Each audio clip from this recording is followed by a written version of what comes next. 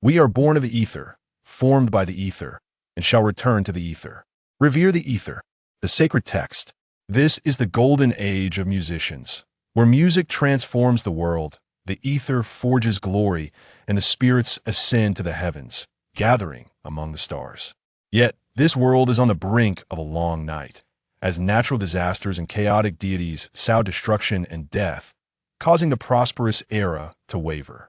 This is the tale of a youth embarking on the path of a musician, devoid of humility or grandeur, solely aimed at reaching the end of his dreams. From this moment forth, a crown of justice and glory awaits him. Chapter 1 Prologue. The Well of Ruins. In the dead of night, rain fell from the sky. On the darkened streets, a man draped in a coat lit a lantern. The rain, relentless and cold, cascaded onto his long garment, penetrating to the core. Frost formed upon the lantern's shell, casting a dim yellow light that illuminated a few feet ahead of him. In the shadows beyond its glow lay only the misty darkness of the rain. Around him, the darkness and rain distorted reality, only to be briefly illuminated by flashes of lightning that revealed the towering fortress behind him. On its ramparts, stone beasts perched, draped in green moss, exhaling the rainwater. As the lantern flickered to life, it illuminated the man's visage. He appeared aged, with emerald eyes and a beard as white as snow. An unusual aura hung in the air, as if the very essence of silence enveloped the rain striking the ground, the lightning flashing in the clouds, the old man's low breaths, and the entire city shared this enigmatic quality. For here, not a sound could be heard. In such a silent world, even the tangible sensations of breath and heartbeat gradually faded away. The timid, upon arriving here, would find no fear, for terror had long since been frozen by this stillness. Gaius had visited this desolate city many times, yet each time he felt as though the ruins were assimilating him, rendering him indifferent, like a mere shell of a human. Surely even phantoms could not survive in such silence. When he raised his head to breathe, he sensed the presence of the invisible ether permeating the air and soil, resonating with his lungs, cruelly siphoning away all sound. Gazing down, he saw the rainwater ripple in accordance with the ether, the waves intertwining, resplendent like the silks of the east. The silk unfurled from beneath his feet, stretching into the darkened streets. This was a magnificent cage. In this realm, sound was devoured by barriers, and the ether lay in slumber. Even the most transcendent musicians could not commune with Ithis, was the dragon's dream barrier. In the silence, Gaius suddenly lifted his gaze, sensing the approach of something. For the darkness was swirling. Through the distorted curtain of rain, the darkness resembled an amorphous entity, struggling and thrashing in a frenzy, attempting to escape, to tear itself asunder, expelling whatever dwelled within. Thus, the darkness parted. In this stillness, the rain and wind surged forth. Shadows of ash and gray emerged from the gloom. This grayish hue resembled boiling lime, the sharp edges of marble. When Gaius beheld him, he instinctively took a step back. Half of his face was charred, the wound still unhealed, pallid from the rain. Water dripped from his cheek, tinged with a faint hue of blood. "Hein," he murmured in shock, only to realize he could not produce sound. Hein struggled to pull the corner of his mouth upward, as if attempting a smile. Once renowned for his celestial visage, he now bore the grotesque countenance of a demon from the depths of hell. Gaius had no time for further expression. He turned swiftly, pushing open the fortress door. For a fleeting moment, he stole a cautious glance behind Hein. Behind him stood the gray-robed monks, silently poised, bearing a massive and heavy object, swathed in layers of white cloth, with only a sharp edge exposed. Gaius felt a sharp pain in his eyes and dared not look further. The door closed silently, swallowing the figures from view. A thunderous flash of light erupted from the clouds upon the fortress. The lion-head stone beast at the water spout gazed skyward, its mouth twisted in a semblance of a sneer. A profound wind swept in from the darkness, as if entering the realm of the underworld. They spiraled downward, seemingly without end. The torches on the walls illuminated the long corridor, with Gaius leading the way, the heavy bronze keys clanging against his waist, their sound muted. As he turned the key, the 6 black iron door creaked open. With each turn, Gaius felt the bronze hinges and immense structure grinding against one another. The violent tremors reverberated through him, threatening to shatter his frail bones. In that call, his heart stirred, an invisible hand tugging at his very soul, whispering softly, "Turn around." The voice urged, "Quickly, turn around. Look at me. Quickly, look at me. Look at me." He trembled uncontrollably, for that silent summons roared in his ears. A hand pressed upon his shoulder, calming his erratic heartbeat. He awakened, drenched in cold sweat. Only then did he realize he had stood before the final door for an eternity, ensnared in some secret temptation, unable to break free. That thing was beguiling. As the last key fitted into the lock, Gaius felt wearied, as if death itself were imminent. The 3-meter thick iron gate trembled open, and with the mechanism's twist, the torches ignited, dispelling the darkness. A cold wind rushed forth from beyond the door, carrying a sharp and searing scent, dizzying his senses. Yet, Gaius felt a hint of relief. His mission was finally nearing completion, as was theirs. He lifted his gaze to the inscription above the iron gate. The Well of Ruins. Beyond that monumental iron gate lay the abyss. From within the darkness, light emerged from the abyss, rippling and illuminating their pale faces. In Eastern legend, at the end of the ocean lies a whirlpool known as the Well of Ruins, the remnants left by the demise of the previous world, symbolizing death. Fallen stars and deceased seas plummet into that whirlpool, descending into endless darkness, never to return. Yet within the Well of Ruins, only darkness dwells. Where, then, is this light that resembles the world ablaze? In the pitch-black abyss, a fiery light surged forth. It resembled silver and gold melting, boiling copper and iron bubbling in a cauldron, coalescing into a vortex, an endless churn, the silver-white and cold light illuminating each of their faces. Gazing for too long, one becomes dazed, yearning to leap into its depths, to plunge into that whirlpool. This is the Well of Ruins, the edge of the world, the place where all life fades. Even the ether would perish here. Those elements imbued with sacred power drifted within the abyss, scattering like ashes. Yet before their demise, they would converge, swirling like boiling metal in the air, forming a vortex of anguish. Beneath the vortex lies death. At last we have arrived. For amidst the silence arose a faint sound. That subtle sound was inconceivably minuscule, yet in this terrifying stillness, it resonated with clarity. It howled, surging like the tide, rippling through the air, creating waves upon waves. For upon the shoulders of the gray-robed monks, wrapped in layers of shrouds, that thing was breathing. Just a fleeting brush of the ripple, and its visage shattered, its form disintegrating into the ground like grains of sand. There was no trace of blood, for all the life essence had merged into that breath.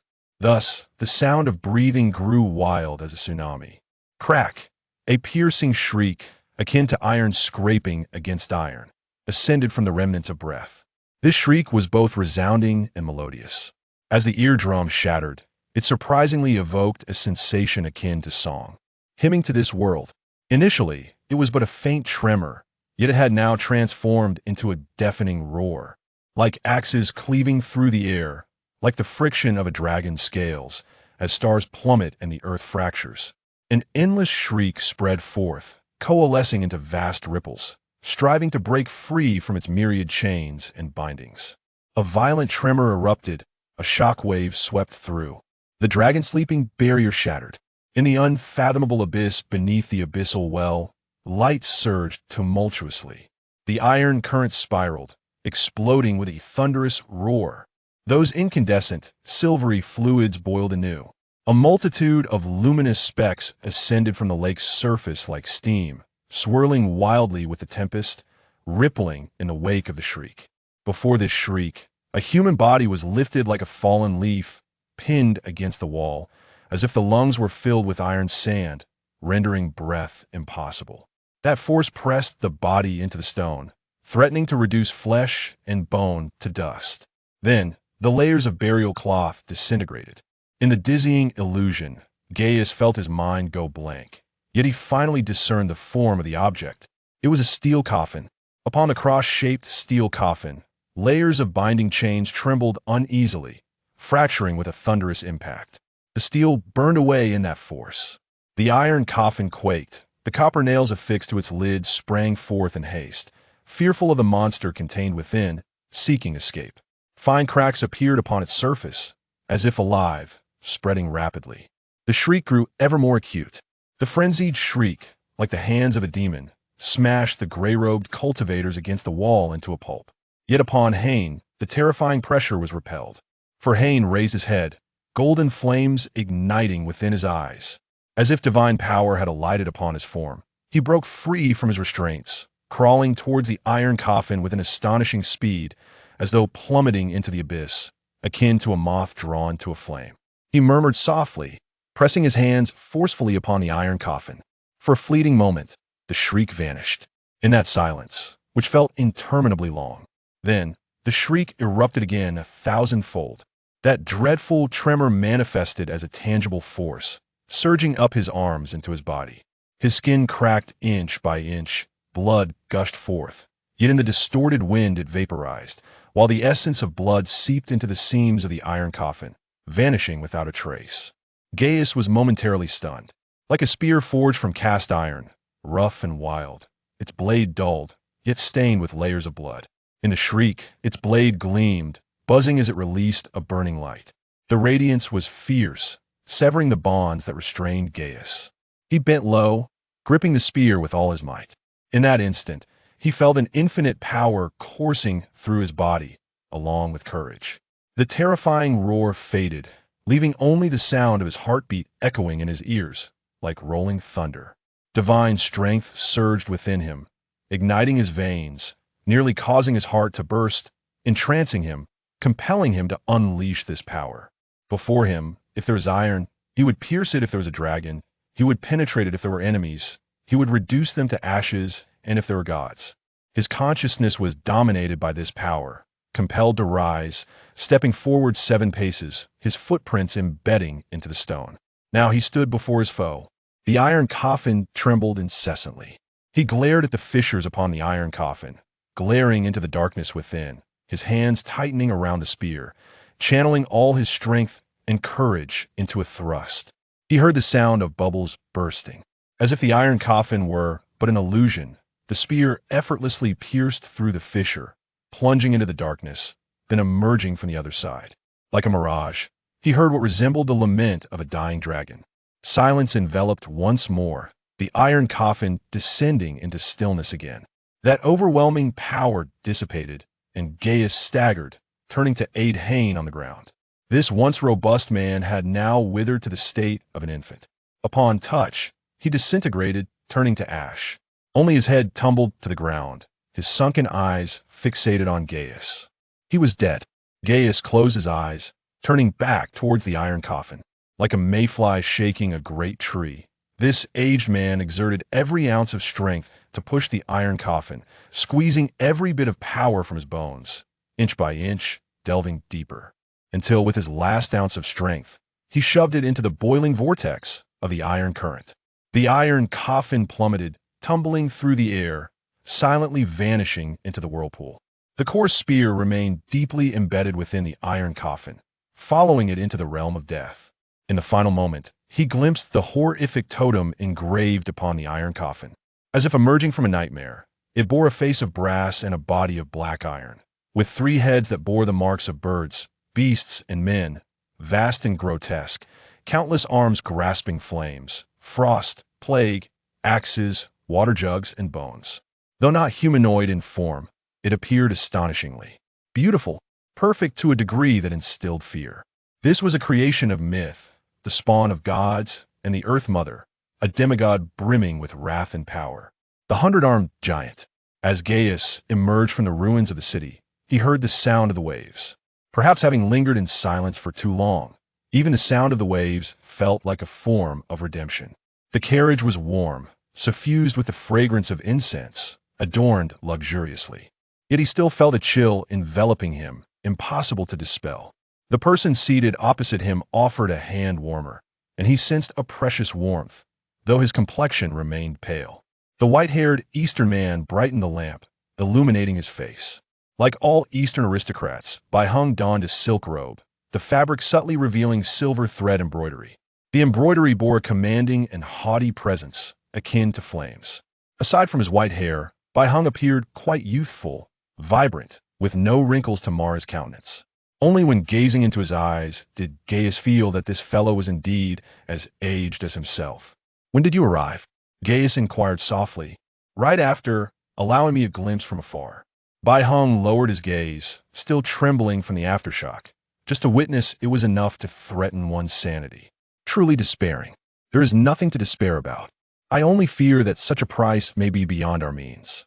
Bai Hung murmured, "We sacrificed dozens of musicians, alongside the dragon-slaying spear dubbed St. George, merely to contend with the 100-armed giant in its slumbering dreams. To those monsters, our resistance must seem quite laughable, akin to ants whose deaths hold no value." Gaius remained silent. After a long pause, he sighed softly. "Bai Hung, 20 years ago, when the silver calamity obliterated Wolf City, I was there." "Really?" Bai Hung was taken aback. "I stood upon the city walls, witnessing it approach from afar. A wave overwhelming, adorned with resplendent rainbows. It was truly beautiful. So, fear not, that kind of magnificent destruction makes one feel that perishing within it is no great loss." Bai Hung was momentarily stunned, then suddenly chuckled softly. "Humanity is truly absurd. Hearing that one can die beautifully somehow makes it less regrettable. Thus, let us first concern ourselves with the matters of the living."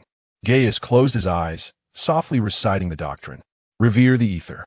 Bai Hung fell silent. Silence persisted until the carriage came to a halt. Outside lay the port, a ship awaiting departure amidst the rain-soaked night. Yet in the distance, shrouded in darkness, nothing was discernible. "Then, let's part ways.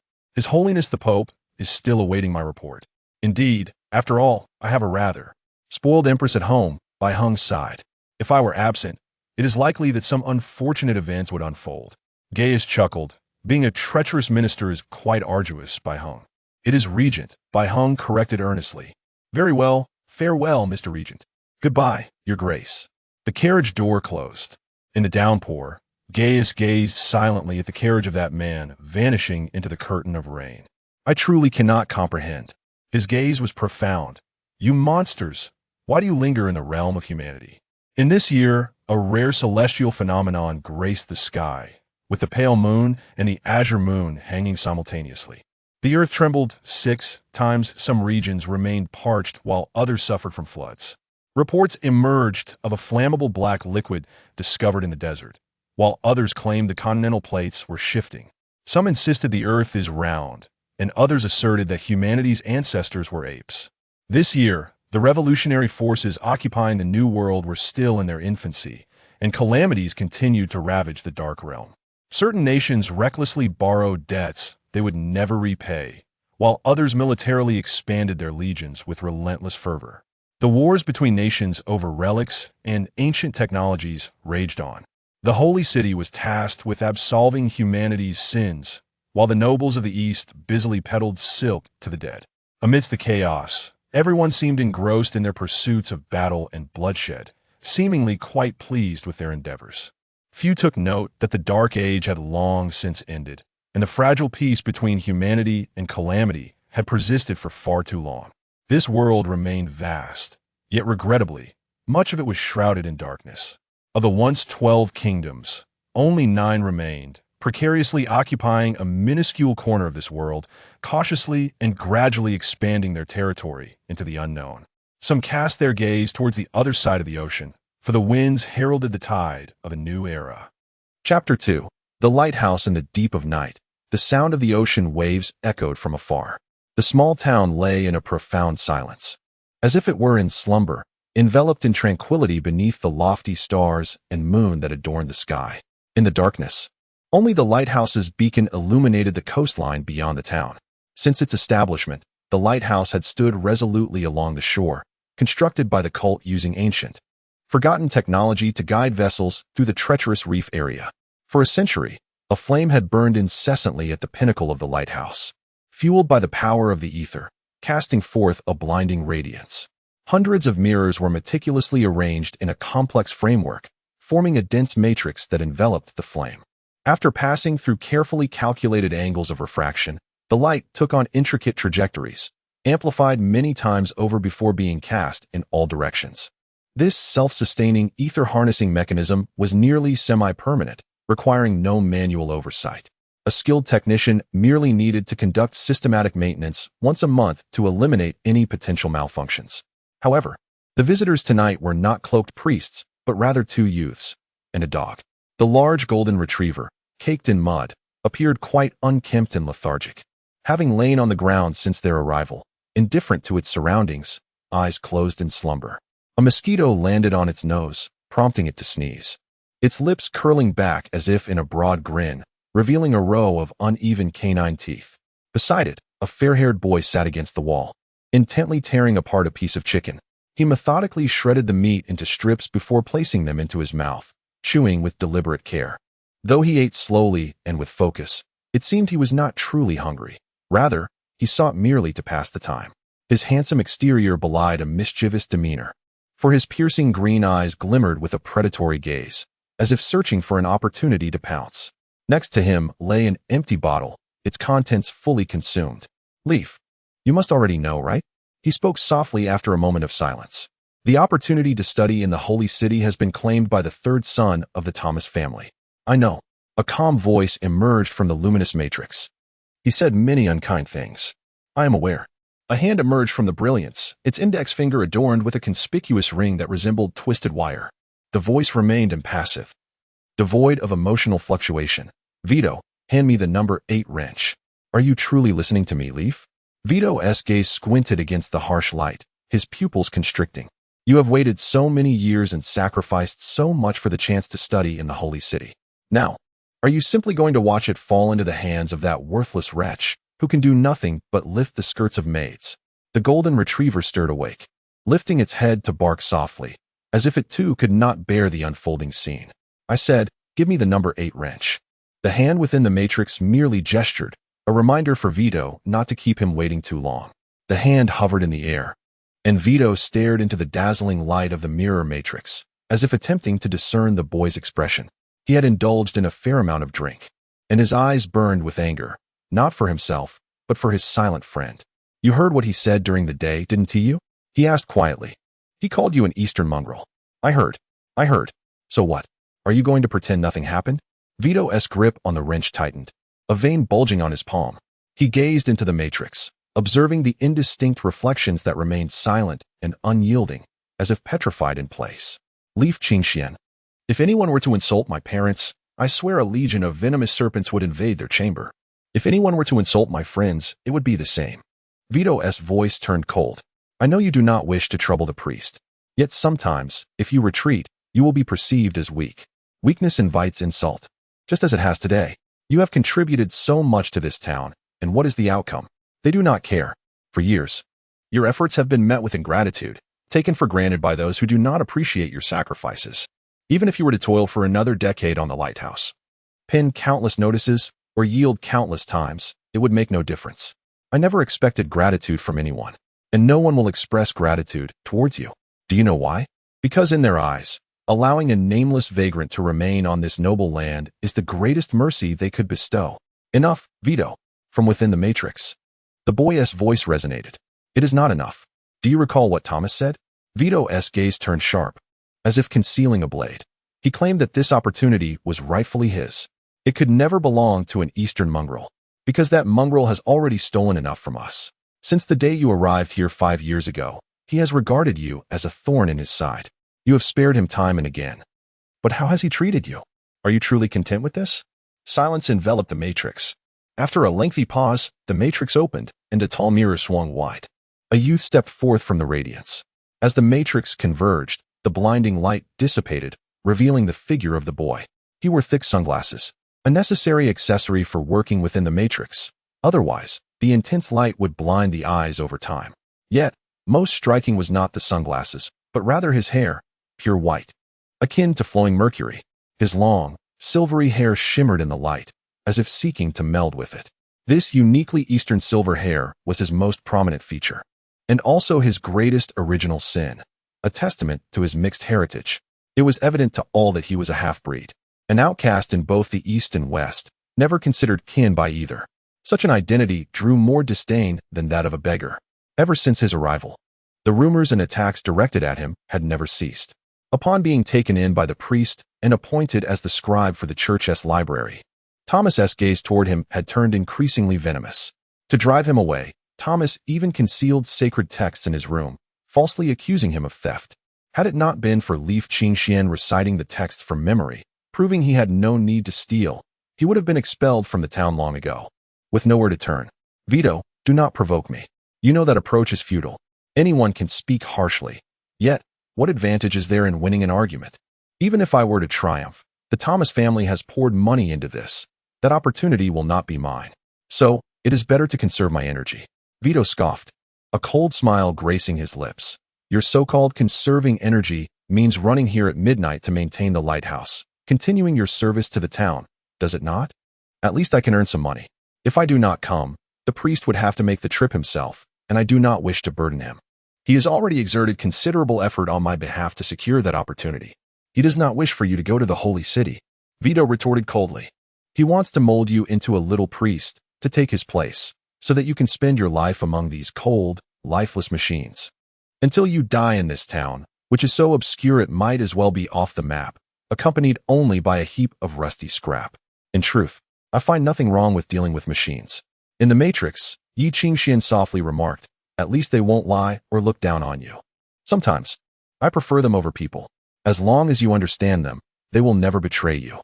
The angry beast feasted, and he murmured, seemingly not addressing Yi Qingxian, but rather speaking to himself. This routine maintenance seemed unexpectedly prolonged. In the silence, only the trivial sounds within the mirror matrix were heard, as the tools were adjusted and the matrix transformed into a new structure. Under the boy's deft manipulation, the massive mechanical structure operated effortlessly. Hundreds of mirror frames shifted along the copper tracks, adjusting to entirely new angles, resembling lotus leaves unfurling and then folding in a graceful rotation. Complex trails of light danced within, soaring into the sky. As the maintenance neared its conclusion, Yi Qingxian exited the matrix, conducting a final inspection before nodding. "Vito, hand me the screwdriver. This mirror frame is slightly misaligned. Just a fraction off, and what does it matter?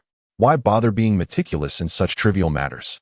Vito tossed the screwdriver, which had been resting on a draft of paper, to him. "They still look down on you, merely mocking your stubbornness, while they bask in the fruits of your labor, enjoying their own lives." Yi Qingxian remained undeterred, carefully adjusting the scale on the mirror frame with the screwdriver. His grip steady as a rock. Sometimes, even the slightest difference can yield entirely different outcomes. He paused for a moment and softly uttered in an incomprehensible Eastern tongue, "A minor deviation can lead to 1,000 miles of error." Without the pressure of the screwdriver, a stack of draft papers at the bottom of the toolbox was lifted by a breeze, fluttering like it had sprouted wings. One sheet landed on Vito's face, causing him to fumble to remove it. He intended to tear it to shreds but froze upon seeing the sketches, disbelief washing over him. On the white paper, the boy had outlined a sketch of the mirror matrix, its structure deviating from its original design, as the base rotated to an unconventional position. New light trajectories were marked, yet compared to the original, they appeared utterly transformed. The established structure lay shattered, and the pathways predetermined by the scholars were completely disrupted. This intricate and precise system had collapsed during the adjustment. It was utterly unrecognizable. In silence, Vito gazed at his friend as if observing a monster. "Leaf, do you comprehend what you are doing?" "I do," Yi Qingxian replied calmly, as he had before. "You know nothing," Vito exclaimed, springing to his feet. "Do you have any idea how long the order spent designing this matrix? The cost of its maintenance was immense. Nothing should ever go wrong. Nothing should ever change." Yi Qingxian softly responded, "I merely made a slight adjustment." He waved his hand. An old Fey scrambled up from the ground, grinning as he ran off. "You must be mad." In the stillness, Vito murmured, helplessly loosening his grip. "Vito, when did you begin to perceive me as a weak person?" The silver-haired boy picked up a wine bottle from the ground, moving to the window to gaze down at the tranquil town below. With the invigorating sea breeze at his back, he drained the remaining wine and hurled the empty bottle into the distance. What good are mere words? At the very least, your efforts must be acknowledged by all. He turned around and activated the mechanisms beside him. Instantly, the complex gears within the lighthouse began to move. As if awakening from slumber, following their predetermined paths, gears meshed, winches rolled, mirrors shifted, and angles changed. The previously motionless mirror frames whirled wildly, resembling a lotus burning with fervor in the blinding light. Vito stared blankly at the shifting brilliance, the sudden flashes appearing as if they were explosions, gone in an instant. Soon after, the lotus-like matrix converged once more. Light leapt through the air, akin to a tamed beast, scattering in all directions, yet one beam directed towards the darkened town. Landing on the mirror suspended before Old Faye. Guided by the boy's will, the light traversed through the dimly lit town, bouncing off each mirror. Ultimately, the intense and dazzling radiance illuminated the largest house in the town, reminiscent of divine light descending from the heavens. At that moment, the grand clock in the town's center trembled, as if struck by an enraged hand. Beneath it, a scruffy dog tugged at its leash, shaking vigorously. The sharp clang shattered the town's silence. Awakened from their slumber, the townsfolk scrambled from their beds, rushing to the windows, their gazes drawn to the street. The once quiet town erupted into a clamor. "What is happening?" someone shouted. "What occurred? Who is ringing the bell? Mommy, I'm scared. Look, the Thomas house." In an instant, the raucous town fell into an astonishing silence. Under everyone's watchful eyes, the beam of light descending from above intertwined, forming a series of words. The inscription was so clear, as if it were a blessing bestowed by the divine from the heavens. Son of a dog. Chapter 3. Birthday. In the early morning, the distant sound of waves resonated. The morning sunlight cast its gentle rays from the horizon, illuminating the towering spire of the church. Atop the spire, a statue of a saint held a long trumpet, silently blowing towards the sky. Yet, the furious roars that had begun in the deep of night continued to echo outside the church. "Damn you, Eastern mongrel. I will kill you. Open the door, Yi Qingxian. You dare to curse. Then you must have the courage to open the door. You are doomed, Yi Qingxian. Do you know that? No one in the entire town of Root can protect you." The three Thomas brothers pounded on the church's door, brandishing hammers and shovels, their voices filled with curses. The beam of light that descended from the heavens last night felt like a slap in the face, witnessed by the entire town, striking the Thomas family. What was most infuriating was that this little brat had the audacity to retaliate, employing a myriad of insults. He showcased the various languages he had learned from the church, turning the walls of the Thomas residence into a vivid lesson in language for the town's ruffians. Now, the Thomas family dared not step outside. Wherever they went, whispers followed them. "Look, that's the bastard Thomas." Outside the church, silence resumed, but within the chapel, the tall, lean priest remained indifferent. The priest appeared somewhat aged, yet still robust, though his beard had turned white.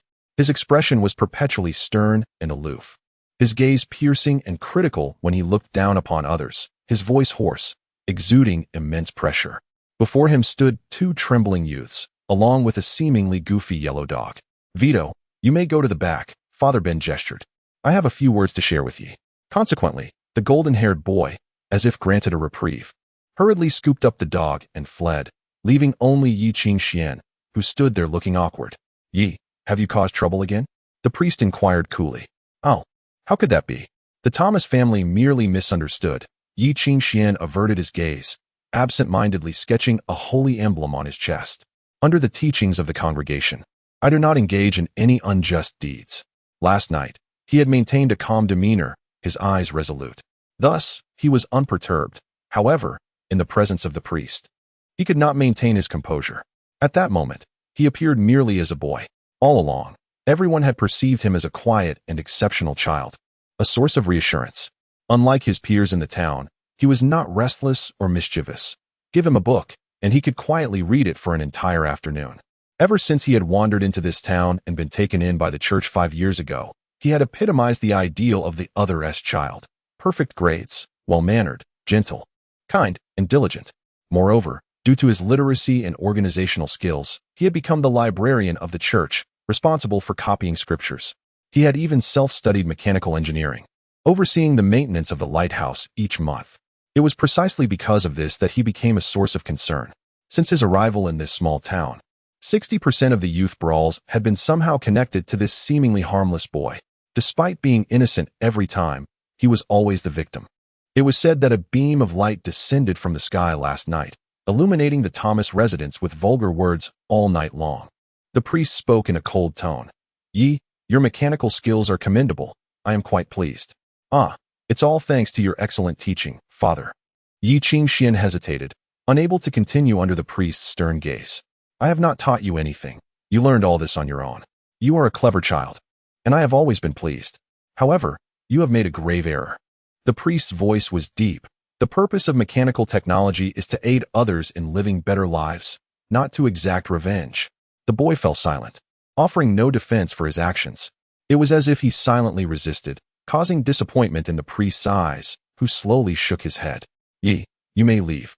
I will explain the situation to the mayor, but as a form of discipline, you shall forego lunch this week. The priest gestured for him to depart. I hope you recognize your mistakes. You have always been a commendable apprentice, but your actions last night have greatly disappointed me. Thank you for your forgiveness. Yi Qingxian bowed his head and turned to leave, but the priest called him back. He turned around to meet the priest's steely gray gaze. Yi. Refrain from meddling with the lighthouse in the future. The priest's tone remained cold, devoid of concern or compassion, as usual. If anyone insults your parents in the future, come to me. Yi Qingxian was momentarily taken aback, scratching his head and smiling awkwardly. No need for that. It's just a child's matter. There's no need to trouble an adult. Hey, Yi, have you finished your scolding? How does it feel? Vito, like Yi Qingxian, was an orphan rescued by the church. However, Vito was slightly better off, as he was considered half a local. His father, once a lord, had committed suicide due to bankruptcy from poor investments, leaving him homeless until the church took him in. Yet, after 2 years, Vito moved out due to conflicts with the priest. Now, he had secured a position as a dock foreman through sheer force, making a living by skimming off the top, leading a simple and carefree life, free from the burdens of copying and theology. Occasionally, when Yi Qingxian visited him, he would abandon his work to create chaos or engage in fights, sometimes even reveling in the mischief. For instance, at this moment, he imitated the priest's expression and tone, pointing at Yi Qingxian. I will hang you, you guilty child. Then you would have been hanged multiple times by now. Huh. I run fast. He can't catch me. Vito raised an eyebrow proudly. Honestly, that priest's methods are outdated. You're the only one who enjoys his preachings. In this world, if you want to achieve greatness, relying on divine teachings is utterly futile, right, old Fei? The golden retriever, awakened by the commotion, swished its tail in annoyance at Vito. Immediately sensing his mistake, Vito lowered his head and began to massage the dog, saying, Don't be angry. I know it's all your credit.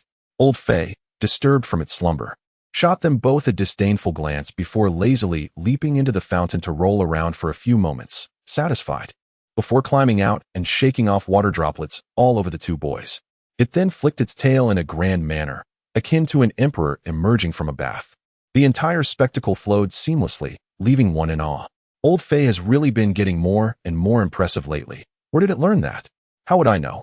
It was like that when I met it at 10. Indeed, over the years, Yi Qingxian had always been puzzled.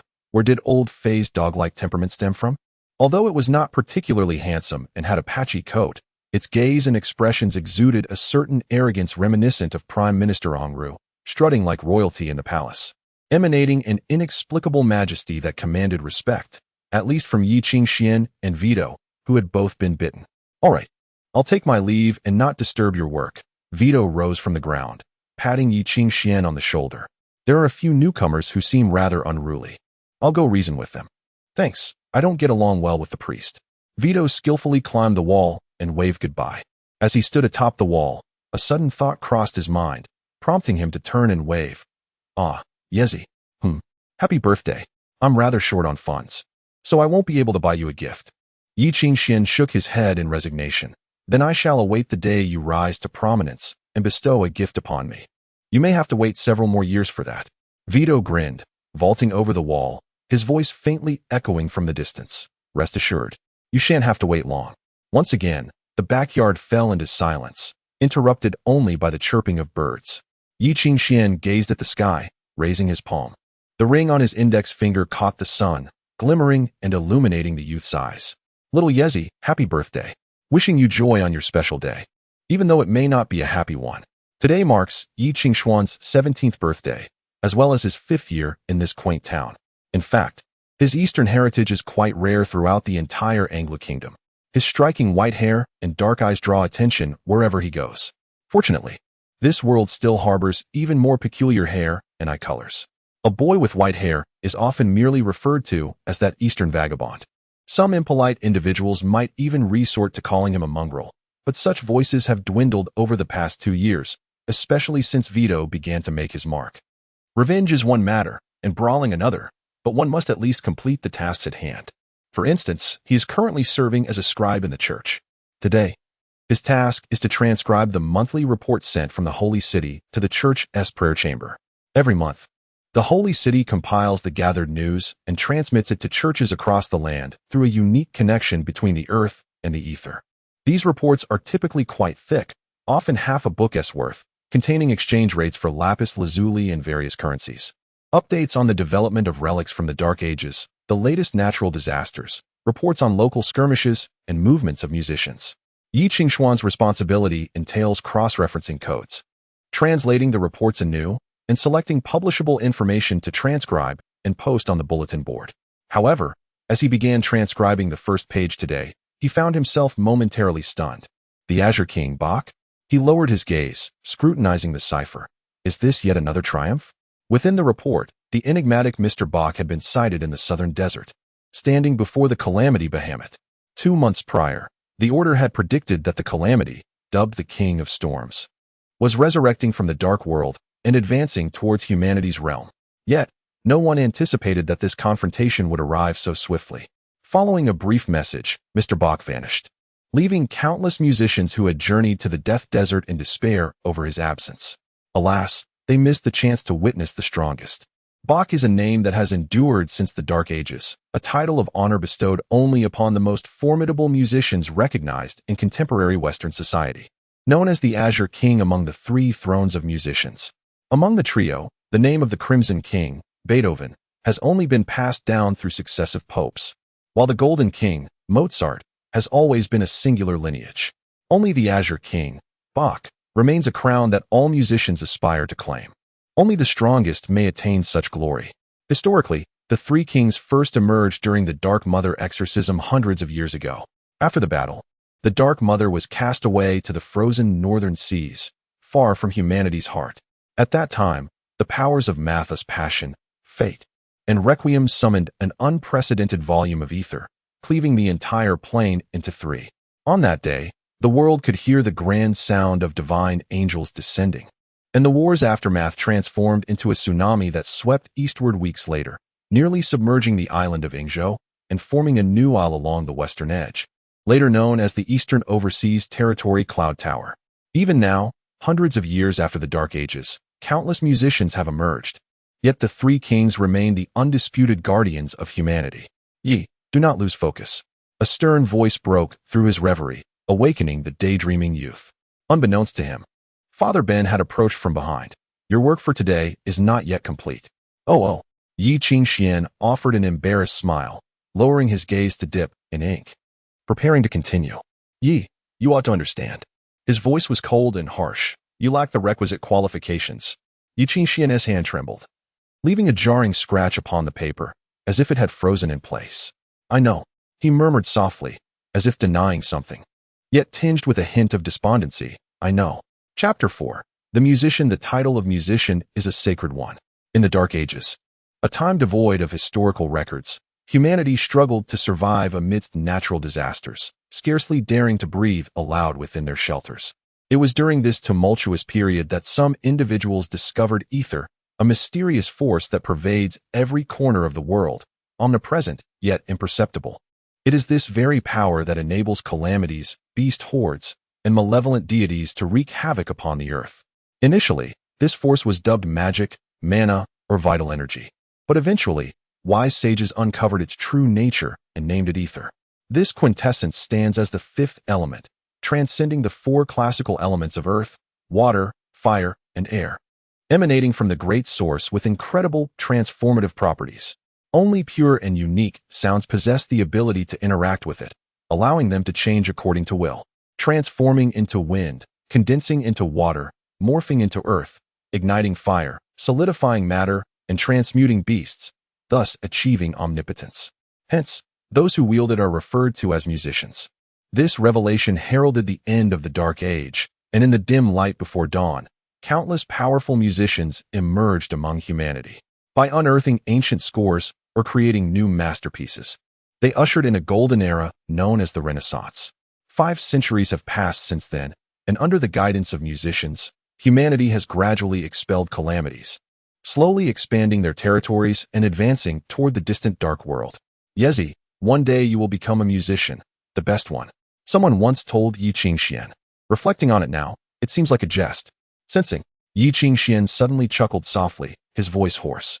Before the age of 10, he was a prodigy who astonished all musicians, resonating intimately with ether as if they were one. However, after a high fever at the age of 10, he lost all connection to ether, not sensing it even once since. After all these years, the genius spoken of by his father had transformed into a wandering soul, his path as a musician severed. All that remained were unrealistic fantasies. Fate guides the path. He lowered his head, silently gazing at the cipher in the monthly report. This phrase originated from Aeneas, the first king of Rome who founded Wolf City, and later became the spirit Jupiter welcomed into the holy city after his death. Aeneas became a musician at 18, summoned by the great source, and ventured alone into the dark world. 30 years later, he single-handedly established Wolf City, and after his death, he was canonized as a spirit. This was his parting phrase. He believed that all his actions were aligned with the dictates of fate. But fate does not guide the path, otherwise. How could Wolf City have been destroyed by calamities 200 years later? Yi Qingxian lowered his head bitterly, resuming his work. Outside, the shadow that had quietly watched him had departed, leaving behind a faint sigh akin to an illusion. That will be all for today. After finishing the manuscript, Father Bain suddenly remarked, "Your efficiency is declining." Yi Qingxian glanced at the stack of papers set aside, feeling a headache creeping in. Although Father Bain was aging, his keen sight remained intact. Every incorrect letter and formatting inconsistency was pointed out, requiring Yi Qingxian to rewrite it all by tomorrow. This had been the rule since Father Bain entrusted him with the scribe's duties. Initially, Yi Qingxian often had his wages docked for unfamiliarity with the guild's writing format. But over time, he improved significantly. Now he realized it had been a long time since he was penalized for typos. Indeed, you have become quite adept at the Dorian writing style. After concluding the inspection, Father Bain nodded. You have adapted quickly. Furthermore, you possess a gift for rune script. It's merely a good memory. If I don't practice often, I will become rusty. I will tell you directly if your work is unsatisfactory, so there is no need for humility. Father Bain inquired, how have you fared with the standard writing I taught you a few days ago? Having written quite a bit recently, I have gained some insights. Excellent. This writing style and font are the most commonly used formats for official correspondence within the guild. Mastering it will greatly benefit your future. Father Bain returned the manuscript paper to him. There is also a dictionary on the table. You may take it. That will be all for today. Starting tomorrow, copy the Trinity Holy Instruction. After Father Bain concluded, he gestured for Yi Qingxian to leave. Yet, Yi Qingxian could not help but chuckle bitterly. Father, I am merely a scribe. Are you training me to become a monk? There's nothing wrong with that. Father Bain regarded him thoughtfully. With your abilities, it is not inconceivable for you to be assigned to a good parish and become an assistant bishop before the age of 40. I am not yet married. Only cardinals require celibacy, and even they may have secret lovers. Father Bain paused, casting a peculiar glance at Yi Qingxian. Did I underestimate your ambition? No, that's not it. Yi Qingxian struggled to articulate. You see, I am an Easterner. You also have Western blood, do you not? The kitchen is out of ingredients. I must go buy some. What would you like for dinner, Father? Yi Qingxian yearned to make a hasty exit. Just the usual will suffice. Father Bain instructed. Remember to tidy the reception room. We will have guests tonight. From a distance, Yi Qingxian spotted old Fei loitering around the church, gleefully scaring passing children. Reveling in his mischief, a wave of exasperation washed over him. Soon after, he heard a dull thud and felt an abrupt dizziness. Bang! It felt as though something struck the back of his head. His steps faltered, nearly bringing him to his knees, when he sensed a hand gripping his hair, pulling him back up. Hey, Eastern mongrel, you're really late today. A chubby, grinning face appeared before him. It was the Thomas brothers, whom he had seen just this morning. This situation was, frankly, dire, utterly disastrous. The third brother, Martin, yanked his hair, dragging him into an alley and pressing his face against the wall. Since we couldn't find that brat Vito, this little mongrel will have to do. The other two, already positioned at the alley's entrance, had evidently been waiting for some time to prevent his escape. Martin, Paul, Ray, please listen to me. Yi Qingxian winced in pain, raising his voice. Calling for help? Useless. We're far enough from the church that the priest won't hear you. Paul, the eldest, scoffed. Don't waste time talking to him. Let's teach him a lesson first. Martin's expression twisted. Let this mongrel know who the real bastard is. At least he should remember to be grateful. Understand? Not only had he shamelessly become the priest's apprentice, but he also sought to snatch the precious opportunity to study in the holy city. You did well last night. Martin's fist landed hard on Yi Qingxuan's face, forcing him to bend over in agony. Still unsatisfied, he stomped on his head, his expression contorted. You filthy mongrel, how dare you? How dare you treat me like this? You will never win against me, do you understand? The opportunity to go to the holy city is mine. Only I can become a great musician, not you, the worthless scum destined to rot in the gutter. Martin relentlessly kicked his face. But this wretched fellow merely curled up on the ground, clutching his head in silence.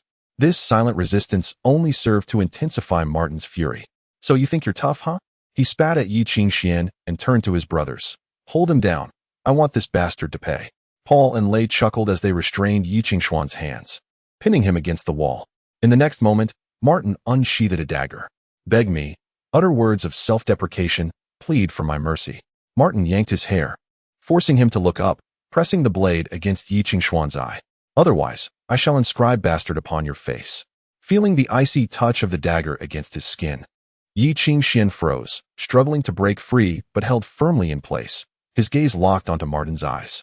Ultimately, he comprehended the impending humiliation and lowered his head in defeat. Yi Qingxian murmured, his voice dwindling. Speak louder, I can hardly hear you. Martin leaned in, pressing the dagger closer. Articulate clearly, so my brothers may hear too. I say. Yi Qingxian inhaled deeply, his eyes fixed on Martin's face, suddenly bursting into laughter. You bastard. In that instant, Martin was momentarily taken aback, witnessing Yi Qingxuan's head rise defiantly, as if striving to glimpse the fading stars, flames igniting within his dark pupils. Then, with a sudden force, he struck forward. Bang. Chapter 5. Martin has a good father when their heads collided. The sharp sound of bone striking bone left everyone momentarily stunned, akin to the clang of iron. The impact caused a gash on Yi Qingxuan's forehead, and the searing pain radiated through his body, making him convulse. In the midst of their grip, he suddenly lifted both feet and, with all his might, kicked Martin squarely in the face. Before Martin could finish his sentence, the ferocious kick silenced his open mouth. Staggering from the blow, he fell backward into the foul ditch. Paul and Lei stood frozen, their eyes wide with shock as they turned to see the boy's furious gaze. Blood trickled from his forehead, staining his eyes, threatening to turn his dark pupils crimson.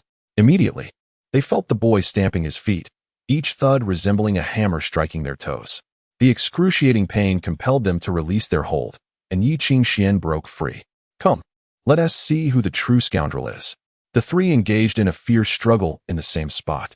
Yi Qingxian seized a nearby vegetable crate and swung it at their faces, disregarding the fists raining down on him, just as Paul and Lei retaliated. He heard a scream from behind.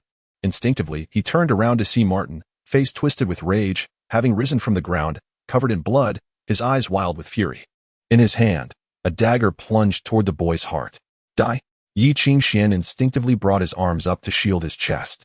The dagger sliced through his hand, leaving a cold gash before it finally embedded itself in the vegetable crate. With a loud crash, the crate shattered, spilling vegetables and raw meat onto the ground. Paul and Lei stood in stunned silence, unable to believe that Martin had actually attempted murder. Martin, too, was frozen in place, as if awakening from a fit of rage. He finally comprehended the gravity of his actions. In the stillness, he looked down at the dagger in his hand, then at the bloodstain on Yi Qingxuan's hand, his face paling. He stammered, stepping back and mumbling incoherently. I didn't mean to. His grip on the dagger weakened, and it clattered to the ground, shattering his last semblance of courage. This time, you've escaped, scoundrel.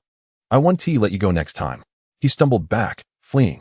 Paul and Lei hesitated for a moment before rising from the ground and hurriedly pursuing Martin.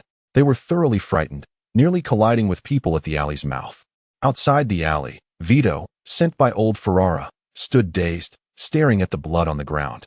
The 2 packages of sausages he held dropping to the earth. Yi Qingxian silently rose from the ground, glancing at his wound, and after a long pause, softly asked, "Do you have a bandage? I fear it will be difficult to explain to the priest." "All right, this should suffice," Vito said as he wrapped Yi Qingshuan's hand. "Why didn't you just run away? Going 1 against 3, are you out of your mind?" "I intended to escape," Yi Qingshuan replied with a smile. "But for some reason, I suddenly felt an overwhelming rage. Throughout our childhood, how many times have you called on me to help you in a fight? You need to be more cautious. Had you not dodged quickly, you could have died back there." Vito gestured dramatically. "It's like pulling the plug from a bathtub. Before we could reach the church, the blood would have drained away." "Apologies. Is that all you can say? Have you stolen again?" "This is called work." Since Vito had left the church, he had been scraping by at the docks, where the locals often engaged in petty thefts from passengers or cargo ships. Naturally, if caught, a severe beating was inevitable. "Don't worry, I secretly took 2 sausages from an entire box. Nobody noticed." Vito fell silent, then shook his head. "I want to go. My situation is dire. The priest would surely be angry if he saw me. Besides, with a good boy like you around, he'll forget all about my troublemaking over time." "What are you talking about?" In the silence, he watched as his friend walked away, the smile on his face slowly fading. He stared down at the dagger on the ground, his emerald eyes tainted with the color of blood, resembling a beast. "Brother, what should we do?" His lips trembled as he looked at Paul, his eyes filled with fear. "Father has already warned us not to trouble him. If he finds out, don't be afraid. Father won't let anything happen to you." Paul's expression darkened as he spat. "Just a beggar's words. No one will believe him. No one saw. And even if he claims it was you, we can say he is slandering you." Lei added, "Don't worry. I'll pay him a visit tomorrow. He'll keep quiet. He better be wise and say nothing. Otherwise, even if something happens, no one will stand by him." "But didn't father say? The mayor will step down in a few days. Once he is elected, who would dare offend us over an outsider?" Upon hearing Holy City, the fear in Martin's eyes dissipated, as if he had received a true insignia, his trepidation transforming into calmness. He raised his hand to touch his swollen chin, his expression gradually turning vicious. Lei and Paul exchanged glances, grinning as they patted Martin's shoulder. "Don't worry. While you're away, we'll take good care of him. Let us go?" Paul draped his arm over Martin's shoulder. "The day after tomorrow, you'll be heading to the Holy City. Mother has instructed the servants to prepare your favorite dishes, and she has much to say to you. Don't let an ungrateful scoundrel ruin your good time." Martin nodded, smiling. "It's good to have a family, because you still have a good father." "Who is there?" Paul suddenly turned. "Come out." "Apologies, have I interrupted your good time?" From the shadows of the alley, a gaunt figure approached slowly, his voice hoarse. Just imagine, in the warm candlelight, a family joyfully enjoying a grand feast, with the long legs beneath the maid's skirt. In such a scene, even I would feel that any wrongdoing could be forgiven. After all, what is more precious than familial love? "You're asking for death." Paul and Lei's faces twisted with rage as they rolled up their sleeves and advanced into the alley, but the figure did not retreat, unfazed by their threatening demeanor. Instead, he quickened his pace. In an instant, like a spring stretched to its limit, he lunged from the shadows into Paul's embrace, immediately delivering a powerful blow to Paul's abdomen with his iron knuckles. In that moment, Paul felt an unusual downward force. This was a rare fighting technique seen in street brawls. At that instant, it felt as though all his weight was concentrated on that one punch. Even a slight figure could break 2 wooden planks with such a technique, let alone someone who did not appear as frail as he looked. In an instant, Paul's eyes rolled back, and he bent over involuntarily.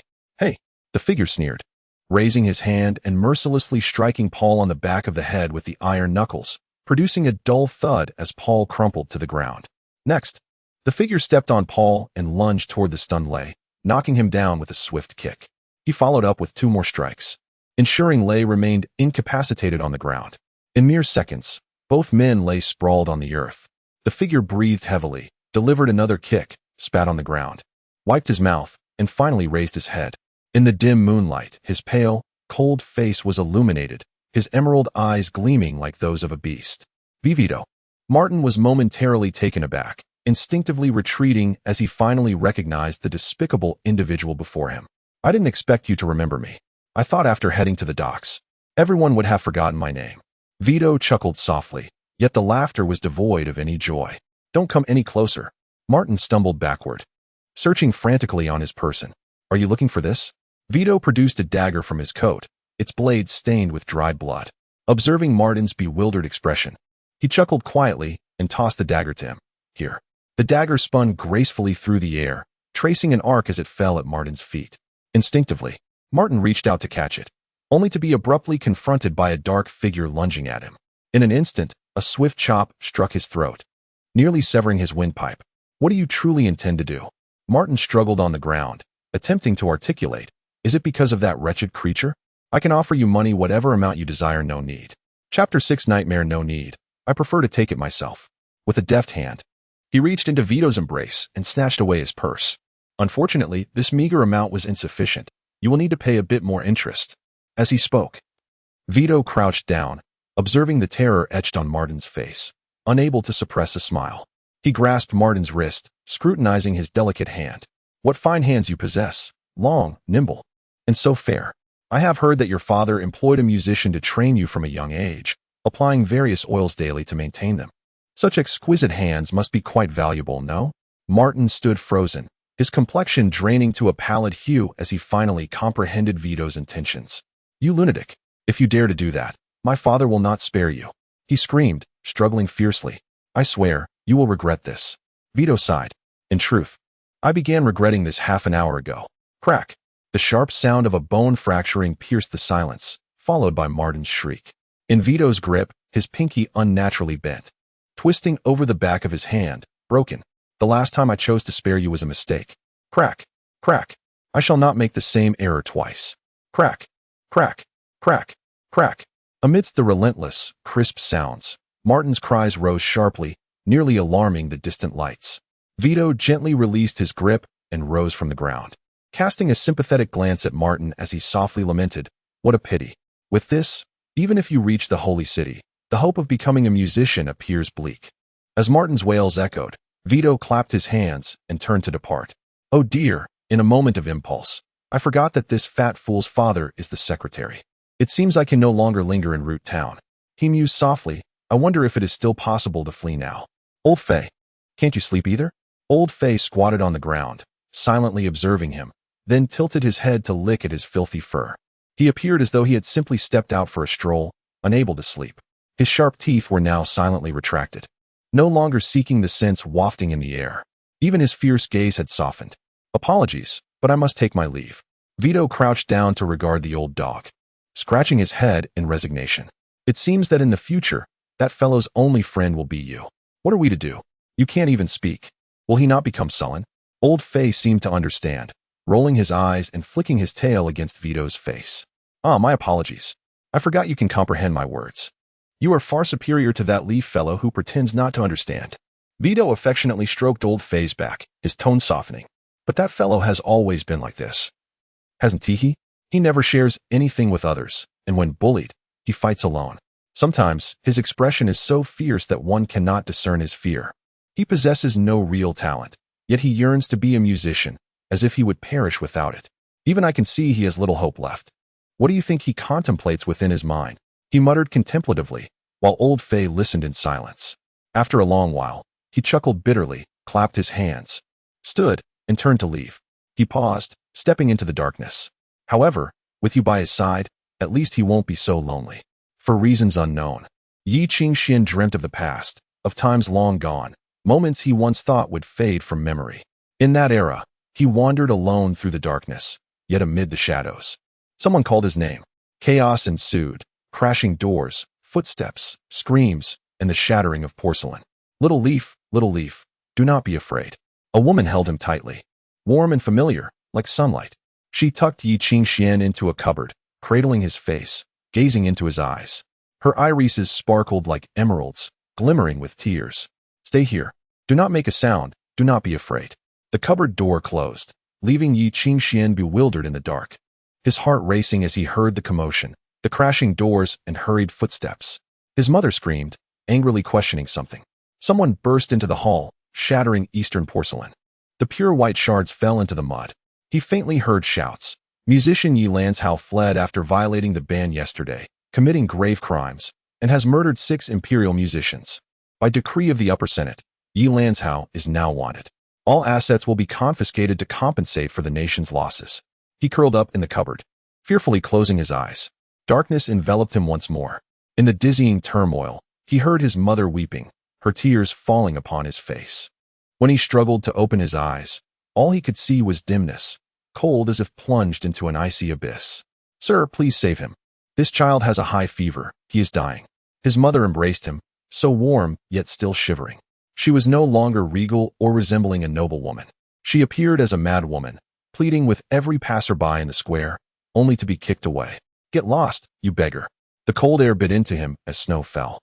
Frigid and relentless, Yuqin Xian shut his eyes, listening to his mother's cries. In the darkness, he covered his ears, yet the sounds still burrowed into his mind. "Little leaf, run quickly. Little leaf, do not be afraid. From now on, you shall be all alone." He felt his mother caressing his cheek for the last time, smiling through her tears. "I can no longer hold on." Yuqin Xian stared blankly at her. She was so beautiful, even in her destitution, her expression always radiating warmth and kindness, enduring the world's torment with a smile. Now, the world's cruelty towards her was about to end, yet why did he feel such profound sorrow? With her final strength, she wound a slender string around his fingers, encircling them like a ring. "This is the only thing your father left behind. With it, you shall not fear." She held her child tightly, repeating over and over, "Do not be afraid. Do not be afraid," until Yuqin Xian no longer feared, until she breathed her last. She was gone. Yuqin Xian opened his eyes. He still lay in his room.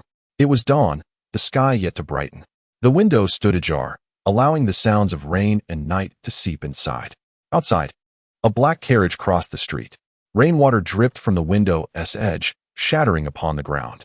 It was the splattering droplets that startled him awake, remnants of water lingering at the corners of his eyes. He rose from the bed, gazing at the rain outside, his thumb caressing the ring on his finger. Enveloped in silence. "Yuqin Xian, you have been here for 5 years now." A voice within whispered softly, "Are you still afraid?" On that sudden stormy night, all was silent. The black carriage approached from afar, quietly halting before the church. The coachman knocked on the door, again and again. After a long wait, the grand doors finally creaked open. Father Bain, weary from a sleepless night, emerged bearing a candlestick, gazing coldly at the coachman. "You have arrived late." Under Bain's watchful eye, the coachman hesitated, stumbling over his words in a futile attempt to explain. "Mr. Bain, please do not hold it against him. He is merely an ordinary coachman." A weary voice emanated from within the carriage. "Rather, you might concern yourself with my plight. I feel rather unwell." Bain furrowed his brow, vaguely catching a whiff of a sickly sweet scent. As he swung open the carriage door, a powerful stench of blood wafted out. The flickering candlelight illuminated the dim interior, revealing the face of a young man. Appearing to be in his 20s, he slumped within the carriage, clad in a black high-collared coat, his pallor accentuated by the light. He struggled for breath, each exhalation a testament to his waning strength. Under Bain's scrutinizing gaze, he forced a smile, attempting bravado. "I apologize for my tardiness. I encountered some difficulties on the way." As he spoke, he released his grip on his waist, revealing hands stained with blood. Blood seeped from his midsection, staining his black coat, trickling down his trousers and pooling onto the ground, spreading ominously. The crimson liquid flowed through the crack of the carriage door, leaving a fading trail of red in the rain. "Securing a carriage at this hour is no small feat. Might you assist me in compensating that poor soul?" The young man winced in pain, forcing a laugh. "You see, it is rather inconvenient for me to procure any funds at the moment. Are you the wolf whistle mentioned in the letter?" Bain's expression remained impassive as he held the candlestick aloft, asking his questions with unwavering sternness, refusing to relent without evidence. The wolf whistle hung his head, sighing in resignation. "You are as unyielding as the rumors suggest." With that, he awkwardly raised his arm, the movement provoking a sharp, agonizing throb from his wound. A necklace slipped out from his collar, revealing a decorative end, a wolf's head forged from cast iron, inscribed with his identification number. Bain regarded it intently, only nodding once the wolf whistle felt death's imminent approach, tossing an object to the coachman. "Follow me." The coachman glanced at the item in his hand, stunned. It was but a single gold coin, yet its composition was of a rare azure gold, a material existing solely as precious metal reserves and credit guarantees within the order's bank, far more uncommon than any currency issued by the kingdoms. Such a diminutive coin was sufficient for him to procure another carriage. "Thank you. Thank you for your generosity, sir." He bowed profusely towards the priest, flustered with gratitude. Hurry! Can you move faster? Behind him, the wolf whistle murmured. I truly feel as though I am on the brink of death. Chapter 7. Talent. The parlor of the church lay in disarray.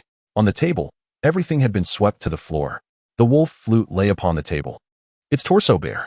Under the flickering candlelight, horrific scars marred the skin between its waist and abdomen, the wounds pale and smooth as glass, resembling the fine cut of a blade. From the waist to the chest, faint glimpses of bone were visible. The priest poured half a bottle of strong liquor onto the wolf flute's wounds, eliciting a sharp scream of agony. Immediately afterward, he heated a bent hook needle over the flame until the tip glowed red, threading it with sutures to begin stitching the wounds. Gradually, he noticed the wolf flute's gaze had grown unfocused. Have you taken anything? I had no choice. The pain was unbearable. The wolf flute forced a smile. I injected half a dose of mandala, just for pain relief. It's not addictive, don't worry. But don't we have better medical facilities? Another stitch went in, causing the wolf flute to howl, reminiscent of a dog owned by Yi Qingxian. The wolf flute's expression twitched. Father, don't you have a sacred hymn to mend wounds? I am merely an ordinary cleric. You should seek out a chanter versed in sacred songs. After another stitch, the wolf flute gasped. Can't you help me find one? The nearest is 200 kilometers away, the priest replied calmly. I am the only priest in this small town. You might as well give up. The wolf flute felt darkness encroaching. What is the situation on the front lines? The priest suddenly inquired. It remains as dire as ever. Still at a standoff. This war, fought over ruins, has persisted for a century and appears destined to continue. He panted. Both sides are engaged in an arms race. It is said that the contemporary Chopin has secretly reached the front, while representatives from neutral countries, akin to the modern Brahms, are organizing talks between the two sides, but no resolution is in sight. Upon hearing this, the priest refrained from further questioning, merely responding with a nonchalant acknowledgement. The wolf flute, filled with unvoiced thoughts, felt increasingly vexed. As he continued stitching, the priest suddenly paused, extracting a thin shard of iron from the wound with tweezers. The shard was sharp-edged and as delicate as paper, lodged within the bone as if it had grown there. Difficult to remove. A wanted black musician, the wolf flute grimaced. I encountered him on the way here. He must be a follower of the dark god, and I was caught off guard during the ambush. Can you ascertain who it was? The followers of the Watcher operate collectively. It was just one person. I only heard the sound of a clarinet, otherwise I would not have escaped. The wolf flute panted. I recall that melody. It was a piece derived from the variations of Cromwell, a solo, Op. 74. He is the rainbringer. Holy, holy, holy, omnipotent deity, our morning song reaches the supreme through the clouds. The wolf flute was awakened by the chanting of sacred hymns within the church. He opened his eyes, feeling excruciating pain at the wound, his vision swirling, and a desperate thirst and hunger gnawed at him, making death seem preferable. Teacher, you deceived me. The wolf flute's voice was choked. Who said one wound T regret coming here? Sir, you are awake? In his blurred vision, a white-haired youth appeared, holding a tray of food and water. The wolf flute, too preoccupied with his hunger to notice the youth's distinctly Eastern features, was drawn to the food. Most would realize that their lack of regrets often stemmed from past mistakes, but such realizations come too late. The silent youth picked up the conversation. Huh. The wolf flute blinked, suddenly aware of the youth's presence and feeling somewhat embarrassed. Have you read that book? It's in the library. I saw it while copying other texts, Yi Qingxian replied with a smile. I've only glanced through it. Many of the concepts are profound and beyond my comprehension. The wolf flute's face flushed. After all, he had only been cramming through that course at his teacher's insistence last year, and he had yet to finish. No need. I get a headache just seeing the book. He rubbed his forehead, troubled, but soon his eyes lit up. You know how to spell, right? Grasping Yi Qingxian's hand, he gazed earnestly. Please help me. I am doomed otherwise. Please go on. I will do my best. Excitedly, the wolf flute waved his hand, but the motion aggravated his wound, causing him to grimace in pain, forcing a strained smile. As you can see, even lifting my hand feels unbearable. Could you write a few letters for me? Yi Qingxian nodded, finding paper and pen, and listened as the wolf flute dictated. After clearing his throat twice, the wolf flute's expression softened, his voice gentle. To my dearest Melina, my rose, it has been a month since I left you. From the moment the wolf flute began to speak, Yi Qingxian was unable to suppress the goosebumps that erupted. The letter was a veritable compendium of every sentimental phrase in English, stretching to 3,000 words, leaving Yi Qingxian relieved once it was completed. Finally done. Ahem. Now for the second letter. The wolf flute blinked, observing Yi Qingxian's pallid complexion. To my dearest Eileen, my rose, it has been a month since I left you. Wait, this content is identical to the previous letter, and Eileen and Melina are two different women, right? Yi Qingxian gaped. Are you juggling two relationships? No, I'm merely dating 3 girls at once. You're impressive. After composing 3 letters, Yi Qingxian realized the wolf flute had no intention of stopping. Continuing, to my dearest Mr. Sebastian, your rose? You don't even spare men. My teacher. The wolf flute's face turned green, evidently lost in thought. Ahem, never mind what I said. Yi Qingxian awkwardly buried his head in his writing. The only solace was that this letter was unexpectedly brief, consisting of only a few lines. However, after years of transcription, Yi Qingxian felt a rare sense of relief akin to finally finished. Thank you, my friend. The wolf flute nodded in satisfaction, patting his shoulder. I haven't asked yet. Who are you? Yi Qingxian. Of Eastern descent? No wonder. The wolf flute glanced at his white hair, nodding. Regardless of who you are, you have been a tremendous help. I shall speak well of you to the priest. Speak well?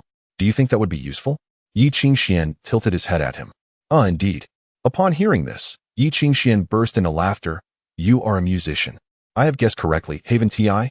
Yi Qingxian pointed to the leather case at the head of the bed, from which a segment of a metal flute protruded. Though it appeared simple, it bore a unique gravitas, clearly of considerable value. All right, you are correct. The wolf flute drew out the flute, skillfully twirling it in his hands. Pressing the holes. Do you recognize it? Yi Qingxian shook his head.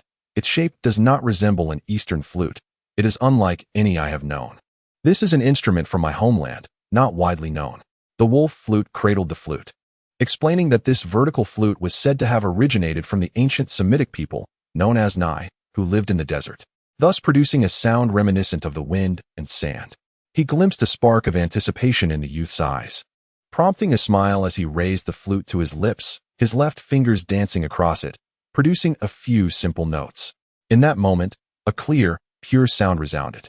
All the usual cacophony that Yi Qingxian had grown accustomed to faded away.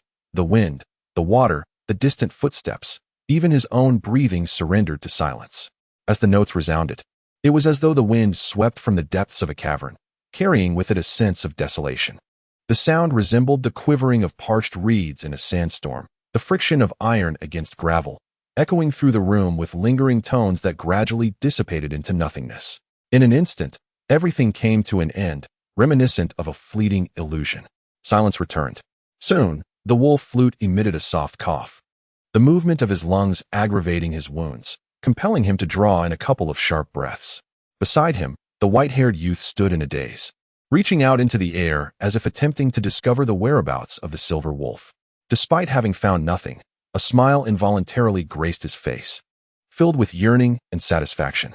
How wonderful, he murmured. Do you wish to become a musician? The wolf flute suddenly realized, exclaiming without restraint. Yet, a wave of sadness washed over him. He understood why Ben had asked him to care for this boy. That wretched priest was not seeking to instill hope, but rather to expose it. Indeed, Yi Qingxian clung to a flicker of hope. Do you think it is possible? The wolf flute pondered for a long while before slowly shaking his head. I'm sorry, Yi. He cast his gaze downward, unwilling to witness the boy's crestfallen expression. You lack talent. Chapter 8. Notes: to aspire to be a musician, one must first grasp the essence of what it means to be a musician. Stripped of all embellishments and accolades, a musician is merely a humble profession. Compared to the musicians of the Dark Ages, it would be an exaggeration to claim we possess a profound love for music. In comparison to others, we cannot assert that we sacrifice more. Yet, it is undeniable that we are the most suited to communicate with the ether. We are the ones who understand the nature of the ether better than anyone else. The ether pervades all existence. It has been a part of this world even before our arrival.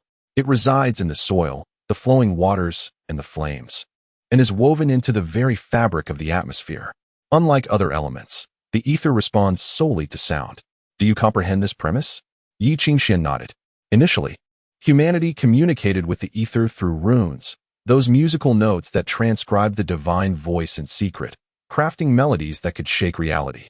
In some regions, these notes are referred to as runes, in others as talisman, and in the East, they are known as mantras. In that era, humans chanted runes to establish a connection with the ether. The classification of musicians has become increasingly intricate, with hundreds of specialized professions along 7 distinct paths. And the explorations of our forebears have paved the way for the 9 ranks of musicians. Even the notion of re-entering the great source is not mere fantasy. However, one immutable rule prevails. Sense the ether, revere the ether. Wolf Flute gazed intently at Yi Qingshuan's pallid countenance, sensing repeatedly, and slowly shook his head. You cannot sense the ether, Yi. Yi Qingxian fell silent, and after a long pause, he softly replied, Mr. Wolf Flute, I can learn an instrument. I can even. No, you cannot. Wolf Flute's expression turned grave. One who has never approached animals cannot tame a galloping steed. A person dwelling in the desert cannot claim to be a swimming expert. Yi, perhaps you have numerous reasons compelling you to become a musician. Yet, if you cannot even perceive the ether, any practice you undertake will be nothing but a castle in the air. If you cannot sense the ether, you will remain ignorant of its workings. In such a case, should your music prove ineffective, consider it a stroke of fortune. For some runes, once they spiral out of control, can yield catastrophic consequences. He paused, his gaze filled with anguish. I have witnessed that even the slightest mistake can exact a toll of death. To avoid such calamities, towns must be established in areas where ether is sparse, and critical locations must even be fortified with silence barriers to forcibly freeze the ether. Even after ascending in rank, musicians must unify their inner sound, eliminating all discordant interference. At this juncture, he suddenly realized he had divulged too much. The more he spoke to the individual before him, the crueler it became, for he would only become acutely aware of how distant that dreamlike world was. Yet, Yi Qingxian continued to gaze at him, making it difficult for him to cease. He sighed. Yi, consider my earlier words as a reward for your labor, but I cannot impart any further knowledge. Such information is restricted and not meant for the uninitiated. If you still harbor interest, let what you are about to witness serve as my final counsel. His demeanor grew serious, his complexion even more pallid. Under Yi Qingshuan's watchful eyes, Wolf Flute leaned against the wall, clasping his hands before his chest, and took a deep breath. As he exhaled, the delicate threads of sound unfurled with his prolonged intonation. That sound, subdued intentionally, was exceedingly subtle, akin to a whispering breeze or the faint rustle of a serpent's tongue. Yet, amidst this ethereal resonance, the air before Wolf Flute suddenly became indistinct. Flickering points of light converged, gathering 3 feet in front of him, swirling and brewing, before blossoming forth. They crystallized in midair, reflecting the phantom of a rose. The rose refracted a soft rainbow glow, a splendor that intoxicated the senses. Then, the delicate sound shifted abruptly. A mere slight deviation led it astray. Consequently, the resplendent bloom transformed into murky shades of dark red and ink green, a nauseating amalgamation that swiftly withered into a single point, the crystal shattering and exploding. Bang! The deafening blast jolted the dazed youth awake. Wolf Flute lowered his hands, gasping for breath, cold sweat beading on his forehead. This, Yi, is the consequence of uncontrolled notes. Wolf Flute attempted to raise his hand, yet his body betrayed him, forcing a wry smile. That will be all for today, Yi. I find myself a bit weary. Let me rest for a while. Just as Yi Qingxian prepared to take his leave, he was called back. Yi, even if you do not pursue the path of a musician, life can still be beautiful. The ailing Wolf Flute gazed at him. Do not become overly enamored with its allure. I understand. Yi Qingxian managed a strained smile as he closed the door behind him. After a considerable time, there came another knock. Before he could respond, Father Bon entered. He has already departed. Wolf Flute said languidly, Congratulations. You now have a competent young priest. But next time, could you perhaps deliver such harsh truths yourself? Father Bon retorted. Are not musicians meant to be cruel? It was never stipulated that one must be cruel to be a musician. Wolf Flute narrowed his eyes, sighing softly. It is merely that without a touch of cruelty, one cannot find joy in life. I can tell just by looking at you. Father Bon nodded in understanding, leaving Wolf Flute breathless. After a prolonged bout of coughing, he finally spoke. Hey, priest. Why are you so bored as to poke at the dreams of young people like a soap bubble? Everyone, at some point in their youth, dreams of becoming a musician. Do they not? Musicians are marvelous. I was deceived by this attire. thinking that being a musician was both glamorous and fun, a means to save lives and uphold justice.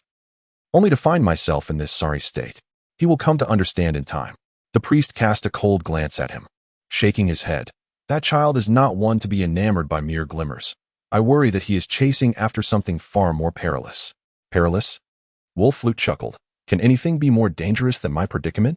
Father Baon appeared perplexed, frowning deeply after a moment of contemplation. Are you suggesting that your mission has been compromised? I was indeed sent on a mission, but my whereabouts should have been a closely guarded secret. Everyone ought to believe that I am currently tending sheep in the desert of my hometown. Yet, I encountered a black musician who was wanted worldwide on my way here. What's worse, he is of the transformation type that counters my abilities, rendering me utterly powerless. Thus, I suspect that before I received my teacher's letter, certain individuals had already leaked that order. Furthermore, I suspect something even more troubling. The Rainmaster may not have been shaken off. Wolf Flute remained playful, yet his eyes held a frigid glint. Perhaps he is trailing right behind me, now lurking in this secluded town where even rescue is unattainable. And I am utterly defenseless. Father Baon was struck dumb. In an instant, silence enveloped the room. Under the midday sun, Yi Qingxian exited the church alone. The scorching rays carried the briny scent of the sea, and as he squinted at the sun, he felt the warmth dispelling the chill within him. Nonetheless, he still felt drained. It was akin to plummeting from an abyss. Merely gazing into the darkness below rendered him feeble. You lack talent, he whispered softly, as if reassuring himself, feeling a pang of pain in his ring-clad finger. He pressed down, the ache vanishing slyly, as though retreating into his marrow, leaving behind a mocking phantom pain. Talent. He scratched his head wearily, seated upon the pedestal of the statue of a saint. In that moment, an overwhelming desire to converse with Vito surged within him. If only he were present. At least they could wreak some mischief together or indulge in a bit of madness. Perhaps engaging in some foolish antics that would solve nothing might provide a measure of comfort. Yet now, in his sorrow, he found himself devoid of this friend, which left him feeling rather isolated. However, it was not long before Yi Qingxian stumbled upon a disquieting revelation. Vito had vanished.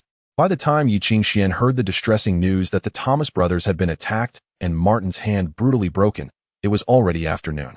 He scoured every corner of the town, yet Vito's whereabouts eluded him. The dockworkers mentioned having seen him the previous night, but after he and a few others entered a restroom, he had seemingly disappeared without a trace. No one knew where he had taken refuge. Not even the guards could locate him. Root Town was not particularly vast, and the places a wayward boy could hide were scarce.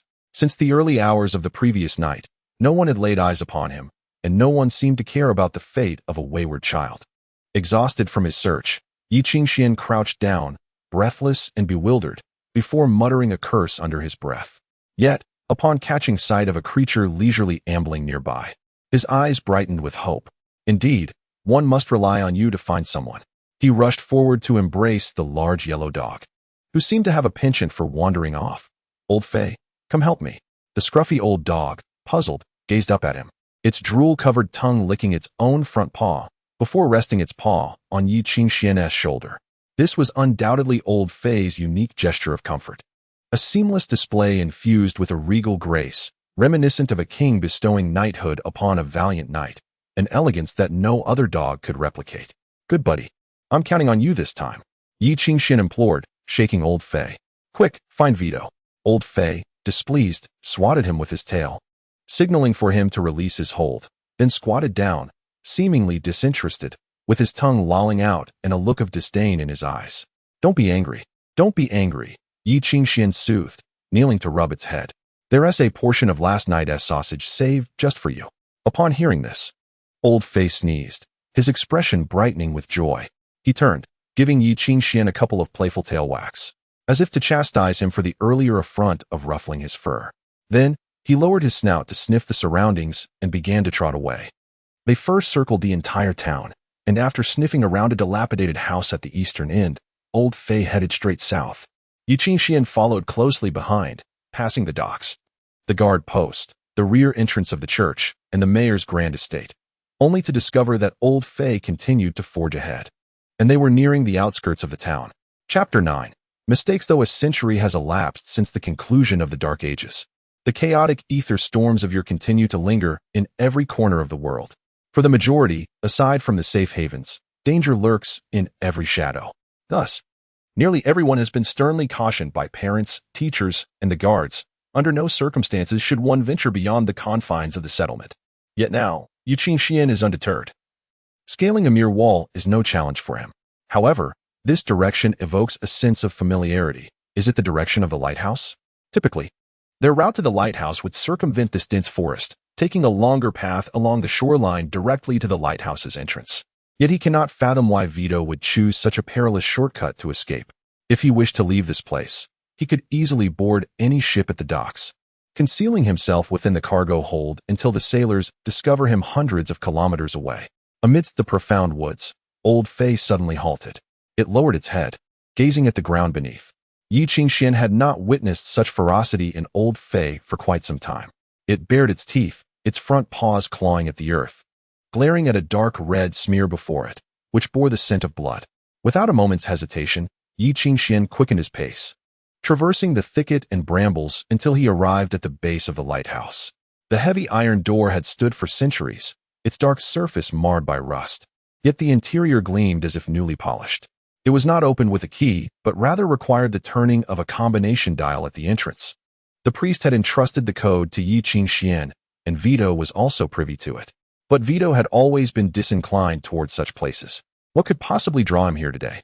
Yi Qingxian exerted all his strength to push open the grand door, and the twilight sun flooded into the space beyond, swirling with dust motes that illuminated the dark staircase, as well as the figure of a youth seated upon it. A thick stench of blood assailed him. On the stairs, Vito cradled a small box, silently gazing at the entrance, his expression fierce, akin to a frenzied beast. His arm bore a deep gash, laid open to the bone, and despite being bandaged, blood continued to seep forth. Yet he still clutched a dagger in his hand, as if prepared to slay any creature daring to approach. Only upon spotting Yi Qingxuan's white hair did the ferocity in his gaze begin to wane, dimming into something more subdued. Vito? Yi Qingxian was taken aback. What has happened to you? Apologies, Leaf, for you to witness me in such a disheveled state. He forced out a pained smile, lowering his eyes to the box in his arms. I merely intended to pilfer a small sum while escaping, but I ended up in quite a predicament. Last night, I planned to leave the docks and seek refuge elsewhere. A ship to Birmingham had made an unscheduled stop. At that moment, a dockworker named Jansen approached me, proposing a business deal. A business deal? At this term, Yi Qingxian frowned, well aware of the kind of business dockworkers often referred to. It was nothing more than the theft of passengers' belongings or cargo.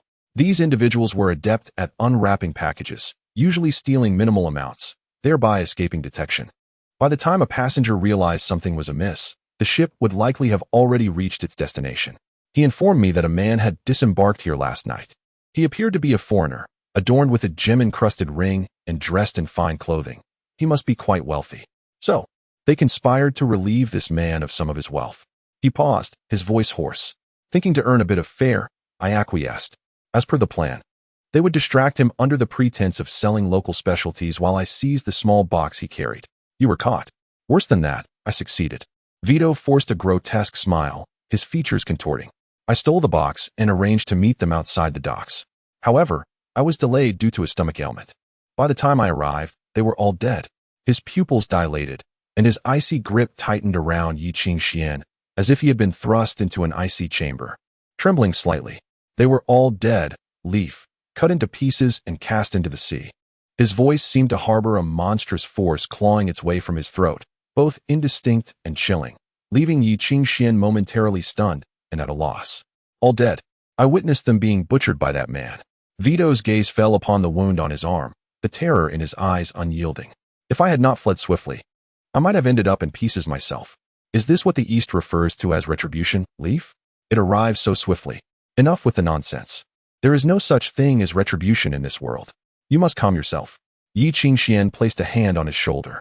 Who exactly is that man? I will report this to the guards. It is futile. Vito interrupted, gripping his shoulders tightly. Leaf, we must go. Do not remain here. Pretend you have never seen me. You have no idea whom I have offended. Yi Qingxian wrenched free from his grasp, snatching the small box from his arms. The lock of the elongated black box had been smashed, and he felt the soft texture of the leather as he grasped it, immediately recognizing its considerable worth. Although he had prepared himself for the possibility of finding a trove of jewels or ingots within, he could not suppress a gasp of shock upon opening the box. Inside, a layer of soft sponge lay beneath a sheet of exquisite black satin, which felt like flowing water to the touch. Along the edges of the sponge padding were several compartments housing intricate spare parts, their craftsmanship splendid and adorned with metalwork patterns. Yet nothing could eclipse the significance of the item at the center of the box. It was a dark red metal instrument, crafted through exceptional forging techniques, and hand-finished with a glossy lacquer. Its immaculate surface reflected the pale faces of the two young men. It was a clarinet. You stole a musician's weapon? Yi Qingxian stared blankly at the contents of the box, a wave of dread washing over him from his feet to the crown of his head. Vito, do you comprehend the gravity of what you have done?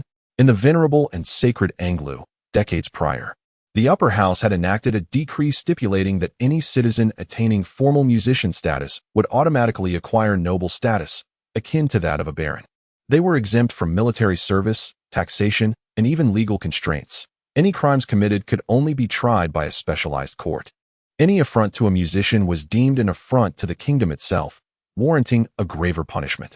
For musicians, such status was merely the most basic form of respect. What was more notorious, however, was the terror that ensued when a musician unleashed their wrath, as they were known to evoke nightmares. In the Hammerlin region, a village that had employed a wandering musician to drive away bandits reneged on their agreement, refusing to pay him and intending to force him away. Enraged, the musician played a flute, commanding the treacherous employers to form a line, singing and dancing as they dug their own graves, before collectively slitting their wrists and lying in their coffins. Not a single soul was spared. To this day, that musician ranks as the 62nd on the wanted list, known as the flutist of Hammerlin. Similar to this, there exist dozens of bedtime tales designed to instill fear in children.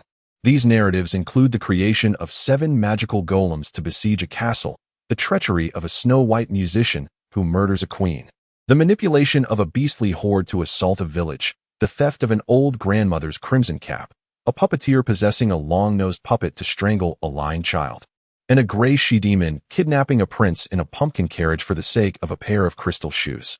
Some of these tales are mere fabrications, while others are adaptations of actual events. Within the aforementioned stories, several individuals remain on wanted lists, with their rankings unchanged for over a decade. Countless chilling rumors, whether true or false, conceal a multitude of blood and tears. Perhaps some have demonized the musician. Yet, it undeniably illustrates one point. No one dares to provoke a musician lightly.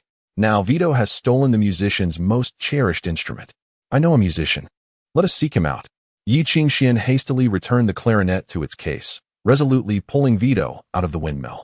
Regardless of the cost, I shall ensure he aids you in resolving this matter.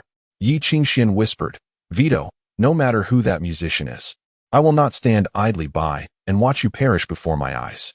But it is too late, Yezi. Vito seemed to sense something, his expression turning bitter. In the dense forest, a foul wind suddenly gusted from the depths, carrying the stench of decay. Leaves trembled, producing a rustling sound. The dimming sun was nearly dipping below the horizon, its last rays illuminating the withered leaves atop the branches and the encroaching mist from afar. The fog slowly extended from all directions, resembling a living entity. It appeared to move languidly, yet enveloped them in an instant. Countless eerie shadows flitted through the mist, wrapped in a nauseating chill. Amidst fearful breaths, Yi Qingxian heard a deep voice faintly singing. Avalon Bridge is about to collapse, to collapse, to collapse. Thus, the rancid fog rose from all sides, thickening to the point of obscuring their senses. It felt as though vengeful spirits were tugging at their limbs and hair, rendering their flight sluggish, nearly suffocating them. Constructed with iron bars, iron railings, iron railings. Then, the sound of scraping metal echoed through the pallid air.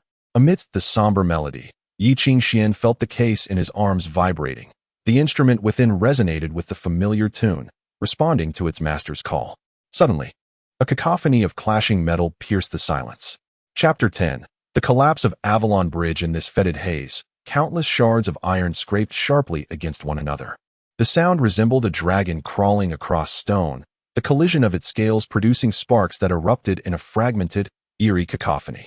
This auditory assault mingled with the stench, invading his nostrils and eardrums, tormenting his sanity, causing Yi Qingxian to momentarily see darkness before him, his steps becoming laborious. Woof, woof, woof. Amidst the obscurity, he suddenly discerned the sharp growl of Old Fei, followed by a fierce bite on his thigh. Old Fei was indeed a ferocious canine, a rogue among dogs. And this bite was as vicious as ever, inflicting pain that could make one writhe on the ground, tears and snot flowing freely. Yet, Yi Qingxian suddenly regained his clarity. Old Fei turned and snapped again, jolting the terrified Vito back to normalcy. This painful remedy was remarkably effective in its straightforwardness, albeit not entirely selfless. At least Yi Qingxian felt that Old Fei was retaliating for not being given any sausage to eat.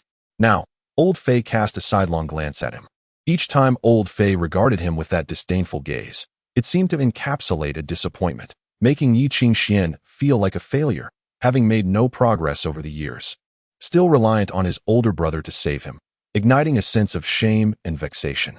However, Old Fei merely turned away, expertly whipping his tail at the two fools, signaling them not to stand there foolishly, but to hurry along. The foul odor could confuse others' senses, but it could not deceive Old Fei. Yet now, amidst the frantic run, Yi Qingxian felt the sharp sound of iron scraping drawing ever closer. In such a vast fog, the adversary had finally locked onto their vicinity. What awaited them next? The vibrations intensified. Vito gazed at the black box, from which an instrument emitted a low, resonant thrumming. In the next moment, the sound erupted, akin to a sharp scraping noise bursting forth from beneath their feet. Erect iron bars, iron railings. That was the somber voice in the mist issuing commands once more. Thus, iron sprouted from the trees, right before Yi Qingxian. Amidst the dense, withered trunks, iron branches broke free, akin to bamboo shoots or some proliferating crystal, splitting wildly.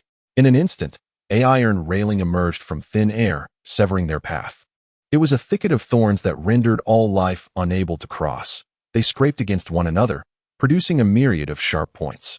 Steel formed the branches, and the blades served as leaves. Those thorns grew rapidly, converging like two colossal hands, intent on crushing them within. But Old Fei was unfazed. He barked, urging the two useless companions to keep up, then quickened his pace, charging into that deadly thicket of thorns. Truly, he was a ferocious and ruthless old dog, harboring hatred for himself while being even more venomous to others. Not only did he leap into danger himself, he dragged his two subordinates into the fire pit alongside him. Time was but a fleeting moment. Yi Qingxian had no time to hesitate. His eyes hardened as he joined Old Fei in this life-or-death sprint. He narrowly brushed past the rapidly growing iron spikes, nearly feeling the chill of metal grazing his temples, his heart sinking completely. Old Fei darted through the thicket, not losing a single hair. Yi Qingxian followed closely, sustaining only a few scratches, while the worst off was Vito, who almost rolled out from the fray. His clothes torn to shreds and pants half-ripped, a sight both comical and tragic. No time remained for hesitation. Yi Qingxian grasped Vito and fled, the mist too thick, nearly suffocating him. An angry breath surged within the song, the pitch suddenly rising, and the fog began to writhe furiously. Amongst the frenzied, swirling mist, countless hands abruptly appeared. Those ethereal hands swept past Old Fei in front and Vito behind, reaching directly for Yi Qingxian. Yi Qingxian froze, exerting all his strength to evade. But he could not escape every grasping hand. Those hands lacked substance, yet bore a faint force. One or two merely felt like a gentle breeze. But as his speed diminished, he became ensnared by an ever-increasing number of hands. In an instant, Yi Qingxian found himself overwhelmed, the hands wrapping around him, restraining the youth, rendering him immobile. Could it truly be this unfortunate? He was stunned, speaking to himself. A rising tide of unease swelled within his heart. Vito, with red-rimmed eyes, charged over, even faster than Old Fei, who dashed towards those hands, battling against the invisible grasp. Yet the hands paid no heed to Old Fei, and more reached for Yi Qingxian. Those palms were like malevolent spirits, enveloping him in layers, drawing him into the fog. Simultaneously, the low song crescendoed. Amidst the multitude of withered trees, iron spikes broke free once more, and the thorns began to grow again, converging towards Yi Qingxian. This time, they aimed to obliterate him completely. In that moment, Yi Qingxian heard the cacophony of iron scraping, echoing like the sound of frost forming and shattering. The mist was breached by countless iron thorns, extending forward, piercing through everything. They advanced towards him. Yi Qingxian struggled desperately, yet found himself ensnared, powerless. In the final instant, he heard an enraged roar, followed by a yellow figure leaping high to shield him, valiantly biting at those unseen hands. Old Fei. Yi Qingxian was taken aback. He saw Old Fei's hind legs ensnared by the thorns. Yet Old Fei was furious, refusing to yield, blood streaming from his struggles. Old Fei. Yi Qingxian shouted, "Get away. Do you think such words hold any weight?" A sudden fear gripped him. The old dog was enraged, disregarding everything, baring his teeth, drool spilling, eyes bloodshot. He stood resolutely in front of his companion, ready to tear apart the invisible foes, not caring if he was slain by them. Iron branches tightened around Yi Qingxian's neck. Thus, he went mad, lunging towards death. Yi Qingxian reached out desperately, attempting to shake him off, yet he was powerless. At this moment, he finally felt terror. Once again, he was submerged in palpable despair. It was akin to the fear of having nothing at 10 years old. Like collapsing in the snow, struggling with a high fever, like his mother's soft call before her passing. It was a dread of impending loss, a pain of something being crushed. His heart trembled, on the verge of exploding with rage from his chest. Blood surged within him, causing veins to bulge on his cheeks, as if they might burst. All his strength converged in his chest, like lava searing his heart, as if to pierce through layers of barriers, reaching into forbidden realms. Then, he heard a crisp sound from the back of his hand. It was as if a familiar voice sighed. He looked down in astonishment, seeing a ring with silver filigree on his fingertip emitting light, a long dragon's roar erupting in the void, an invisible tremor emanating from his fingers, tearing through the white mist. At his fingertips, the white fog was disturbed, twisted into a vortex by an invisible force. Within that whirlpool, a blazing sun, clearly out of place, burst forth, illuminating all darkness. It was an illusion, yet the illusion felt so real, real enough to allow him to sense the ether once more. That power filled the sky, saturating the earth. They came with the wind, dispersing in the mist, creating ripples. Moments later, the illusion dissipated with that sigh. However, the spiraling iron branches and thorns came to a halt, as if lost without a target, ensnared in confusion. The sensation was fleeting, leaving no time for contemplation. Yi Qingxian could only embrace Old Fei, extract the prison cage, and tumble awkwardly on the ground. Almost instantly, an overwhelming heaviness and darkness descended upon him, draining him of all his strength in that ephemeral moment. It felt as though he had been hollowed out, struggling to breathe. Yezi! Yezi! It was as if someone was calling his name loudly, shaking him vigorously. Before his consciousness faded, he summoned the last of his strength to point in a direction. Go there, to the church. And then he succumbed to darkness. A mere half-minute later, a gaunt figure emerged from the dense, shadowy forest. Amidst the thick night, he seemed capable of discerning the terrain and path without relying on sight, moving forward with unimpeded ease. Eventually, he came to a halt, coldly surveying the debris strewn around him. In the midst of the piercing steel thorns, there was nothing left. Those damned thieves had already escaped. More than anger, he was perplexed as to why the fog demon had lost control for a moment. Amidst the countless steel thorns, he fixed a cold gaze on the direction the thieves had fled. Yet suddenly, the chilling expression stiffened, severing the resonance between him and his instrument, vanishing entirely. He sprinted along the last remaining traces, ultimately stopping beside a rushing river. He glared at the turbulent waters before him, letting out an enraged roar. The damp mud by the river still bore the scent of blood. 10 minutes later, at the other end of the town, the back door of the church was knocked upon repeatedly, until the priest finally opened it, standing frozen in place. At the threshold stood a drenched young man, carrying his companion, accompanied by a soaked dog. The old dog clutched a black box filled with water in its mouth. On the young man's back, the unconscious pale-haired boy was barely clinging to life. Yezi is fading, cried Vito, his lips turning blue from the cold. Father, save him. He sent me to find someone named Wolf Whistle. Come in. Bane stepped aside, swiftly closing the door once they all entered. He took the unconscious boy from Vito's back, hastening down the corridor, and nearly kicked the door to the room open with force. Inside, Wolf Whistle, engrossed in a novel while puffing on his pipe, was nearly startled off his bed by the sudden intrusion, his eyes widening at the sight of the priest storming into his chamber. He quickly recognized the pale-haired boy who had shared laughter with him just that day. Soaked to the skin, he was unconscious, his breath faint. Hey, It can't be this dire, can it? Wolf Whistle stared blankly at the fainted Yi Qingxian. There's no need to commit suicide over not becoming a musician. Enough chatter. Bane tore open the boy's shirt, pointing at the blood-soaked area over his heart. Heartbeat. Revive him. Save him. This is maddening. Wolf Whistle glanced at the recently stitched wound on his waist, on the verge of tears. In that moment, he profoundly understood what it meant to face the consequences of one's own actions, crying as he endeavored to atone. Chapter 11. The bait. As Yi Qingxian slowly regained consciousness from a prolonged faint, he could not help but emit a painful sound. Beside him, a frail voice remarked, "Yi, you have indeed accomplished something remarkable, Mr. Longdi." Yi Qingxian looked in astonishment at the pale, seemingly dying man in the wheelchair. "What has happened to you?" "Nothing much. Just exerted myself a bit using the heart sound to perform a cardiac resuscitation. Merely reopened my wounds, losing a few hundred cc's of blood." "Oh, you may not know what cc stands for, but you can think of it as roughly half a basin," Longdi said nonchalantly, then continued, "You scared me to death. I thought you might have jumped into the river in despair." After a long silence, Yi Qingxian softly replied, "Thank you. It is I who should be thanking you." Longdi shook his head. "If your companion hadn't stolen the Rain Weaver's instrument, he would have come to kill me last night." "Huh?" Yi Qingxian was taken aback. "The person you claim stole the instrument is my enemy. Had it not been for him, I would not have been injured." Longdi awkwardly admitted, "In truth, I was a bit careless. I am far superior to him. Really, you must believe me." "Haha, I really can't understand it all."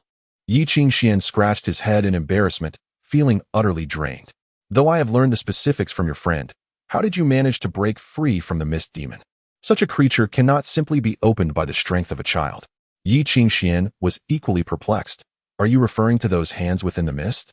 Though he dared not exert too much force due to the instrument being in your possession, the binding power of the mist demon is unparalleled among its kind. To break free would require even a musician to shed skin. "To be honest, I do not know why," Yi Qingxian sighed. "If there is a reason, perhaps it is this." He removed a ring from his hand and disassembled it. Once taken apart, it revealed a long, flexible string, curved for many years. It stood straight and resilient, glimmering with a dull silver light when unfurled.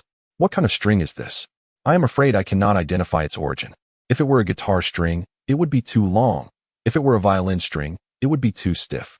However, Longdi took it and examined it for a moment, expressing admiration. "This is indeed a rather rare material.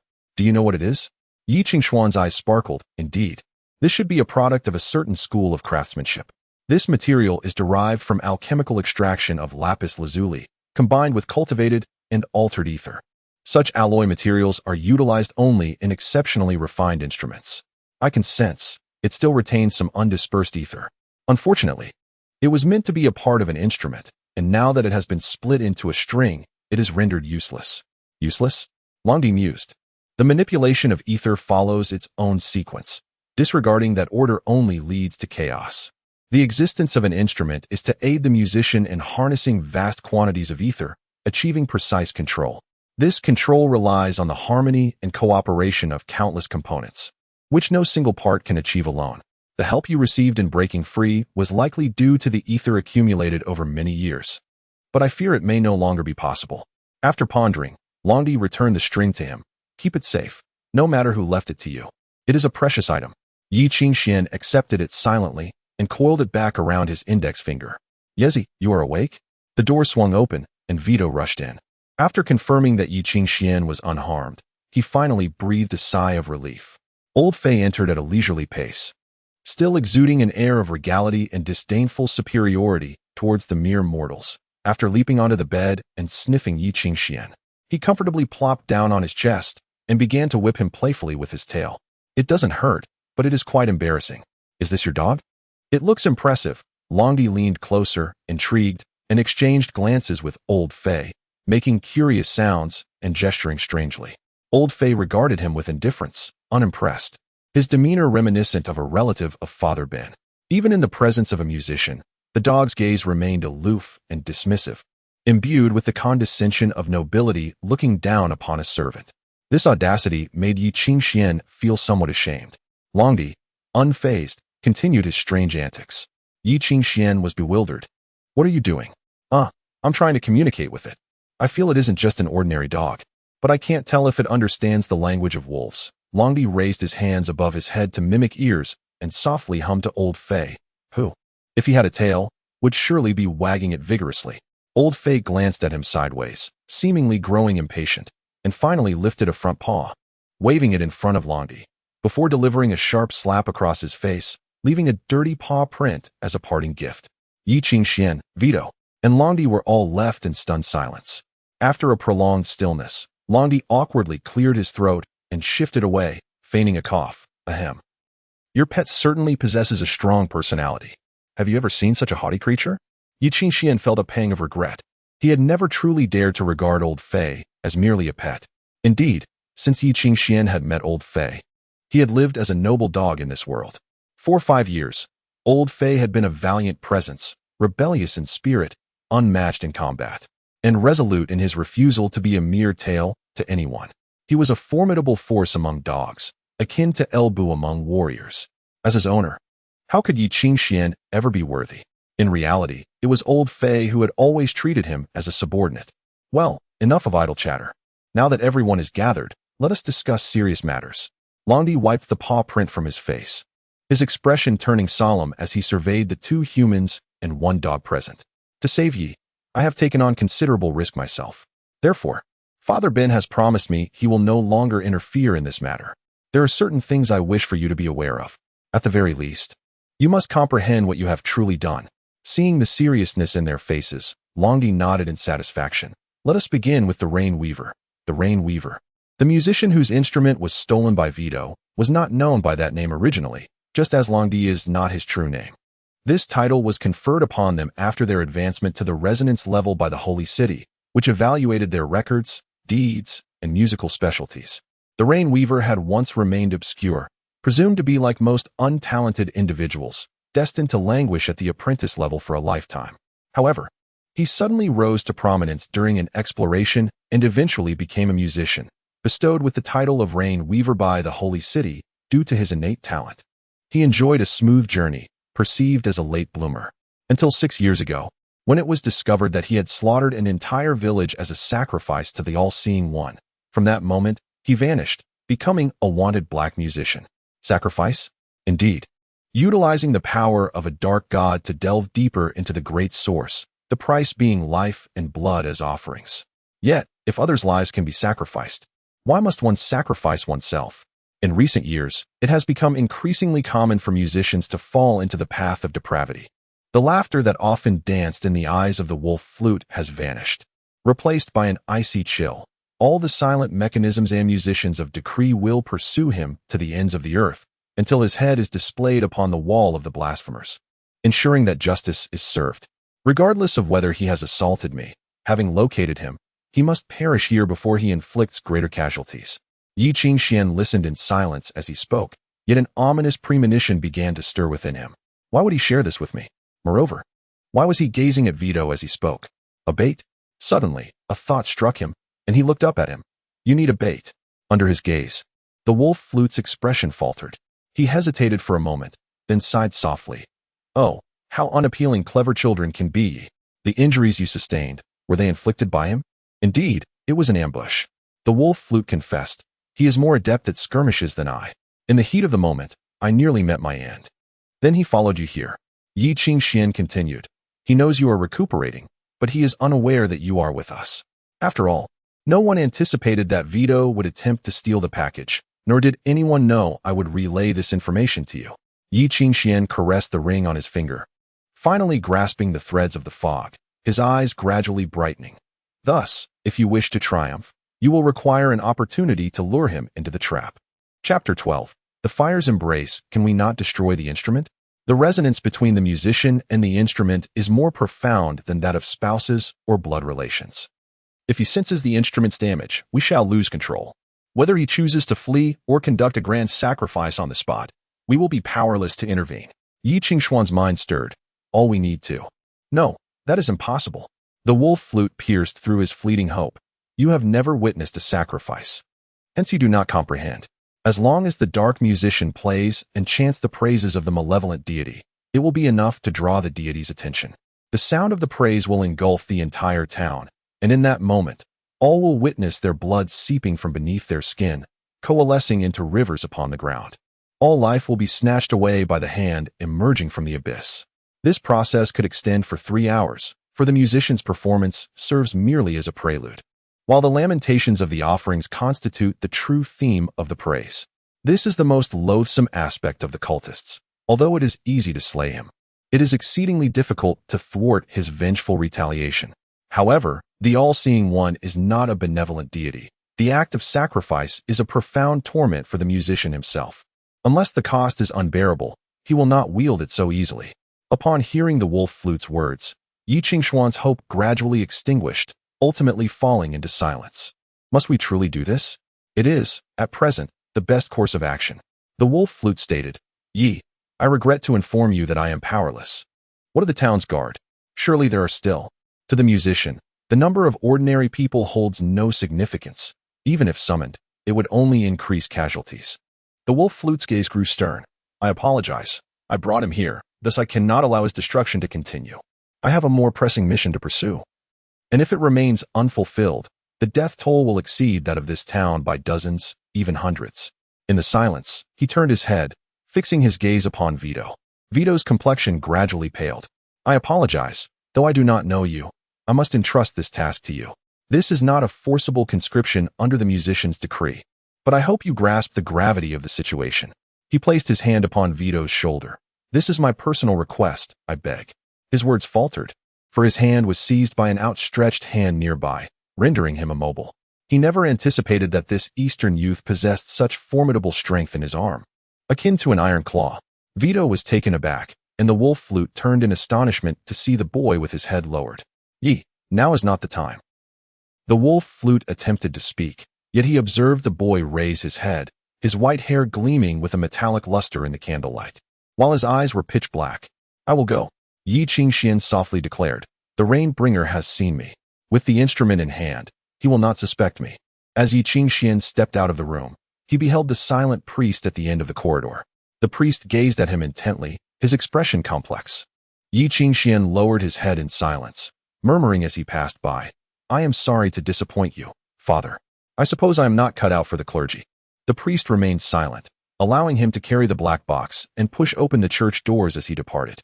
The large yellow dog, oblivious to the unfolding events, cheerfully followed him. Soon after, the wolf flute awkwardly pushed the wheelchair from the room. This is the musician's summons. I cannot interject, but I hope you understand one thing. Father Ban suddenly spoke softly. In the name of the church's representative, I inform you that if anything were to happen to him while you remain alive, you will pay the price for your errors. As he spoke, he glanced at the night beyond the church doors, unable to suppress a sigh, and continued to awkwardly maneuver the wheelchair toward the designated location. Yet, in his mind, the image of the boy uttering that phrase lingered, solemn yet serene, accompanied by a smile that even he could not recognize, a smile so unwavering, akin to a moth drawn to the flame. The night was thick, and the once bustling town lay in darkness, devoid of passers-by. Yi Qingxian walked alone down the street, hearing the light footsteps of the yellow dog behind him. Old Fei trailed beside Yi Qingxian, gazing up at him with an expression of disdain, unable to comprehend his intentions. Observing Old Fei's obstinacy, Yi Qingxian felt an unexpected sense of relief. After all these years, having arrived in this city far removed from Avalon, where everything had changed, it was comforting to know that Old Fei remained by his side, indifferent to his useless and lazy little brother, often bringing him dead mice to feast upon.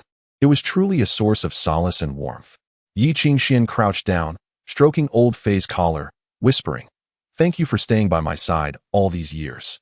Old Fei tilted his head, seemingly perplexed, but after a long moment, extended his paw onto Yi Qingshuan's shoulder, giving it a firm pat.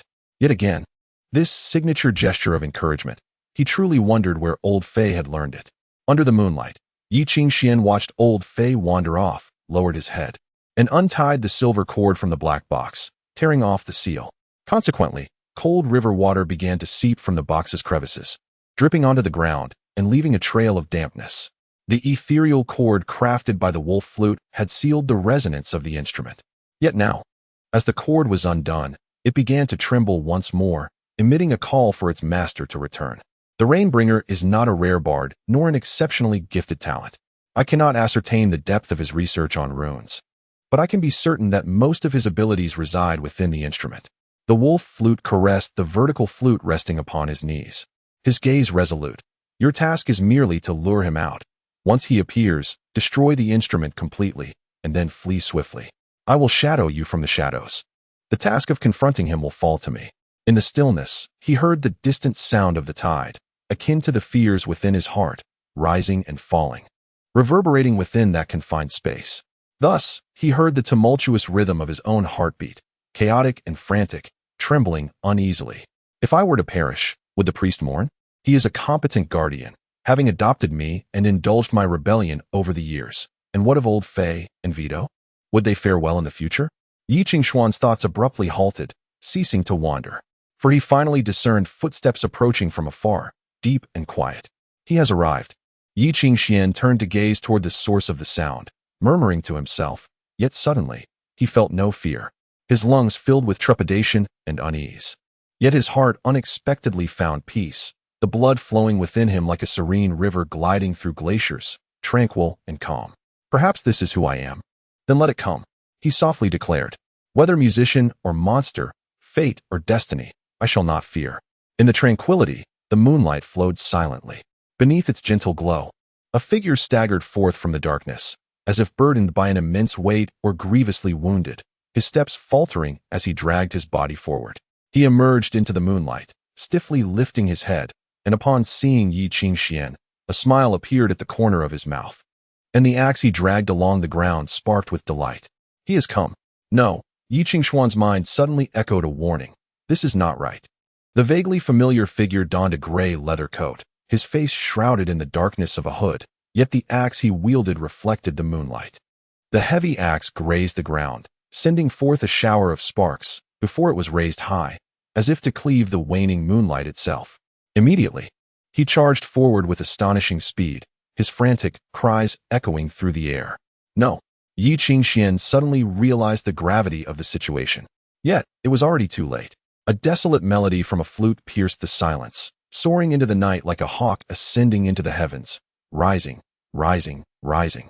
Consequently, dust was stirred, enveloped in moonlight, trembling and becoming indistinct, only to reveal a tangible form. It traversed the ground, its silvery fur billowing in the akin to the flowing of moonlight. A sharp, prolonged howl erupted from its maw. It leaped from the earth, manifesting a colossal silhouette, towering over a man. It was a gigantic jackal. Following its call, several similarly enormous wolves leaped down from the eaves and walls. Their speed was akin to silver streaks swirling through the mist, and in an instant, they stood before the man, crushing the sharp axe in his grasp. The iron-forged axe, under the wolves' onslaught, morphed as if it were mere clay, shattering into two pieces, disintegrating completely. Simultaneously, his legs were shattered as well. The pack lunged forward, as if intent on tearing him to shreds, yet halted abruptly in the final moment. Wolf flute, cease, Yi Qingxian shouted. He is not the Rain Weaver. Suppressing an overwhelming fear, he stepped into the pool of blood, tugging forcefully at the hood soaked in crimson, only to freeze in shock. The figure before him could not possibly be the Rain Weaver. In the moonlight, that grotesque and swollen visage was unmistakable. This man was none other than Pipin, the lumberjack from the small town. His unattractiveness stemmed from a severe illness in his youth. Although he was often inebriated, falling into unconsciousness, he was a kind-hearted soul, having aided many wandering children. Due to his appearance, which incited fear, he resided on the outskirts of town in a wooden cabin, accompanied only by stray cats. But why had he come here? Why was he raising a weapon against himself? In the midst of his bewilderment, he noticed Pipin's eyes suddenly shift. Within those white-rimmed orbs, a dark speck began to expand. Pipin smiled. Chapter 13. The Dance of the Rain Demon. In a fleeting moment, Pipin sprang from the ground, akin to a colossal iron ball soaring past him. Yi Qingshuan's vision blurred, then succumbed to darkness. Amidst the haze, he perceived himself colliding with the wall. Under the moonlight, Pipin leapt into the air, clutching the black box, and, harnessing the momentum of his turn, hurled it into the shadows. A massive silver wolf pursued him like a shadow, yet the man, gazing at the wolf's ferocious visage, merely smiled, bending down to place his hand upon the black box. With a thunderous crash, the black box erupted with a deafening roar. within the tumultuous sound. An invisible force, akin to a hammer, instantaneously smashed the wolf's skull into the cobblestones beneath, sending a spray of mercury-like blood splattering onto the black box, staining a corner white. "What a pity, wolf flute," the newcomer remarked, removing his tall hat to reveal his white pupils. "A commendable trap, but alas, it is ineffective against me. Do you regret the wrongful death of an innocent?" He appeared aged, his face lined with wrinkles, far from the 30-year-old middle-aged man described by Wolf Flute. Yet, within those icy white eyes lurked a chilling light, colder than that of any wolf pack. If bestiality instills fear in humanity, then such a senseless brutality could freeze one's very soul. "Apologies, but no," came Wolf Flute's voice amidst the growls and encirclement of the wolf pack. "He was already dead when you controlled him with the worm." From the shattered skull of Pippin, a black, leech-like creature swam out from the pool of blood, having once been a parasite in Pippin's brain. It slithered swiftly through the crimson, dragging a trail of blood to the feet of the Rain Master, ultimately coiling around his wrist and hardening into a peculiar bracelet. With a furrowed brow, the Rain Master admired the worm bracelet on his wrist, murmuring softly, "You see, I have obtained this reward at great cost. It has aided me through much suffering, including this instance." He then lifted his gaze, surveying the surroundings with astonishment and admiration. "It is truly unimaginable. I chased you this far, only to find that it was concealed in this ludicrous little town. As long as I am here, you cannot take it." A voice emerged from the shadows, seemingly from all directions. "I dare not carry such a terrifying thing. My orders are solely to destroy it." The Rain Master suddenly laughed. "In the same vein, I too can." He paused, lifting his clarinet, which suddenly unleashed a piercing sound. "Destroy you." The shriek echoed like a dying wail, and as it spread, a cacophony of tumultuous sounds arose. The sea wind began to rage, the tide's roar becoming indistinct. A massive influx of ether awakened under the influence of that shriek, converging into a torrent that swept in from all sides, seizing every drop of moisture. The air turned excruciatingly dry, every breath stinging with a burning sensation. Yet, shortly after, a pallid mist emanated from the Rain Master's feet, thick enough to suffocate. The fog enveloped the entire street, rendering everything indistinct. Soon, droplets manifested out of thin air, crashing through the mist like arrows. Wherever they passed, all warmth was stripped away, leaving a layer of frost. In an instant, where the mist shrouded, a torrential downpour ensued. The silver wolves howled, rushing into the fog, yet they lost track of the man's whereabouts. The musicians of the transformation genre excel in manipulating the properties of objects, unleashing storms and frost, conjuring flames and iron barriers. Among all musicians, they are the most suited for the battlefield due to their immense destructive power. Now, the clarinet's low wail completed a miniature composition in an instant, summoning a suffocating mist and a cold that could freeze an ordinary person in an instant. "Oh, retreating into your shell again, are we?" Wolf Flute spat, his beastly slit pupils fixated on the mist and rain. Cromer's variation, Op. 74, known as the Rain Demon. But the most dangerous aspect is not this. Far from it. Thus, he remained on high alert. Yet, amidst the mist, the clarinet resounded sharply. It was as if countless voices wept in the rain, lamenting. Within this woeful sound, a shrill piercing cry arose, reminiscent of iron bees buzzing, as if summoned phantoms wandered through the mist. In the fog, an unrelenting downpour surged, and a piercing shriek emerged, effortlessly carving a gaping hole in the throat of a silver wolf. The wolf's head severed, rolling in the rain, utterly cleaved by the pursuing entity. Until finally, the silver wolf vanished, leaving behind only a small pit deeply embedded in the earth. Within those pits lay slender iron shards. This is one reason why the Rain Demon is hailed as a slaughter score, through various combinations of notes. It can produce nearly unstoppable destructive effects known as Iron Blast. That mist is not lifeless. It is a living entity, perpetually extracting light and heat from its surroundings. All light and warmth are drained, only to be unleashed in an explosive burst when propelled by the iron shards. No matter how thick the armor or wall, this force's impact cannot be obstructed. Should a human be struck, they would likely be torn asunder in an instant, their upper and lower halves bidding farewell to one another, or perhaps reduced to a pile of mangled flesh. This is the true peril of the Rain Master, for his expertise lies in killing. The music continued. The rain intensified, carrying thin iron shards shooting in all directions. The shards effortlessly severed the neck and limbs of the silver wolves, obliterating them. Yet, amidst wolf flute's increasingly mournful melody, jackals surged forth from the earth, emerging relentlessly. As if there were no limits, the summoned creatures poured forth from the void. A near entire wolf pack. These colossal wolves, towering as high as a man, were no ordinary beings. They were born of ether, devoid of vital organs, blood, fatigue, and fear. Furthermore, as the naive flute played, they expanded once more, revealing an eerie ice-blue hue. Yet their forms became increasingly ethereal, as if destined to dissolve into the mist. Do not hide, esteemed wolf flute. The Rain Master roared suddenly, a flash slicing through the wall, causing bricks to collapse and dust to swirl. Amidst the rising dust, the shadowy figure of wolf flute finally became visible. An iron shard whizzed past his throat, leaving a conspicuous trail of blood. A wheelchair? The Rain Master strode forward. When did you take a liking to this effeminate contraption? The iron shards whistled as they shot forth, akin to arrows released from a powerful crossbow, converging into a torrential downpour aimed at the front. Wolf Flute leaned sharply, the two wheels of his wheelchair skidding on the ground, spinning in place before sliding backward. The iron rain brushed past him, leaving crater-like indentations on the wall, debris scattering. Well, I must admit, Wolf Flute exaggeratedly raised an eyebrow, patting the armrest. This thing is easy to maneuver and allows me to slack off. It's simply splendid. I might even grow fond of it. Let the playful banter be reserved for when we descend into hell together. The Rain Master lifted his withered visage, his eyes, shrouded in darkness, narrowed into ghostly white slits. Enough with the trivialities.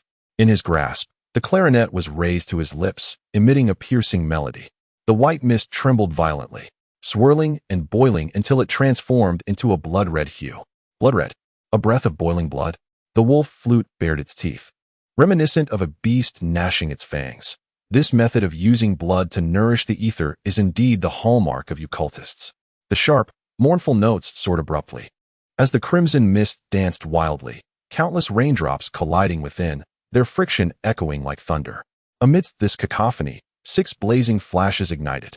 These were the explosive iron that could originally be unleashed singularly, now amalgamated with the rain, converging into a beam that would scatter like a fan upon firing, leaving no escape in the confined space.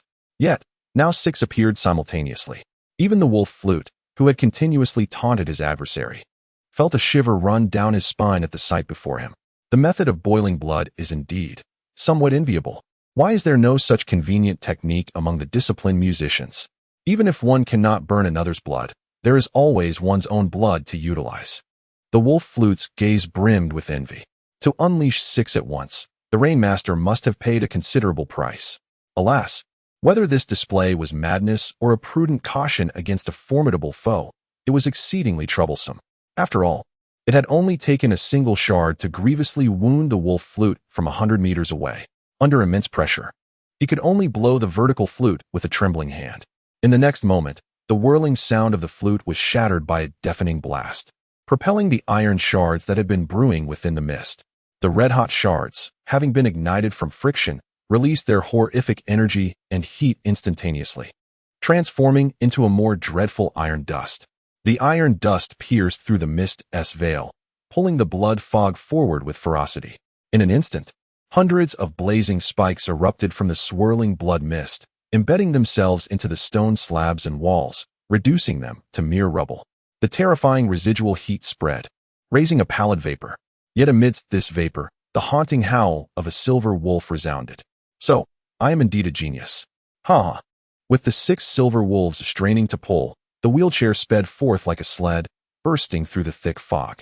The wolf flute, smeared with blood, laughed maniacally, seated firmly upon the nearly disassembled wheelchair. No one could have anticipated that this madman would seize the final moment to transform his wheelchair into a sled, escaping the 6-fold blast of explosive iron. Speeding along, the wolf flute sighed and produced a small vial resembling a pendant from around his neck, flicking off the cork before tilting his head back to gulp down the liquid within. The instant the icy blue liquid slid down his throat, his body quivered, his skin turning pale, as blue-purple veins swelled beneath, weaving into a chilling network.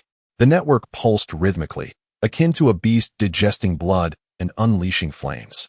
A faint glow ignited in the wolf flute's eyes, a tempestuous electric brilliance that dared not be gazed upon directly. "Damn, this is quite the loss," the wolf flute murmured, his voice raspy like iron.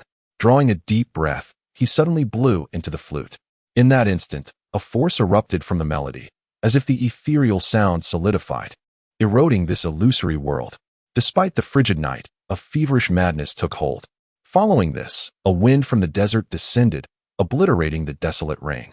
The damp cold and resentment in the air were swept away by this scorching, arid breeze.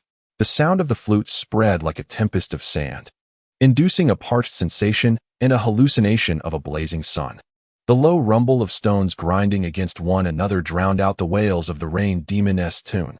Under the moonlight, a colossal wolf king suddenly materialized, larger and more ethereal than its kin, like a reflection in water, poised to vanish at any moment. And vanish it did. The Rainmaster's expression shifted dramatically as he retreated swiftly, yet the wolf king reappeared, now behind him. His body trembled, and he lowered his head in stupor, noticing the gaping wound at his waist. It was a gash torn open in an instant by the ghostly wolf king. The underworld a harbinger? The piercing shriek abruptly ceased. The Rainmaster whispered hoarsely, lost and bewildered. As the wolf king returned, the sound of flesh tearing echoed. The Rainmaster clutched his exposed innards, collapsing to the ground. The outcome was clear. Chapter 14. Victory and defeat forcibly advancing the hyena species into a mythical beast, distorting the rules. A staff level? The Rainmaster clutched his grievously wounded side, his expression oscillating between tears and laughter. You have actually reached such a level? How old are you? 24? 25? 23? Wolf Flute replied, wiping the blood from half his face, drawing a sharp breath and laughing coldly. How does it feel? Does the chasm between genius and the ordinary fill you with despair? 23? I am already 47. The Rainmaster murmured in a daze. I have sacrificed so much. Even becoming a follower of the Hundred-Eyed, spending over a decade. How can someone like you touch that threshold first? Why? He raised his head stiffly and screamed, disregarding his grievous injuries. I have given so much. So much. I have said it. Wolf Flute grinned, a fierce smile like a wolf's, because I am a genius. He concealed his flute from the Rainmaster's sight, his expression flat. Yet his fingers trembled as they grazed the nearly split flute, revealing a pang of heartache. Indeed, it was too forced. Is it? The Rainmaster stared into his eyes, suddenly sneering, as if he had caught a glimpse of someone reflected in his pupils, and he realized, how fortunate. I thought geniuses had no weaknesses. Wolf Flute frowned indifferently, his fingers twitching slightly. Under the moonlight, the silver wolf howled, vanishing in an instant. The silver wolf prowled through the void, aiming for the enemy's throat. There, the Rainmaster suddenly unleashed an explosive iron shard, his blood energy coalescing onto the piece of iron, causing it to emit a terrifying shriek. The explosive iron stirred thick water vapor, howling outward, but its trajectory was entirely off from where the Wolf King was about to appear. It was clear it would miss. Yet in that moment, Wolf Flute felt an eruption of fury surging through his mind, because the direction of the explosive iron was towards the corner where the white-haired youth lay unconscious. The Rainmaster claimed he had found his weakness, and indeed, he had. Wolf Flute sighed, closed his eyes, and waved his hand. Thus, the silver wolf forcibly flickered out of the void, blocking the youth's path. Dozens of iron grains struck his body. Silver blood erupted, issuing a piercing and mournful howl, its gaze frenzied. Wolf Flute's body trembled slightly. The Wolf King frantically scratched at the ground, wanting to tear apart that damned enemy. But then another explosive iron piece struck him like a falling star, shards flying and injuring his eyes. Wolf Flute trembled again. Mr. Genius, you shouldn't be looking over there. You've looked so many times. Are you concerned for him? The Rainmaster laughed hoarsely, laughter turning into a fit of coughs, though he knelt on the ground, suffering. His voice dripped with mockery. No one would believe that a merciless musician would care for a child's life, right? Ha ha ha. Someone like you is a disgrace among musicians. Are you not afraid of betting wrong? Wolf Flute's expression darkened. But what if you win? It's just life. The Rainmaster reached down, picking up the instrument from the pool of blood. After enduring overwhelming stress, this instrument, which had accompanied him for many years, was inexplicably heating up. He disregarded the scalding temperature, gripping it tightly, and unleashed another explosive iron piece. Bang! In the wheelchair, Wolf Flute's body convulsed, unable to move. He remained silent, head bowed, unable to utter a word. Thick blood dripped from his wheelchair, pooling onto the ground. His breath was faint. "I have won," the Rain Master announced coldly. As if sensing their master was in peril, the Wolf King furiously rose from the ground before Yi Qingxian, disregarding his wounds, and charged towards the Rain Master. 3 explosive irons could not resolve the issue. The spirit wolf was truly troublesome. The Rain Master frowned, raising his clarinet to his lips, the sharp, high-pitched sound once more spreading with the swirling blood mist. Countless wails coalesced into a terrifying performance, the sound transforming into long blades that scraped against the eardrums, causing unbearable agony. Amidst the swirling blood mist, explosive iron coalesced again. 1, 2, 3, 6 pieces. 6 explosive irons emitted a scorching red light, a low, buzzing sound spreading the chilling lethality. Then, boom. For a moment, the Rain Master heard nothing. His vision turned dark, a haze enveloping him. Only a faint light was discernible. Under the moonlight, he raised his head, revealing a face torn apart, his jaw hanging, dripping blood. Amidst the chaos, only a single sunken eyeball blinked, lost in confusion. The silver wolf that had leapt at him had vanished without a trace. It had long reached the brink of collapse. What had just occurred was merely a dying counterattack. In the end, the Rain Master finally let out a piercing scream. "Wolf flute!" He roared, "Wolf flute!" The error of the instrument could lead to control discrepancies. Such discrepancies could result in the loss of ether control, and the chaos of ether would bring about catastrophic consequences. Wolf flute was indeed correct. Amidst his blurred cries, a hoarse voice softly spoke. The white-haired youth, who should have been unconscious, had opened his eyes at some point, quietly gazing at him with bloodshot pupils. "You have lost," he said. In a fog, Yi Qingxian struggled to open his eyes, feeling as if a hammer were striking his skull, buzzing incessantly. Even the residual noise was enough to send him reeling, nearly collapsing to the ground. The power of the musician, even its aftershocks, was sufficient to obliterate a person's sanity and resistance. He felt as if his body were shattering. From the very beginning, he had been struck by a force potent enough to demolish walls, nearly leading him to collapse. Next, he endured the residual waves at the epicenter of the clash between the 2 musicians, nearly slipping into shock. Thankfully, the final explosion jolted him awake. He felt like he had just emerged from a nightmare, his insides wildly churning, yet his body refused to obey him. He could not move. "I lost?" The Rain Master stared at him in disbelief, his gaze vacant as he looked down at the shards scattered on the ground, his voice muffled. "You tampered with my instrument." "No, it was intact." "Yes, but you failed to notice that one of the spare parts inside was missing," Yi Qingxian said, lifting his hand with great difficulty. At his fingertips, a slender reed reflected the moonlight, illuminating his eyes, flowing like melted snow. "I always felt that returning the complete instrument to you was too dangerous. Yet Wolf Flute mentioned that destruction would be detected by you. So I thought, perhaps returning it wouldn't be impossible." He coughed softly, a faint smile gracing his lips. "Replacing just one reed is all that's needed." Yi Qingxian tossed the reed onto the ground. The simple motion caused him to gasp in pain. "It was made from your original spare part, aged in strong acid, then etched with a very shallow incision." The youth gestured with 2 fingers, just a trivial little crack. In a hurry, one would not notice the change in timbre. Its only flaw was that it could easily break after high heat and excessive vibration. A tiny error can lead to 1,000 missteps. He whispered softly in ancient Eastern dialect. "It seems the principle is the same. From the very beginning."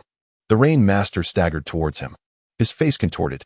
"From the very beginning, you had it all calculated?" "No, the flaw in the Rain Demoness song. Only I should have been the one to know." "Perhaps." Yi Qingxian lowered his gaze, contemplating. "Indeed, I was on the verge of forgetting. The Rain Demoness melody is undeniably formidable, surpassing its contemporaries in both offensive power and environmental influence. Yet, this does not imply a lack of flaws. It can forcibly extract all warmth from the mist, harnessing it as the driving force for the explosive iron, transforming a mere projectile into a weapon of devastating lethality. However, this also means that the burden on the instrument is tenfold that of other performances. Should it spiral out of control, all accumulated heat would erupt in an instant." The Rain Weaver roared, but felt his jaw finally dislocate, falling to the ground. Blood gushed forth uncontrollably from his body. He was rapidly decaying, the remnants of what the malevolent deity had once taken from him fading once more. He collapsed, sensing his vitality being swiftly siphoned away. If this world were a banquet for the all-seeing, then the so-called followers were but mere pepper shakers at hand. And now, the pepper was beginning to mold. It was imperative to consume it swiftly. Consume, consume, consume. No, it should not be this way. I came here in accordance with your will, so why must I? The half-broken rain weaver struggled in a pool of blood, crawling painfully forward. His last eye fell upon Yi Qingxian, suddenly igniting with fervent light. A body. Yes, I require a new body. Is this the rebirth you have promised me? I still have hope. I have gained the deity's recognition. He laughed. A hollow sound meant to comfort himself. Yet, on his shattered right hand, 2 fingers clung to a writhing worm. He crawled towards Yi Qingxian, slithering in the blood. Body. Grant me a new body. Yi Qingxian struggled to raise his hand, but felt utterly powerless. The stench assailed him as the decaying rain weaver finally grasped at his pant leg, revealing a maniacal grin. Body, body. Yi Qingxuan's complexion turned ashen. Trembling fingers withdrew a half-buried dagger from his sleeve, a parting gift from Vito for protection, now unexpectedly transformed into his lifeline. His arm quivered as he aimed the dagger at the ghastly old man before him, yet in the rain weaver's eyes, he saw not fear or defeat, but rather a derisive contempt, as if he were witnessing a farce. What do you hold in your hand? A toy? With a sudden crack, Yi Qingxuan's wrist dislocated, the dagger slipping from his grasp and shattering into iron fragments in the pool of blood. Child, do not fear, do not resist me. The rain weaver gazed into Yi Qingxuan's eyes, his laughter brimming with ecstasy. Just a moment of slumber, and the will can be transferred. Yi Qingxian gritted his teeth, gasping for breath, uttering not a word. He longed to flee, but behind him loomed a wall, leaving him with no escape. Throughout the ordeal, he had miscalculated only one aspect, the rain weaver's final act of defiance. The rain weaver screamed once more in agony as the cold worm burrowed into his left eye, excavating flesh and skull, piercing deeply. Then, its other end extended its suckers, crawling toward Yi Qingxuan's chest, swiftly navigating toward his eye. Wonderful, rebirth is within reach. The rain weaver rejoiced. Do not resist. Accept the deity's gift, good child. We can ascend together to the pinnacle of musicianship. He babbled excitedly. Aren't you thrilled? I will forever remember you, young man. What is your name? Where do you hail from? Why do you remain silent? You must be too anxious. It's all right. I forgive you. We truly make a splendid pair, do you not agree? Yet Yi Qingxian appeared frozen in fear, rendered speechless. He merely gazed past the rain weaver, as if beholding the finest treasure in the world, and then, unable to suppress a laugh. He realized, he is not your good friend. A raspy voice emerged from behind the rain weaver, causing him to freeze in place. At last, the rain weaver perceived, within the reflection of Yi Qingxuan's eyes, a yellowed old dog standing amid the blood. Beside the dog stood a pale youth with golden hair. Desperately suppressing his terror, under the rain weaver's gaze, he raised the iron rod intended for sealing doors, lifting it high before bringing it crashing down. I am the one. With a resounding crack, a dent appeared on the rain weaver's skull, sending him sprawling to the ground. His expression turned rigid, bewildered as he stared at the frenzied youth, lips moving as if to utter something. But then he saw Vito lift the iron rod again, and crash, bang, bang, bang, bang. With nearly ferocious blows, the rain weaver's skull gradually caved in, his final gaze filled with despair as he struggled to speak. Wait. Bang. Vito delivered the final strike impassively, blood splattering across his face, staining his emerald eyes. With a crisp sound, silence enveloped the scene. Chapter 15. Moonlight. When the wolf flute awakened once more, he found himself upon a makeshift operating table. He felt detached from his own body. As if floating in the ether, a peculiar sense of euphoria lingering in his mind. Although devoid of pain, this nebulous happiness rendered him disoriented and uneasy. Mandala? He murmured softly. Father, did you administer an excessive dosage? It was a trial indeed, but could a mere priest possess the skills requisite for such a surgical procedure? And surely, a typical church ought not to be equipped with surgical instruments and an abundance of medication. The priest remained unresponsive. With great effort, Wolf Flute lifted his head, only to behold a multitude of surgical stitches adorning his chest. He whispered in astonishment, if I still breathe, does that signify the demise of the Rainmaster? Isn't he right beside you? The priest's words left Wolf Flute momentarily dumbfounded. He turned his head to the side and gasped, nearly tumbling from the bed. Adjacent to his pillow lay a large glass vessel, within which floated a desiccated, misshapen corpse, steeped in a pungent preservative solution.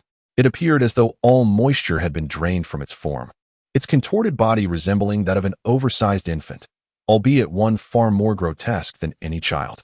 Surely, there was no need for such retribution against me. Father, Wolf Flute lamented. Are you a hunter of heads, to have rendered him thus? He became this way after his death, the priest replied, reaching for the vessel as if to cast it aside. It seems I have misread the situation. If you no longer require it, I shall dispose of it. I was mistaken. Please, I implore your mercy. Though it is repugnant, it could fetch a considerable sum from the Musicians' Guild. Without it, I would be unable to repair my instruments. The wretches at the Cavendish Laboratory won't even grant me entry without gold. The priest gazed down at the remains within the vessel and suddenly inquired, the sponsorship you promised that child is contained within, I assentí it? Wolf Flute hesitated. You are aware of this? I overheard your conversation last night. Since when? From the very beginning. Up until you proclaimed your willingness to sponsor him for further studies in music as compensation for the dangers he faced as bait. Were you not curious whether he consented? The priest glanced at him as though he were a simpleton, remaining silent. Very well, he agreed. Wolf Flute conceded, exasperated. Without him, I might very well have perished. The priest shook his head. With that Wolf King capable of manipulating the ether, your defeat was not a foregone conclusion. I owe my success in deceiving the Rain Master to my teacher's foresight. Yet, the price was steep. Survival is better than naught. Rest now. Father Bain rose, as if to depart. After a moment of silence, he softly remarked, in 2 days, a carriage shall take you away. Tomorrow, I will accompany you to retrieve that item. It has been well preserved. I trust you will utilize it wisely. He cast one last glance at Wolf Flute before exiting the room and closing the door behind him. In the ensuing silence, Wolf Flute remained alone. After a prolonged silence, he scratched his head and sighed. Once that item is employed, wisely is hardly an appropriate descriptor. Is it? Yi Qingxian dreamt once more, this time of a distant past that diverged from his memories. It felt as if it were a figment conjured from the depths of someone else's imagination, carried on the sound of rain into his dreamscape. Amidst a throng of people, he spotted a young man burdened with a violin case, a sight that must have belonged to many years past. His robe billowed in the wind, soaring gracefully like a crane. His silvery hair was not styled in the traditional manner common among most Easterners, but simply held back with a headband. An odd yet simplistic appearance. Thus, the elders of the holy city dubbed me Moon Chant, perhaps believing me an expert at dealing with heretics. Yet, by every measure, my son surpasses me in brilliance, does he not? The man gazed down at his child, who merely stared curiously at the world around him, eyes wide with wonder. The child's visage was hauntingly familiar to Yi Qingxian, so much so that it pained him to recall who it might be. Father, I want that. The child pointed at a balloon held by a passerby. Very well, I shall secretly procure it for you. Do not tell your mother, all right? The man with the violin case playfully teased his son, brushing past the bewildered Yi Qingxian. The child resembled a younger version of himself. Yet, had he ever known such happiness? A smile threatened to break across his face. Once more, the ethereal strains of music filled the air, freezing the bustling crowd in place. The wind surged forth from the depths of the dream, cascading from the heavens, engulfing the city and sweeping it away. Yi Qingxian struggled against the tempest, swaying unsteadily. At his fingertips, the string ring transformed into shimmering strings, pulling him toward the depths of the wind tunnel. He floated within the gusts. Leaf, have you ever dreamt? Perhaps. But dreams can also manifest while awake. Dreams during sleep may be forgotten upon waking, yet for those awake, dreams continue to linger, extending into your consciousness. Wouldn't it be splendid if the entire world transformed into a beautiful dream? This world is a nightmare, Father, he cried hoarsely. It has become this way because of you. Can you still consider it a beautiful dream? Mother is dead. It was because of you that she perished. The silk-like melody abruptly ceased, as if a sharp blade had sliced through the fabric of sound, leaving chaos in its wake. The wind stilled, the dust vanished, the sun extinguished, the earth shattered, and all existence crumbled. Darkness enveloped everything, and he plummeted into the abyss. Yet, the broken cords clutched him with an unyielding grip. The dream warped violently, at times resembling a city submerged in floodwaters, at others a castle collapsing, or an ocean ravaged by storms, dense jungles sprouting upon the waves, neon lights flickering at the horizon. In the next heartbeat, Everything shifted and dimmed. An endless fog arose, swallowing all. Once again, the music resounded. Like the moon's serenade, like clouds in the sky. Yi Qingxian wandered through the mist, aimlessly seeking the source of the melody. The rugged path beneath his feet gradually ascended, becoming narrower and more treacherous. The restless mist enveloped him, as if countless eyes observed in silence, rendering his solitary journey less lonely. He pressed onward along the mountain trail, advancing, advancing, advancing, until he reached a point of no return. The next step would lead him into an unfathomable abyss. The music emanated from the edge of the sky, fragmented yet resolute, beckoning him forth. Yi Qingxian gazed intently into the mist and took a step forward. The abyss did not consume him, for the intangible melody cradled him, allowing him to walk upon the wind, moving forward with increasing speed. At times, he surveyed his surroundings, captivated by the swirling clouds. Within the hazy mists and the ocean of clouds, only the scattered light of stars danced, akin to fish in the fog. The light flickered past him, vanishing into the void. Thus, his spirit settled, no longer plagued by anxiety. The sea of clouds parted before him. The layers of mist and dense clouds receded, unveiling a sliver of night sky, where stars twinkled above. In the expanse of the cloud sea path, a luminous moon rose silently, illuminating the direction ahead. In the delicate and tranquil strains of the piano, countless beams of light leaped from the sea of stars, falling and then ascending into the heavens. Ethereal melodies linger amidst the clouded expanse, transforming into shimmering glimmers of radiance. Bathed in moonlight, he glimpses the man who awaits silently. That figure stands at an unattainable distance, and Yi Qingxian cannot reach him. In a silent gaze, he perceives the shadow of Yi Qingxian and smiles, gently waving his hand. Yet as he waves, his form wavers and becomes indistinct, as if on the verge of dissolving. How is it? He looks at the youth. Isn't this a splendid dream? Is this also your trick, father? Yi Qingxian stares intently at him, but I do not find it beautiful.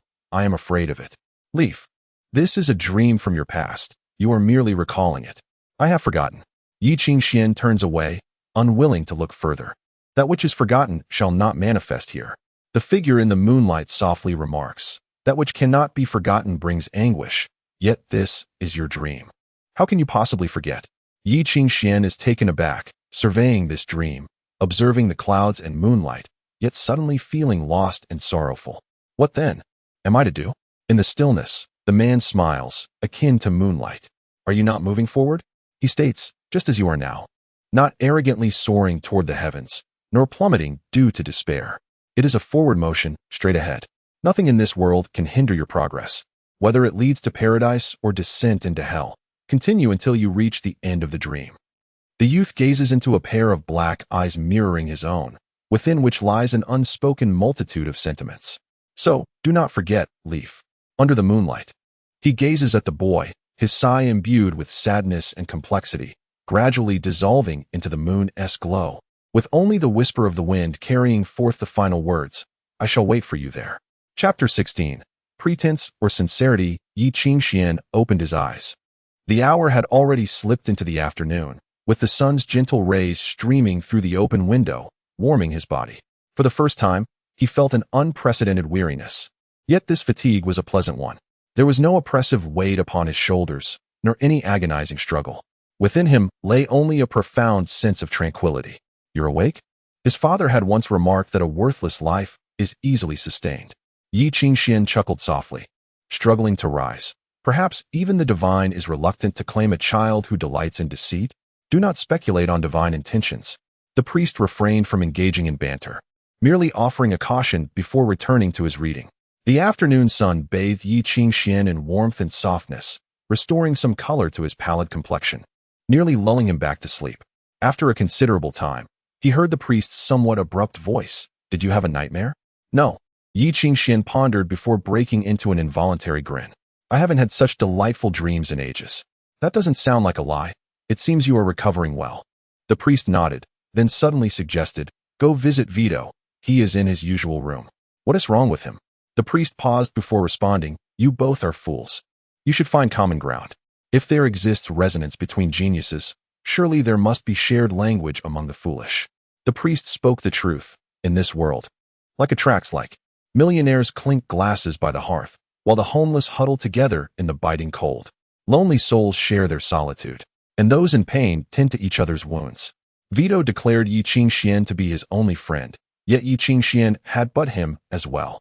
These two individuals, one clinging to the enchanting dreams of a minstrel, the other daydreaming of rising to prominence and exacting revenge on the nobility that had wronged his family. Both harbored delusions of grandeur. The one who had always resembled a petty rogue believed he was destined for greatness, ever ready to challenge authority or anything else that crossed his path. He treated others with the generosity of a notable, convinced that if Yi Qingxian was his friend, none could demean him, not even the king himself. Yet, Yi Qingxian once witnessed Vito's despair. He was curled in a corner, disheveled and utterly unrecognizable as a person of significance. When Yi Qingxian sat beside him, Vito took a long moment to identify him. "Oh, Leaf, you're awake?" He tugged at the corner of his mouth, as if attempting a smile. Yi Qingxian surveyed the chaotic state of his bed and shook his head. "You haven't slept at all?" "I can't. Someone else watching me in this room." "Is this what it feels like to be murdered?" "Leaf." Vito gazed into the empty corner, as if he could see an invisible specter. His emerald eyes brimmed with ferocity, as if he were prepared to vanquish this non-existent foe. "Is he watching me?" "He is dead, Vito." Yi Qingxian murmured softly. He won't be peering in through the window. "Everyone has but one life. Death is irrevocable." "He is dead?" Yi Qingxian nodded slowly. "So that is how it is." Vito's expression shifted, as if all strength had been siphoned from him. Leaning against the wall, he chuckled quietly. "Right, I killed him. I had forgotten. I told you, you can't fight. You always rely on me. When old Fei came searching for me, I knew trouble was brewing. So how do I look? Am I handsome?" He laughed, but beneath the surface, fear lingered, unshakable and late to arrive. "Handsome," Yi Qingxian affirmed. "Of course, I'm a rogue. Not even murder can deter me." He whispered, "I am destined for greatness, am I not?" Yi Qingxian remained silent, placing a reassuring hand on his shoulder. Vito gazed at him, laughter transforming into tears and snot, a pitiful sight akin to a beaten street urchin. His tears flowing in a demeaning manner. "But why didn't I stand up at that moment? I should have been the bait. It should have been me going. But I was afraid." "Aren't you afraid, Leaf?" This sudden inquiry left Yi Qingxian at a loss. He scratched his head, draping an arm around Vito's shoulder. "You needn't feel sorrow for this. I'm not as formidable as you imagine." "Leaf, are you here to flatter me?" Vito scrutinized him. "I don't need." He faltered upon witnessing the lack of sympathy in the white-haired youth's eyes, devoid of even a trace of pity. There is no need for sympathy between defeated dogs, nor is there compassion among fools. They are all the same, for they are all alike. No one can forever speak sweet words, Vito. Those beautiful words stem from pretense. Yi Qingxian spoke softly. "I fear more than you. I have merely grown accustomed to it. From a young age, I understood that if I were to die, no one would remember me. Thus, I strive to live fervently. Yet the more I strive, the deeper my fear of death sinks. At times, living becomes daunting. Dying seems all too simple. It is as straightforward as that. Sometimes I reflect on the person I am and feel a tinge of shame. Vito, I have accomplished much, perhaps partly to aid others. Yet fundamentally, it is all for myself." He caressed the strings of his ring. "Perhaps this is who I am. With nothing to my name, I crave too many things. If there is something I desire too fervently, I would forsake my life for it. Upon spotting an opportunity, I leap at it, feeling as if my stance resembles that of a starving dog. Yet over time, I come to realize, being a dog isn't so bad. As long as I can grasp what I desire, I would do anything, no matter what it takes." In the silence, it was as if the dust had been wiped from the youth's eyes. He gazed earnestly at the self within, his tone complex and solemn. When he uttered those words, it felt as if he were wagering his very fate, vowing to persist against all odds. "Vito, I am destined to be a minstrel." In the protracted silence, Vito regarded him as if seeing him for the first time. After a long pause, he suddenly chuckled softly. "So you are quite filthy, Leaf. Did you really say that?" Yi Qingxian was taken aback, his anger flaring as he kicked Vito over. Vito rolled on the ground, unable to contain his laughter, as if relishing in the misfortune. "Roll away. Let it be known that my goodwill has been devoured by old Fei." Yi Qingxian stormed out, yet Vito continued to laugh. After a time, the awakened old Fei rushed into the room, searching for something to eat, only to find Vito gasping for breath and laughter. That laughter, though disheveled like a little beggar, bore the airs of a grand figure. Downstairs, the priest listened in silence, nodding after a while. It's all well. How simple, Wolf Whistle remarked. Should we say that children communicate easily? No, it is merely that fools only believe foolish words. In the dark of night, amidst howling winds, two shadowy figures emerged from the church's backyard, shovels in hand, traversing the silent streets. One figure was tall and gaunt, his face devoid of expression, while the other stumbled slightly, as if newly injured. They quietly made their way through the desolate town, eventually halting before the cemetery, pausing at the wrought iron gate. The tall priest removed a rusted copper key from around his neck and twisted it in the massive iron lock. The long unopened gate emitted a shrill, grating sound as it creaked open. Are you certain we buried that thing here? Wolf Whistle leaned on his shovel and murmured. Will it not be ruined by the dampness and decay of the corpses? The previous priest assured me that it was well preserved and should remain intact, the priest replied. We are entrusting such an important item to the order. You might at least verify its safety. Why do I find your reasoning somewhat compelling? Father Bain shot him a glance, one that conveyed sheer incredulity. In the enveloping darkness, Father Bain held aloft a lantern, leading the way. They navigated through the soft, decaying earth, brushing past numerous gravestones. Wolf Whistle, hindered by his injury, ambled slowly, taking the opportunity to peruse each epitaph. Oh, what a tragedy! This individual was murdered by his wife's lover upon discovering their affair.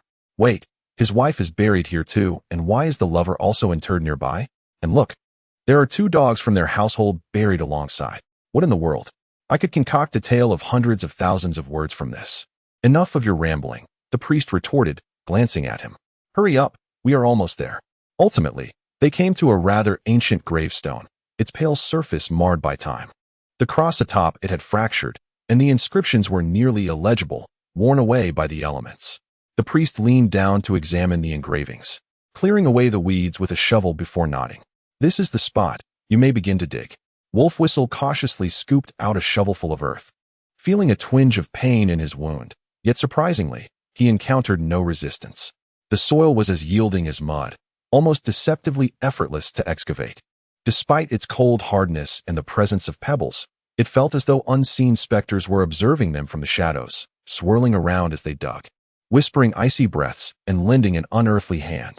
Once the grave was unearthed, these phantoms could rise, allowing the diggers to take their place beneath the earth. Whose grave is this? Wolf Whistle shivered, an unsettling feeling creeping over him. I can't shake the thought that we might unearth something peculiar. Surely there are no vengeful spirits lurking? Chapter 17. The bones of the lost. This tomb belongs to the former priest. Hey, are you actually urging me to dig up the grave of the last generation of guardians? What a bother. If you don't want it, just let it be. Wait. I want to. Now, drenched in sweat, he toils at the grave, regretting not having engaged in more physical labor during his time in the holy city. Otherwise he wouldn't be panting so soon. Just as Father Bain's patience was about to reach its limit, ready to silence the one singing that haunting nursery rhyme, the sound of the shovel striking the stone coffin finally reached Wolf Whistle's ears. He felt invigorated, digging with renewed vigor, soon clearing away large sections of coffin boards.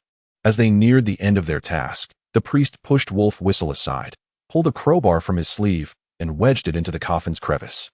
Straining to pry it open, with a crack of breaking nails, a gap formed in the stone coffin, which was swiftly heaved open. Wolf Whistle was taken aback. Instead of a foul stench, he caught a whiff of incense in this decayed graveyard, which unsettled him greatly. The priest ignited a lantern, sweeping it above the coffin, and Wolf Whistle caught a glimpse of a mass of white bones, reminiscent of blooming flowers, though he could not discern the entirety of the figure. Then, a fierce wind swept through, carrying dark clouds away into the distance as the moonlight flooded the scene. Beneath the cold glow of the moon, the deceased in the coffin appeared to smile at the long-lost guests. The priest's expression darkened while Wolf Whistle gasped in horror. What in the world is this? Within the century-old stone coffin lay a vivid scarlet. It was a flourishing cluster of skeleton flowers, thriving upon the dense array of bones, exuding an exquisite scent akin to incense.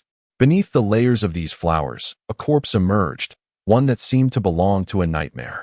On the skull, which grinned wide, there were 2 eye sockets typical of a human, yet above them were 2 slits, as if 2 additional eyeballs were meant to rest there. The skeletal remains, towering over 3 meters, lay supine in the coffin, with 6 arms cradled across its chest.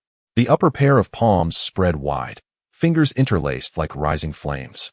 The next pair rested on the chest, fingers aligned like a lotus bud, the final pair intertwined like iron chains. Beneath the embrace of these 6 arms, it seemed to guard something. Where ribs should have been, layers of bone plates grew, with the spurs having all but shattered. A pair of torn bone wings stretched from the back to the front, still cloaked in a semblance of a bronze membrane, even in their skeletal form. A chaotic aura surged from the coffin, as if the demons buried within were longing to escape and soar toward the moonlight. This was not the remains of a human, but rather a monstrous entity forged from black iron, bronze, and silver, one that should only inhabit the nightmares of craftsmen. Wolf Whistle, expressionless, extended his shovel to poke at the seemingly alloy-like bones. The clash of metal against metal produced a faint, low hum, summoning countless souls from the darkness in response. He stood frozen, and as a gust of wind blew, the shovel in his hand silently crumbled to dust, the iron powder swirling in the air, piercing his lungs, sending chills throughout his body. The curse of ashes. It was a curse conjured by a musician of transformation, inscribing melodies into the very bones, where even the slightest contact would invoke an etheric backlash, reducing all who touched it to mere fragments. He tilted his head to glance at Bane. "Hey, priest. Do the members of your order turn into this ghastly form after being buried in wine?" "Ah, I was just joking. I merely wanted to see you squirm." The priest, unperturbed, dismissed the earlier jest, his demeanor calm as if devoid of malice, his gaze cold as he overlooked the remains. By the time he died, he was no longer human. Consider him a beast's carcass. "So what do we do now?" Wolf Whistle inquired. "Shall we wait here for several decades until the curse of ashes dissipates? The stone coffin is interconnected with the entire graveyard. Unless we excavate the graveyard entirely, the curse cannot vanish." The priest turned to him, extending his hand. "Produce your appointment document." Wolf Whistle hesitated momentarily, then hastily retrieved the blood-stained paper from his satchel. The document bore the church's exclusive pear blossom watermark, a natural anti-counterfeiting mark. The priest held the paper to the lantern's light, tilting it to reveal several numbers faintly emerging from the blood-stained areas S7, 6 to 3242. "What code is this?" "It is the authorized cipher issued by the Cardinal Hall of the Holy City. Granting the bearer divine power. S stands for Seraphim, denoting the first sequence under the divine throne. 7 is a designation for the burning serpent to dispel all calamities and malevolent forces. This is the authorization given to me by the Cardinal Hall. The latter part is a one-time cipher, and we have our methods of interpretation." The priest explained calmly, producing an ancient bell from his robes. This bell, roughly the size of 2 fists, resembled a large, solemn bell, yet it was not as majestic. It showed signs of age, densely engraved with incantations, adorned by the emblems of 3 saints. Under the moonlight, the brass bell silently refracted silver rays. Though it emitted no sound, it was as if someone in the void had suddenly sighed softly. In the stillness, a cacophony of bat cries erupted, as they frantically took to the sky, colliding aimlessly, some even tragically meeting their demise against tombstones and walls. The inaudible sound rippled outward, like raindrops falling into a serene lake, expanding in all directions. In an instant, it reached tens of thousands of miles away, where a massive black bell in the holy city resonated in reply. Then, the bell in the priest's hand shattered, dissolving silently under the moonlight into iron dust, which flowed like water from his grasp, scattering into the air. Wolf Whistle's expression shifted dramatically. Light emerged from the iron dust as immense ether coalesced, causing countless specks to swirl, revealing sacred objects from within. There lay a rare broad-bladed sword, entirely of azure gold, its edge riddled with notches and cracks. The spine of the sword bore traces of its forging, resembling layered folds akin to a blooming peony. Upon closer inspection, those folds were inscribed with innumerable sacred names and scriptures. At the end of the hilt, 4 generations of popes had inscribed their names along with a triple-ringed emblem, signifying that divine power had been bestowed upon this weapon, capable of shattering all creation like fragile pottery. The emblem and scriptures brimmed with boundless energy, causing the sword's body to glow crimson, making the blade tremble, casting blurred shadows. As if summoned by prayer, divine power descended. "I shall fill these waters," allowing them to flow endlessly. The priest softly chanted, gripping the hilt, allowing the fiery energy to sear his flesh. "My lord, for you." He tightened his grip on the blade and raised it high. All fell silent, as if held in the grip of an unseen force, frozen in time. Then, the blade descended. The silence shattered, for the heat and explosion contained within the strike flashed for an instant, tearing apart all light and shadow, rendering it impossible to gaze upon. The withered bones in the coffin trembled violently, and upon them, the scarlet skeleton flowers quivered. They bloomed in fury, danced, and in an instant, turned to dust, swirling into the air. Amidst the dust were petals, reflecting a color as red as blood under the moonlight. They flew ceaselessly from the stone coffin, spreading in the cold wind like a swarm of awakened blood butterflies. And that sword, amidst the seemingly endless blood butterflies, continued to plunge downward. Until the very end, it collided with the skeletal remains.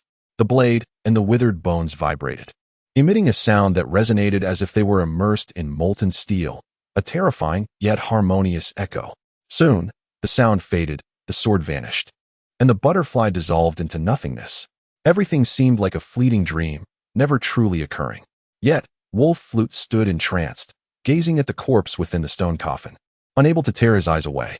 Within the coffin, the grotesque skeletal arms slowly unfurled. The chest plate spread open like petals, revealing the core's hidden secret, a seamless black iron box. The curse of ash was silently severed by a sword that descended from thousands of miles away. The mere thought of that brilliance sent shivers down Wolf Flute's spine. It was the power drawn from the great source. And even a mere reflection or residual force was enough to instill dread. That sword. Was it the gate of heaven forged by the fourth generation of the Pope? Indeed. The craftsmanship of the order is truly astonishing. With a sigh, Wolf Flute pointed at the corpse. What about it? What is this body? Did I not mention? It is the former keeper of secrets. Bane remained expressionless. He was commanded a century ago to seek the whereabouts of that object to the north, and he found it. Within the domain of the Dark Earth Mother, the calamity that had been purged by the Pope, he had transformed into a malevolent spirit. Yet even the malevolent spirit recognized his own child. Upon seeing my father, he relaxed, curled beside the fire, consumed rations, and peacefully fell asleep. He may have known that the rations contained iron sand, which, upon becoming a blade, pierced his heart from within. In the end, he did not resist, preserving his own honor. What an immense cost! Wolf Flute remained silent for a long while, letting out a soft sigh. Father Bane drew a sacred emblem upon his chest, his gaze still cold. It is merely a matter of one person's life and death. The fear between life and death is sufficient to inspire reverence. Why then distinguish by quantity? Wolf Flute bent down, reverently cradling the black box from the skeletal remains. He brushed away the dust and fragments of bone. Under the moonlight, he unlocked the box's secret lock, reaching inside to feel, his expression shifting. Finally, he exhaled, nodding. Indeed.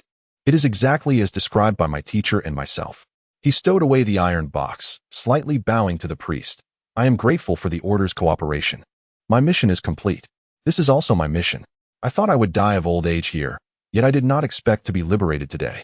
In silence, the priest lowered his gaze upon the stone coffin, extending his hand towards the bones, tracing a sacred emblem in the air. You too are free. Dust returns to dust. Earth returns to earth. Those meant to depart should not linger. Then, the wind blew in from the sea, brushing against everyone's noses, dispelling the decaying stench that lingered in the graveyard. In the gentle breeze, the grotesque skeletal remains appeared to settle into tranquility, no longer restless, but eternally silent. Beneath the moonlight, the bronze bone wings refracted silvery light, exuding an alternative sense of sanctity and solemnity. How beautiful it is! Wolf Flute took one last glance at it, scooping up the earth to cover its remains. Chapter 18. The choice. On the way back, Wolf Whistle carried a crowbar, humming the nursery rhyme 10 Little Indian Children, appearing light-hearted and joyful. As he swayed forward, his body resembled that of a drunken man. Father Ben remained silent, his stern face revealing nothing. Yet Wolf Whistle felt an underlying sorrow within him. Hey, Father, my mission is accomplished, and yours is too. Why the gloomy demeanor? Shouldn't we celebrate with a couple of drinks? I'm contemplating certain matters, the father replied coldly. These matters require reevaluation. Your arrival has disrupted all my plans, Mr. Wolf Whistle. Feeling somewhat awkward, Wolf Whistle forced a chuckle. Well, while that may be true, you see, he doesn't aspire to be a little cleric. So let us not push him too hard. It's far better than walking down a dead-end road, clinging to unrealistic dreams. Father Ben glanced at him. You reignited the fire in that child's heart, Wolf Whistle. I underestimated his passion for becoming a musician. Ah, you see, children always have dreams, don't they? Wolf Whistle organized his words, somewhat embarrassed. I don't quite understand the nuances of adolescence or rebellion, but having dreams is a good thing. You can't just say he shouldn't pursue them. I mean, eventually, there will come a moment when he realizes the impracticality of it all. He nodded, concluding, yes, rest assured, he will give it up in due time. Father Ben shook his head. You don't understand. Years ago, when I first met him, he was barefoot, wandering in the icy wilderness with nothing but a dog for company. Yet, when he spoke of going to Avalon, his expression was so fervent it bordered on absurdity. When I asked him what he wanted to do, his eyes lit up. It was as if they were sparkling. Wolf Whistle stood dumbfounded, his steps halting. So that was it. He suddenly comprehended. He is an exceptional child, one of the finest I have ever encountered. I told him that to become a musician, one must have a solid upbringing, and he adhered to the standards of an ascetic. I informed him that to be a musician, one must undergo the best education. And he spent a month memorizing all the books in the library, mastering the fundamentals of higher mathematics and etiquette in just 2 months. To earn a place in the Holy City, he self-studied mechanical structures, maintaining the lighthouse for 3 consecutive years for this small town. I doubt anyone has taught him the basics of music theory. He is well versed in all things musical. For all these years, he has been relentlessly driving himself toward that goal. The father's voice grew somber, but the closer he gets, the more he will realize how far he is from that dream. So, Wolf Whistle, let him abandon that notion. Otherwise, one day, the unattainable dream will drown him in despair. Yet in the silence, Wolf Whistle remained quiet, suddenly bursting into laughter, relieved and exhilarated. What are you saying, Father? Those who die for their dreams are the happiest. The next day in the church's parlor, all right, my friend, the moment for your choice has arrived. In the stillness, Wolf Whistle reclined on the sofa, arms outstretched, addressing the bewildered youth. Regarding our agreement, I need you to make a choice. Choice? Is there truly anything left to choose? Well, you see, last night I discussed your potential pursuit of a musical education with the father. Wolf Whistle coughed lightly. Though you're only 17, and perhaps a bit young for university, the father mentioned that you have mostly self-studied reading and writing in various languages, as well as number theory. Your foundational exams should pose no issue, and you are qualified to become a member of the clergy at any time. So he has a suggestion. The father's recommendation had altered Wolf Whistle's initial thoughts. Yi Qingxian looked toward the father with confusion, but the father remained silent, his face impassive as stone, revealing nothing. The thing is, the father is about to be promoted and will soon be adorned in gold, enjoying a life of luxury. Thus he has ample connections to facilitate matters. Wolf Whistle rambled enthusiastically, only to be met with a stern glance from Father Ben, causing him to immediately adopt a serious demeanor. All right, he can recommend you to the Holy City as an internal candidate of the clergy. You will have a place in this term's Trinity Theological Seminary, with guaranteed admission and no entrance exams. That's the cradle of sacred musicians. As long as you graduate, a bright future awaits you. If you perform well, you might even be selected for the choir. The choir? Yi Qingxian couldn't help but chuckle. You must know that my voice would falter even while singing hymns. That's all right, just blend in. In a group, you merely need to open your mouth. Isn't there a saying in the East about filling in the gaps? I certainly copied from others during my exams. You must learn to adapt. The father shot him a cold glance, prompting Wolf Whistle to awkwardly fall silent. After pondering for a moment, Yi Qingxian suddenly asked, what about the other option? The premier academy of the Anglo Kingdom, the Royal Conservatory of Music located in the capital, Avalon. Well, it's my alma mater. But she would likely not wish to acknowledge me, as I dropped out. Upon mentioning this, Wolf Whistle's face lit up, nestled in the heart of Avalon. Just 2 streets away from the city center, it boasts splendid greenery and a naturally elegant ambience, luxurious yet understated. If you have an interest in astronomy, there's an observatory to the left, for art, an opera house to the right. For politics, the House of Commons is directly ahead, and if you fancy crime, the prison lies behind it. How delightful and unexpected, right? Cough, cough, I was joking just now. Wolf Whistle scratched his head, but truly, it is a remarkable place as it encompasses a variety of fields, and the academic atmosphere is quite robust. However, internal disputes can be rather fierce. My connections aren't strong enough, but I can ask my professor for assistance. However, He is extremely strict and unlikely to bend the rules. He might only write you a letter of recommendation for the entrance exam. If you fail, there is nothing I can do. Then let us go with that. Yu Qingxian nodded. The Royal Conservatory of Music. Thank you for your efforts, Mr. Wolf Whistle. Eh? So straightforward? Wolf Whistle was taken aback. He had anticipated Yi Qingxian would choose the Trinity Theological Seminary, yet he remained resolute in his decision to head to Avalon. In the silence, the father nodded knowingly as if he had foreseen this, rising to leave without uttering a word. Watching him depart, Wolf Whistle felt somewhat helpless, scratching his head. I shall write to my professor now. Rest assured, my professor has considerable influence. However, you must set off tomorrow, or else you may miss the enrollment period. Yi Qingxian paused, contemplating for a long while before nodding. Then tomorrow. Good. Wolf Whistle understood and hesitated to ask, Yi Qingxian noticed his hesitance. A high-ranking cleric, and a member of the Knights of the Temple. That special department, my friend. You could have a bright future simply by lying down. Why venture alone to Avalon? Moreover, the holy city is home to the largest congregation of musicians from around the globe who willingly extend their doors to all believers. Even waiving tuition fees, the funds saved could easily procure a custom-made instrument for you. Do you know how impoverished I became after dropping out of university just to acquire a musical instrument? Yi Qingxian gazed in astonishment at the rambling wolf flute. And after a prolonged silence, he could not help but chuckle softly, shaking his head as he said, I apologize, Mr. Wolf Flute, but I believe you may have misjudged a crucial matter from the very beginning. I am not a believer. What? Wolf Flute exclaimed, unable to contain his surprise. Upon realizing his lapse, he quickly lowered his voice. Wait, what did you say? I am not a believer, Yi Qingxian repeated. I assumed you were already a member of the clergy. And yet, you are not even a believer?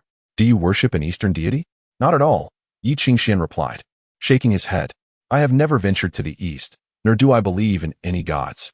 I learned both language and literacy from my father.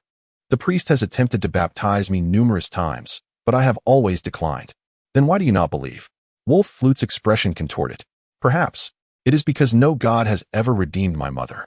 Chapter 19. The future. As Yi Qingxian descended from the reception room, he spotted the priest seated in the library. Engrossed in the sacred texts he had failed to transcribe days prior. His demeanor was indifferent, yet a trace of melancholy lingered in his expression. Yi Qingxian approached him, murmuring an apology. I am sorry, father, for disappointing your expectations. Although I know you are quite the troublesome little rascal. Father Ben shook his head. But this time, it truly presents a challenge. It has always been a challenge, father, Yi Qingxian replied with a smile. Enduring my antics for so many years must have been arduous for you. Indeed, a stubborn and vengeful child like you brings headaches wherever you go, the priest remarked coolly. You need not worry now. I find myself considerably relieved, the priest continued. Yi Qingxian chuckled softly. Then, after a moment of silence, inquired, Father, why did you choose me to be the scribe here? Is that all? Yi Qingxian was slightly incredulous. Is that not sufficient? After a brief silence, Yi Qingxian smiled gently. You are indeed a good man, father. Thus, I have treated you well. The priest rose and patted Yi Qingxian's shoulder. Congratulations, Yi. As of today, you are dismissed. Consider this a parting gift. He tossed an object toward him, which Yi Qingxian caught, revealing a circular emblem with 3 interlocking rings, roughly the size of a coin. It was a dark golden hue, resembling a token of some sort, with delicate engravings along its edge, yet it felt smooth to the touch, devoid of any indentations. What is this? Thank you, father. Yi Qingxian flicked the emblem into the air and caught it deftly, stowing it in his pocket, his large eyes blinking curiously. Is there anything else? Usually, at this juncture, you would bestow upon me a divine artifact or a legendary martial arts manual. I possess none of those. But there is an axe in the backyard. Would you like it? Yi Qingxian refrained from accepting, uncertain whether that axe would end up being wielded against him. If there is nothing else, you may begin packing. I want to be seeing you off to Avalon. The priest waved his hand, signaling him to leave. Yi Qingxian stood by, his lips moving without sound, unsure of what to say. He gazed at the slightly aged man before him, cold, obstinate, and unyielding to others' faults. Yet a peculiar priest who had always led by example. 5 years ago, he had pushed open the church doors, extending a hand toward the boy he saw in the snow. It was not an act of charity, but a natural instinct to rescue.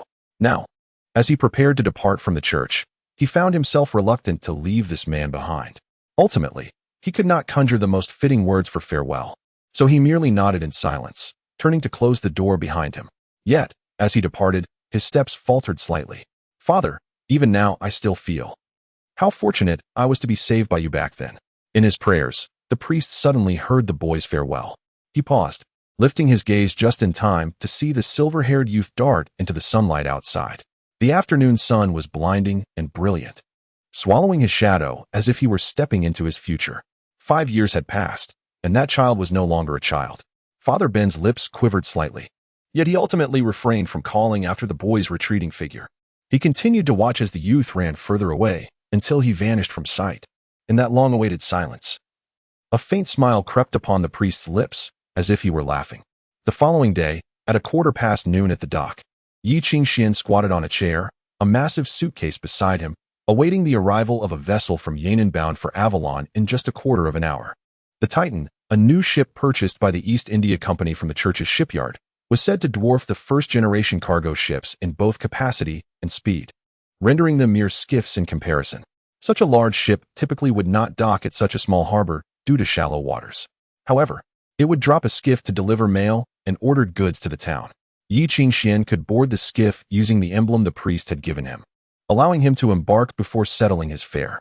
This was the swiftest route to Avalon, and the greatest convenience the priest could provide within his means. Accompanying him on the same day was Lang Di, who would be traveling by carriage later in the afternoon to accompany him and Vito. It was natural to feel a twinge of anxiety on one's first journey. Rest assured, the bounty payment will be deposited into your account at the church in a fortnight. You can retrieve it from the lending office with your emblem, Lang Di reassured him, patting his shoulder. Be cautious once you reach Avalon. Remember to find a hotel near the school. After enrollment, you will have dormitory accommodation. The pollution in Avalon has intensified over the past 2 years. The PM levels are excessive. Just think of it as poor air quality. Don't forget to buy a mask. He paused, his expression turning grave. And be wary of those street urchins. They will pick your pockets. Do not worry about me, Mr. Lang Di, Yi Qingxian chuckled. I was one of those urchins many years ago. You rascals from the streets are truly quite endearing, Lang Di scoffed, shaking his head. Suddenly, he seemed to recall something, and upon ensuring no one was watching, he lowered his voice. Yi, there is something I feel compelled to tell you. Yi Qingxian fell silent, studying the man before him, noting the sincerity and concern in his gaze. He forced a smile. You already know? After all, I am a musician, he replied. Lang Di sighed softly. I had an inkling when I discovered you were familiar with the rain demon's melody. I just didn't expect it to be true. Yi Qingxian remained silent. The features of an Eastern individual, the silver hair of dragon vein blood, and the surname Yi, the signs were too evident, easily leading to conclusions. Once a prodigious staff-level musician, now the third most wanted on the bounty list. A traitor who had killed 16 royal musicians of the Anglu family 5 years prior, Lunar Chant Yi Lanzhao. Lang Di sighed. I was taken aback too. You are his son. This explains your knowledge of the rain demon's melody, considering your father was once the finest demon hunter. My father is not a traitor, Yi Lanzhao replied quietly. He did not betray humanity. But that is the prevailing belief. Lang Di composed his thoughts, ultimately sighing in resignation. I can only say he was a good man. After all, I attended his classes on Eastern music theory at the Royal Music Academy, and he even treated me, a poor student, to dinner. You knew him? We crossed paths a few times. He once taught at the Royal Music Academy, but he left after marrying. In the ensuing silence, the silver-haired youth appeared deep in contemplation. Mr. Lang Di, are you not afraid? Yi Qingxian suddenly laughed softly, asking, Are you not afraid that I too might betray humanity and become a traitor? Yi, sometimes you truly lack self-awareness, Lang Di replied, looking down at him, mercilessly mocking. Do you know? You are precisely the type that, even if you committed misdeeds, would lack creativity in doing so. Therefore, just be a good person. With that, he retrieved a thick notebook from his pocket and handed it to him. Consider this a part of your reward and advance payment. Yi Qingxian received the substantial notebook and discovered it to be an aged leather-bound journal. Upon casually flipping it open, he found it filled with densely packed writing and various illustrations. The craftsmanship was indeed impressive. Even the leather cover was considerably thicker than that of an ordinary notebook, feeling as solid as a sheet of iron. This was my notebook from when I first entered the academy, containing introductory notes on the 4 schools of thought, alongside a hodgepodge of other materials. Oh, and this section was written during your father's class. Nearby, Wolf Flute casually flipped through the pages, pointing to one of them. Apologies. I was so busy sleeping during class that I forgot what the lesson was. Ahahaha. Wolf Flute chuckled awkwardly. After a long silence, Yi Qingxian bent down to express his gratitude, placing the notebook carefully into his suitcase. I will read it diligently. Thank you, Mr. Wolf Flute. It's nothing. Just a notebook. Don't dwell on it. Just don't lose it. Wolf Flute observed the silent depths of his eyes and gently patted his shoulder. Let go of the past and live your own life. If you manage to get into the school, I'll give you a gift. Is that a promise? Yes, a promise. Wolf Flute stepped back, donned his hat, and departed in a carriage.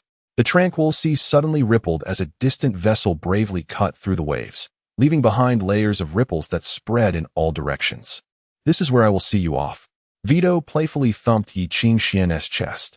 Don't think about this place once you're in Avalon. After the priest leaves, I'll be off too. Perhaps in 2 or 3 years, if you find it hard to get by, you can come find me. By then, I'll surely be a significant figure. Hey, are you really that confident? Yi Qingxian couldn't help but laugh. A rogue like me will only thrive, right? Vito nudged him as if to urge him away, severing his reluctance. Stop dilly-dallying. Hurry up. If you don't leave now, you'll miss the boat. Once you're in Avalon, don't worry about others. I'll undoubtedly manage well. Just don't mess up too badly. In the afternoon sun, the golden-haired youth, wearing a cap, beamed widely, a small stick held between his teeth like a pipe. When bidding farewell, he showed no attachment, firmly believing they would meet again one day. Farewell, Vito. Yi Qingxian embraced him briefly, whispering softly. Old Fei scampered to his side, panting with his tongue out, patting Yi Qingxian's shoulder with his saliva-drenched paw, expressing his earnest anticipation for the second little brother.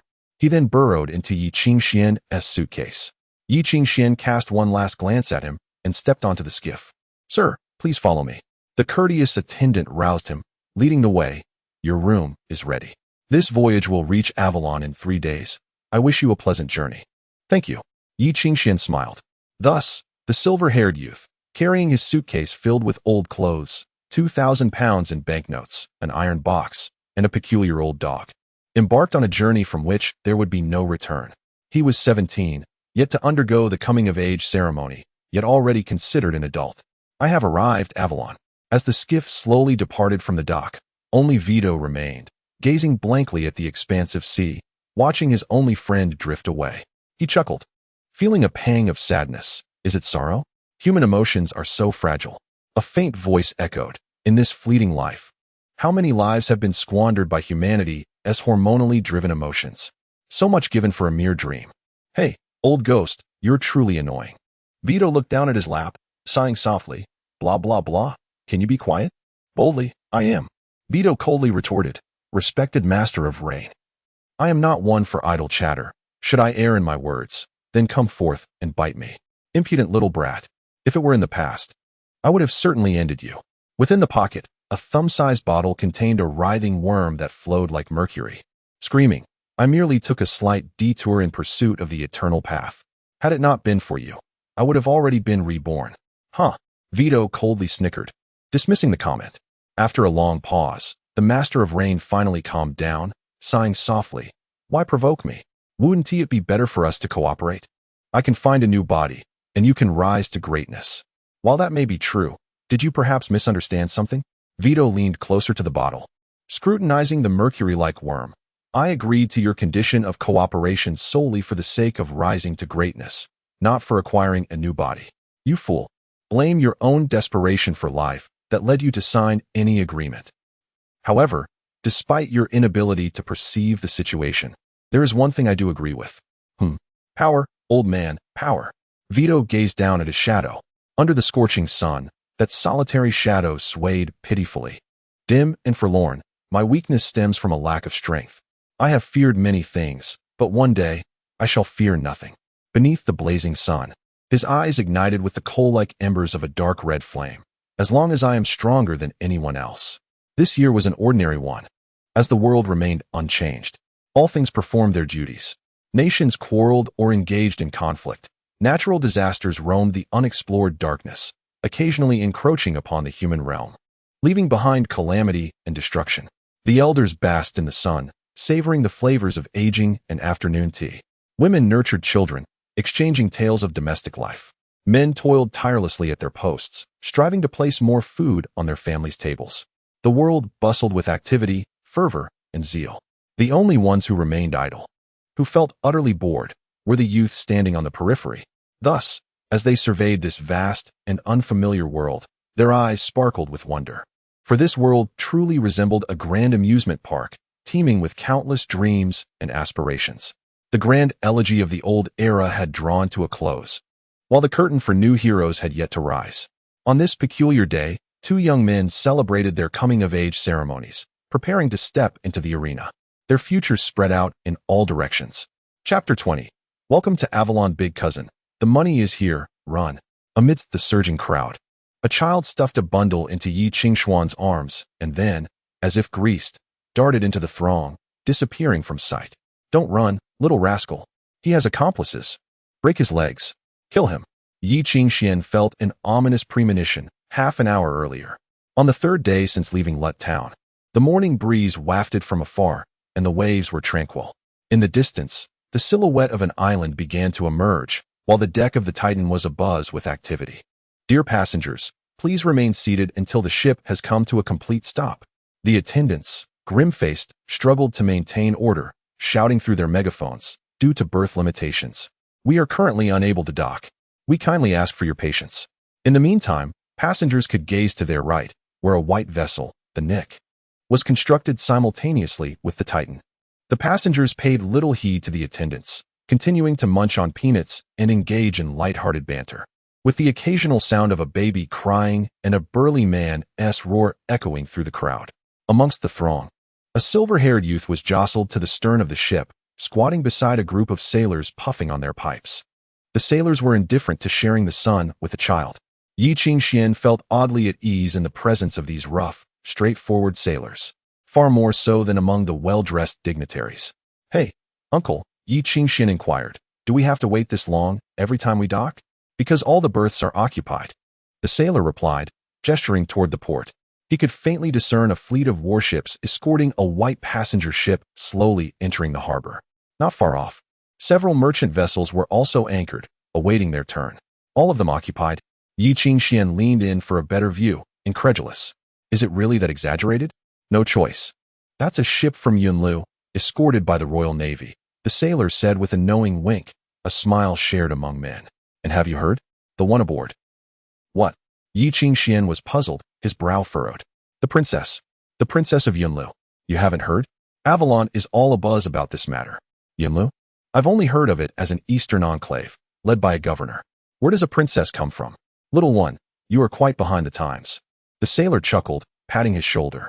The hereditary governor is no different from a king. Besides, the Yunlu family dominates maritime trade between the east and west. Tea, spices, silk. They are simply overflowing with wealth. The Easterners say their emperor's treasury has been moved to the sea. Heh, someone nearby chuckled ambiguously. Are they borrowing money again?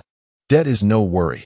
They've borrowed millions, and there are still millions left. It's all unpayable anyway, the sailor murmured. I foresee that this empire on which the sun never sets is nearing its end. Yi Qingxian felt that they were discussing something perilous. I heard the representative princess of Yunlu is a beauty, only 17 and already a resonant-level musician. Such a pity, a sailor lamented. What a pity. The royal family wishes to form an alliance with Yunlu, the sailor grinned slyly. But the whole Anglo kingdom knows the crown prince prefers sheep to women. Sheep? Yi Qingxian was taken aback. Indeed, sheep, the sailor nodded, sighing softly. Sheep indeed. The sailors exchanged knowing glances, chuckling amongst themselves. Just then, a bleating sound echoed from the depths of the ship, adding to the absurdity. For some reason, Yi Qingxian suddenly felt that the world of adults was truly filthy. 15 minutes ago, in the chaotic, clamorous port district, within a tavern filled with the scents of tobacco and sweat, a child's voice could be heard. A table surrounded by burly men who had just disembarked was filled with sailors, their stout arms and legs cramped together as they grimaced while counting the money before them. At the center, a filthy child was gleefully washing a deck of cards, exclaiming, just now, that round of 13. Cough. 21 was because you all were being kind to me, being so young. It's rare for you esteemed gentlemen to think so highly of me. I'll play another round of poker with you all shortly. He appeared to be about 13 or 14, wearing a soft felt hat, his face smeared with dirt. Small in stature, resembling a little beggar. Yet his hands moved with remarkable speed, akin to a professional dealer. An hour prior, this little imp had entered the tavern, using 40 stolen coins to start gambling, and now he had nearly emptied half the fortunes of the gamblers present, while simultaneously binding the other half to his gaming table. Behind him, the bartender, with an indifferent expression, polished glasses, apathetically observing whether the child could manage to swindle more money into his pocket or if a furious sailor would brandish a knife and toss him into the sewers. Come on, let us do it, don't be timid. The child was completely oblivious to his precarious situation, reaching for the crumpled bills and coins on the table, beaming as he shuffled the cards. Bet big, win big, bet small, win small. Life's opportunities must be seized. Success at the gaming table is just within reach. Opposite him, a group of gamblers, their eyes red from loss, gritted their teeth as they rummaged through their pockets, tossing all their coins onto the table. Again, I still have 400 bucks. Take it all if you can. All right, all right. The child's eyes crinkled with delight. I appreciate gentlemen like you who are so generous. Let us go again, the capital of the Anglo Kingdom, Avalon Island. For centuries, the kingdom's territory has expanded, now stretching from Avalon Island to the surrounding continent. Half of the territory is ocean, while the other half consists of land. The capital island of Avalon has also become increasingly complete after centuries of renovations.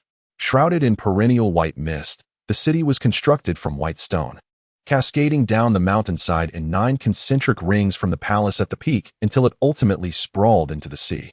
Today, the ancient heretical temples lie submerged beneath the waves, with the crowned city towering above the vast ocean, surrounded by 32 outer islands. Upon stepping onto the outermost dock area, every traveler is greeted by a massive stone monument left by King Arthur, inscribed with the benevolent words of a once great ruler. Alas, the divine does not favor the homeless and the little beggars, should someone lack the funds for a carriage.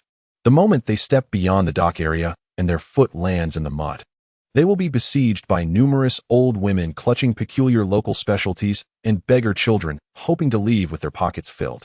After experiencing a wave of looting, travelers, stuffed with inferior souvenirs, may not even realize the gaping hole carved into their wallets by a sharp blade. 10 minutes ago, Yi Qingxian stepped onto the port, inhaling the slightly foul air and suddenly feeling nostalgic for this place.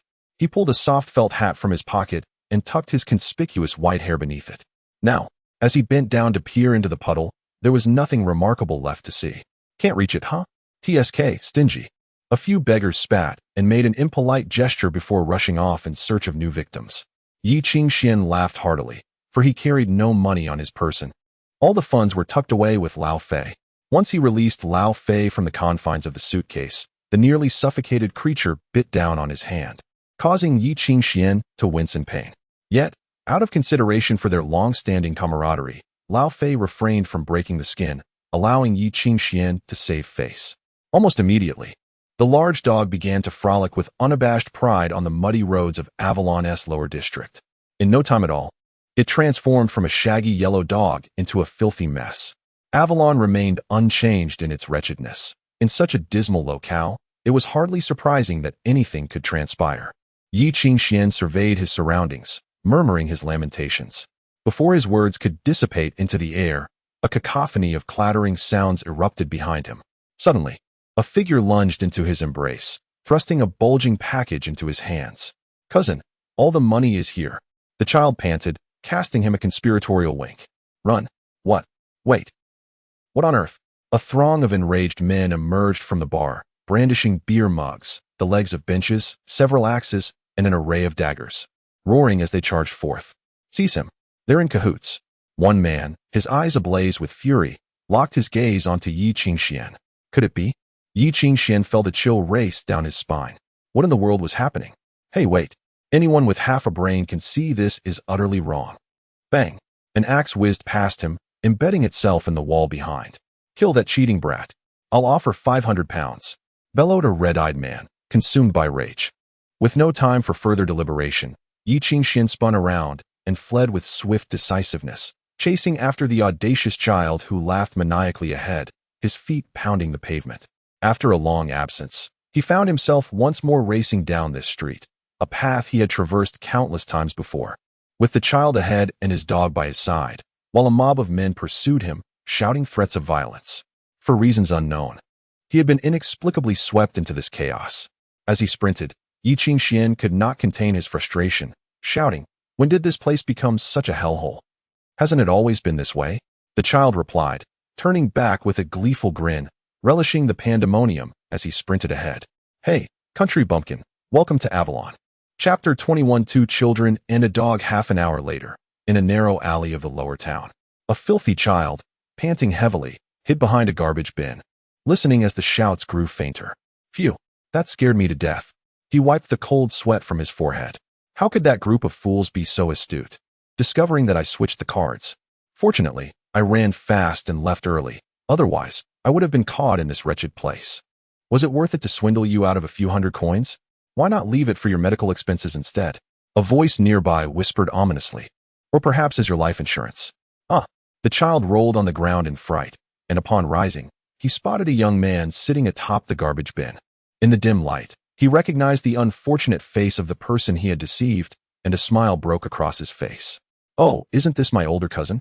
"Indeed. Little cousin." Yi Qingxian looked at him with a cold smile, tossing the large bundle of waste paper he had handed over to the ground. "Little cousin, you run quite fast. I couldn't keep up with you. Here, take your things back." All right. The child chuckled awkwardly, and then suddenly turned to flee. 10, 9, 8. At the alley's entrance, a large, mud-stained dog grinned, revealing 2 rows of disheveled white teeth, with the tail of a dead rat still dangling from its mouth. "No one gets away. Little cousin, why are you in such a hurry?" Yi Qingxian pulled a rope from his suitcase and placed his hand on the child's shoulder. "Let us have a good talk. Big brother, I was wrong. Please, have mercy and let me go," the child wailed. 5 minutes later, the bound child curled up in the corner of the alley, blinking his big, watery eyes. On the verge of tears, looking utterly pitiful, Yi Qingxian simply watched him cry until he could cry no more. "Have you finished crying?" Yi Qingxian asked with a smile. "Are you hungry? I can make you a bowl of noodles." The child's expression turned as if he had swallowed a fly. "Hey, do you have no compassion?" "It's not that I lack compassion, little cousin, but your actions today were truly unscrupulous." He pinched the child's cheek. "Since you call me cousin, allow me to impart some lessons on morality." "Hey, what are you going to do?" The child, frightened, shrank back, raising his voice to warn, "I'm really formidable. Do you believe I can call someone to teach you a lesson?" "Heh," Yi Qingxian chuckled. Then, the dog approached, grinning widely and laughing as well. This large dog, whose mouth emitted a foul odor, licked the blood from its teeth, chewing on the half of the rat's tail. All right, I concede. The child's face turned pale, pointing with his chin at the coins on the ground. "Here, according to the rules of the underworld, we split it in half." Yi Qingxian did not take it, simply watching him. The child's expression grew darker. "Hey, we're both in this line of work. Don't be ungrateful. A 50-50 split is already generous. How about a 60-40? Sorry, I don't want anything stolen or swindled." "What do you want then?" The child's expression turned angry. "You can't take it all." Yi Qingxian sighed. "Apologize to me." "Huh." Yi Qingxian looked at him coldly and repeated, "Apologize to me." "No." The child turned his head away. "Apologize." Yi Qingxian reiterated. "Don't even think about it. I never apologize." The child began, but faltered under Yi Qingxuan's unwavering gaze. Yi Qingxian said nothing, maintaining a silent stare. For some reason, the child felt increasingly guilty under that gaze. After a long moment, he slowly turned his head, lowering it. "I'm sorry," he mumbled. Yi Qingxian sighed and untied the ropes binding him. Observing the child curled up in the corner, he suddenly felt a twinge of pity. "All right, I was going to give you a good beating. But since you admitted your mistake, that's enough. What else do you want?" The child glared at him. "Pervert. I understand that being hungry is difficult, and resorting to deceit or theft is not so terrible." Yi Qingxian gently ruffled the child's cap. "But once you grow accustomed to stealing, you will eventually discover that some things cannot be stolen or deceived away.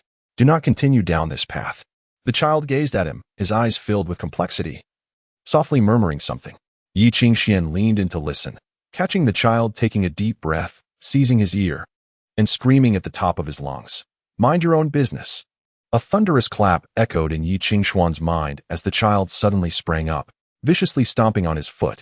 Then, with a quick dash, he fled. Yi Qingxian instinctively reached out, grasping only a soft woolen hat. But the child had already escaped. The dog, Old Fei, watched with a sense of schadenfreude, panting with its tongue out, showing no intention of pursuing. Is it a girl? Yi Qingxian looked down at the hat in his hand, and after a long pause, he sighed softly, stuffing it into his pocket. What a stroke of bad luck. I finally meet a fellow townsman, and it ends up like this. Half an hour later, the once cozy tavern lay in shambles. Two burly men stood guard at the front and back doors, arms crossed, coldly watching anyone who dared to approach. Silver-embellished daggers peered from their waists, causing passers-by to quicken their pace and avoid the vicinity. Inside the tavern, everyone lay sprawled on the floor, or rather, had been beaten to the ground. Only an old man sat silently in a chair, smoking a pipe. The bartender, once hidden behind the bar, was now tied to a pillar, bloodied and gasping for breath. Before him, a man with an exposed torso relentlessly pounded his fists into the bartender's face, the knuckles stained with blood. All right, stop, Marvin. The old man with the pipe waved his hand, looking at the barely conscious bartender. Jansen, you're a tough one. I know you're a good man. You've never failed to pay the shaman his dues every month, which is why I Haven T snapped your neck like I did with the others. But you must tell me the truth. Where did that child who was gambling here escape to? He ran away. I swear I don't know him. The bartender struggled to speak, his teeth rattling. I know you don't know him. The old man with the pipe sighed. Tell me something I Haven T heard. Otherwise, I can't explain myself. I really don't know. Someone saw him running off with a child. Then he just vanished. A child? Avalon is teeming with dead children. The pipe-smoking man frowned. Are you suggesting I drag them out of the sewers one by one for questioning? Someone saw him. He is from the east. And he had a dog. The bartender pleaded. Mr. Ghost Hand, I truly only know this much. The shaman's name carries weight here. I wouldn't dare lie to you. Just please, spare me. Another Eastern child? What kind of day is today? It's truly vexing. The pipe-smoking man sighed, waved his hand dismissively, and signaled Marvin to step away. He stood up and patted the bartender on the shoulder. Thank you for your honesty, my friend. The shaman will reward you for what is taken from the tavern today. He forcefully kicked aside the obstructive fragments of the table and turned his gaze towards the corner. You have seen it as well, Mr. Chong. Our people are not with the child you seek. From the shadows, where the light failed to reach, a frail, stooped figure emerged. It was an elderly man of Eastern descent, clad in an ornate yet cumbersome robe, his hair a common shade of white that comes with age. His eyes were sharp, yet in the corner, he bore no presence, akin to the air itself. Mr. Chong, with his hands enveloped in his sleeves and a face marked by age spots, remained expressionless. The shaman has assured us he will find him. Indeed, the shaman has promised to locate him, and we shall certainly return that white-haired child to you, perhaps even throw in an additional one for good measure. But you must grant us a modicum of time. I shall, the elderly Mr. Chong replied softly, retreating into the darkness. Ghost Hand observed his disappearance, sighing after a prolonged silence. Damn, what a hassle. Someone, relay the message. Instruct the team below to intensify their efforts and search diligently. A subordinate hurried in from outside, whispering, Mr. Ghost Hand, the shaman has another message for you. What now? Still seeking individuals, another group as commission. We cannot decline. What utter nonsense. Ghost Hand lamented, raking his fingers through his white hair. Damn it.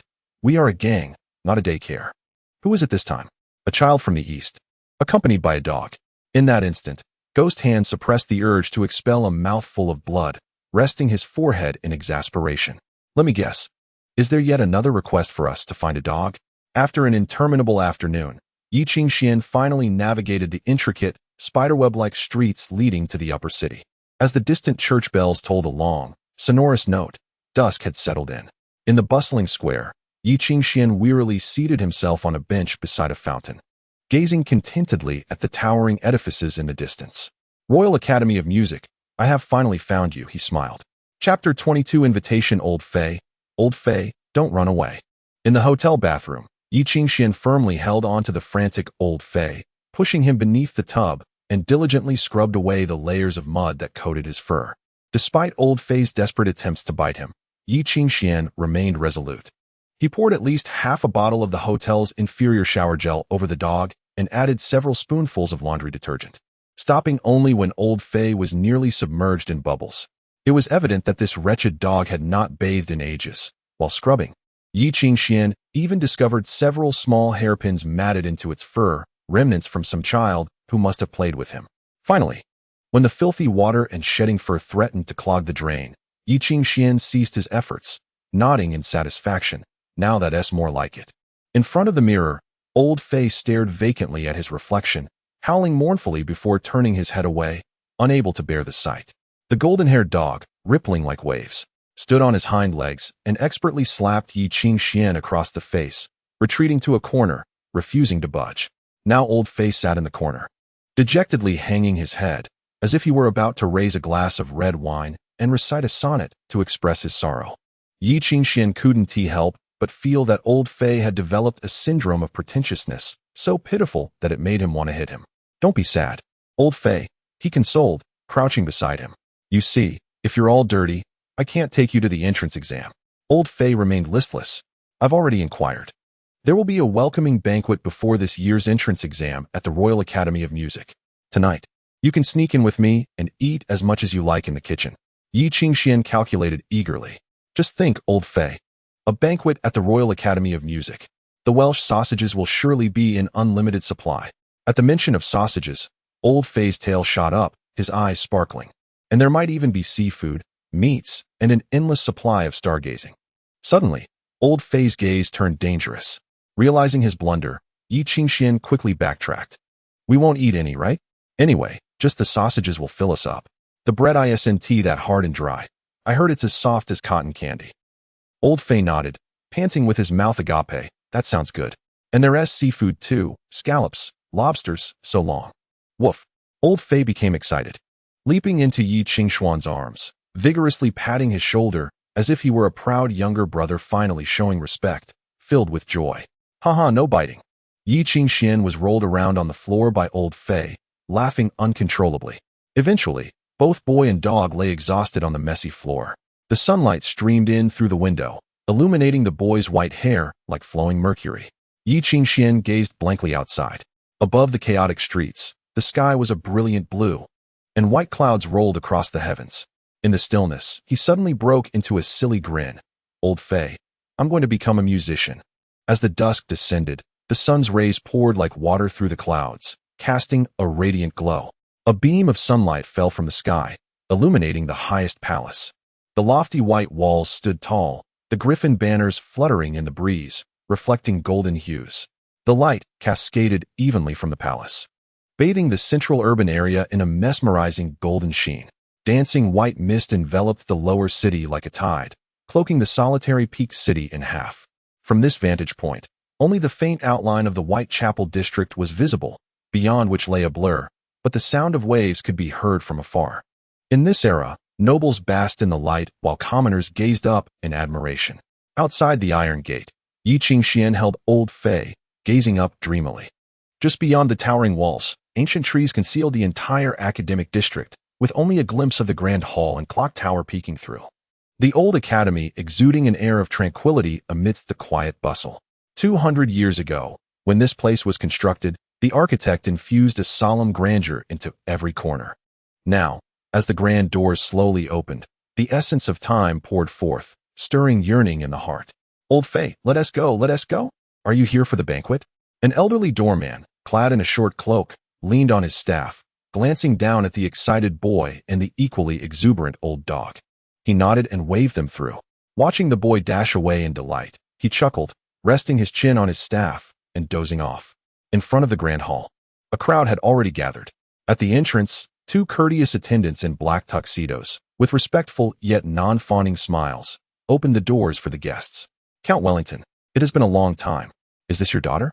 At the front door, a man in formal attire stood with an exaggeratedly puffed chest, struggling to maintain a dignified demeanor, but he resembled a penguin in appearance. He bowed to the nobleman and his daughter.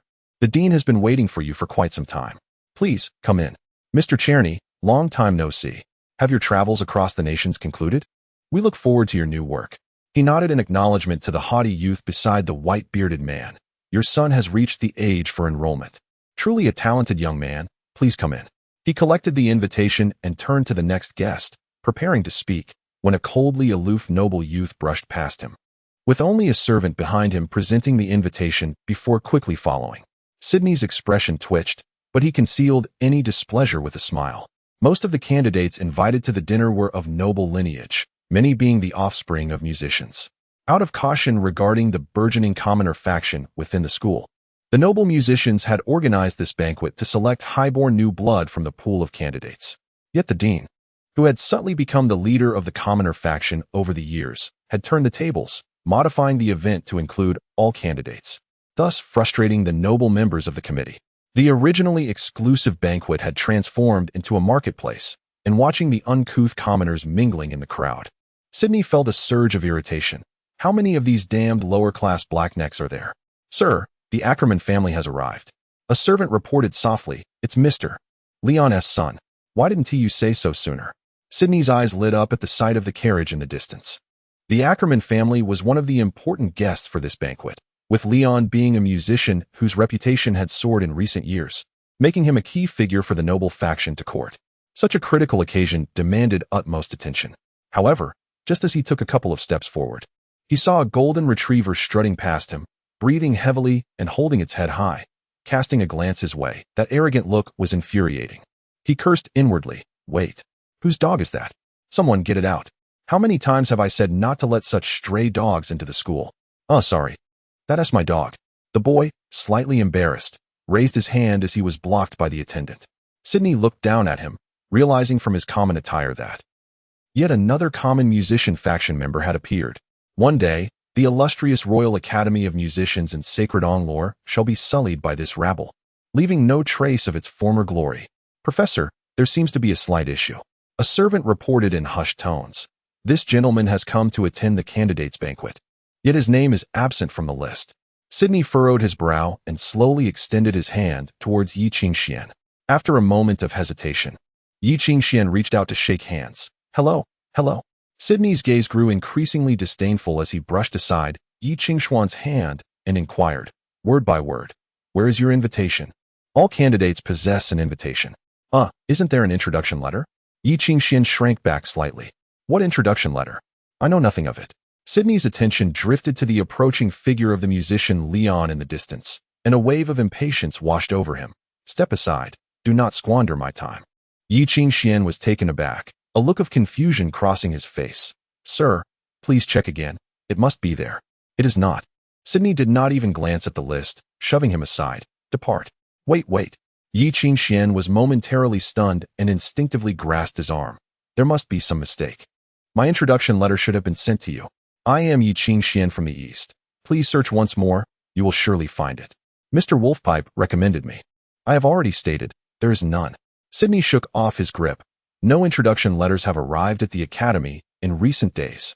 Furthermore, I have never heard of any Wolfpipe. But, there is no but. Young man, this is not a place for your antics. Otherwise, the disciplinary squad's whip awaits you. He shot Yi Qingxian a scornful glance, patting the part of his clothing that Yi Qingxian had touched, as if it bore some unsightly filth. Then, he donned a smile and hurried towards the impeccably dressed gentleman. Mr. Leon, do you remember me? I am. Yi Qingxian stood there, gazing at his retreating figure, murmuring softly after a long pause. It cannot be. He watched as the grand doors opened time and again, youths in splendid attire entering the soft glow of the crystal chandeliers, a throng of people flowing in and out. It cannot be, he whispered. Could it be that they have made an error? Old Fei tilted his head, observing him. It must be an error on their part. Yi Qingxian crouched beside him, biting his lip.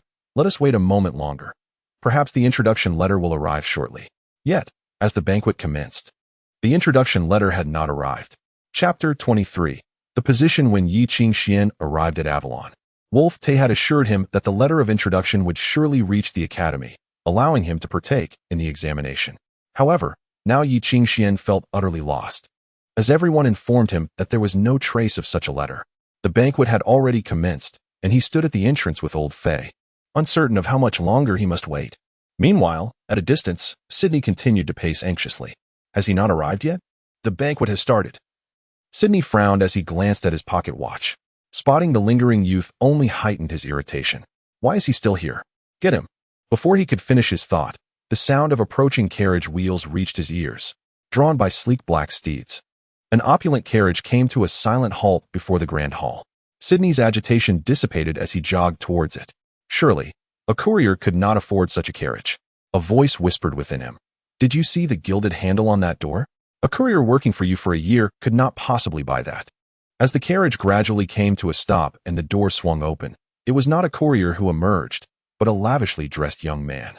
His pale complexion reminiscent of someone long deprived of sunlight, his gaze cold and haughty. Master Banner. Sidney wiped his brow as he approached. What accounts for your tardiness? I left a bit later than expected. The golden-haired youth extended his arm to disembark from the carriage, casting a casual glance at the grand hall.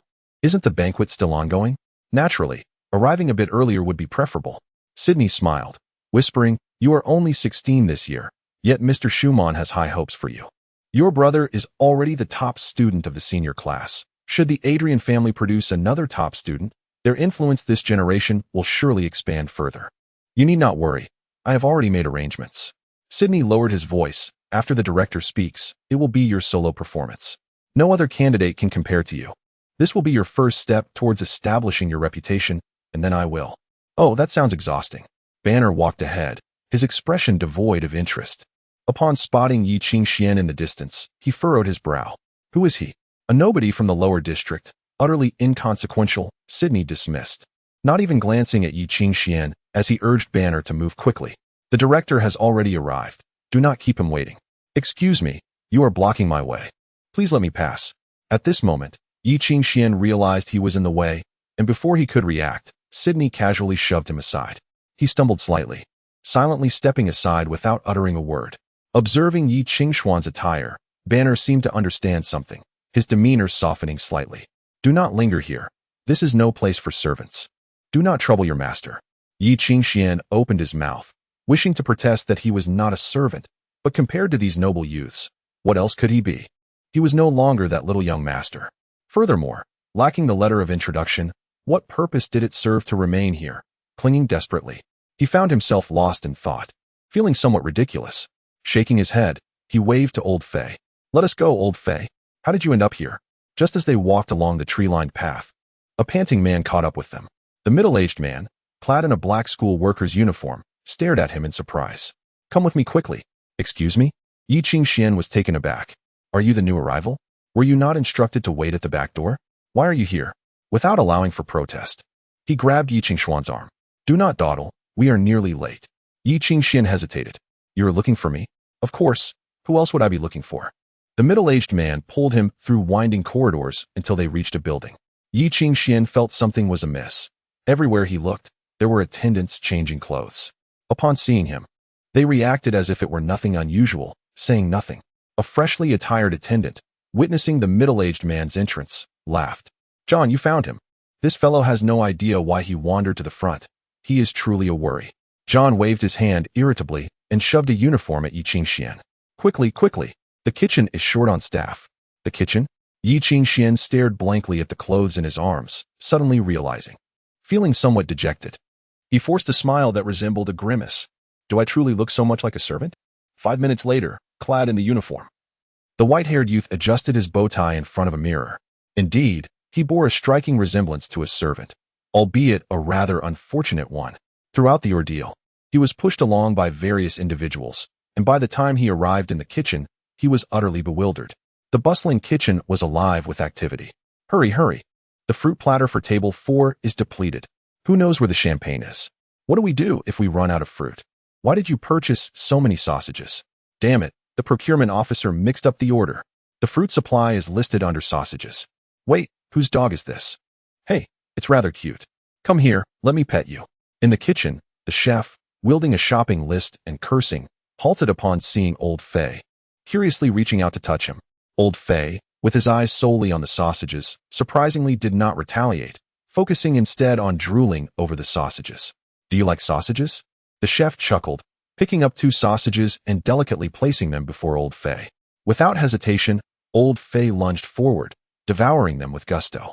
The chef cautiously patted the back of Old Fei and suddenly squealed. Ah, look, look. His fur is so soft. I can feel it. A group of girls chopping vegetables in the kitchen perked up, rushing over. Ah, I want to pet him too. Oh, so soft. Like a cushion. How adorable. Yi Qingxian observed in disbelief, wanting to exclaim, "Are you all blind?" When old Fei ruled the streets of Lut, merely glaring at a child was enough to send them crying. Whose dog is this? I've never seen him before. After the chef had her fill of petting, she stood up and inquired. That's mine. Yi Qingxian raised his hand. The chef stared at him, puzzled. Who are you? John. Isn't he the lost new recruit from the kitchen? John was flabbergasted. Never mind. I'm just here to work. Yi Qingxian quickly raised his hand to ease the awkwardness. Sighing, he realized he had little hope for the Royal Academy of Music, but at the very least, he had to fulfill the promise he made to old Fei. Glancing at old Fei, who was joyously eating, he shook his head and murmured, "As long as you are happy." The chef glanced at him and shook her head helplessly. Well, it seems that fellow must have fled because he was dissatisfied with the wages. Just work here for the night. I'll settle your pay on time. If you were diligent, there is a chance you could stay on. Sounds good. Yi Qingxian smiled. What is taking so long in the kitchen? Why is it so slow? A voice shouted from outside. Are the truffles and caviar not ready yet? Ready. The kitchen mistress hurriedly began her tasks, gesturing to Yi Qingxian for assistance. Just as Yi Qingxian rolled up his sleeves, a supervisor entered, beads of sweat dotting his forehead. Is there anyone available in the back kitchen? We are short-staffed up front. I have no choice, supervisor. The school has not yet opened, and the staff is on holiday. The committee suddenly decided to host a banquet, and gathering this many people is already the limit. Never mind. We need help up front. You. Come with me. The supervisor pointed to several individuals, ultimately indicating Yi Qingxian. Me? Yi Qingxian was taken aback. In the hall, the crystal chandeliers on the ceiling radiated a soft glow, perfectly illuminating the expansive space without being harsh on the eyes. The white walls were adorned with portraits of masters, and even the tiled floor bore subtle patterns, exuding an air of elegance and solemnity. A band played gentle music, creating a relaxed and cheerful atmosphere, where older guests congregated, intentionally leaving space and time for the younger generation. The young people often huddled in small groups, quietly discussing matters while holding their glasses. Along 3 long tables, an array of exquisite dishes lay unattended, with only the cold dishes and platters occasionally drawing attention. Amidst this joyful ambience, a silver-haired youth stood inconspicuously in a corner, balancing a tray and fixating on the guests' glasses. Whenever a cup was emptied, he would materialize seemingly from nowhere, holding his tray with impeccable politeness and, in a voice that sent shivers down one's spine, would inquire, "Sir, would you care for some champagne?" Many were startled by his uncanny speed. Yet Yi Qingxian remained indifferent. What complaints could there be when an elder is pouring your drink? As long as he refrained from spitting in it, that was enough. In his boredom, he began to admire the oil paintings that adorned the hall. The artworks appeared to be created by renowned masters, with each portrait vividly capturing the essence and character of its subject, as if the individuals were standing right before him. Anyone who glanced at them would understand that the figures depicted were the contemporary titans of the music world, 12 crownless kings. Chapter 24. Performance. The 12 portraits of musicians depict the grand masters from various Western nations. At the forefront, the likenesses of the 3 kings, heirs to the glory of Bach, Mozart, and Beethoven, command attention, followed closely by the esteemed Chopin, Haydn, Brahms, and others of their caliber. Beyond their nearly transcendent abilities, these great masters, inheritors of the revered names from the Dark Ages, wield formidable powers and techniques.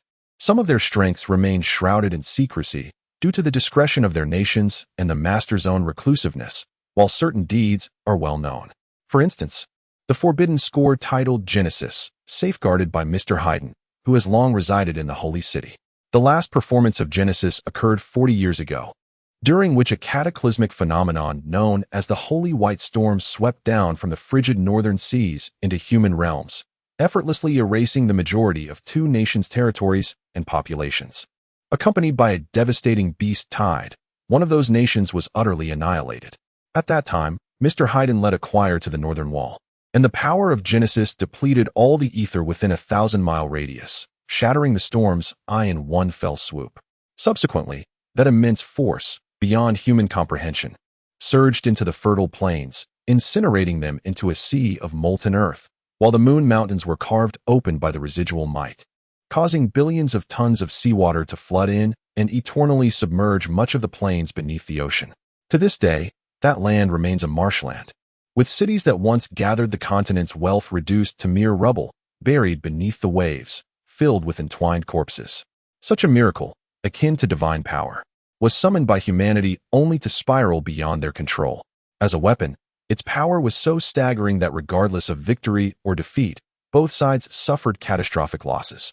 Consequently, along the border where the nations of Anglore and Burgundy clashed, despite the presence of the legendary masters Chopin and Brahms, the two had never engaged in battle. Only if both nations harbored a determination for mutual destruction would conflict arise. It is said that in the East, the supreme masters known as the Nine Emperors possess such immense power that they cannot even seal themselves away. They are unable to remain in one place for extended periods. Otherwise, a calamity known as heavenly tribulation would follow. The current pope, having inherited the title of Crimson King Beethoven, has retreated into the Holy City, delegating all ecclesiastical duties to the College of Cardinals, pouring his heart and soul into the mission of guarding the abyss. As for the Yellow King, Mozart, he has been missing for many years, with no one knowing the whereabouts of that prodigious young man. The 12 portraits represent the contemporary masters, with more than 4 remaining blank, signifying that no one has yet qualified to inherit the missions those names embody. Gazing at the emptiness, Yi Qingxian felt a twinge of sorrow. Had it not been for that great upheaval, that man would surely have been among them. "Your Highness Mary, I did not expect you to come." "What a surprise," he exclaimed. She wore a flowing blue gown, her golden hair simply pinned behind her ears, presenting an appearance more akin to a girl strolling in a park than attending a formal gathering. "This is not an official meeting. Please, Director, do not feel constrained." The girl's voice was soft, her gaze sweeping the room with evident admiration. "Though I am here for other matters, I must say, I find many students at this enrollment banquet to be potential pillars of the future, despite being of a similar age to these students, or even younger." She spoke with an air of authority, looking down upon them. Just a group of children. Who knows what the future holds for them? The elderly man shook his head with a sigh. "Every time I see them, I can't help but feel my age." He exhaled deeply. "To be honest, today I have been startled 3 times by a little imp pouring wine. I intend to inquire with the supervisor if they have recruited Persian assassins as school staff."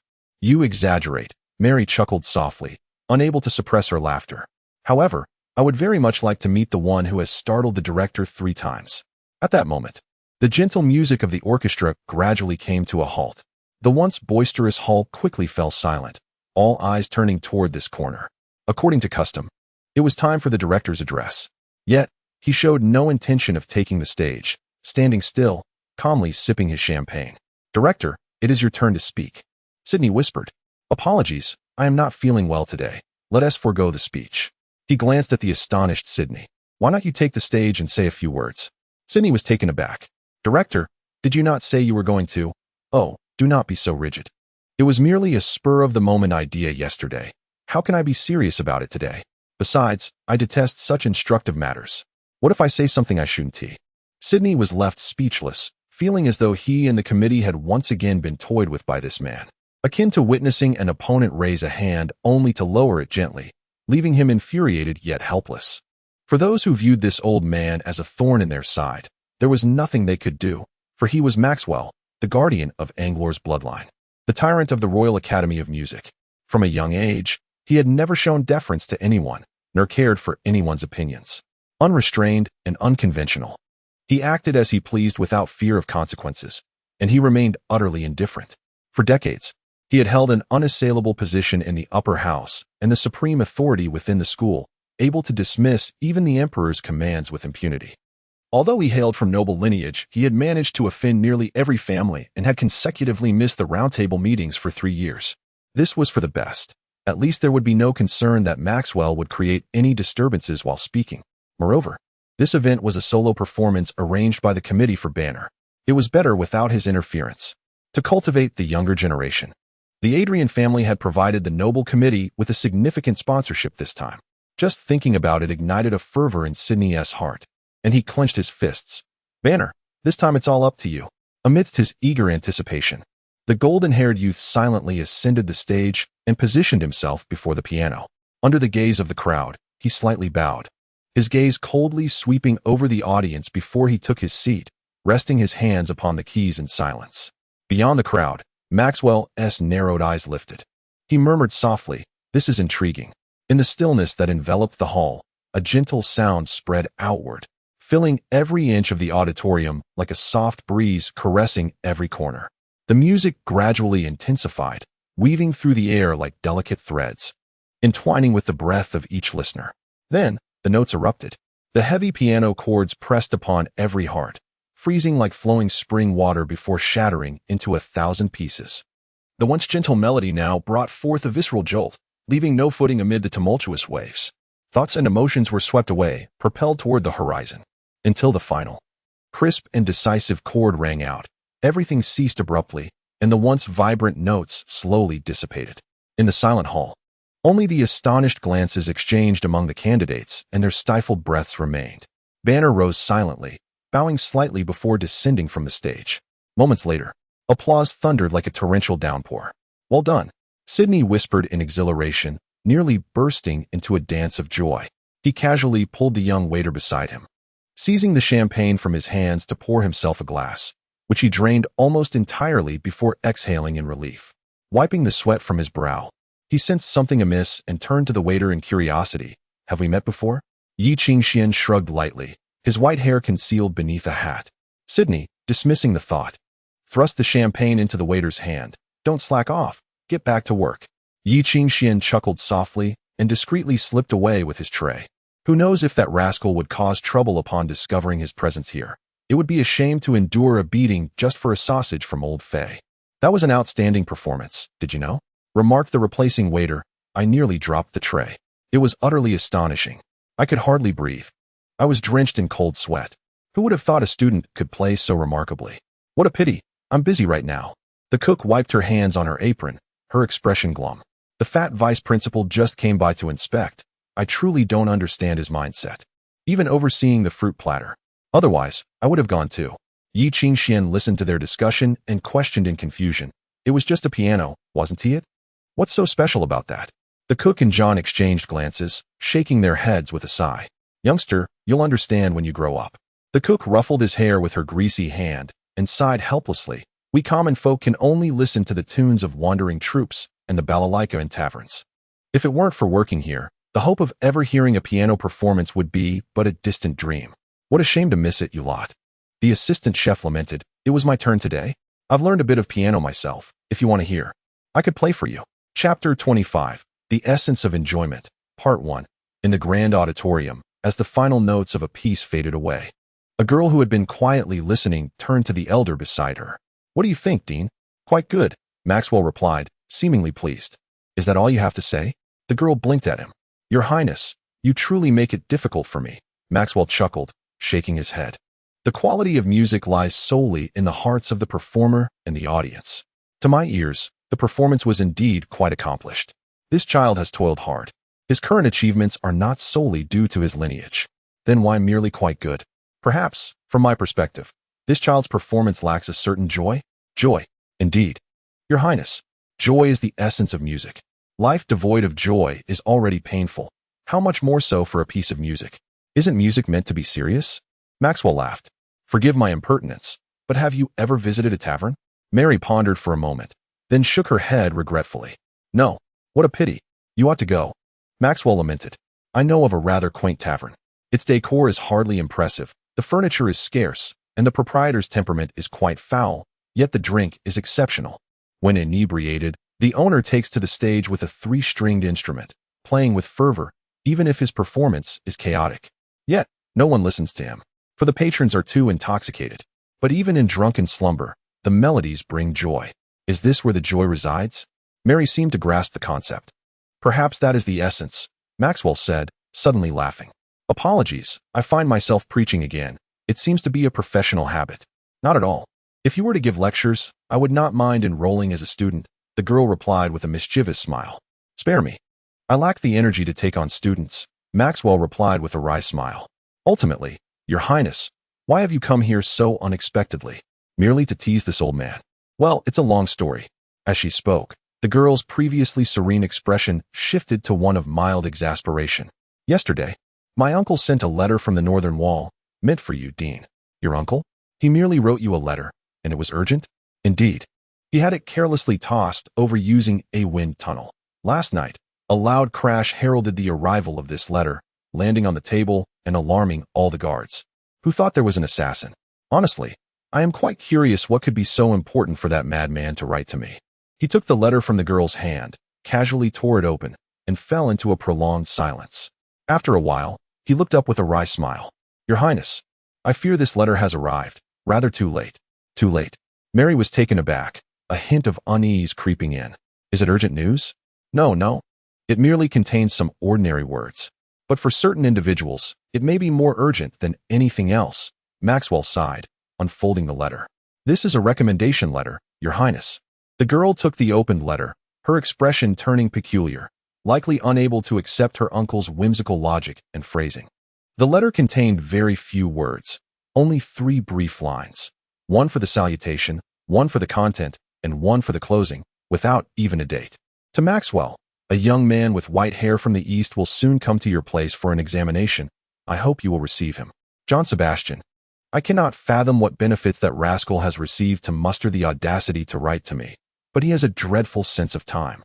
Your Highness, you have arrived too late. That child may have already been left outside. The girl fell silent for a moment, biting her lip and lowering her head. This is my negligence.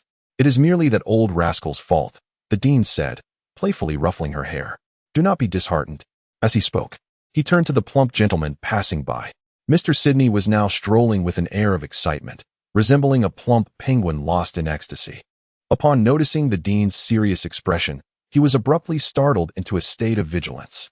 He bowed respectfully to the girl, yet his gaze remained fixed on the dean, uncertain of what scheme this old fellow was concocting. Dean, how may I assist you? Mr. Sidney, I would like to inquire about a certain individual. Maxwell set down his cup and gestured to indicate a young man's height. Have you seen a young man while greeting guests? He should not have an invitation. Huh. Sidney paused, a bad premonition flickering in his mind.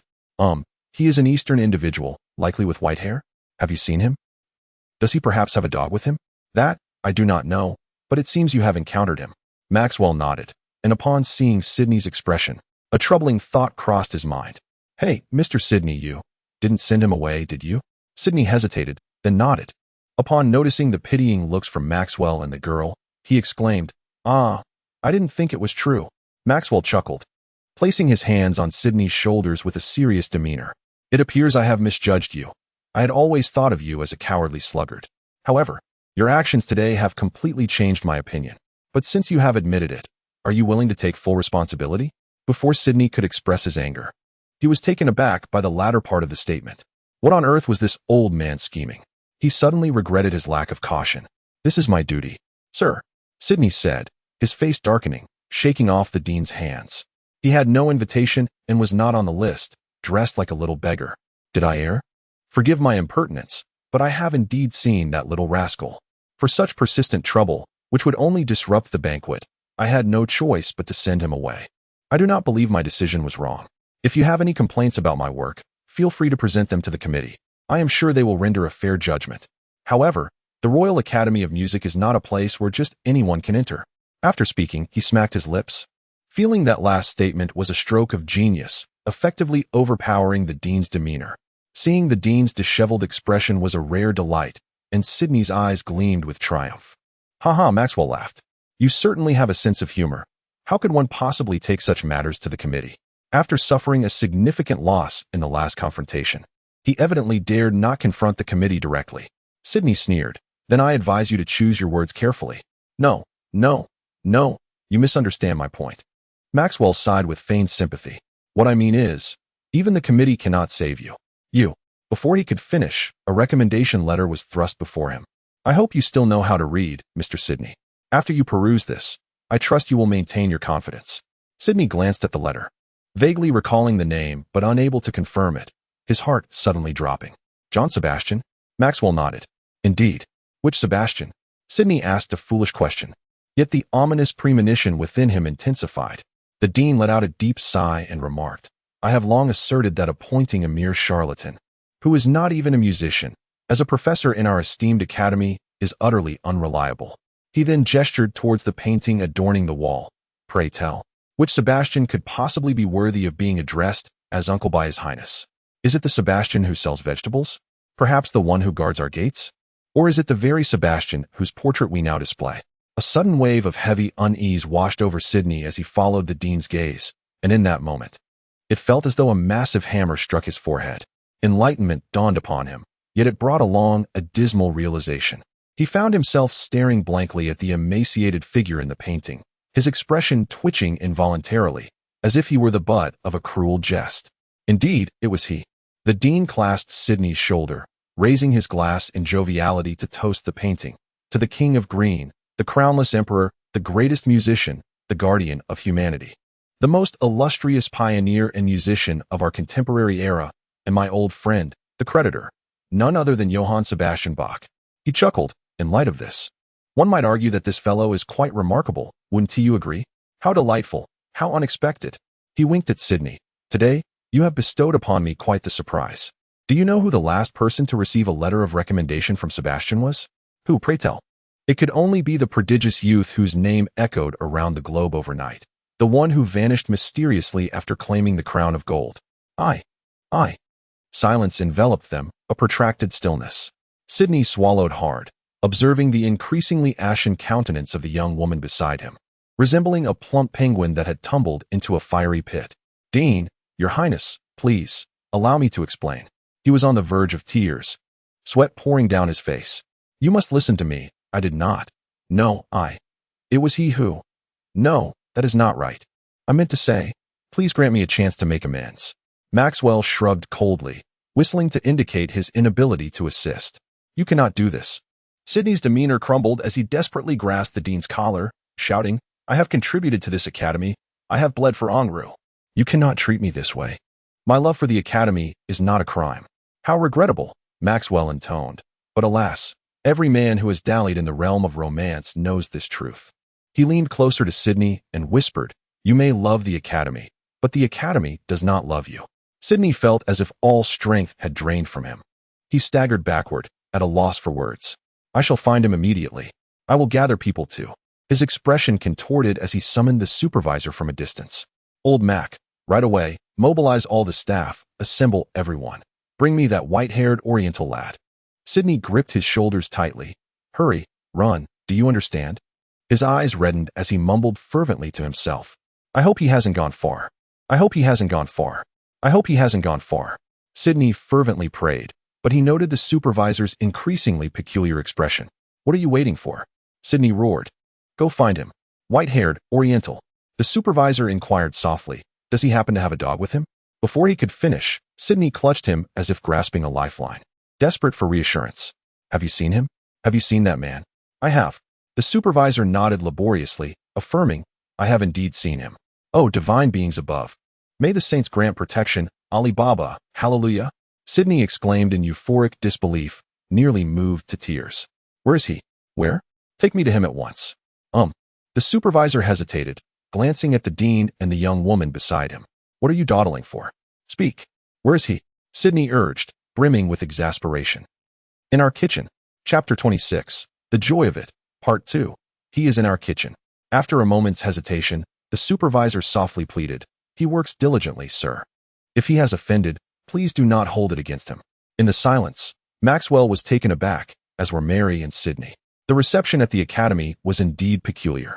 After a long pause, Mary sighed reflectively. Fortunately, I have never received my uncle's recommendation letter. Otherwise, I would have been sent to wash dishes, right? It's quite intriguing to think about, as I've never done such a thing.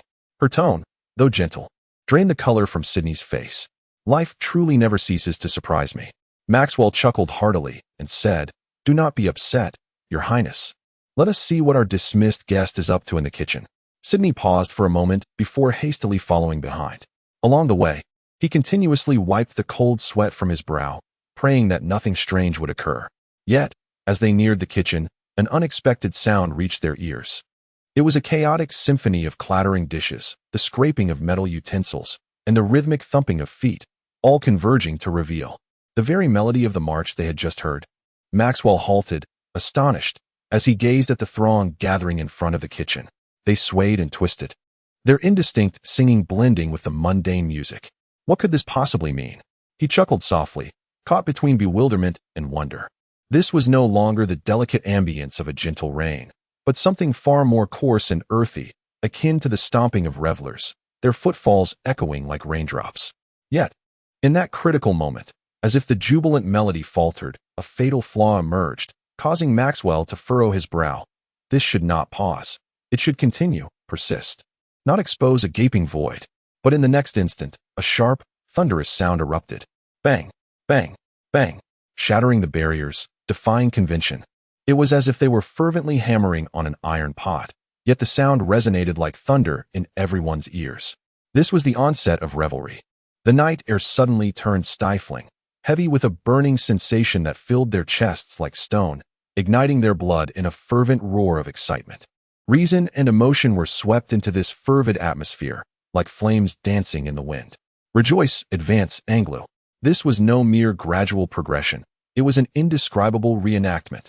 Breaking the established norms, this bizarre rhythm soared to an unparalleled height. The execution was rough enough to elicit frowns, yet the result was astonishingly delightful. Maxwell quickened his pace, pushing through the crowd, only to behold the youth recklessly standing before the wash basin. In the kitchen, waiters and cooks applauded and cheered, dancing around him, singing along with the melody. This place felt nothing like a solemn academy.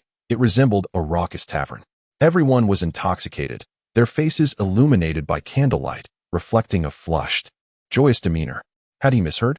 Maxwell sighed softly, feeling as though he were witnessing a hallucination, akin to seeing his political adversary prancing in a can-can dress down King S Avenue, blowing kisses as they dashed by, observing the boy perform his piece. Surely that scoundrel Bach would regret sending that recommendation letter. Yet, amidst the incredulity and absurdity, he could not help but applaud, and he did so without hesitation. The girl stared at him, bewildered, but in her gaze, the old man excitedly whistled. Oh dear, I can't help it. I simply adore this tune. Exquisite. Finally, the iron pot beneath his foot could no longer withstand the violent battering, and with one final, soaring note, it split apart with a tragic crack. The piece concluded. Amidst the cacophony, Maxwell gently clapped his hands, gazing at the flustered girl. Each day brings new surprises. He smiled, declaring, This, Your Highness, is the essence of life's joy. In the crowd, Yi Qingxian was surrounded by enthusiastic cooks and attendants. Where did you learn this? You're nearly as good as those seasoned musicians, exclaimed a cook, pinching Yi Qingxuan's cheek in excitement. Well, my father taught me in a place called Hawaii, the silver-haired youth replied, wiping the sweat from his brow as he set down the rolling pin. Just then, he heard a crisp sound. The crack in the pot beneath him rapidly spread until it shattered completely. I'm sorry for ruining your pot, he said, feeling a bit awkward as he picked up the pieces. It won't require compensation, right? It was a fine piece brought from Manchester, made of special materials. I imagine it's quite valuable. Someone beside him shook their head. Such a pot usually costs around $5,000, right? Are you running a black market? A pot priced higher than a cart. Yi Qingxian was taken aback. He began to loathe himself for being so reckless and using too much force. But the crowd fell silent, all staring at the laughing old man behind him. The elder bent down to pick up a half of the pot, deftly tapping on it, producing a clear and pleasant sound that resonated in the silence. Indeed, it is a black market, Anglo's unique super black market. A murmur arose in the crowd. The dean, Maxwell smiled. However, considering the march you have so poorly mangled, I shall waive the cost of the pot. With that, he patted the boy's shoulder, gesturing for him to follow. Before exiting, he turned to the others in the room, saying, Ladies and gentlemen, your passion for music today has deeply moved me. Since you all share a love for music, you may attend the school's practice sessions as auditors from now on. But remember, you must complete your work first. A silence fell over the stunned crowd. Well, farewell, ladies and gentlemen. Finally, Maxwell elegantly waved, closing the door on the astonished staff. In the tranquil, tree-lined corridor, Maxwell scrutinized the boy, examining him repeatedly, even glancing at his dog several times. Only when Yi Qingxian began to feel a chill did he comment. I truly cannot fathom why that fellow would write you a recommendation letter. Shaking his head, he mused. Does he owe you a considerable sum of money? Who? Yi Qingxian instinctively replied, Mr. Wolfpipe? I've assisted him a bit. Wolfpipe? Ah, I remember him. Huh. The disgrace of the academy back in the day. But I rather liked him. I lost track of him after hearing he dropped out. Maxwell suddenly grasped something, nodding, then inquired, "What is your name?" Old Fay, squatting nearby and munching on a sausage, merely rolled his eyes at Maxwell's gaze, displaying an air of arrogance and indifference, which left Yi Qingxian feeling embarrassed. Maxwell, a bit regretful, asked, "Your age?" 17. Still below the admission age, but that's fine. After all, you have a recommendation letter. Maxwell clapped his hands together. Then it's settled. Remember to arrive early for the exam tomorrow. If you pass, you may join the school. But do remember to pay the full tuition. I've been in need of funds lately. He spoke to himself, then noticed the boy's expression shift dramatically from astonishment to shock, and finally to elation. An exam? I can take the exam. Yi Qingxian nearly rudely tugged at him. Entrance exam? Are you not deceiving me? Indeed, Maxwell nodded matter-of-factly. If it weren't for my inability to serve as the chief examiner, you wouldn't even need to take the exam. Yes, the exam, the exam. Yi Qingxian murmured under his breath, nearly bursting with excitement. As long as I pass the exam, I can enter the academy and become a musician. Ahem. Becoming a musician is not something I can guarantee. I merely handle the tuition fees, Maxwell remarked indifferently, yet Yi Qingxian was already in a state of oblivion. He danced with joy, laughed heartily while embracing old Fay, and then excitedly ran off to an unknown destination. As he watched the boy cheerfully depart, Maxwell chuckled as well. Youth is truly delightful, so vibrant and full of life. The night air was heavy with dew. He coughed softly and turned to the side. "Your Highness, what do you think?" Mary added a white shawl against the night breeze, her expression a mix of elegance and confusion under the dim streetlights. After a long pause, she slowly shook her head. "I do not like him. I cannot fathom my uncle's intentions. Is it merely because you have not received your uncle's letter of recommendation?" Maxwell perceived everything. "Only at this moment do I truly see you as a young girl." Mary, faintly irritated, shot him a glare. "Mr. Dean, should I hold you accountable for your offense?" "Ah, let us consider it the ramblings of an old man." He laughed heartily. "Please spare me. After all, I've been besieged by critics lately, and it has been quite a headache." "Will you still worry about that?" she asked. "Of course, one must remain cautious. After all, it seems the Minister of State has been swayed and is contemplating a change in the principle. The power struggles are truly tiresome. Even the position of chief examiner must be rotated between the aristocrats and the musicians. Each time, I feel Anglo is being driven further into a dead end." "Dean, it appears you are about to speak of matters better left unsaid," the girl admonished. "Should I remind you of my other purpose for tonight?" "Ahem, I know. Maxwell shrugged. "I am well aware of your purpose for tonight. I understand it is difficult for His Majesty. I shall step out to avoid the storm. Oh, fortuitously, I have a new wine from the Wellington vineyard. It would be delightful to sample it. It is a pity to have missed the banquet of that Princess Yunlu. I have been quite eager to see the beauty of the East."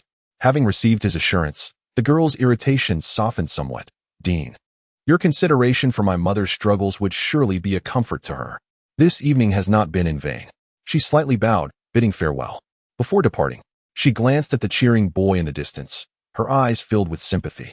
"Dean, though I do not understand how he could obtain my uncle's recommendation, do you believe someone of his caliber can truly pass the practical assessment? As for that, I believe it is not entirely impossible. After all, miracles are one of life's delights." Chapter 27.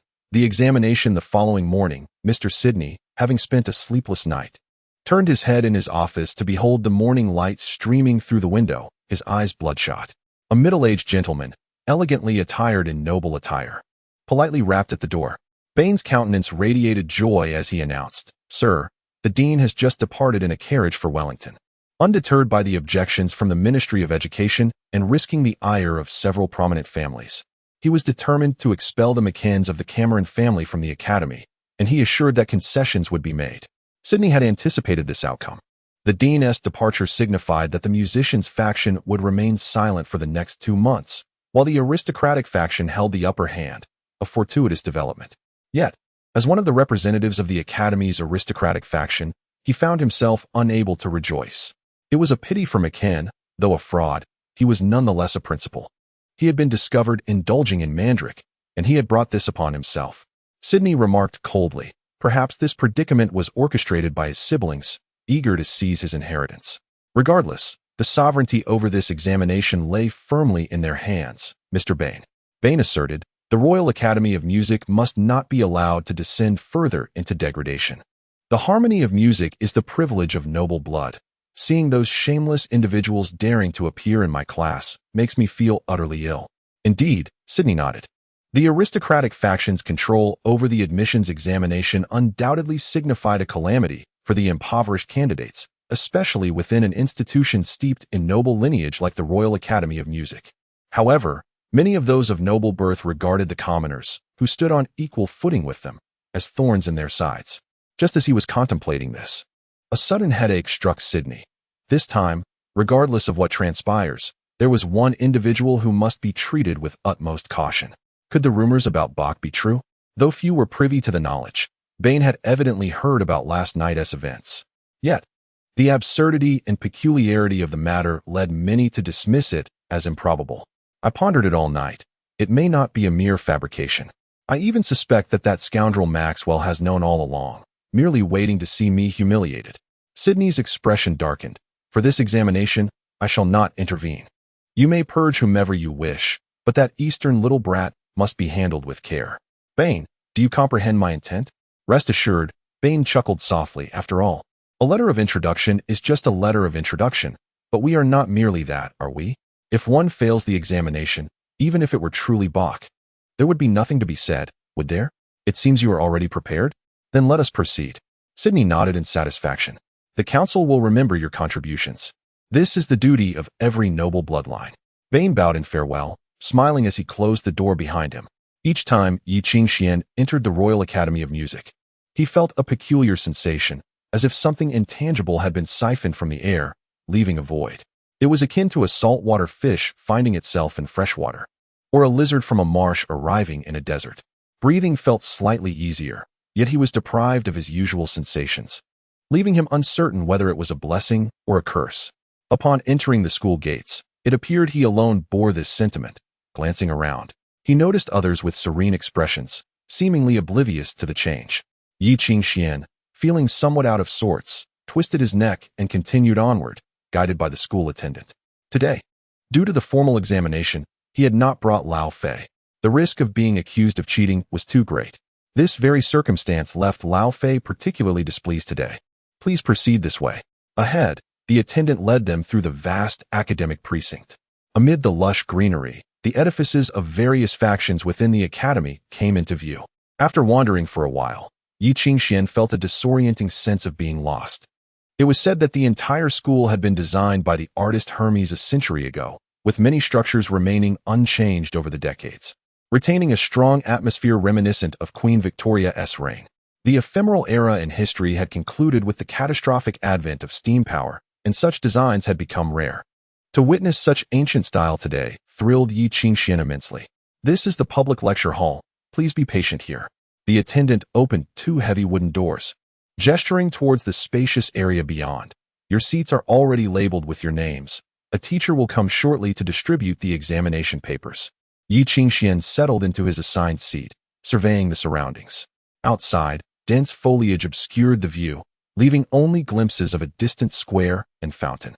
He wondered how much had been spent on the academy's construction. The lofty dome above was adorned with exquisite embellishments, causing his gaze to linger for quite some time. Yet, for some reason, he felt an unsettling gaze upon him. Are all nobles this neurotic? Yi Qingxian mused silently. As time passed, someone finally entered the hall and began distributing the examination papers. The examination was set for 4 hours, with strict prohibitions against whispering, cheating, submitting early, or casting wandering glances. The examination commences now, declared the grim-faced man coldly, turning to exit without allowing time for questions. Before leaving, he brusquely closed the heavy wooden door, creating an echoing silence that enveloped the room, leaving all the candidates bewildered and exchanging glances, unsure of what the institution was attempting to achieve. After a lengthy pause, someone finally ceased their idle thoughts and began to focus on the papers. Suddenly, exclamations of disbelief erupted. Yi Qingxian heard a nearby candidate mutter a curse under their breath, and upon glancing at his own examination paper, he was equally taken aback. The stack of 6 pages contained, apart from one page filled with questions regarding grammar, music theory, and mathematics, a staggering 4 pages dedicated to essay questions. 4 pages. Moreover, the topics were far removed from fundamental music theory. The impact of the century-old reform on the Anglo system, the rise of the chant faction and its prominent figures, outline the 7 great questions proposed by Hermes. The differences between runic grammar and the common tongue, the 4 great achievements of St. Gregory, the 5 principles of the cantor until the final page, which was entirely blank. Had he mistakenly arrived at the wrong place? Was this Trinity College? One candidate, in anguish, clutched their hair and groaned. The music theory and mathematics he had crammed all night proved utterly useless. Wasn't he the most challenging aspect supposed to be advanced mathematics? He had never even studied runic grammar. Amid the murmurs of discontent, Yi Qingxian grasped the paper, bewildered as he scanned the room. This was excessively unfair. He clutched his pen, feeling a pang of guilt. In the bustling examination hall, no one thought to lift their gaze to admire the exquisite dome above. None considered that above the dome, a group of individuals, wine glasses in hand, leisurely observed their distressed expressions. Concealed above the second level of the lecture hall was a floor not known to many. In the opulent hall, the floor was entirely transparent, resembling crystal. The proctors monitoring the examination sat on couches, peering down at the candidates, exchanging opinions. "It seems this year's examination questions are quite effective," remarked one proctor with a knowing glance. They all erupted into laughter, gazing at the candidates' distressed faces, congratulating one another. "A stroke of genius, Mr. Bain. Too kind." Bain subtly nodded, rubbing his goat beard with a sense of satisfaction, and smiled as he remarked, "After all, the choral faction is indeed an essential aspect that musicians must comprehend. It is not the fault of the common folk if they do not understand." The Royal Academy of Music stands as the epitome of the Anglophone scholarly tradition. Merely testing advanced mathematics and fundamental music theory hardly constitutes a comprehensive evaluation. Someone echoed, "I propose that in future examinations and educational frameworks, we expand the emphasis on this area. The sanctity of theology remains unassailable." Agreed. Let it be so. This proposal naturally garnered a chorus of agreement and approval. What if no one is able to answer the questions given the high difficulty of this examination? Someone whispered, "There are 270 candidates in total. We need not concern ourselves with the more than 100 who will be dismissed. We simply need to ensure the success of the remaining 100.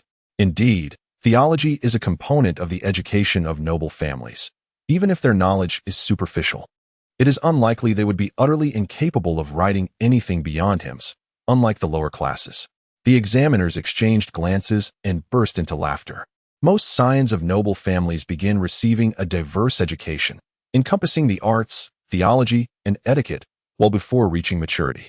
They are far superior to commoners, who may have attended school for merely 2 years and memorized a handful of hymns. Once the examination strays from foundational subjects, it becomes a veritable massacre in accordance with the established regulations. Observing the bewildered expressions of the specially summoned commoners, Bain could not contain his laughter. Amidst the protracted examination, someone quietly entered, taking a seat in the corner.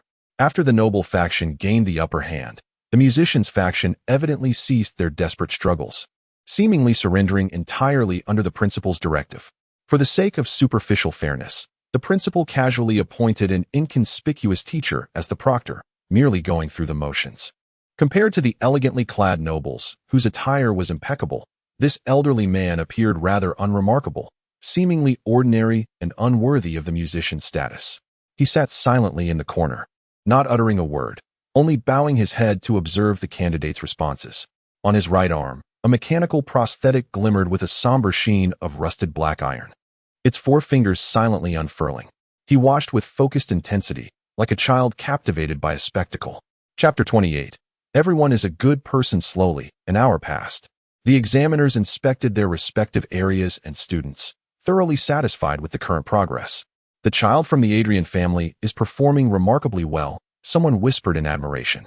"Indeed, it is a family with a profound heritage," Bain nodded. "It is only natural that they excel in theology."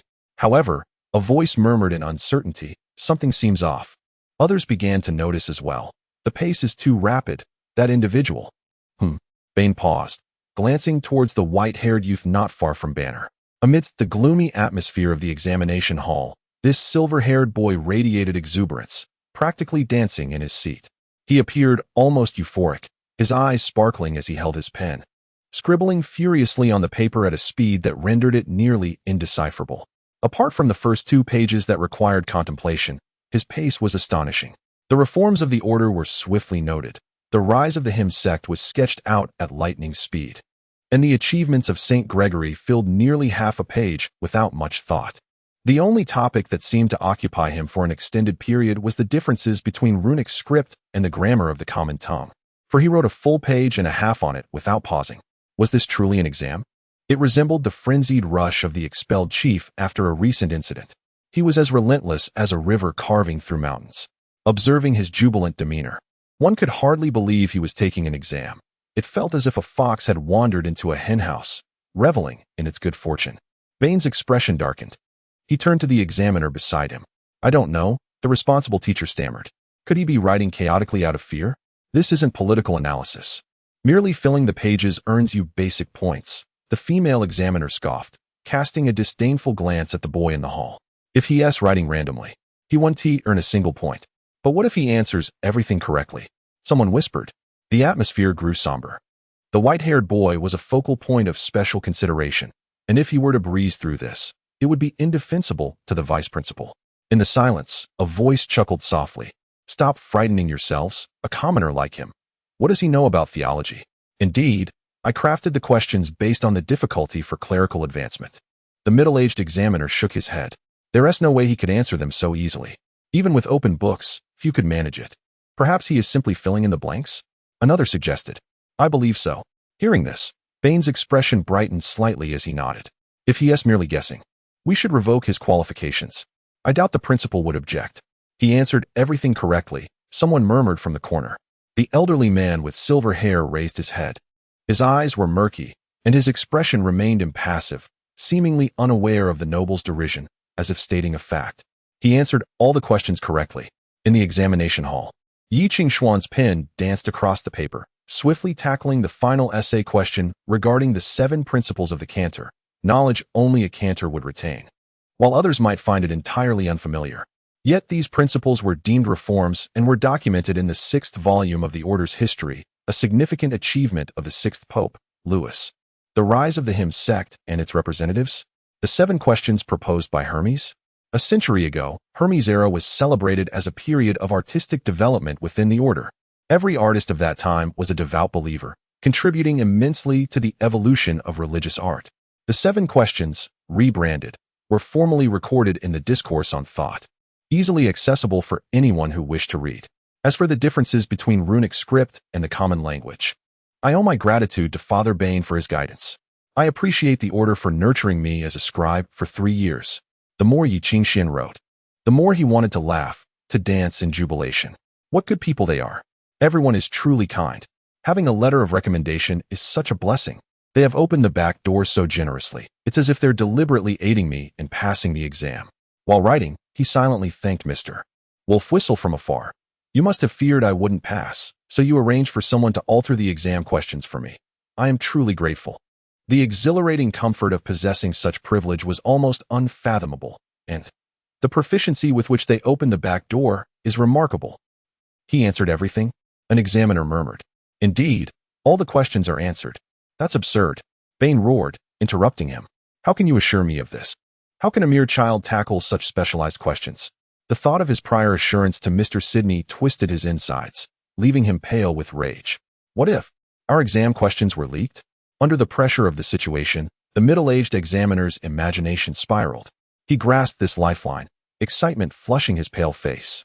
Someone must have disclosed our questions to him. It has to be cheating. It seems that the lower district's ruffians resort to such underhanded methods, someone sneered. Could he possibly be an apprentice musician of the hymn school? Cheating? Bain's expression softened slightly. "Are you certain?" "Absolutely." The examiner's face was indignant, filled with disdain. With such a lowly background, how could he have access to the church's texts? "We must punish this severely," suggested another examiner. "Indeed, to prevent any recurrence of such incidents." Bain rubbed his palms together, his expression darkening. "There is no need to continue the exam. Let us expel him. It is not cheating." A low voice from the corner interrupted Bain. The room fell silent, and Bain's expression grew increasingly grim. The old man, still oblivious to the shifting atmosphere, focused intently on the exam room. Look at the calluses on his hands. Such marks can only be left by years of writing. He must have undergone training by the order. He could very well be a cleric. Enough. Bane snapped, his face pale with anger. Mr. Abraham, mind your words. This is not the place for your embarrassment. The old man finally sensed the tension and awkwardly fell silent, lowering his head. In the cold, indifferent gazes surrounding him, he awkwardly brushed his gray hair with his mechanical hand. Bane shot him a cold glance, dismissing him entirely. Tom was drawing near. The shimmering violin, reminiscent of glass, reflected a dreamlike glow. Bane held the instrument, placing the bow upon the strings. Exhaling the pent-up frustration from his chest, it's time for them to tackle the real exam questions. Amidst the faint, melodic tones, his gaze darkened. In the examination hall, Yi Qingxian hummed a hymn softly, completing the final question with fluid grace, his spirits soaring. After thoroughly reviewing his answers, he nodded in satisfaction. It is simply flawless. To not take this seriously would be a disservice to the grand opportunity the Academy has provided. I truly apologize for the inconvenience of having everyone care for me so attentively. As Yi Qingxian contemplated this, he couldn't help but stifle a mischievous laugh. However, considering that this was still an examination hall, he maintained a stern countenance, managing to suppress any audible laughter. Ultimately, he cast his gaze upon the solitary blank examination paper before him, perplexed by its purpose. What could a paper devoid of questions possibly be for? As the afternoon approached, the distant cacophony of cicadas resonated in the air. Yi Qingxian stifled a yawn, feeling his vision blur. So drowsy.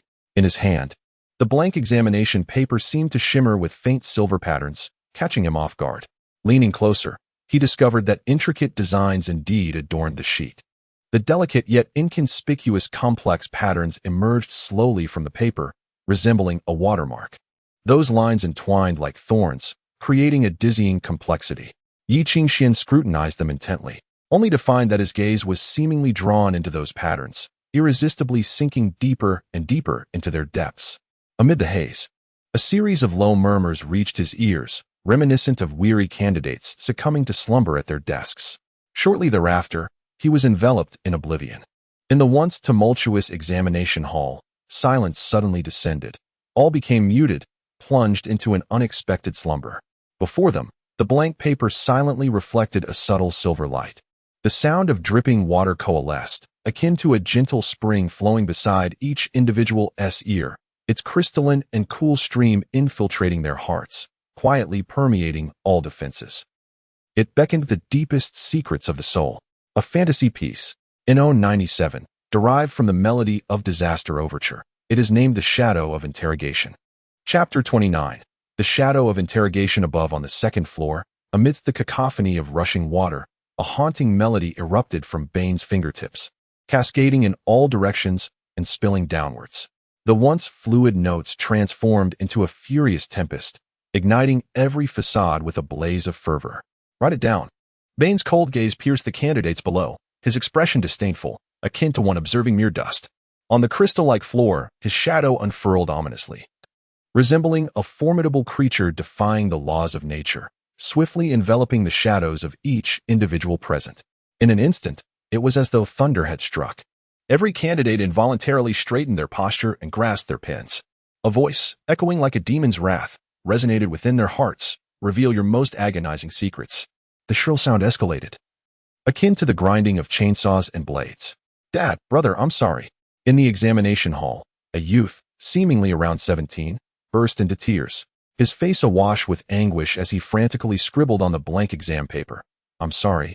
I'm worthless. I didn't study music theory properly. I've brought shame to my family. Please forgive me. Through his pen, the visage of a struggling family emerged, a father laboring tirelessly, accruing debts to afford his youngest child's education, a brother, once nurturing but now estranged by financial burdens, and himself, perpetually failing to achieve academic success. Ha! You all deserve to die? In a corner, a man with bloodshot eyes laughed maniacally, clutching his pen as if wielding a dagger, stabbing the air before him and inscribing names upon the paper. Harry, Ron, Hermione, Severus. Each name was marked with a large cross, resembling a death list. He drooled in a grotesque grin. May they all perish. Anyone who obstructs Draco's lordship in restoring his family must die. I promise you all. I will help you steal that object once I infiltrate the academy. A hunchbacked, frail candidate's eyes glinted with fervor as he rapidly drafted his plans. On the second floor, The examiners coldly observed the grotesque spectacle below, unemotionally recording the candidates' performances.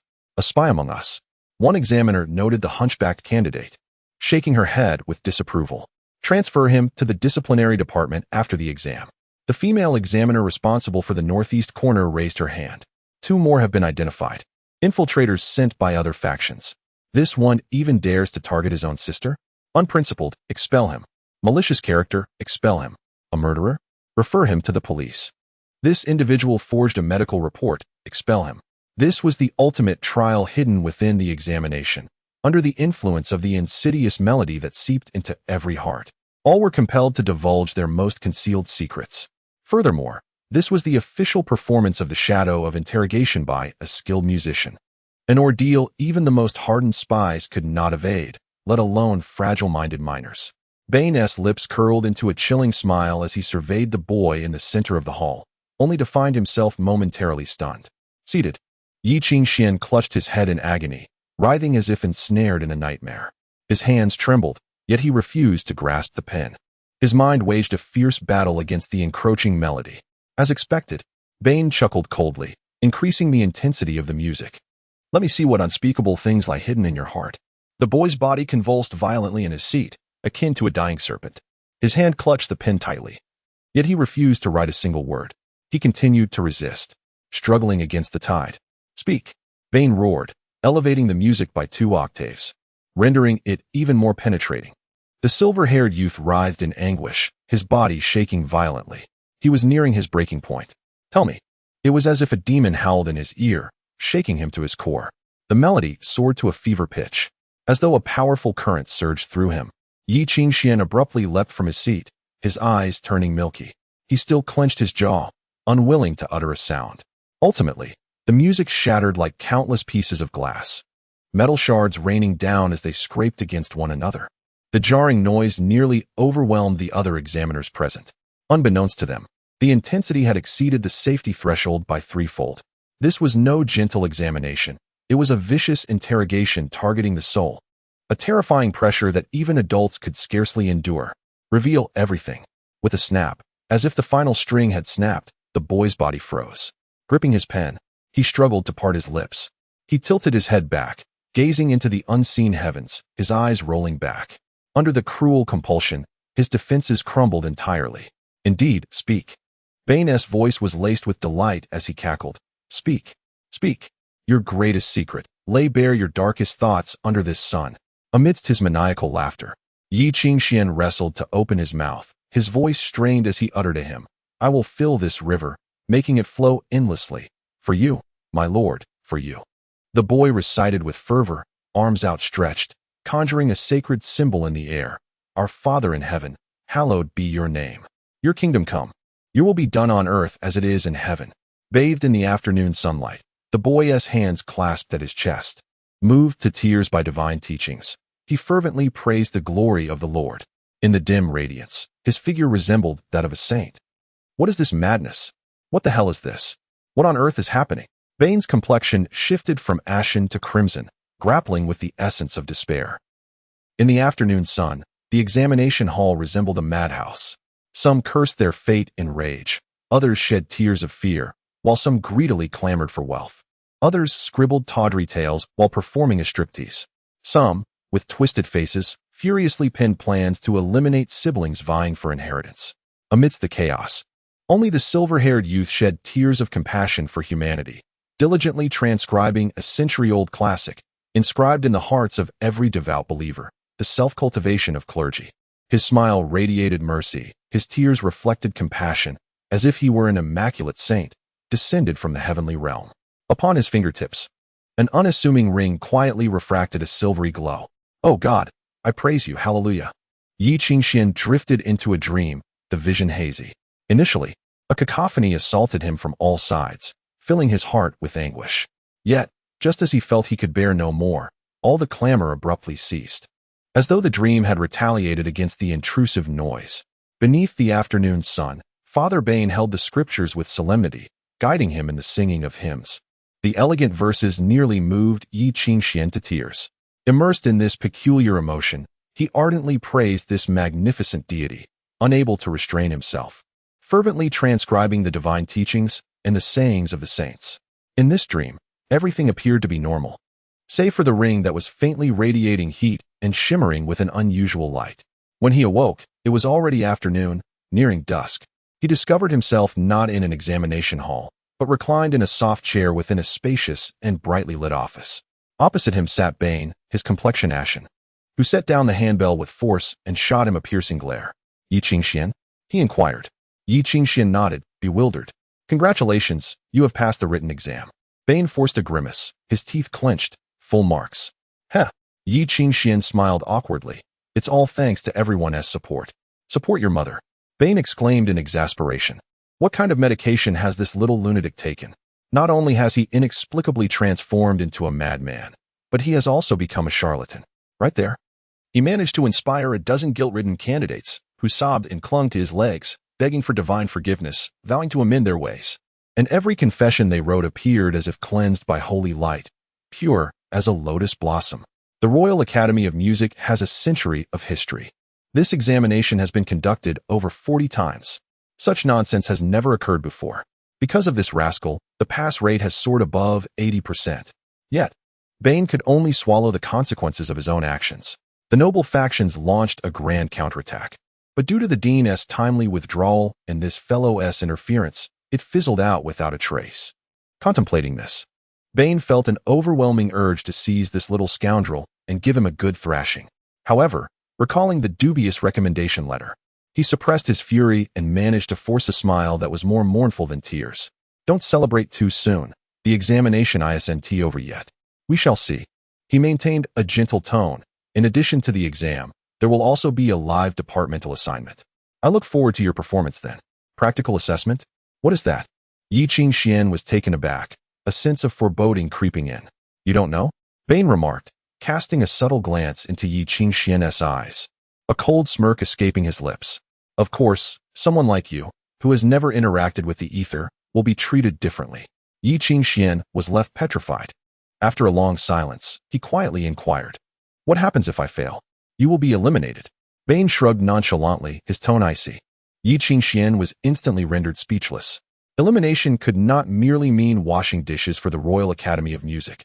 If he failed, he would be denied even that opportunity. Yet the problem was, apart from the last time he nearly perished in the jungle, Yi Qingxian had not sensed the ether for nearly 10 years. "Could we not make an exception?" Yi Qingxian asked weakly. "No." Bane shook his head. "Have you ever heard of a magician without magic?" Yi Qingxian grasped the implication and fell into silence. A magician devoid of magic is no magician at all. They can only perform tricks on the streets. Similarly, what relation does a musician have if they cannot control the ether? Might as well play a 3-stringed lute in a tavern. Yi Qingxian had calculated every possibility. Yet he had not anticipated that admission would hinge upon this point. He had thought he would have ample time to resolve his issues after enrollment. But the test had arrived far too soon. Silently, he turned away, inquiring where ether orbs could be purchased before hastily making his way to the store. In 10 days, the practical assessment would take place. There was no time to hesitate or fool around. Only by passing could he gain entry to the path of a musician. Failing meant the end of all things. Chapter 30 notes at this very moment, 1,000 miles away, the afternoon sun blazed down upon the barren plains. With the vigorous effort of 16 spirited steeds, the train raced along the iron tracks. This public long-distance carriage was merely a product of the recent decades of Anglo's ambitious transportation developments. Powered by modified and refined horses, it pulled the carriages swiftly along the rails, avoiding the potential special troubles that large mechanical engines could bring, while also ensuring practicality. Despite the exorbitant ticket prices, a considerable number of travelers still opted for this convenient mode of transport.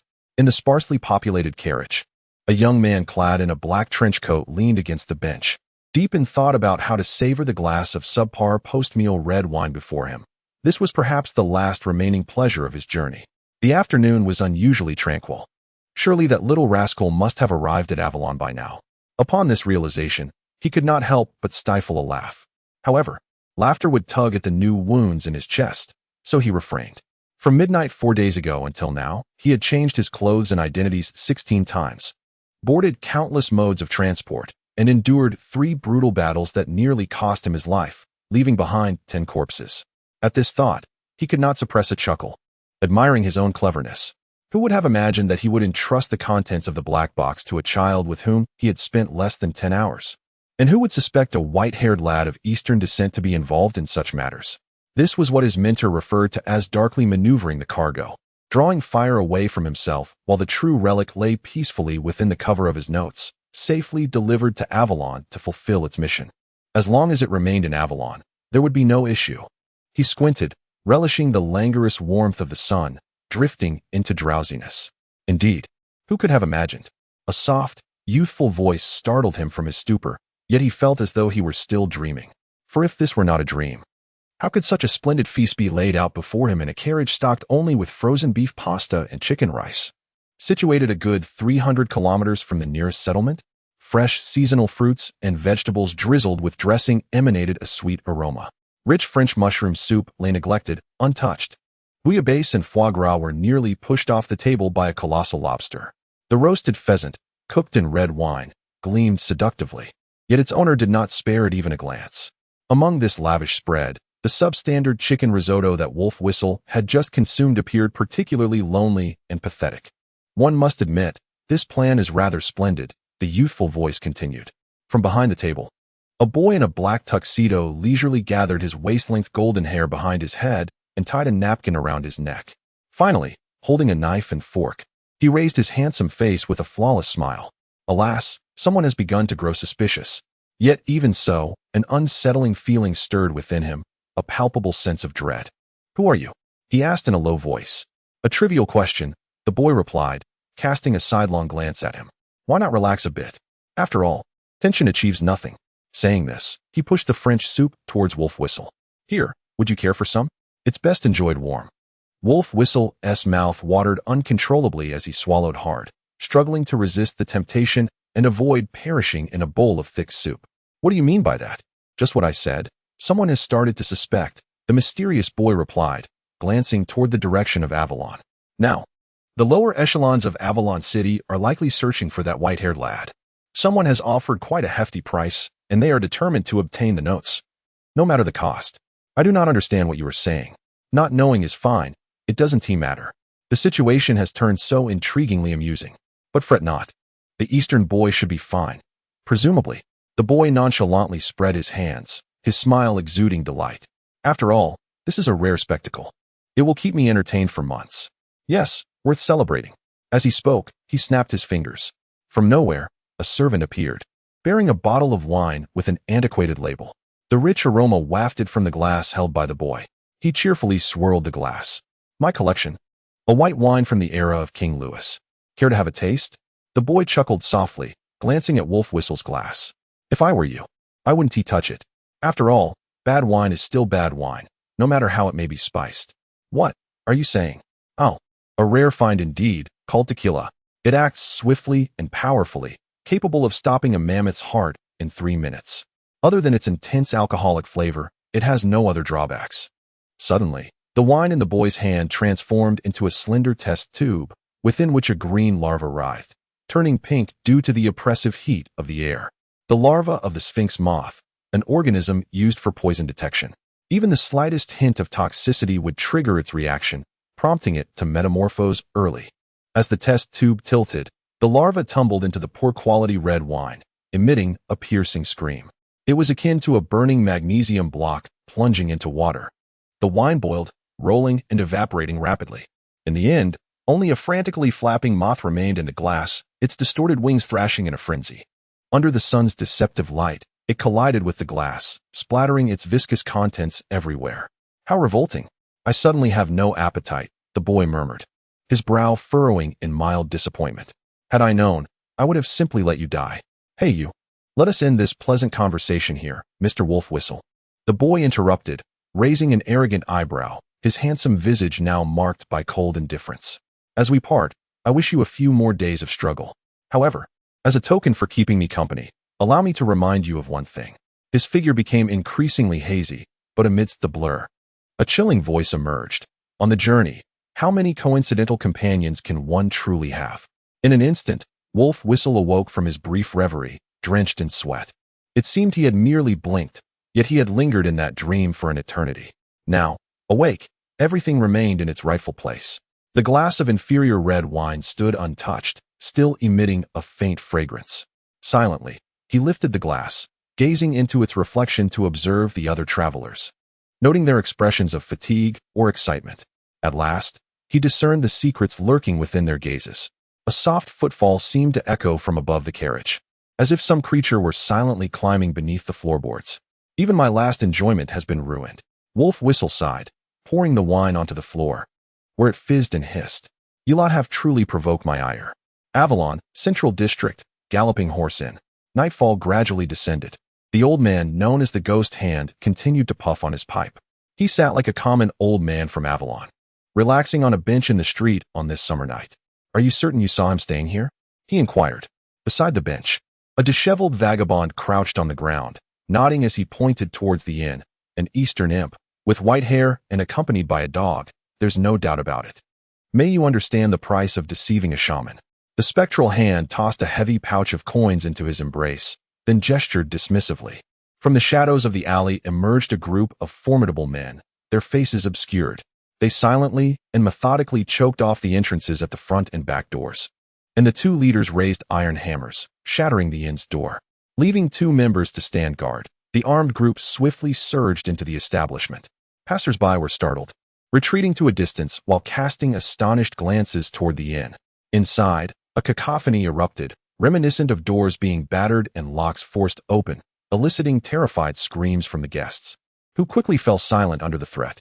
The innkeeper cowered behind the counter, whimpering in fear. After a flurry of sporadic knocks and crashes, an eerie stillness enveloped the surroundings. Someone, receiving a signal from afar, furrowed their brow and leaned in to whisper in the spectral hand's ear. Sir, nothing. The spectral hand remained silent, smoking contemplatively while glancing at the vagabond beside him. Under his scrutinizing gaze, the vagabond froze, as if encased in ice, yet he could still move, trembling uncontrollably. His eyes filled with confusion and terror. Search again, the spectral hand murmured. A new wave of screams erupted, and the 3-story inn resounded with a cacophony of destruction as the violent search commenced anew. Chapter 31. Sounds in the moonlit night on the long street. Ghost Hand silently puffed on his pipe. Although the air was filled with laughter and joy, the atmosphere around the bench felt frozen, akin to the chill of winter, causing the homeless man slumped on the ground to tremble uncontrollably. Excuse me, could you please tell me how to get to Luther Street? A voice from behind seemed lost, desperately inquiring of passers-by, ultimately directing the question at Ghost Hand. Ah, thank you.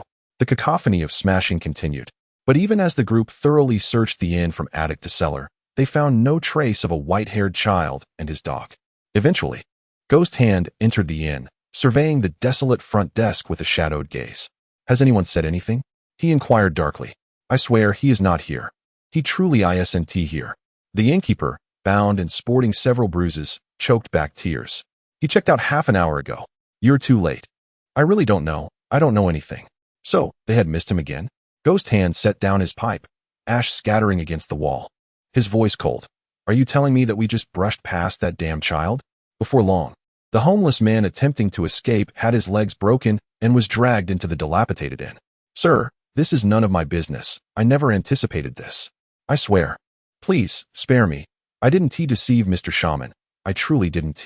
Ghost Hand, lowering himself, fixed his cold gaze upon the homeless man pinned to the floor. The man's voice weakened, eventually dwindling to incoherent murmurs, his eyes filled with despair. Honestly, I know this is merely a minor oversight. It is not entirely your fault. Ghost Hand crouched down, pressing his hand against the man's right eye, his murky pupil reflecting pity. But regrettably, I am not like the police of Scotland. Understanding. A sudden crash echoed. In the streets, dragging a tattered suitcase, Yi Qingxian mumbled dejectedly. First, I didn't account for the practical test in the entrance exam. Second, I didn't anticipate. He lowered his head, staring at the crystal ball in his hand, wanting to weep without tears. Why is this wretched ether ball so expensive? In Yi Qingxian's palm, the fist-sized crystal ball shimmered, reflecting the glow of street lamps. Amidst the bustling crowd, the brilliant crystal occasionally flickered with random points of light, resembling fragmented silver dust that vanished and reappeared within the crystal, creating a mesmerizing effect upon prolonged gaze. This was one of the most commonly used measuring tools among musicians, the ether ball. It appeared to be a solid crystal sphere, yet it was merely a thin, exceedingly hard shell, molded instantly at high temperatures. Its refractive index and thickness adhered to nearly pedantic standards, inscribed with runes and infused with pure ether, allowing it to react to even the slightest sound. The one in Yi Qingshuan's possession was a basic model sold in shops for apprentice musicians to practice with a lifespan of about 4 months. This had consumed nearly all his savings. It was said that in the military and among the musicians' guild, there existed far superior ether balls and measuring tools, unattainable by mere currency. As for how to communicate with ether, the most suitable introductory material was right in his hands. He caressed the notes gifted by the wolf flute, sighing softly. Even so, the challenge remained daunting. To this day, musicians were a rare breed among humanity. And while every book would claim that communicating with ether merely required reciting runes, over half of them were transcriptions of the world's sounds by ether. Yet, in the wolf flute's notes, only 3 fundamental notes were recorded, representing the foundational branches: extraction from the transformation school, equanimity from the prohibition school, and bestiality from the summoning school. Mastering any one of these would suffice for passing the test. However, Yi Qingxian lacked confidence in completing what seemed a simple task within 10 days, especially here in Avalon, where to prevent sound from causing a massive ether disturbance, the entire city was enveloped in a barrier of ether suppression. After all, few ordinary folk dared to engage with ether. Fear was far more prevalent in their hearts. Whether in the wolf flute's notes or any musician's texts, the covers bore a line of admonition penned by the first pope, etched in the hearts of all, from birth to death, never to be forgotten: reverence for ether. Thanks to the historical influence of the church, Yi Qingxian gained a relatively comprehensive understanding of the current world. For humanity, a full 9/10 of the world remained unexplored dark zones. Researchers worldwide used 4 colors to denote regions on maps: white for areas with sparse ether density, suitable for large human habitation; yellow indicating potential sharp noises that could lead to accidents; red where loud sounds were prohibited; and black, a terrifying forbidden zone beyond the border world, where even a faint cough could trigger a catastrophic chain reaction. In the bordering cities of the red zone, speaking aloud was forbidden, and people could only whisper, earning the moniker Silent Zone. Those who had never ventured to the borders or beyond could not fathom that kind of suffering and fear. Although the Dark Ages had only recently ended 300 years ago, cities and villages ravaged by ether disturbances were countless. For so long, natural disasters had become a nightmare haunting every human heart. Consequently, churches were vital fixtures in human settlements, not merely for spiritual beliefs, but also because the church employed special techniques to dilute ether density during construction, ensuring safety within certain areas. Because of their mastery in communicating with and manipulating ether, musicians were revered and feared. They have always paid a great price for technological advancement and development. Throughout history, becoming a musician has been a perilous endeavor, and the difficulty of entry remains unparalleled. Thus, Yi Qingxian pondered, would learning a rune within 10 days be too ambitious? In the deep of night on Luther Street, the public carriage station stood desolate. Years had passed, yet it remained as Yi Qingxian remembered. After nightfall, foot traffic dwindled, but the lights remained bright, and a long bench offered a place to rest. The summer night was not cold enough to induce illness, and the breeze was still bearable. This was the Central District, with decent security. As long as one did not appear destitute, patrolling officers would not shoo them away. Compared to squeezing into ramshackle shelters with beggars, this was a far more favorable refuge after being cast out. Moreover, it provided him the convenience of reviewing his notes. Though he had memorized the contents during his journey to London, he resolved to examine them once more. He had already dismissed the transformation school's extraction due to its high sensitivity requirements. With his current near-blind perception, even a successful attempt would likely result in an uncontrollable rune, reducing him to a lifeless husk. With no other options, he would have to try each in turn. Taking a deep breath, Yi Qingxian sat on the bench, nibbling on his last bit of dry rations. Utilizing the lamp's glow, he flipped through the small booklet, relaxed the throat muscles, feel the expansion of the lungs, then slowly exhale, with the tongue lightly pressing against the teeth. Naturally, the ether ball remained unresponsive. He smacked his lips, sensing that something was amiss. The youth, brimming with hope, made yet another attempt. This time, it felt less like a stab and more akin to a cacophony of quacking ducks. The ethereal orb remained unresponsive. Yi Qingxian took a deep breath, reassuring himself. It must surely be my lack of sincerity. Sincerity, banish those errant thoughts. Oh no. Still not right. Uh-huh. Why does it remain unresponsive? Ah. Oh dear. Despite Yi Qingshuan's myriad attempts, the ethereal orb continued to exhibit no reaction. Finally, with a sore throat, he could not contain his frustration and hurled the small booklet to the ground. Is this some kind of joke? What on earth is this? He glared at the ethereal orb, as though trying to will it to bloom like a flower. Yet no matter how fiercely he stared, that crystal sphere remained resolutely still, offering not the slightest response. Could it be broken? He shook it gently to ascertain, but in that very moment, the ethereal orb illuminated. He looked around in astonishment, a strange scent wafting through the air. Faint laughter echoed from afar. Something was approaching. Chapter 32. I have begun to practice he. Come chase me. It was as if a lunatic was playing games with a comically altered voice. In the dense darkness of the night, someone came running, twisting strangely along the street illuminated by the silvery moonlight. Yi Qingshian swore that in his 17 years of life, he had never witnessed such a dramatic spectacle. Beneath the shimmering moonlight, a man with a disheveled hairstyle was cackling with a high-pitched laugh, dashing down the street with a wild swagger. A sudden gust of night wind lifted his only shirt, revealing his bold undergarments. Each time he sprinted barefoot while laughing heartily. The ether sphere would emit a burst of dazzling light in response. Cackling away, he sprinted off down the street.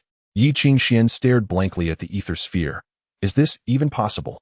The man ran with abandon, abruptly halting in front of the youth. Bending down to point at his own face, marred by bruises from a recent altercation, reeking of alcohol. You tell me, he inquired with an earnest expression, am I handsome or not? His voice was deep and clear, soft yet slightly husky, undeniably pleasant to hear. But Yi Qingshian was too stunned by the audacity of the naked man's approach to respond. The ether sphere in his hand continued to flicker with light. Do you think I'm handsome? The naked man repeated. Yes, you are handsome, Yi Qingshian replied, reluctantly praising him, feeling as though his conscience shattered into pieces. Upon closer inspection, if not for the bruises, the fellow might indeed possess a certain charm, and he seemed quite youthful. Haha, I knew it. The inebriated young man laughed heartily, then, as if struck by a sudden wave of fatigue, collapsed onto the ground and fell into a deep slumber. Yi Qingshian stood there, petrified in the wind. Hey, are you all right? He kicked the man, but received no response.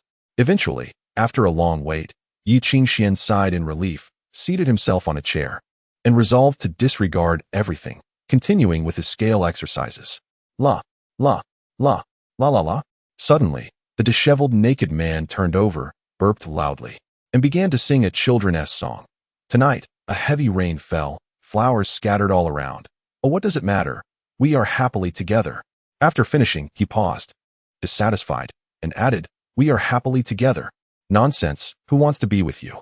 Abruptly, the naked man sprang up from the ground, seizing Yi Qingshian's hand. The young man stared wide-eyed, but his gaze was hazy, unable to focus. Brother, don't be afraid. The most important thing for a family is to be united.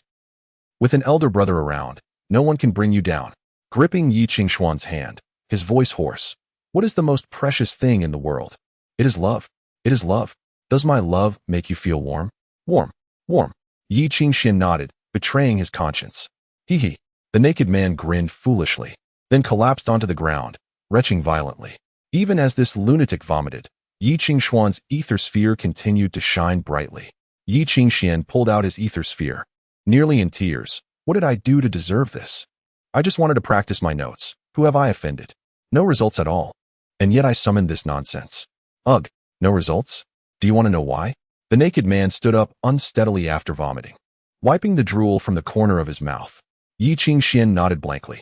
Then, a finger pointed at his nose, and the naked man declared seriously, give up. You cannot sense the ether. It seemed like notes from his father's class on wolf flute, yet even he could not decipher what he had written. How could he practice? Remember, sound is merely an illusion. The naked man firmly pressed down on Yi Qingshuan's shoulders, his voice transforming from hoarse to chilling. Reminiscent of distant thunder, ether is the master of all things and the servant of will. Before Yi Qingshian could react, the man began to sing loudly once more, then, amidst the glittering light of the ether sphere, dashed away like the wind, leaving behind a puddle of vomit. After a long while, Yi Qingxian finally came to his senses, jumping up in anger. You lunatic! Give me back my book. That was totally the yodeling technique. The following day, Yi Qingxian awoke to the sound of morning bells, feeling as though his throat had swallowed fire, accompanied by a tearing pain. He had practiced all night based solely on his memory. The sole outcome was swollen vocal cords, rendering him nearly unable to speak a complete sentence. Moreover, he was extremely hungry. With a grimace, he fished out his wallet, discovering he had only a few dozen coins left. In Root Town, that was his salary for half a month, yet in the exorbitantly priced Avalon, such a meager sum would barely last 3 or 4 days, let alone 10 days hence. Was he to resort to begging once more? He muttered softly, feeling as if his throat was ablaze. Is there not even a water tap to be found in Avalon?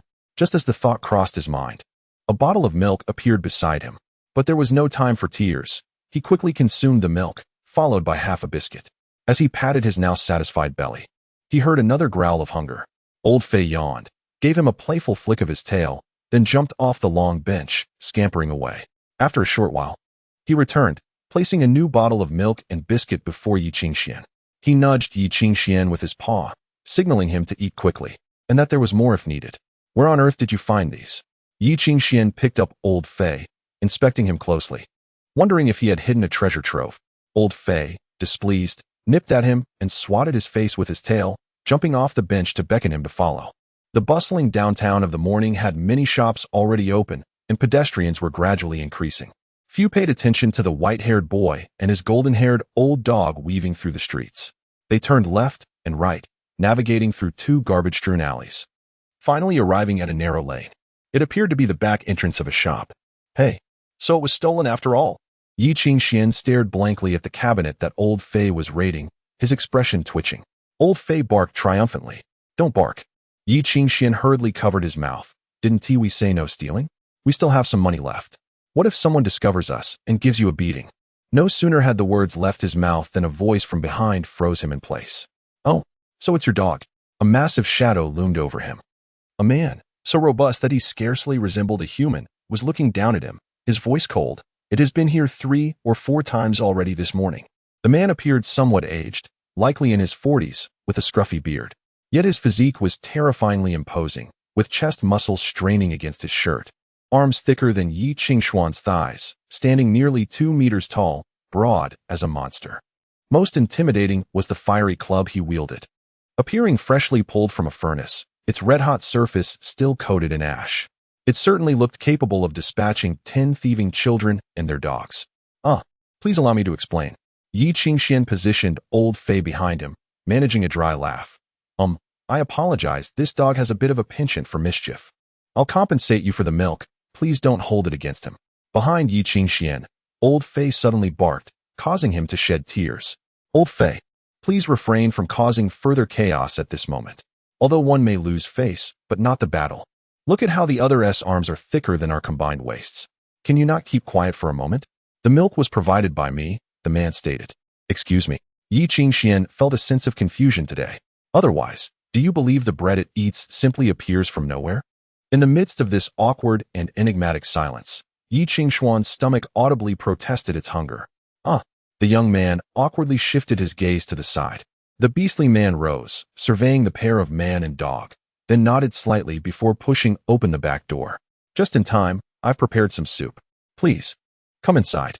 An hour later, within the shop, Yi Qingxian never anticipated that amidst the bustling and precious real estate of the commercial street, he would encounter such a vast clock shop. The rhythmic ticking enveloped him, as countless clocks adorned every corner. Towering antique grandfather clocks, intricate timepieces hung on the walls, and pocket watches displayed on the counters. These clocks occupied 2/3 of the shop, their hands spinning in unison, creating an ambience of tranquility. Yi Qingxian grasped a cloth, diligently polishing the storefront window until it gleamed. Stepping back 2 paces, he nodded in satisfaction. Thus, he deemed his meal not entirely in vain. At that moment, the beastly man, who had buried his face in a thin book behind the counter, lifted his head. Are you here to take an exam? He set down the book, his expression indifferent. How did you end up in such a state? You can't even care for your dog properly.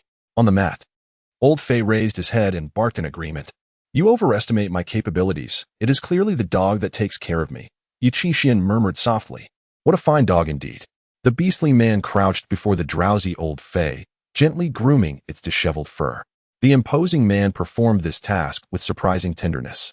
His eyes no longer dull, but filled with warmth and a hint of nostalgia. Suddenly, he inquired, "Would you sell it?" "Not selling." Yi Qingxian shook his head without hesitation. "You are in dire need of funds, aren't you?" The beastly man shook his head and approached Yi Qingxian, towering over him. "Extend your hand," he commanded.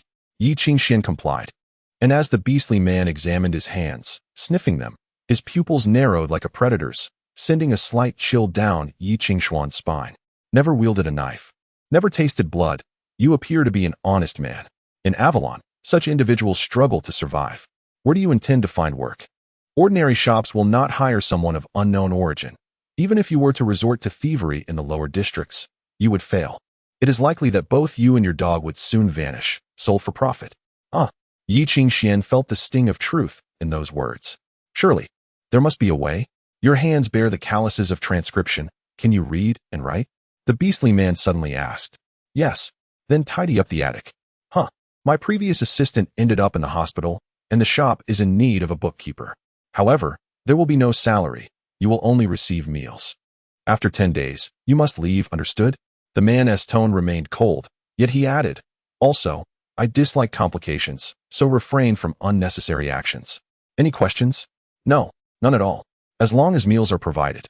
Meals are indeed satisfactory. Yi Qingxian could not help but break into a foolish grin, rubbing his hands together. Nearly beside himself with joy. "Then stop dawdling and get to work." The beastly man's expression remained stern, yet there was a hint of awkwardness in his voice. As if slightly embarrassed, after several attempts to speak, he finally lifted the nearly tattered thin book in his hand, pointing at the cover. "You first teach me to recognize characters." Yi Qingxian gazed at the cover, momentarily dumbfounded. The collection of Angulu fairy tales. Chapter 33, The Growing Anxiety, Sir. "May I inquire about the price of this clock?" "I do not know. I wish to purchase this pocket watch, but I have no idea." "Did you not hear me say, I do not know?" "Sir, I just want." "Get lost. We are not conducting business today." After dismissing the 6th customer, the grumpy Uncle Seaton coldly instructed Yi Qingxian to close the door and hang up the closed sign, before resuming his stammering recitation of the alphabet from behind the counter. Beside him, Yi Qingxian gazed at the customers scared away by Uncle Seaton's demeanor, unable to suppress a sigh of exasperation. How has this store managed to survive until now? His curiosity was genuine. After spending 2 days in the shop, Yi Qingxian had gained a basic understanding of the situation. Uncle Seaton's name was indeed Seaton. He was not the proprietor of the establishment and exhibited no interest in clocks whatsoever. Aside from hiring someone to clean, he was too lazy to manage the shop, merely maintaining its current state. Business was of no concern to him.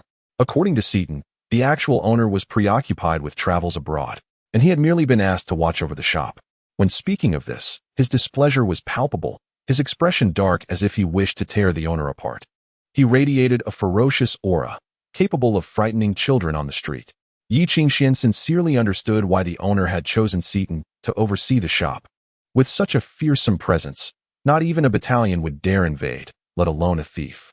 Aside from matters involving spelling and letters, Seaton was generally taciturn, uttering perhaps 3 sentences a day, 2 of which were directed at old Fei. Yi Qingxian could not fathom why Seaton was so engrossed in reading. He was often found lost in a book of fairy tales. It seemed more appropriate for Seaton to have Yi Qingxian teach him spelling and reading instead of assigning him bookkeeping duties. Yes, and perhaps he could moonlight as a cleaner.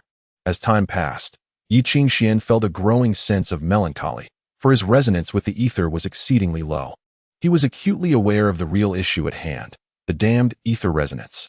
He sensed no trace of ether's presence.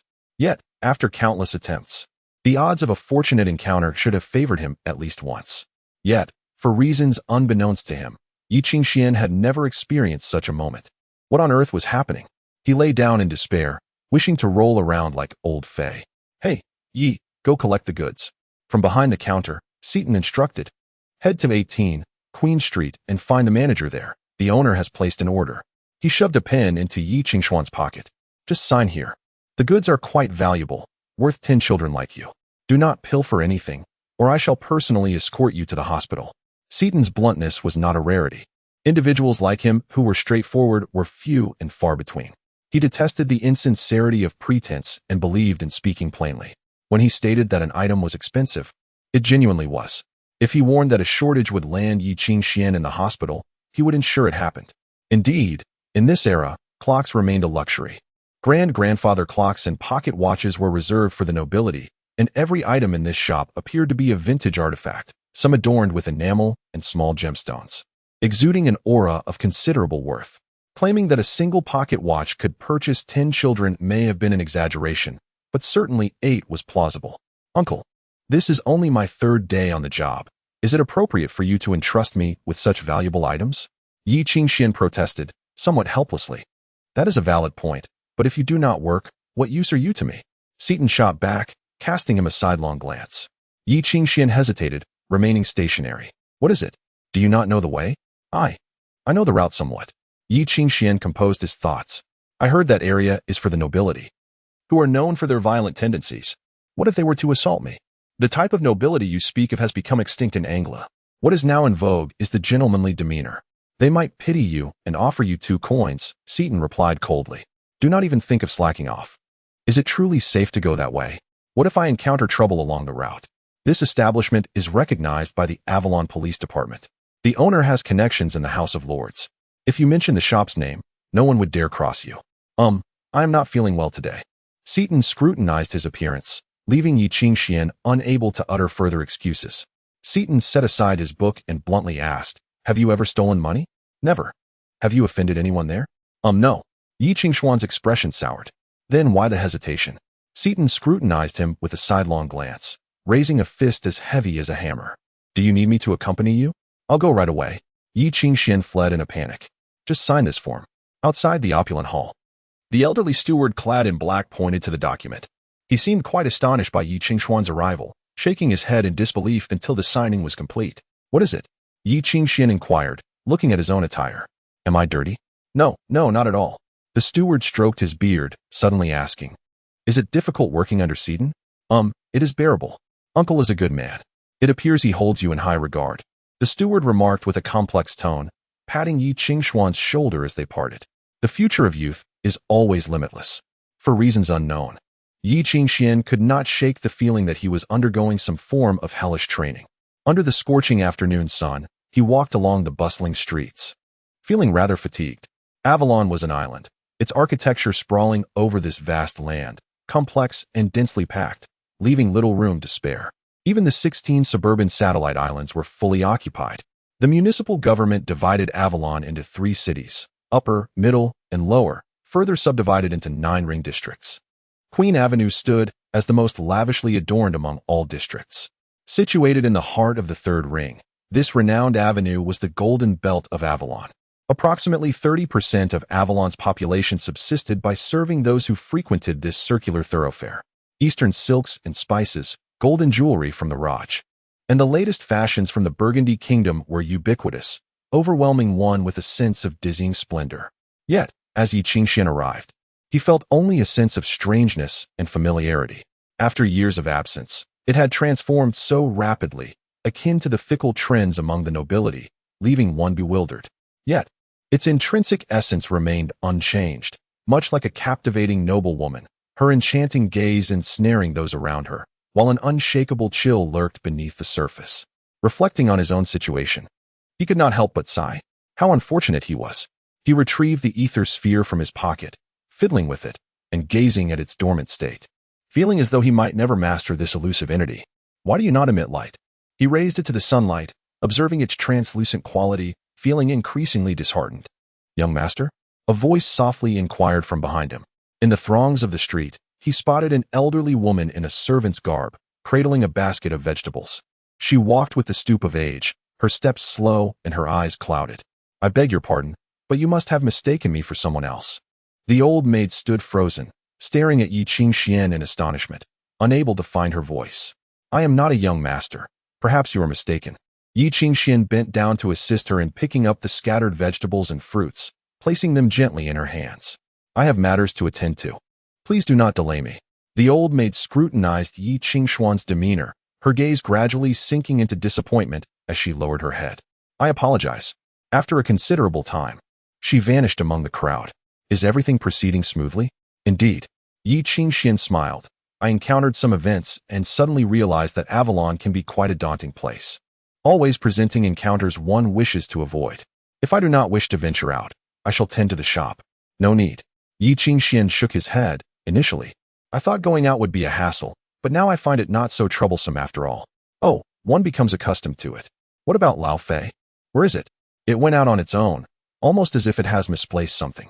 Yi Qingxian pondered for a moment, his expression shifting to one of peculiar concern. Surely, Lao Fei had not gone off to retrieve something odd again. As it turned out, Yi Qingxuan's apprehensions were well-founded. In the dead of night, he was roused by Lao Fei's frantic barking at the back door, yawning as he arose to open it.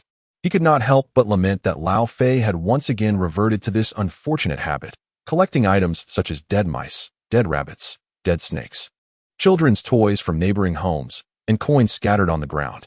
Remarkably, since Lao Fei had adopted this habit, Yi Qingxuan's pockets had grown considerably fuller. Woof woof woof. Lao Fei barked more urgently, and with a sense of resignation, Yi Qingxian unlatched the door. Do not fret, do not fret. I shall open the door for you. Now, let me see what you have brought. To his astonishment, Lao Fei crouched outside, proudly sticking out its tongue. Yi Qingxian was left in a state of shock. Chapter 34. Save me, for instance, the past one wishes to evade, and the image of a man running bare in the midnight. Under the tranquil moonlight, the alley lay in profound silence. Yi Qingxian stared blankly at the child before him.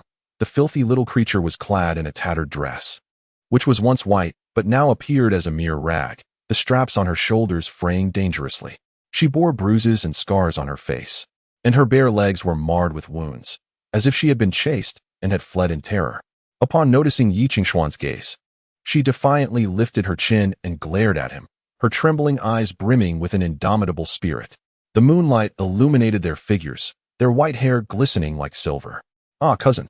Yi Qingxian managed to force a smile, despite the awkwardness of their brief acquaintance. It's been a while. The little girl glared back, her lips moving without uttering a sound. Tightly pressed together. The child is gone. Search for her. I saw her run around here. A voice called out, accompanied by the clinking of a metal rod. She can't have gone far. In the distance, raucous voices approached, as if a crowd were in pursuit, the sounds fragmented and chaotic. Yet here, all was quiet. Old Fei impatiently nudged Yi Qingxian, signaling him to stop dawdling and move quickly. Understanding the urgency, Yi Qingxuan's gaze at the girl grew more complex. What is your name? He inquired. Under his scrutiny, the girl bit her lip, stubbornly refusing to answer. Just as Yi Qingxian was on the verge of giving up, a faint voice emerged. By she. I am Yi Qingxian. He extended his hand. Come with me. He grasped her wrist, feeling its frailness. The girl did not resist, only trembling slightly, a clear indication of her fear. After all, she was just a child, Yi Qingxian thought. The following day, a little girl with white hair. Is she your distant cousin seeking refuge? Sidon looked at him coldly. Lost her travel funds, so she might stay here for a few days? I apologize, but where is she? Sidon interrupted, causing Yi Qingxian to feel an immense weight of pressure. After a moment of hesitation, he beckoned. An old Fei eagerly pulled the little girl out by the hem of her clothes. She was no longer filthy.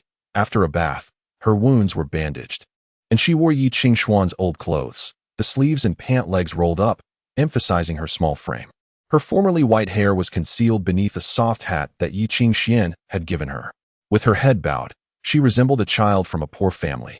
Meek and diminutive, under Sidon's gaze, she remained silent, uttering not a word, appearing like a well-behaved, pitiful child. How absurd. Yi Qingxian did not buy it. The scar on his hand from last night's encounter with this little imp had yet to heal. This little creature kept her eyes downcast, as if her gaze was laden with thorns, ready to provoke anyone at a moment's notice.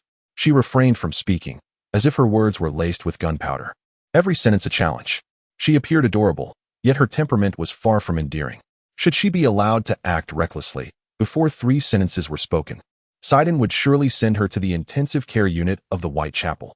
Sidon scrutinized her in silence, seemingly deep in thought. Meanwhile, Yi Qingxian anxiously wiped the sweat from his brow, awaiting judgment. After a lengthy pause, Sidon impassively stated, She is your responsibility. Keep an eye on her. Yi Qingxian was taken aback, expecting to be dismissed. Like you, just provide meals. No money. And if she can't work, she's out. Sidon's voice was devoid of warmth. Little girl, this is not a shelter. So remember, there will be no next time. Yes, yes, understood. Yi Qingxian sighed in relief, wiping the cold sweat from his brow. Eagerly flattering Sidon, Uncle, your vision is unparalleled, illuminating Avalon, destined to awe the world and unify Anglo. Sidon appeared thoroughly exasperated by the flattery. Before leaving, Sidon remarked, she is not your cousin, correct? Yi Qingxian was left momentarily speechless.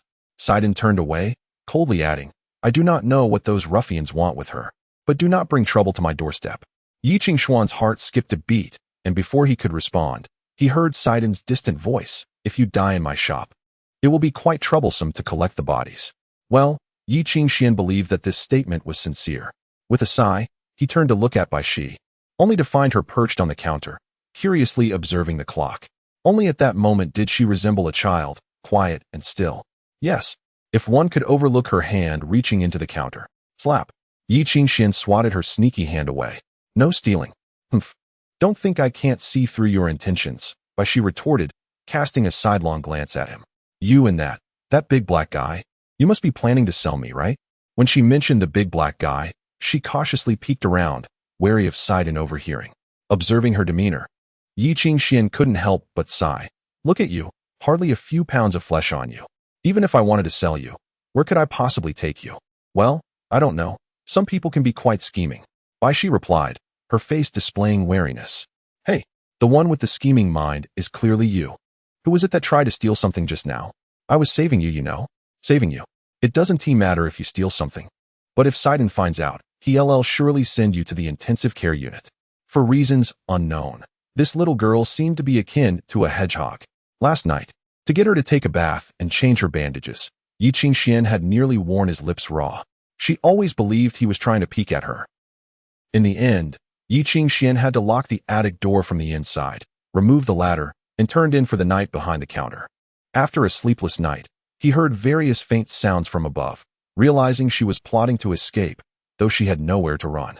In the early morning, she finally fell asleep, not on the bed, but curled up in a corner, snuggled up with old Fei. Compared to humans, she seemed to trust the silent old Fei more. Thinking of this made Yi Qingxian feel a pang of sorrow. What had she gone through to become this way? It was precisely because he understood the hardships and pains of a wandering life that he could tolerate Bai Shi's peculiar temperament. At least, she was not as detestable as his former self. Hey, Bai Shi sat behind the counter, munching on Yi Qingxuan's bread. Hearing her insolent tone, Yi Qingxian felt a headache coming on. Just call me big cousin. You heard it earlier. We need a helper here. Mr. Sidon speaks little, but he is a good man. I will leave eventually. But if you work diligently, you can stay here. He paused for a moment, telling her, at the very least, you won't have to endure that deceitful life anymore. Bai Shi seemed provoked, her demeanor akin to a cat bristling with fur, yet she said nothing, merely gnawing on his bread in frustration. She continued until she had devoured all of Yi Qingxuan's breakfast, then stopped, still glaring at him in silence. What's wrong? Yi Qingxian asked, feeling uncomfortable under her scrutiny as he cleaned. Bai Shi bit her lip, hesitating to speak, but eventually, she asked, her tone laced with reluctance, why did you save me? You were the one who asked me to save you. Don't joke. I would never utter such desperate words. Bai Shi fumed, glaring at him, her teeth clenched in anger. Ever since I met you, nothing good has happened. I've been chased every day, and I've lost all my money. I don't need your help. Do you take pride in making a little girl grateful to you?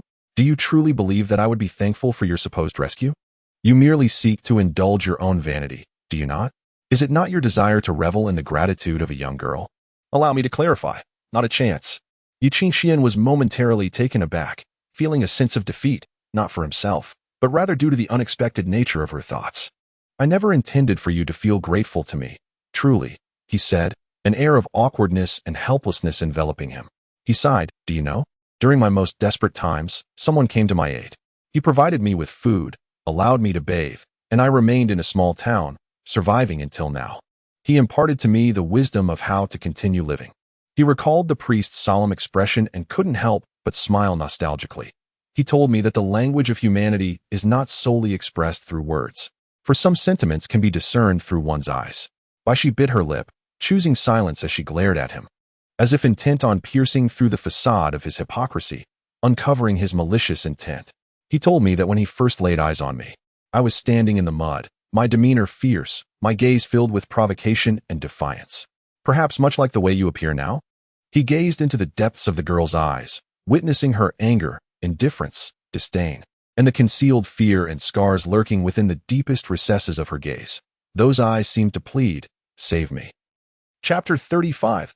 Illusions. The room was shrouded in a haze of smoke, billowing from the pipe, as the ghostly hand awaited in silence. In the stillness, someone pushed the door open. The newcomer removed his cloak, revealing an ornate robe from the east. He appeared quite aged, his hair a mottled gray, caught somewhere between black and white.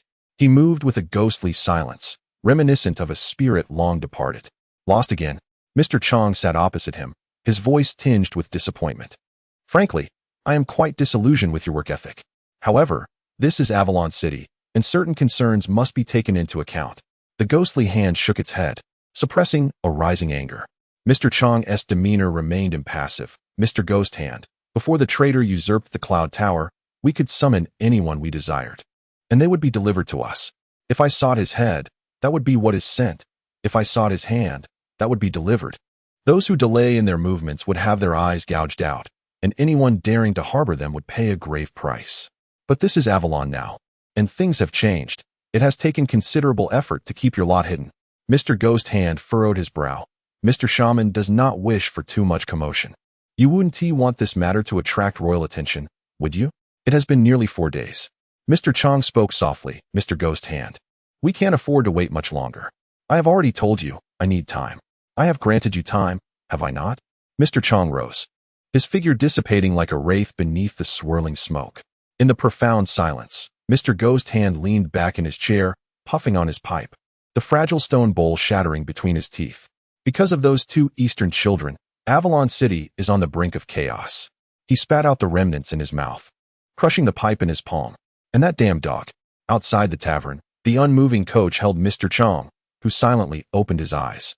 The carriage creaked into motion, and a servant, just receiving news, presented a bamboo slip inscribed with cryptic messages. Mr. Chang extended a finger, tracing over the text, his brow furrowing deeper. As he moved his finger, the slip crumbled into dust. "You mean the shaman is still searching for another Eastern child?" he inquired. "Yes, another with white hair, accompanied by a dog. Someone has seen that child with the fugitive we seek. The shaman appears to prioritize him above our quarry." Mr. Chang's brow knitted tighter. "What does the shaman seek?" "Something concerning a box, it seems. He is relentless in his pursuit. Nothing else is known. In the land of the barbarians, the rules are indeed chaotic." Mr. Chang snorted. "These barbarians are calculating, while the shaman possesses some credibility. He ultimately does not belong to our kind and cannot be relied upon." The servant asked, "Does your excellency suggest we seek elsewhere?" "Indeed. There are many in Avalon City who can assist us." Mr. Chang pondered for a moment, then suddenly inquired, "What movements have been made by the usurpers currently controlling the Cloud Tower?" "They have submitted a national decree and are soon to enter the city." "Humph. That wolf-hearted traitor Qing Shu. Not only has he seized the Cloud Tower, but he also seeks to ally with the barbarians to establish his own rule, completely disregarding the authority of our sovereign." "A princess? A mere impostor, deceiving whom?" "Yes, sir." The servant hesitated, a look of confusion crossing his face.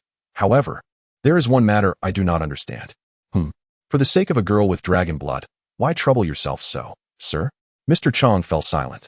After a long pause, he raised and lowered his hand, finally letting out a soft sigh. "You have been with me for many years. Today I shall impart to you a principle of remaining by the sovereign's side." He cast a glance at his subordinate, who had just returned from the brink of death, his eyes heavy with a damp, decayed aura. "Adhere to the rules and do not overstep boundaries. Only then can one survive for a long time. The more you desire to know, the quicker you shall meet your demise. Do you comprehend my meaning?" "Yes, I understand." The subordinate was drenched in sweat. "Then go." "Understood." From that day forth, Baishi no longer spoke to Yi Qingxian. Although she had indeed become somewhat more subdued, it was likely that she simply chose to ignore others. Each day after finishing her tasks, she would quietly sit in a corner. In her silence, she gazed at the dust before her vision seemingly penetrating through it to some other realm. Only old Fei was someone she could converse with, yet, when he arrived, he would not speak, and she would not engage a dog in conversation. Occasionally, when old Fei dozed beside her, she would reach out to stroke his long fur, doing so with careful attention. Old Fei was indeed a dog that everyone adored, albeit not particularly handsome, yet far more popular than Yi Qingxian. Such is the nature of the world. It takes countless reasons to despise a person, yet none to love a dog. Moreover, in most cases, dogs are preferable to people. As long as you treat them well, they will not harm you. Yet, Yi Qingxian felt that this could not continue. And besides, old Fei is my dog. Why should others have the right to pet him? I must wait until he is happy. After finishing the last zero in the account book, he raised his head and sighed helplessly. Beside him, Sidon remained silent, that monstrous-looking uncle sitting cross-legged behind the counter, stuttering through a fairy tale, flipping the pages repeatedly. Hearing Yi Qingshuan's sigh, Sidon looked up and suddenly spoke. The boss sent a message from afar yesterday, inquiring about you. He knows me? Yi Qingxian was taken aback. Is that true? It would be best not to get my hopes up. That fellow's character and gifts are notoriously appalling. Sidon's face darkened. The last time he returned from a trip, he brought me a massive donkey head mask that can be worn. And it was covered in blood. He paused, his expression growing even more unpleasant. I detest donkeys. Is it truly acceptable for the relationship between the boss and his employees to be this terrible? If that fellow were to perish in a gutter, it would be a boon for the entire world. After finishing, Sidon angrily closed the book, retrieved a handful of coins from the drawer, and left to drink. He didn't even secure the money cabinet, perfectly reflecting his simplicity. Yi Qingxian watched the glimmer of gold reflected from the cabinet's seams, swallowed hard, then closed his eyes to secure it tightly. There truly was an abundance of wealth. Humph. A cold chuckle echoed from the corner. Yet when Yi Qingxian looked up, why she remained silent and motionless. He sighed. Why she sat crouched in the corner behind the display window, occupying a chair, with the counter serving as a boundary, distinctly separating her from Yi Qingxian. It was as if they had tacitly agreed to ignore one another. The scorching afternoon sun streamed in, blocked by the large clock, casting her into a shadowy corner. Occasionally, glimmering specks of dust danced down onto her hands, accentuating her silent gaze, evoking a sense of pity. Yi Qingxian's hand brushed against the crystal ball, and he sighed again, lowering his head. You pity her. Who will pity you? 4 days had passed.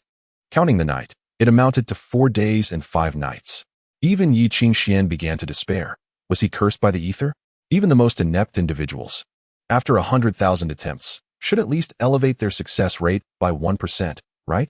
Yet Yi Qingxian remained at 0, a disheartening 0. No matter how many times he practiced with different runes, the result was still 0.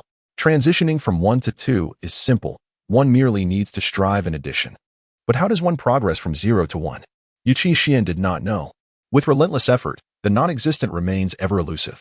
Towering edifices rise from the ground. Yet where lies one's own foundation? He silently gazed at the ether sphere in his hand, feeling increasingly despondent amidst his confusion. Beneath the afternoon sunlight, a yawn escaped him, enveloping him in overwhelming drowsiness. As he rubbed his fingers against the string ring, he began to question the significance of all his endeavors.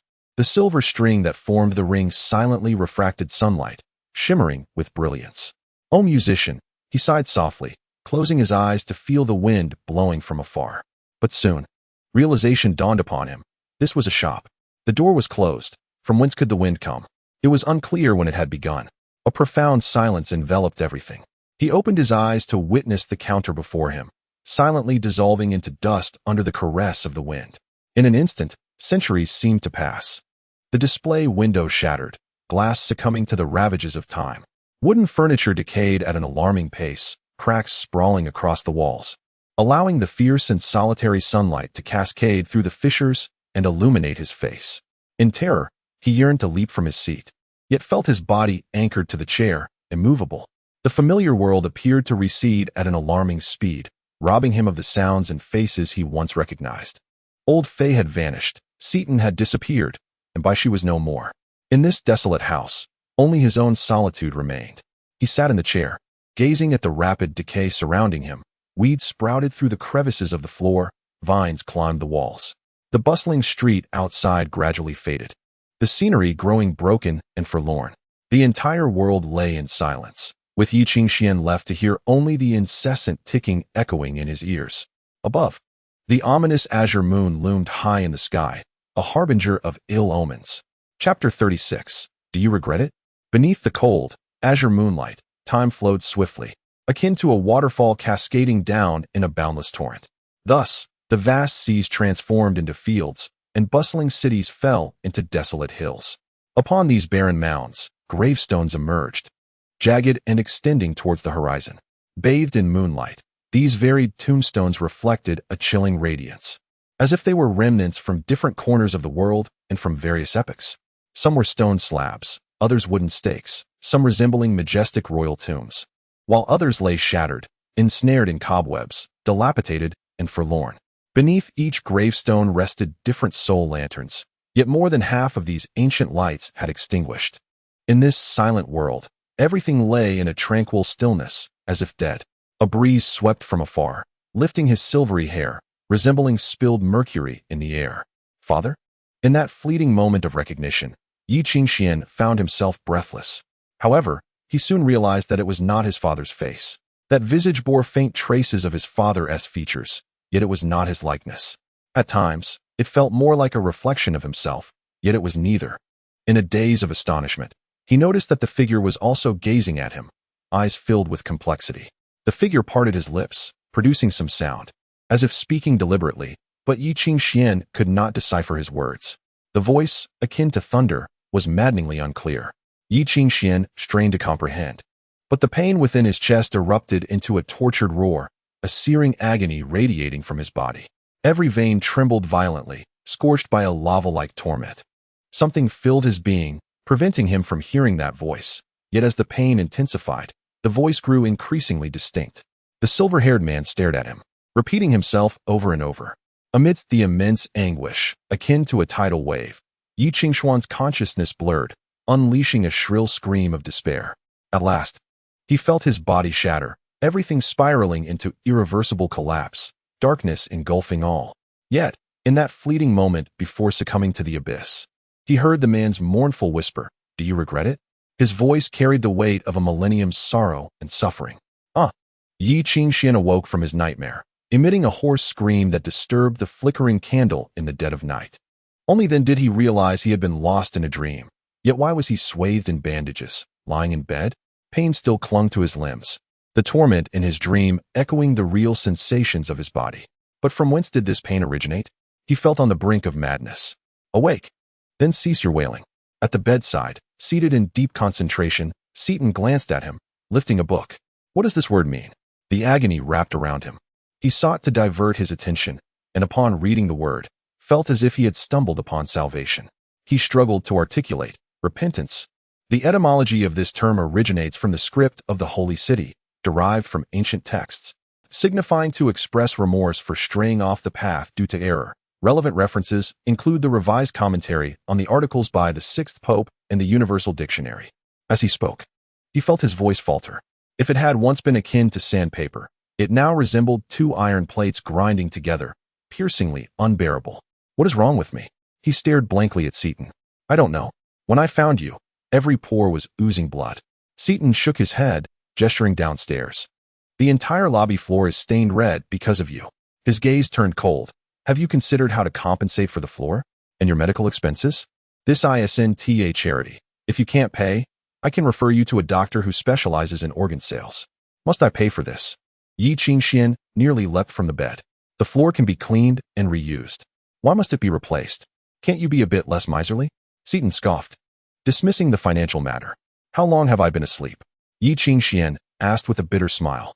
According to the doctor, you should have remained in slumber indefinitely, or perhaps succumbed to excessive blood loss. Yet you woke after merely 6 hours, so it seems you were fine. Seaton nodded. Since you're all right, we shall resume work tomorrow. Hey, uncle, do you possess any humanity? Seaton's tone darkened. I told you not to trouble me, yet your troubles are exceedingly burdensome.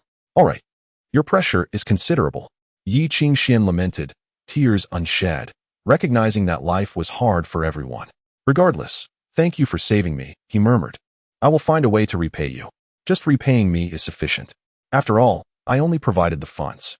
Seaton stood indifferently, revealing the figure behind him. It was not I who saved you, but her. It was by she. Throughout, the silver-haired girl had stood there, concealed by Seaton's imposing form. She regarded Yi Qingxian, reluctantly greeting him.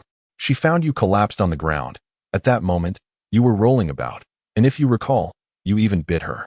Seaton stated flatly, you lost a great deal of blood, and she was the only one able to transfuse. If it weren't for the extreme xenophobia of Eastern bloodlines, I might suspect you were a werewolf. With that, Seaton turned to leave. Rest easy, tomorrow is a day off. Remember, just one day? With the sound of the door closing, the room fell into an unspoken silence. Yi Qingxian gazed silently at Bai Shi, who averted her gaze, avoiding him. Lao Fei looked bewildered between the two, unsure of what had transpired. For reasons unknown, despite having performed a life-saving act, Bai Shi appeared somewhat unsettled. In the flickering candlelight, her head bowed, her fingers unconsciously fiddling with the hem of her clothes, reminiscent of a student chastised by a teacher. Yi Qingxian opened his mouth several times, yet found himself at a loss for words. Amidst the prolonged silence, she finally could no longer endure the awkwardness and whispered, I'll take my leave. She turned, hastily attempting to depart, but a voice called from behind, Thank you. Bai Shi's shoulders trembled, startled.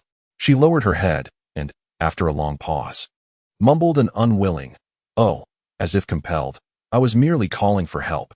However, your eyes at that moment seemed to plead, Please let me die quickly. I apologize for not granting your wish. Upon hearing her words, Yi Qingxian's expression twitched. So she still held on to that. To bear a grudge at such a young age, she was destined for greatness. When he was her age, he had yet to master the art of deception or the street skills of rummaging through boxes. Ahem, there's no need to hold a grudge, is there? Who's holding a grudge? Bai Shi shot him an incredulous glare. It's just me being petty. Finally grasping a thread of understanding, Yi Qingxian realized this girl was stubborn as a mule, needing to be handled with care. With this insight, everything became manageable. Yet, observing her earnest demeanor, he perceived her childishness. Are you from the East? Yi Qingxian propped himself up against the headboard. That is wonderful. Please tell me about it. He patted the chair beside his bed, his gaze earnest. He suddenly felt an urge to understand the East as described by his father. Perhaps spurred by that peculiar dream, or perhaps simply because he yearned for conversation. My father married only after arriving in Avalon, and I have never set foot in the East. Others believe I am a person from the East, yet I remain entirely ignorant of what it truly is. Perhaps it is similar to here? Is that true? Of course it is. Why would I deceive you? The little girl shot him a glance. Because there were those who rebelled for their distaste for the meat paste distributed by the emperor. They longed for buns and noodles. In the end, a general poisoned the emperor's meat pie, leading to his demise. The emperor of the East must have had a hard time. The emperor had long been rendered powerless. Those who desired wheat followed one lord, while those who craved rice aligned with another. There was yet another lord who favored sweet potatoes, thus banishing those who preferred yams. Occasionally, two lords would quarrel over the preference for savory versus sweet. How can they fight when they eat so well? Has Avalon never had its share of loathsome individuals who scorn others for abstaining from pork? I have not encountered such a person, but your words make me find it rather disagreeable. Indeed, that's precisely how it is. Yi Qingxian gazed at Bai Shi's earnest expression and couldn't help but chuckle softly. Chapter 37. Strange affection. In the midst of conversation, Lao Fei crawled out from beneath the bed, unceremoniously claiming half of the floorboards as his own, sprawling out while directing his two little subordinates with a glance to scratch his belly. Bai Shi extended her hand to stroke him, prompting Lao Fei to roll around in exuberance. Casting a glance at Yi Qingxian as if to imply that her technique was far superior. Could this little underling still be of any worth? Yi Qingxian couldn't help but stifle a sigh, covering his face in exasperation. Bai Shi, cradling Lao Fei, earnestly scratched his ears. The yellow dog squirmed excitedly on the little girl's lap, both mischievous and unattractive, making it difficult for Yi Qingxian to watch. Why is he called Lao Fei? Bai Shi inquired, pinching the dog's ears out of curiosity. Well, Yi Qingxian pondered, the explanation is rather intricate. You're keeping me in suspense. I've shared so many tales of the East with you. All right. Yi Qingxian, tapping his bandaged forehead in resignation, continued, You see, Lao Fei has always believed himself to be the strongest in the world, hence his rather formidable demeanor. When I first met him, he was just like this, refusing to do any work and ignoring everyone. All the beggars called him a waste. Bai Shi's eyes widened in surprise. That's the crux of the matter. But then, for reasons unknown, he came to believe that waste meant king of dogs, so he ignores any other name I call him. However, waste is quite an unflattering name, isn't it? Thus, I had to resort to a nickname. Yi Qingxian sighed. Fortunately, he now considers Lao Fei to be far more impressive than Waste. Otherwise, if you called out Waste, it's time for dinner, he'd come running from 10 streets away. Why, she couldn't hold back a laugh, a smile breaking her serious facade before she quickly resumed her stern expression, as if she had never laughed at all. Still just a child, Yi Qingxian murmured softly. Huh. Why, she looked up at him. Nothing. Yi Qingxian shook his head with a smile. Tell me more about other things. As the long night unfolded, Yi Qingxian lay on his hard bed, his body swathed in bandages, quietly listening to Baishi ramble on about various tales from the East. This little girl hardly resembled one. Her tone was anything but gentle, brimming with sharpness. When she grew excited, she would even curse, resembling a small rogue. Even more brash than Vito. Yet, inexplicably, he found solace in her presence. As long as someone was there to converse with him, the unbearable pain felt more bearable, and his battered body seemed less significant. At least he didn't have to dwell on the past or contemplate the future, despite a lingering, desolate voice echoing in his mind. Yi Qingxian, you truly can no longer be a musician. The inexplicable loss of blood forced Yi Qingxian to rest in bed for an entire day. In a hazy stupor, he felt as if he had slept for an eternity, drifting through long, fragmented dreams filled with elusive memories and strange occurrences. Amidst the chaos, it seemed someone was whispering softly, causing his head to throb painfully. When he finally rose from bed on the third day, it was already midday, and Sidon had not rushed him to work. However, as he leaned against the wall and limped downstairs, he found Sidon sitting behind the counter, his face contorted in agony as he smoked. Bloodshot eyes betrayed the brink of an explosion. This monstrous man appeared to be seething with rage, having torn an entire universal language dictionary to shreds at his feet. What happened? Yi Qingxian asked, bewildered. Sidon, expressionless, pointed at the counter where a crumpled note and a small box lay. The note, seemingly crafted from a different kind of paper, resembled something written directly on resilient leather, fine quality, difficult to tear, yet marred by visible cracks. For you, read it yourself. Sidon grumbled, snatching a handful of money from the drawer before storming out to drink. Confused, Yi Qingxian picked up the note, only to be struck dumb upon reading it. It was a letter addressed to him. To my dearest employee, Yi, I was deeply unsettled to learn of your illness while away from home.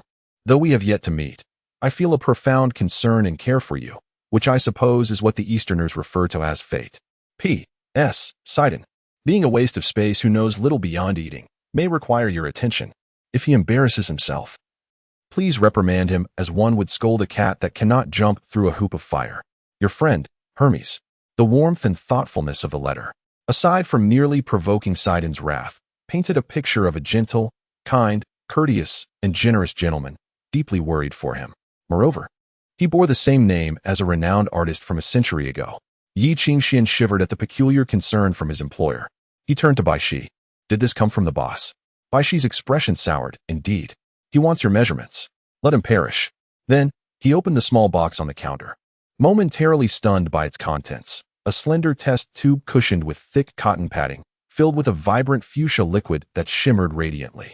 Upon seeing the test tube, Baishi paused, her gaze toward Yi Qingxian turning somewhat peculiar. Hey, you're not thinking the boss has taken a liking to you, are you? Huh. What do you mean by taking a liking? Just that kind of liking. Baishi raised her eyebrows, her expression shifting. I've heard many old nobles favor fresh young boys. What nonsense are you spouting? I haven't even met the boss here. Besides, if you don't want to call me by my name, you may refer to me as cousin. Stop with the hey. It makes me feel like you're trying to collect a debt. Looking to take advantage of me? Not a chance. Baishi shot him a glance. That's a healing potion produced by the church. It works wonders for external injuries. This vial alone is worth nearly a blue gold bar. The final statement made Yi Qingxian's hand tremble as he stared incredulously at the test tube. So expensive? It was common knowledge that, aside from their own currencies, nations traded using a common currency minted by the church, which was blue gold. Currently, as the currency of Anglu fell, the price of blue gold continued to rise. Roughly estimating, this vial would cost over 60,000 pounds, causing Yi Qingxian immense distress. How much is that? Why not just give it to me outright? If I were you, I would drink it quickly.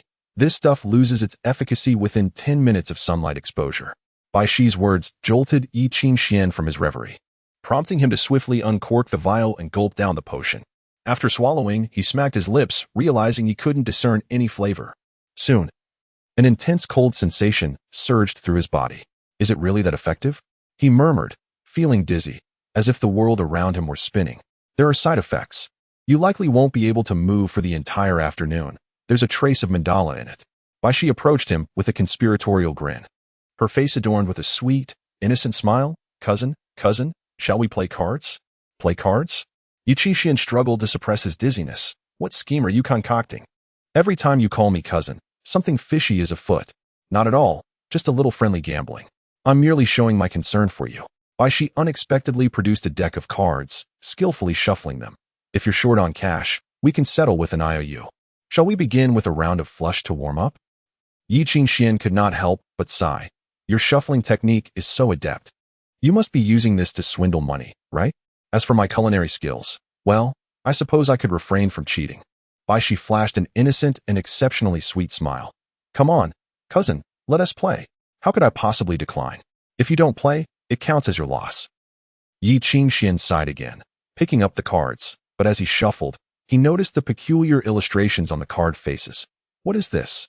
Unlike the kings and queens found on traditional playing cards, this deck featured distinct images on cards numbered 1 to 10, resembling bizarre storybook characters. Yet their artistic style was eerily sinister, sending chills down the spine. This deck was a commemorative edition of the Legends of Avalon, showcasing the most renowned tales from Avalon, reputed to be quite popular. Legends? Yi Qingxian pondered, bewildered. When did such a thing come into existence?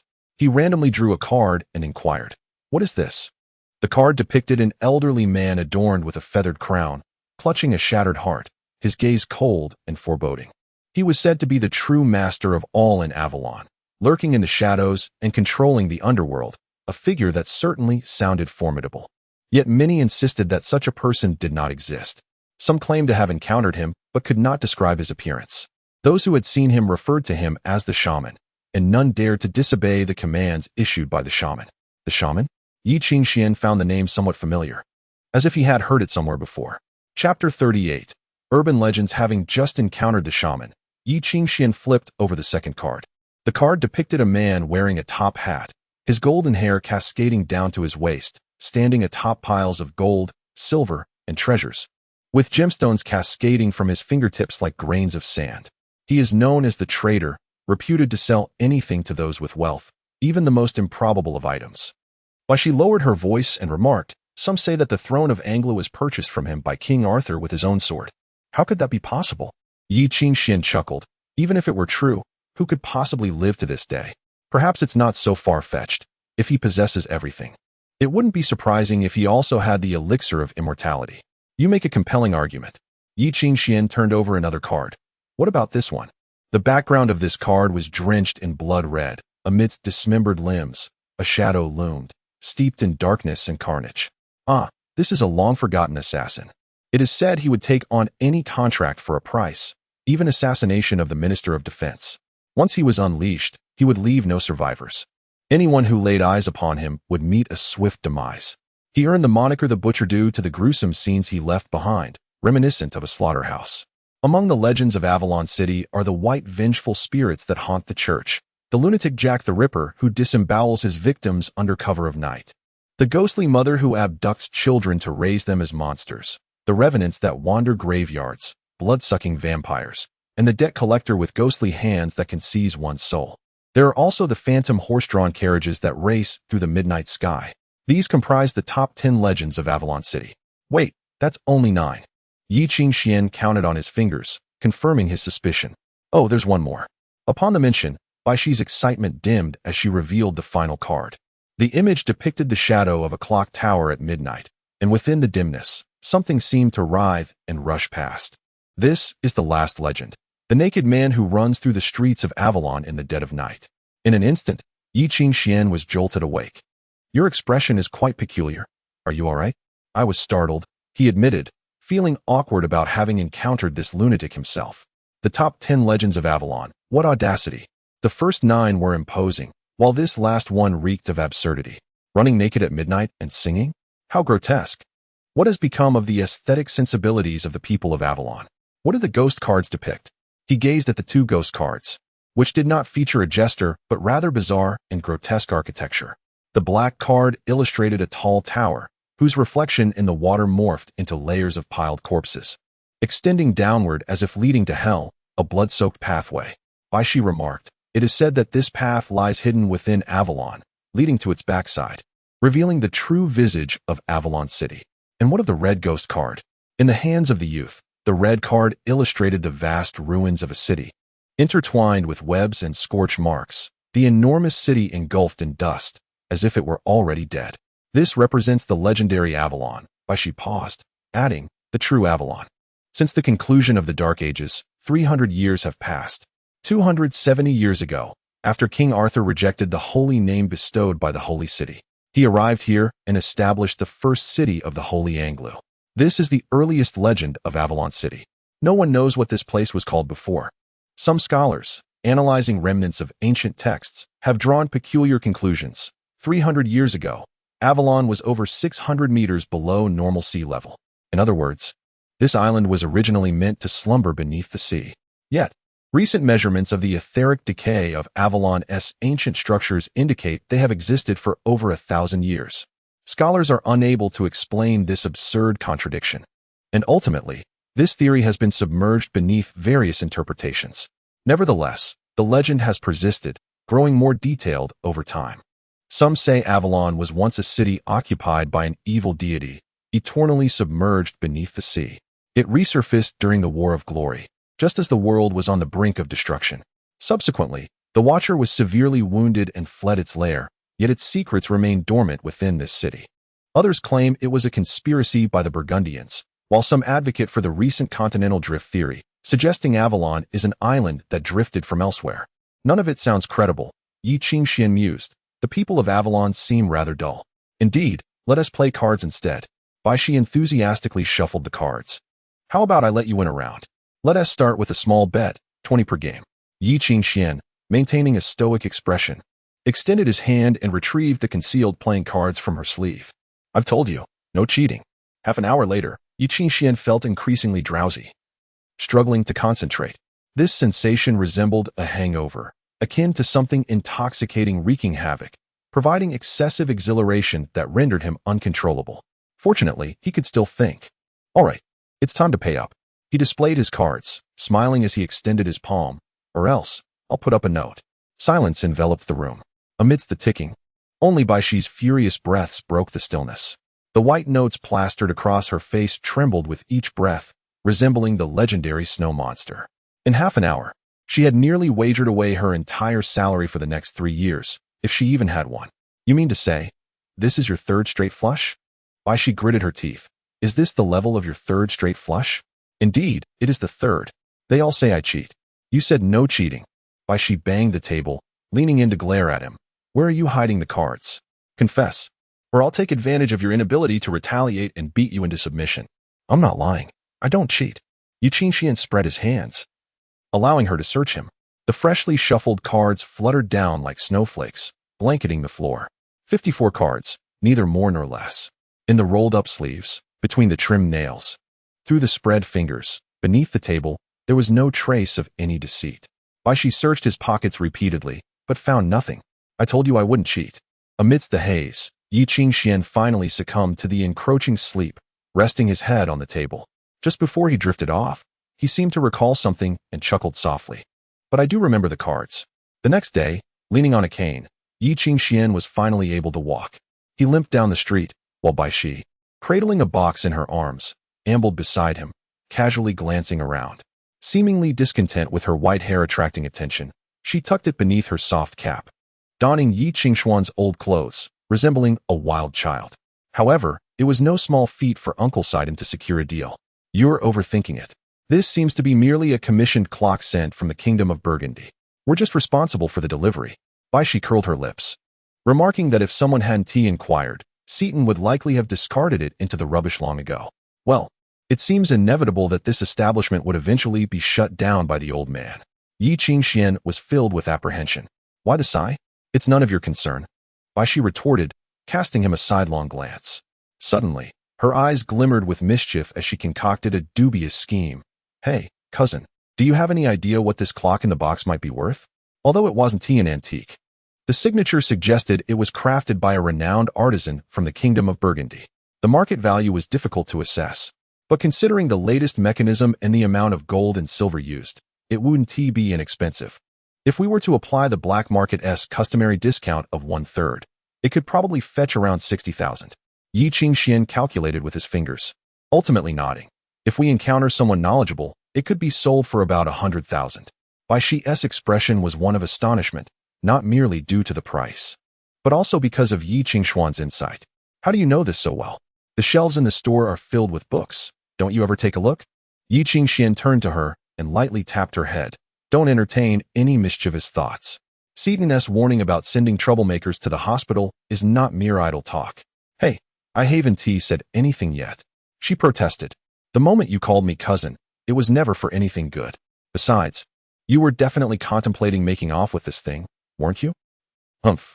Bai Shi huffed in silence, yet her intentions were unmistakably shifty. Yi Qingxian doused her enthusiasm, continuing until the young girl felt a chill creeping up her neck. Finally satisfied to have thwarted her descent into criminality for the 4th time that day. Truly a cause for celebration. Or perhaps not. Attempting to commit a crime 4 times in one day, this girl seemed utterly beyond redemption. Aside from being wary of old-faced dog food, Yi Qingxian observed nothing she wouldn't dare to pilfer. Just like now, Bai Shi eagerly squeezed into the crowd, as if captivated by the performance of a street artist. The artist, with sun-kissed skin, sat cross-legged at his makeshift stall, passionately playing a rare Chong flute. Its melodious tones caused passers-by to nod in appreciation, dropping coins into the box before him. Bai Shi gazed down at the box, nearly overflowing with coins, saliva almost escaping her lips. Fortunately, just before Yi Qingxian could intervene, another event diverted everyone's attention. In the distance, a resounding brass horn suddenly blared. The clamor of voices surged from afar. Chapter 39. Tai. The first sound to pierce the air was the resounding blast of 16 copper horns.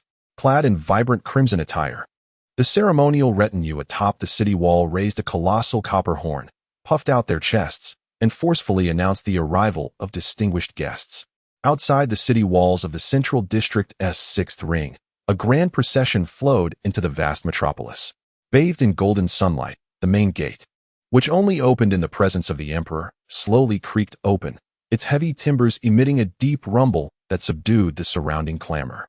Following this, sturdy soldiers adorned in golden armor, wielding ceremonial halberds and bronze spears, formed a line and strode into the foreign city. First came the spear-wielding guards, followed by officials carrying an array of ceremonial vessels, and then a lengthy convoy of grand carts, drawn by 4 spirited horses and 6 wheels, laden with silks, spices, and exquisite porcelain from the east. Female court officials, their dark hair elegantly styled in buns, scattered pure water and flower petals along the thoroughfare. Their elevated hairdos resembling celestial beings, and their flawless eastern features adorned with smiles that epitomized beauty, clearing the path for the gilded carriage behind them. 8 pure white steeds pulled a carriage that seemed forged of gold, advancing along the road.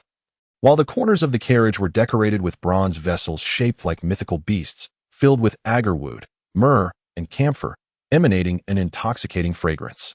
The rich aroma wafted on the gentle breeze, transforming the area into a luxurious reverie. The throng of spectators flanking the road erupted in jubilant cheers and shouts, waving at the grand golden carriage, craning their necks to catch a glimpse of the delicate silhouette within the layers of fine silk.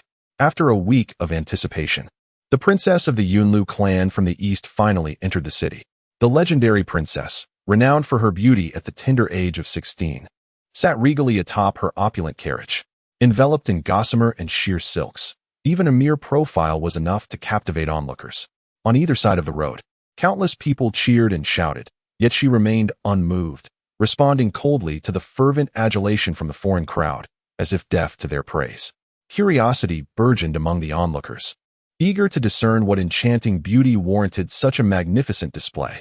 The 5 gates of the city swung wide open, welcoming the foreign princess into the embrace of Avalon. In the 3rd ring, a throng of onlookers surged toward Yi Qingxian, nearly engulfing him. He leaned on his cane in a corner of the street. Beside the bewildered Bai Shi, was it truly necessary to orchestrate such grandeur for just one princess? He gaped at the sight of the proud, spear-bearing soldiers marching by. as the vast convoy made its way to the summit of the mountainous city. With 300 attendants and 20 carriages, this was but a modest affair. Why, she scoffed at the naive observer beside her, recounting how, in the east, the emperor's procession would be accompanied by 10,000 followers, with hundreds of carriages and thousands of cavalry, having streets sealed and sprinkled with water 3 days in advance, and fragrant bonfires lit along the way, where hundreds of pounds of spices were cast to fill the air with a heavenly aroma, transforming the city into a realm of enchantment.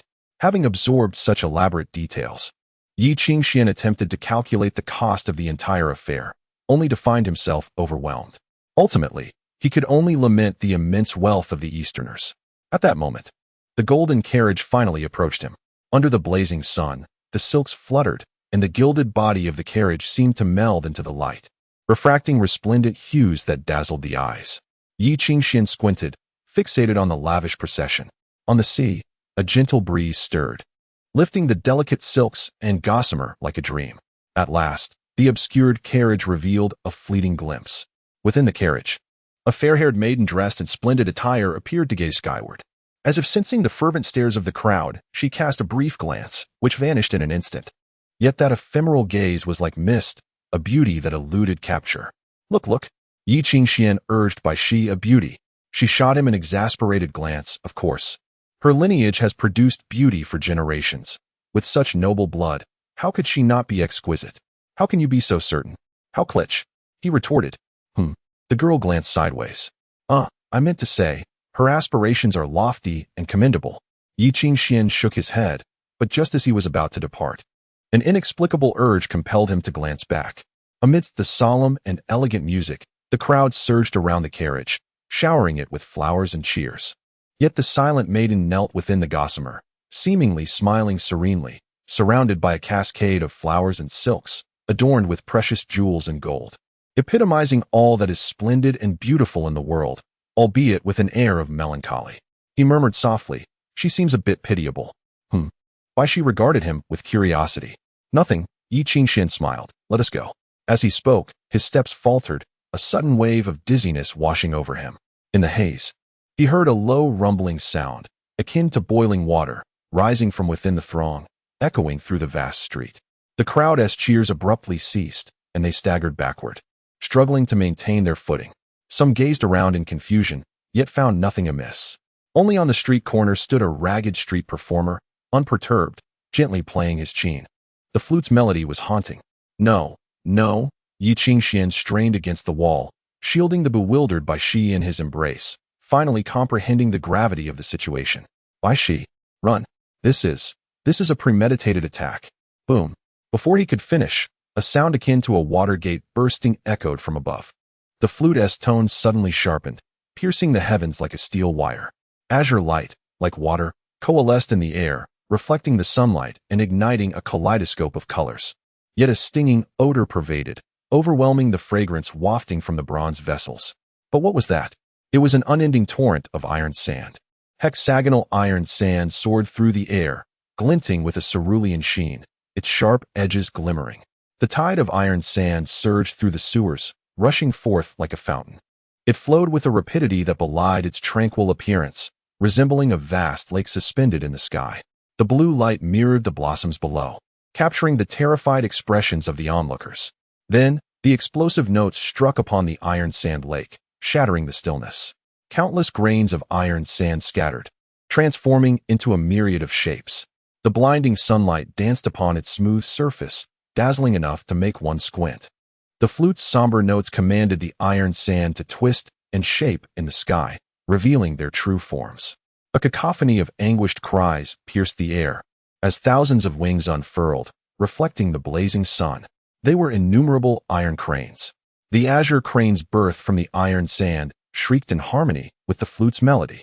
Like countless blades vibrating, even the metal resonated in unison. In that moment, the tide of iron cranes descended. They split from the wave, yet converged once more. A multitude of cranes diving toward the earth, their wings sparking as they brushed against one another. Their descent resonated as the harbinger of death. No gale could hinder them. Rather, it became their herald.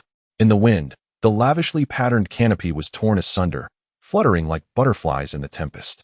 The fierce wind dislodged the princess's crown, freeing her silvery hair to dance in the air. Her splendid gown billowed, dissipating like mist. In that fleeting moment, an indescribable beauty emerged, one that was difficult to behold directly. Yet this beauty is destined for destruction, for the flock of burning cranes has descended, advancing relentlessly towards the solitary girl. In a futile act of defiance, she raises her wrist, as pure and white as jade, attempting to shield herself from the oncoming tide of cranes. A gesture as laughable as a mantis trying to stop a chariot. But in that fleeting moment, Yi Qingxian hears the astonished whisper of Bai Shi in his arms. Tai? Bai Shi, in terror, covers his ears with her hands, imploring him not to listen. Yi Qingxian can hear nothing, for it seems that all sound has vanished in that instant. He clearly sees the hand of the Cloud Tower princess raised not in a fan-like gesture, but with her thumb and index finger interlocked, and in this ephemeral moment, she snaps her fingers. Immediately, a tremor sweeps forth, akin to a jade pestle striking a golden gong, unleashing a cacophony throughout the realm. The terrifying ripples emanate from her fingertips, converging into a beam that pierces the sky. Before this shattering ripple, the iron crane's wings splinter, their talons shatter. Once as hard as steel, they now succumb to the immense pressure of water, first warping, then twisting, and ultimately disintegrating into fragments. Millions of iron cranes produce a symphony of shattering sounds, overlapping in that instant like countless shards of glass. The minute iron particles cannot retain their form under such pressure, they are instantaneously melted and evaporated, ascending into the sky, swept away by the ensuing ferocious tempest into the depths of the ocean. The tremor penetrates the body, writhing through the internal organs, overwhelming the senses, and causing blood to seep from mouths and noses, including that of the performer. The Chong flute shatters in the wind, followed by the gradual fracturing of his hands. He collapses to the ground, subdued and bound by the golden armored guards. Demoness, you deserve to die 1,000 deaths. He raises his head, blood tears streaming from his engorged eyes, frantically yearning to tear into the silent girl within the chariot. Though I cannot kill you today, our blood shall not run dry. The remnants of the Cloud Tower yearn to consume your flesh and flay your skin. One day, the rebel, Yun Tower Qing Shu, and you shall face retribution. Retribution. He howls, repeatedly shouting for vengeance, until his body stiffens and he falls silent. This is the heart's lament of a musician, as he internally destroys his own organs and brain, unwilling to fall into the hands of the enemy. With his demise, this abrupt assault finally reaches its conclusion. Amidst the chaos, Yi Qingxian regains his clarity, laboring to breathe, drenched in sweat. With Bai Shi shielding his ears, he finds some relief, yet the girl in his arms appears pale. He senses her trembling, on the verge of collapse. Her constitution has always been frail, and despite his protection amidst such tremors, she can no longer stand firm. Let us depart, she murmurs softly, lowering her head. I do not wish to remain here. All right. Yi Qingxian nods, propping up his cane, guiding her away. In the midst of confusion, everyone scurries about, disoriented and fleeing. What was once a grand welcoming ceremony has devolved into chaos. Yet throughout it all, the Cloud Tower princess maintains her poised seat upon her ornate chariot. Still adorned with blossoms, still resplendent, as though she exists in a realm apart from the turmoil outside, untouched by any disturbance. The recent assassination attempt was but dust upon her, easily brushed aside, leaving nothing worthy of concern. Yet amidst the fray, she seemingly gazes with intent at a silver-haired youth and the girl cradled in his arms. Chapter 40. Blood of the Dragon Pulse. It was a tranquil dusk, with the sun's rays casting a drowsy glow. At Avalon Wharf, a ship was docked, yet it was rare to see passengers disembarking.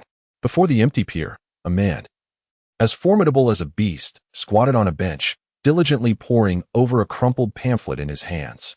With a thud, an enormous suitcase, nearly half the height of a person, was unceremoniously tossed before him, the sound stirring a cloud of dust. The visitor, seemingly incongruous with such a heavy burden, lifted his head and surveyed the surroundings. The boy, clad in a pure white suit, possessed an even paler complexion, akin to that of a lady, yet exuded a youthful handsomeness. His waist-length golden hair flowed elegantly, secured by a lavish headband at the back. Under the sunlight, the silver hairpin and the golden locks shimmered, exuding both grace and opulence. Ah, the same old scene in this cursed place.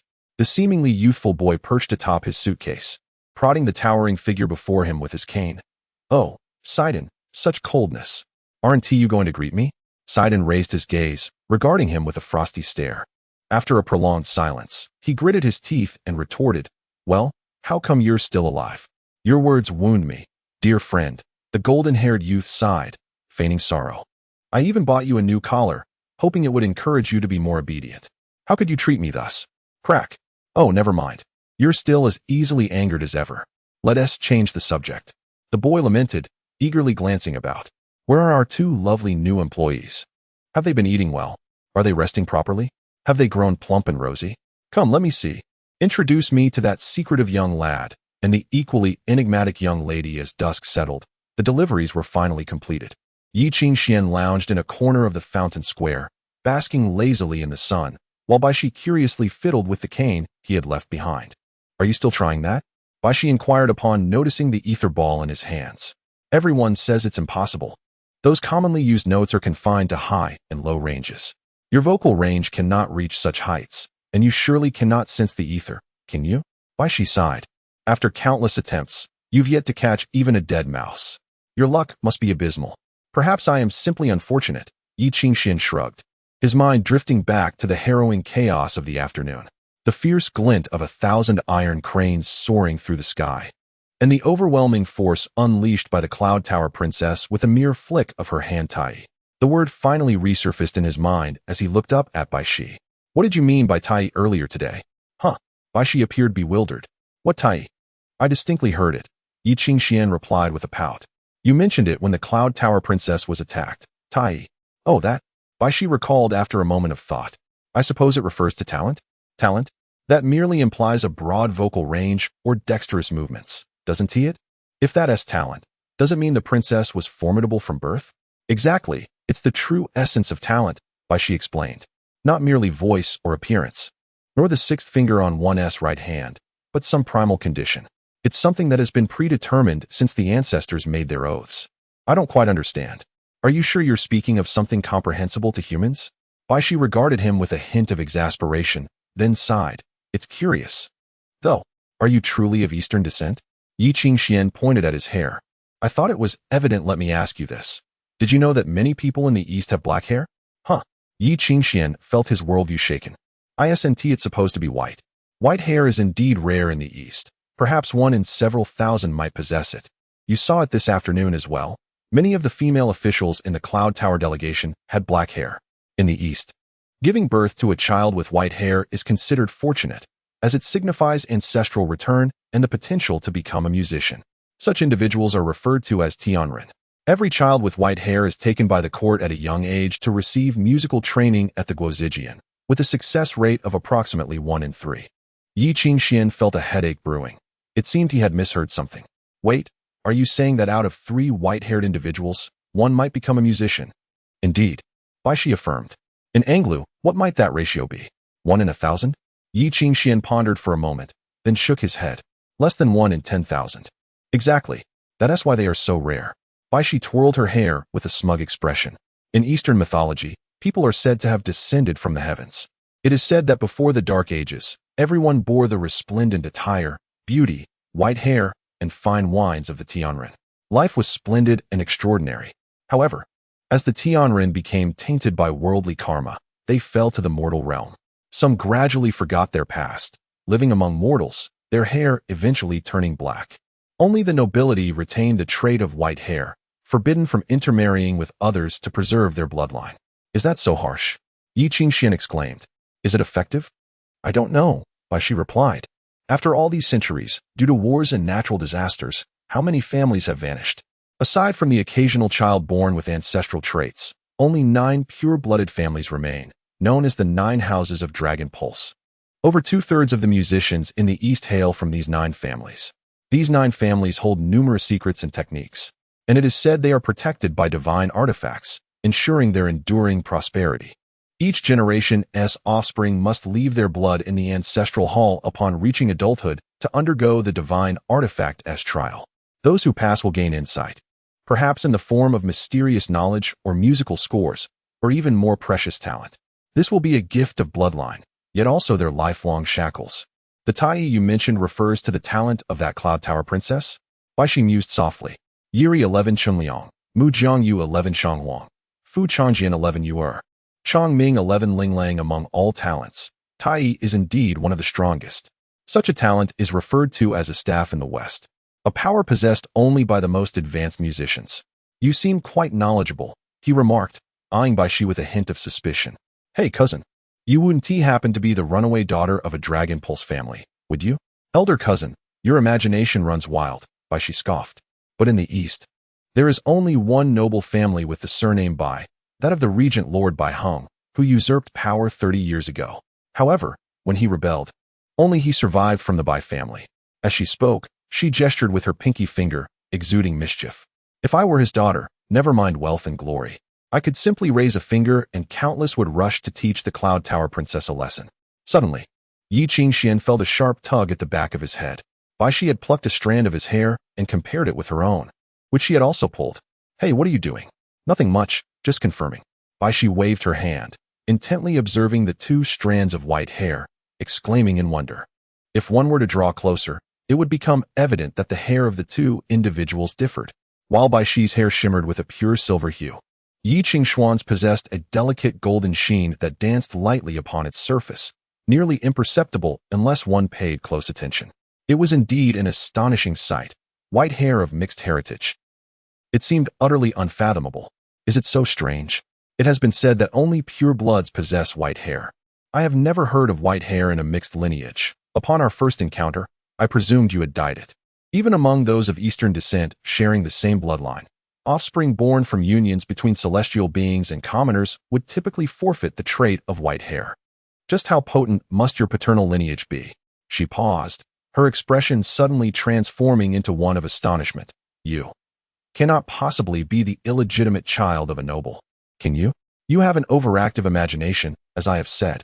Yi Qingxian tapped her lightly on the head, interrupting her. My father is merely an ordinary musician, and my mother is not an exceptional person either. Let us leave this topic behind. What a pity, then, Bai Shi murmured softly. If you were of pure blood, even if you were mute, you could easily become a musician. Yi Qingxian remained silent for a considerable time before suddenly chuckling softly. What is there to lament about in such matters? Oh, Bai Shi replied quietly, somewhat reluctantly. It is such a shame. She had finally ventured out for a day and had yet to fully enjoy herself. Observing her discomfort, Yi Qingxian laughed heartily, resolving to take on more tasks involving procurement or delivery, perhaps allowing her to accompany him on more outings. Just as they were preparing to depart, an elderly voice echoed from behind them. It was agreed that illustrations would be released once the new book ranked within the top 10. Although it has fallen out of that range this week, it did manage to enter last weekend, due to the extremely user-unfriendly illustration feature on the platform. Please visit my Weibo, FinuMKI, and search for Silent Crown to see the illustrations. Chapter 41. Recompense. Excuse me, sir and madam. Could you please tell me where Hilda Ali is? The lost old woman gazed at the two ahead of her with wide eyes, filled with hope. Wrapped in an old scarf, she appeared quite aged, her complexion sallow, and her white hair disheveled beneath the cloth. She clutched a small bundle in her arms, seeming to have wandered for quite some time. Stooped, she roamed the square, dismissed by passers-by who mistook her for a beggar. Her lips quivered, unsure of what to say. Her voice faltering. Please help me. I have been searching all day. I do not know where to go. The young girl cast her a disdainful glance and waved her hand dismissively. I am busy. I have no time. Bai Shi, Yi Qingxian raised his voice, his expression turning serious. Mind your manners. Bai Shi, under his gaze, gradually lost her impatient demeanor, eventually morphing into helplessness as she reluctantly pointed in a random direction. Over there. The old woman seemed momentarily stunned, her lips parting and closing as if at a loss for words. Gratitude filled her murky eyes. Thank you, kind sir, otherwise I would truly not know what to do. Not a problem. Follow me. Yi Qingxian smiled, leaning on his cane as he led the way. Bai Shi followed behind, visibly displeased, casting a surreptitious glare at the old woman, murmuring under her breath. Every day in Avalon, there are thousands of lost souls. Can you help them all? Yi Qingxian gently tapped her on the head, but said nothing. Is this your first time in Avalon? You can call me Emma, the elderly woman said, her steps somewhat unsteady as she trailed behind, her eyes forlorn. I have spent my entire life tending sheep in the highlands, never leaving.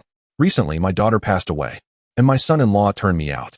My nephew wrote to tell me I could come here, Yet upon arrival, I could not find him. Yi Qingxian paused, pressing his lips together. I'm sorry. There is no need for apologies. Emma shook her head gently. My husband used to tell me that life is filled with unexpected misfortunes, and sometimes we must endure. Through all those difficult days, he was always by my side. Now, things are much better than before. I shall not falter. Why, she scoffed, but said nothing more. Emma appeared unfazed, instead smiling amiably and inquiring softly, Are you and your sister locals? Sister? Yi Qingxian glanced at Bai Shi, chuckling softly. More or less. Though she has spent more time in Avalon, I have only just arrived. As they continued their lengthy trek, Yi Qingxian turned into a narrow alley behind a row of shops, gesturing towards a corner not far ahead. After passing through here, you will arrive. I recall that Hilda Alley is rather sparsely populated, making it easier for you to find. Emma halted, looking at Yi Qingxian with gratitude. Thank you for guiding me. Without you, I truly would not know what to do. Not at all. We must help one another. Yi Qingxian chuckled, nodding in farewell. Please, come sit with me for a while. My nephew is a good boy. He will repay your kindness. Emma grasped his hand, earnestly insisting. You are a kind-hearted person. It would be remiss of me if I did not offer some form of recompense. No need. Yi Qingxian smiled, attempting to withdraw his hand, yet found it ensnared. He tried again, realizing Emma's grip was tenacious. Her gnarled fingers bore a slippery resilience akin to that of a dead snake, preventing his escape. Stunned, he looked up at the elderly woman. Emma still smiled, her face a map of wrinkles, radiating joy, yet the verdant glint in her squinted eyes harbored a chilling malevolence. As you said, we must indeed help one another. She tightened her grip on Yi Qingxuan's hand, her nails embedding into his skin, her raspy voice laced with insincere gratitude. Sir, you are a good man. Would you mind assisting me once more? She parted her lips, whispering something inaudible. The air around crackled ominously. Suddenly, darkness enveloped Yi Qingxuan's vision, as if a frigid wind had surged from beneath his feet, robbing him of strength and nearly causing him to collapse. Hey, what are you doing, you old hag? Why, she finally sensed something amiss. Rushing forward to pry Emma's hand away, only to find herself caught in a reverse grip. Be polite, young lady. Rude little brats fetch no good price. Emma's voice transformed from raspy to piercing. In the final rays of the setting sun, a faint green light flickered in her eyes, akin to that of a demon. Despite Bai Shi's frantic kicks, Emma grasped her chin, scrutinizing her closely. So similar. She chuckled softly. So very similar. Amid the struggle, a folded white paper slipped from her sleeve, revealing a shadowy profile. As it fell into the water, mud and stains obscured the likeness of the girl, indistinguishable from Bai Shi. Yi Qingxian froze, words failing him. A whisper of something tightened around his neck, making it difficult to breathe. Bai Shi's lips trembled, powerless against the grip. This unkempt old woman murmured something inaudibly, her lips moving silently. Within her lungs, a black void seemed to dwell, exhaling a foul stench reminiscent of decaying flesh. Threads of something sinister, like spider silk, silently coiled around them, sapping their strength. Emma's sharp nails grazed the girl's face. Observing the terror that expanded in her eyes, do you remember what I mentioned? Life is fraught with unexpected calamities. Sometimes, we must simply endure. Thus, the sensation of pain intensified, leaving them to writhe in suffocating agony. Please, Bai Shi's eyes widened, her voice barely above a whisper. Come, do not fear. Walk with me. Emma smiled, holding her hand. Bai Shi, like a marionette, was drawn toward the ominous alley. In desperation, Yi Qingxian clawed at the ground, striving to seize her garments, but his grasp was futile. He had never witnessed Bai Shi in such terror, panic and unease radiating from her, as if she were on the brink of falling into hell or something far worse. Please, caught in an invisible snare. The girl's lips moved, attempting to voice her plea, but the sound emerged weak, quaking with fear. Please. Her features contorted in agony, as if enduring unbearable torment, her body trembling violently. Emma paused, bewildered, glancing down at her sleeve, where something stirred as if boiling. A sudden gust blew open her wide sleeves, exposing her aged skin marked with bizarre symbols. Those notes embedded upon her skin quivered and blurred. A tremendous force surged from Bai Shi, unrestrained, rampaging with a furious intensity, heedless of the wounds inflicted upon her skin. Her notes were on the verge of chaos. Bai Shi's shoulders shook, staring at the palm pressing upon her shoulder, finally unleashing a piercing and terrified cry. Do not touch me. With a resounding crash, A violent force erupted from Baishi's being, shattering the intangible restraints. In that fleeting moment, a violent explosion was almost discernible, tearing a substantial gash in her clothing. Emma's wails were abruptly silenced. He emitted a cry of anguish, recoiling as if struck by lightning, bending over in a fit of violent coughs. A metallic shard and viscous blood erupted from his mouth, splattering onto the ground. In the last flicker of light, the bronze shard revealed its 7 orifices, which emitted a faint sound as a gentle breeze passed by. Yi Qingxian felt the bindings and cries dissipate simultaneously. Without a moment's hesitation, he rushed forward, lifting the limp Baishi and darting into the narrow alley ahead. At the alley's entrance stood a burly man attempting to intervene, but before he could obstruct Yi Qingxian, something landed in his embrace. It was a finely crafted cane, the pearwood polished and oiled, exuding a subtle fragrance.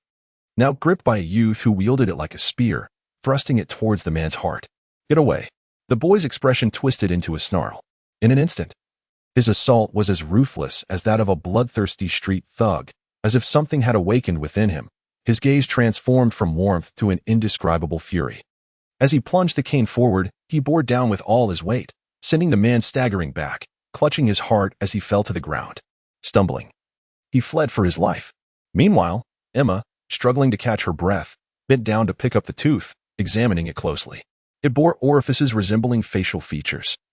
Appearing at first glance like a grotesque visage, it had fallen out due to a violent internal rupture. The old woman's face contorted visibly, her emerald eyes darkened with malice, akin to a crumpled dahlia. Damn little pests. You cannot escape. Chapter 42. Your mistake in the intricate alleyways. Yi Qingxian stumbled and ran frantically. His body had nearly healed. Yet with each step, a dull pain radiated from his bones. Moreover, his breathing became increasingly labored, and an invisible restraint reemerged, becoming more palpable with the gust of wind. When he lowered his head, a chill enveloped him upon seeing his reflection in the water's surface. There lay a vague and indistinct shadow entwined around his throat and limbs, making every movement a struggle. If one did not look closely, they would hardly notice its existence. He yearned to pull it away, but those entities were entirely intangible and eluded his grasp. It was futile. These were the formless spirits, offspring of the Dark Mother. Parasitic entities that fed on fear and flesh. Once they caught their prey, they would not relent. From his back, Baishi emitted a faint sound. That person is here to capture me. Yi Qingxuan's complexion turned ashen. It is my fault. From the very beginning, it has always been your fault. Baishi trembled in anguish, her voice becoming hoarse. Between people, where is the principle of mutual assistance? You trust those individuals, but they will bring you harm. Yi Qingxian could feel her pain as blood seeped from her ruptured skin, staining his clothing with its viscous warmth. Baishi, what has happened to you? Yi Qingxian was taken aback. Her temperature was alarmingly high. It hurts so much, can't you see? Baishi's fingers twitched, her voice trembling. It's all your fault. If you hadn't saved me, none of this would have happened. And do you even know how to converse with others? Put me down. I no longer wish to speak with you. She paused, her choked voice growing faint. Yi Qingxian remained silent, gasping as he ran. For some inexplicable reason, he suddenly recalled that night, the blend of confusion and hesitation in Baishi's gaze, concealing how much fear lay within. Baishi, the girl remained silent, not uttering a word. It felt as if he were speaking to her, yet also whispering to himself. Will it really happen? Baishi asked softly. It will. It certainly will. Yi Qingxian gritted his teeth, finally spotting something at the corner ahead. He had devised a way to shake off the footsteps that shadowed him relentlessly. We just need to. Suddenly, a low thud echoed as a diminutive figure collided with him. The figure emerged from the corner, plunging something cold into his chest. Yi Qingxian froze, looking down at the grinning dwarf. In the dwarf's hand was a dagger, its tip embedded in his chest, blood gushing forth. Strength drained from him as the blood flowed, and he collapsed to the ground. Immediately, the dwarf seized Baishi by her hair, pulling out a stack of something from his pocket and pressing it against her face. A pile of cloth soaked in a pungent medicinal scent. The girl struggled helplessly, ultimately falling silent. Ugh, these two little brats are such a hassle. Almost slipped up. The dwarf held the limp Baishi in his grasp, inspecting the unconscious girl like a mischievous child eyeing a doll. Shorty, be gentler. An elderly woman emerged from the end of the alley, her gaze malevolent as she looked at Baishi's face. Someone has paid a hefty price for this little girl. If you damage her even a bit, you won't be able to compensate. The dwarf, dubbed Shorty, hesitated momentarily, pinching Baishi's face with a greedy expression. Don't scare me, Emma. Such beautiful skin. If I only marred it a little, they wouldn't notice, would they? Those Easterners seem difficult to deal with. If you're not afraid of dying, feel free to play your twisted games with her. I won't interfere. After tasting it once, she might not want to leave. Despite his words, Shorty refrained from further lewdness, merely swallowing hard and handing the girl over to Emma. What about the other one? How should we deal with that guy? Him? I don't find him very trustworthy. Should I stab him again? No need. They prefer them alive. In the pool of blood, the youths will sink into darkness. In a painful slumber, Yi Qingxian felt himself plummet into an abyss.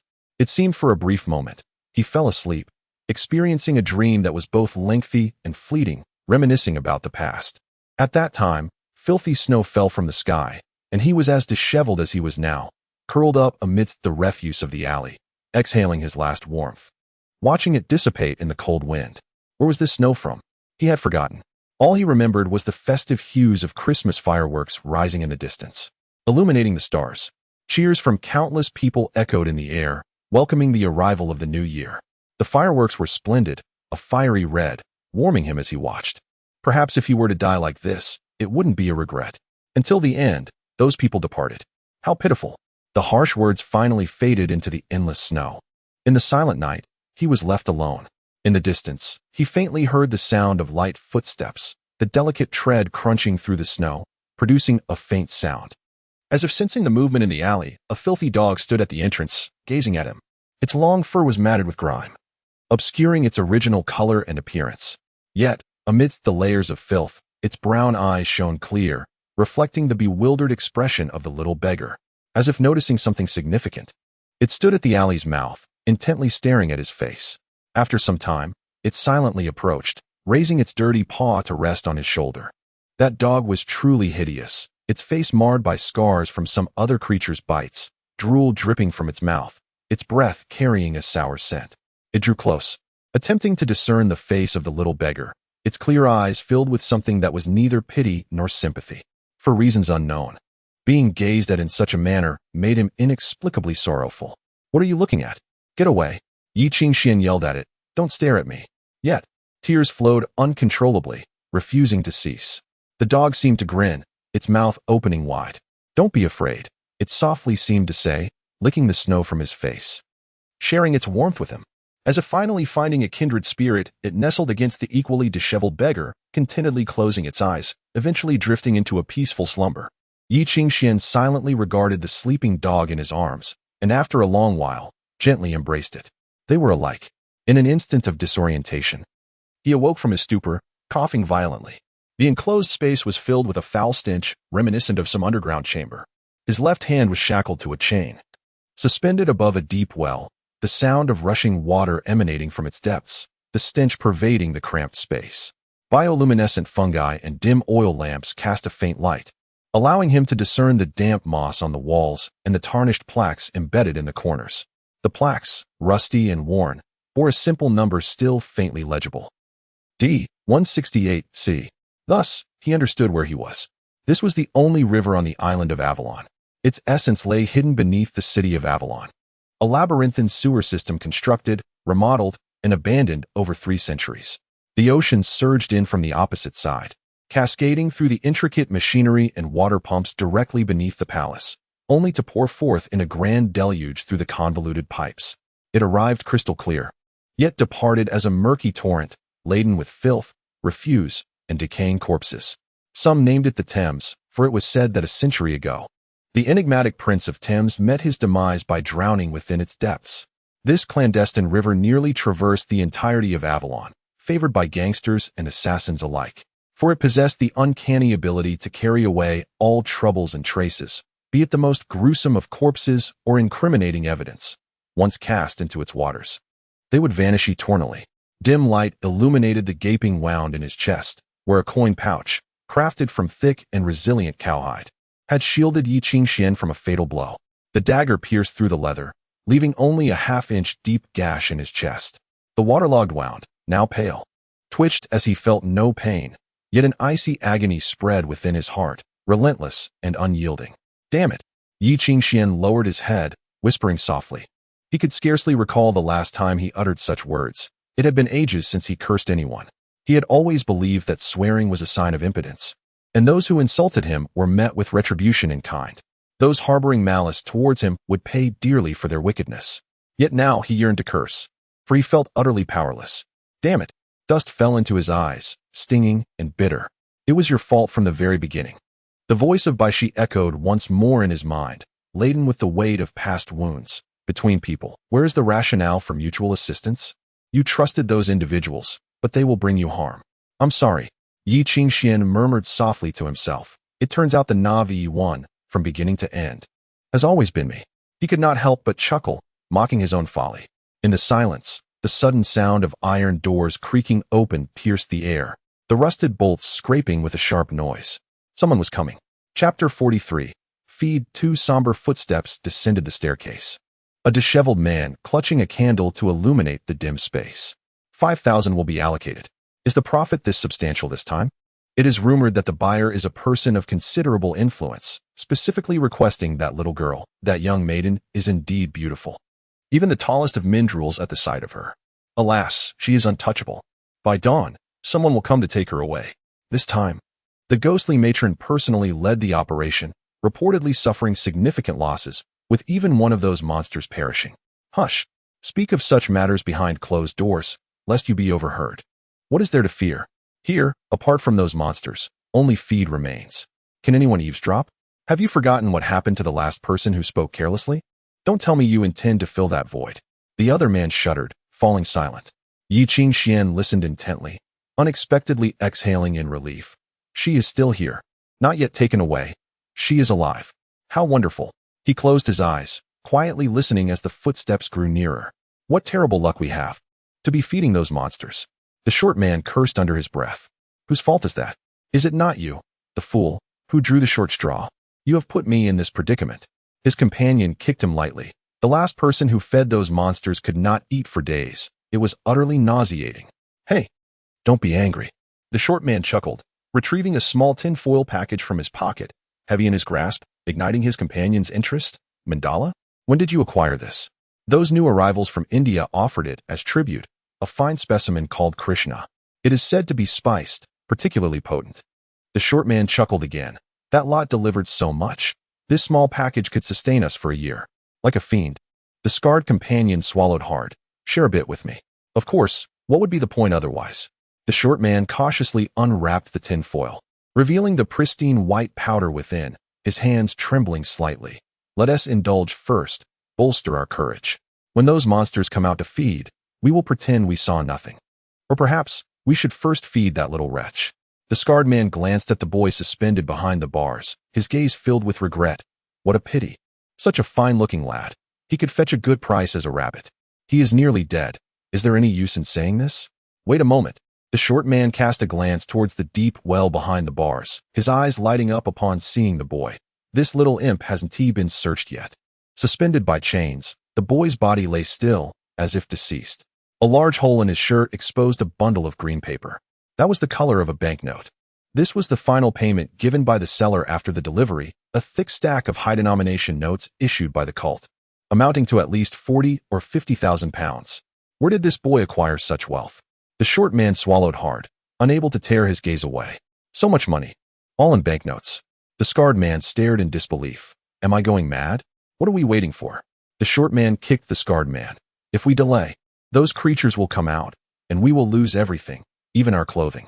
Let us retrieve the money first. We can discuss the division later. The scarred man hesitated for a moment before hastily removing a set of keys from the wall, unlocking the heavy iron bars. He seized a nearby iron hook, carefully stepping along the edge of the well, reaching toward the boy's chains. Slow down. The short man suddenly snatched the hook from him. You clumsy fool. What if you drop it? Let me do it. The scarred man glared at the short man, irritated, recognizing that the latter simply lacked faith in his abilities. Yet the hook had already been taken, and he muttered something under his breath, stepping back begrudgingly, allowing the short man to fumble. Be cautious. Don't fall into the well and become feed. The short man chuckled, the hook snagging the chain, drawing the suspended boy closer. He reached out towards the boy's chest. They were about to strike it rich, so much money. Before he could finish his thought, a hand clasped around his wrist, freezing him momentarily. He turned to the side, realizing the scarred man was still outside the bars, then became petrified. Whose hand is this? In that instant, he witnessed the boy, who should have been lifeless, lifting his head, his dark pupils reflecting the astonishment on the short man's face. That darkness rippled like a vortex, filled with a resolute blackness. Suddenly, an unexpected force yanked him into the bars, leaving him no time to react. The boy seized the iron hook, leveraging the pull of the chains to leap outside the bars. Bam! The shrill iron hook struck the scarred man's skull, plunging him into darkness, causing him to collapse to the ground. In the wake of the sudden pain, he felt the chains constricting around his neck, tightening abruptly. At that moment, the door of the iron bars that had been flung open slowly began to close, then slammed shut violently as the boy propelled it shut. Yi Qingxian gasped for breath, firmly pressing down on the struggling scarred man beneath his foot, gradually tightening the chain in his hands. The short chain had barely wrapped around once before reaching its limit. The scarred man pressed against the bars, nearly wedging his head inside. Help! Help me! In the depths of the well, the short man clung desperately to the edge, struggling to ascend, but something was pulling him down, threatening to drag him into the abyss. Be silent. Yi Qingxian aimed the iron hook at the short man's fingers gripping the edge, causing the latter's face to drain of color. With all his strength, he yanked the scarred man's chain, subduing the burly figure. Regardless of how fiercely he struggled or clawed at himself, he would not relent. Through gritted teeth, he slowly eased up, looking up to the short man. Where is this place? The short man's lips trembled, unable to form words. Yi Qingxuan's gaze chilled, the iron hook suddenly striking one of his fingers, nearly sending him into the well, eliciting a startled scream. Speak. Where's this place? I'll tell you. I'll tell you. This is the bottom of Avalon-S sewers, an abandoned drainage well. The ghostly matron discovered this place and has turned it into a ranch. The incorporeal spirits are bred here, unnoticed. The ghostly matron? Yi Qingxian paused. The woman from legends who raises demons? Yes, that is her. She possesses the runes to control those monsters. They obey her commands. The short man was on the verge of tears, pleading, Please, pull me up. Why did she capture by she? Yi Qingxian asked coldly. The short man cried out, Please, pull me up. They. The sound of boiling water drowned out his screams. In the depths of the well, the previously foul-smelling stagnant water began to churn ominously, as if countless piranhas had sensed the scent of blood, thrashing wildly. The boiling stagnant water rose, revealing several indistinct shapes in the murky depths. They appeared as though they were melted human forms, climbing upward as the water level ascended. From the deepest part of the well, the sound of the tide could be heard. The tide is rising. These are the incorporeal spirits she once spoke of. One of the countless offspring nurtured by the calamity of the Dark Earth Mother. Many believe them to be the spirits of the deceased, but they are merely living monsters, subsisting on blood, their appearance morphing to resemble that of their blood donors. Sometimes they lurk in graveyards, consuming corpses, and once they escape their tombs, they are treated as the souls of the dead, receiving revered worship, or they might devour the discoverers whole before that. Some fear their seemingly ghastly powers. Yet in the church's tomes, they are recorded to possess the terrifying ability to become mist-like.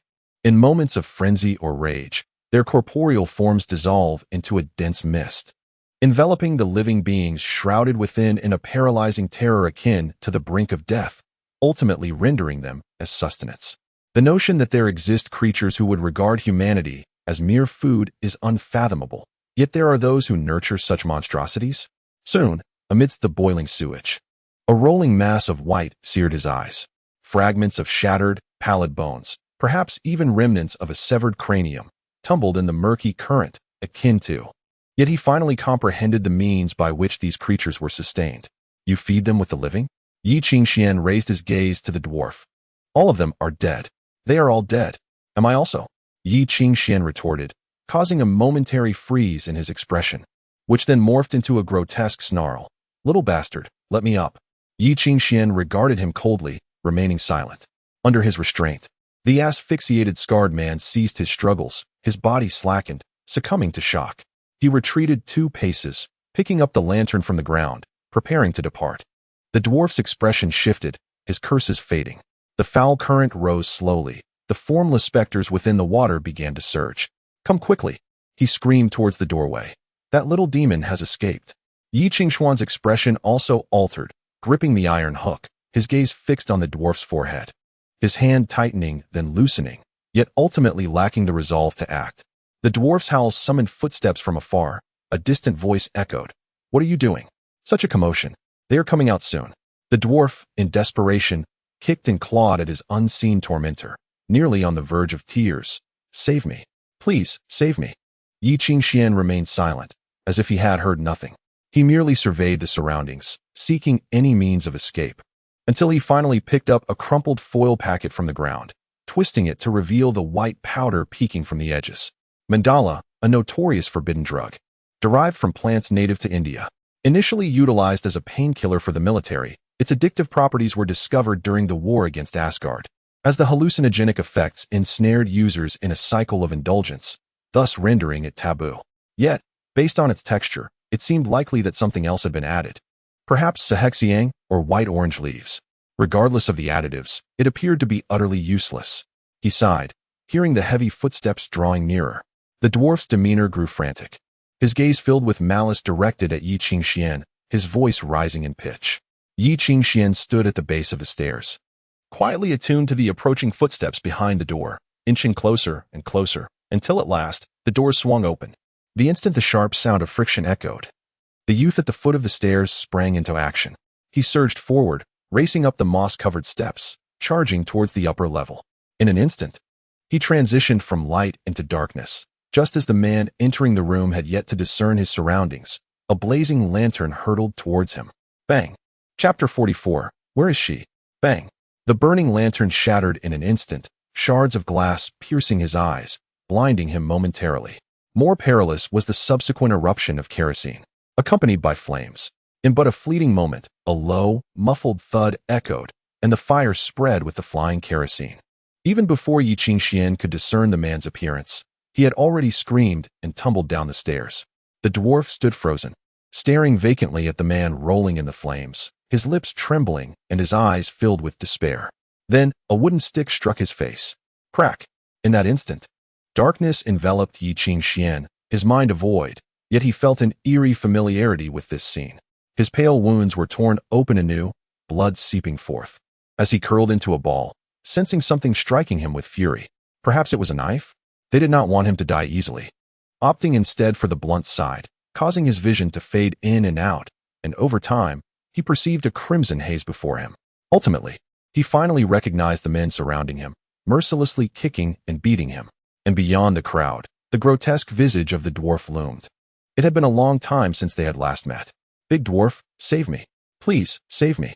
The dwarf was being dragged by an invisible specter in the foul water, on the verge of submerging, but upon seeing his companions, he reignited his desire to live.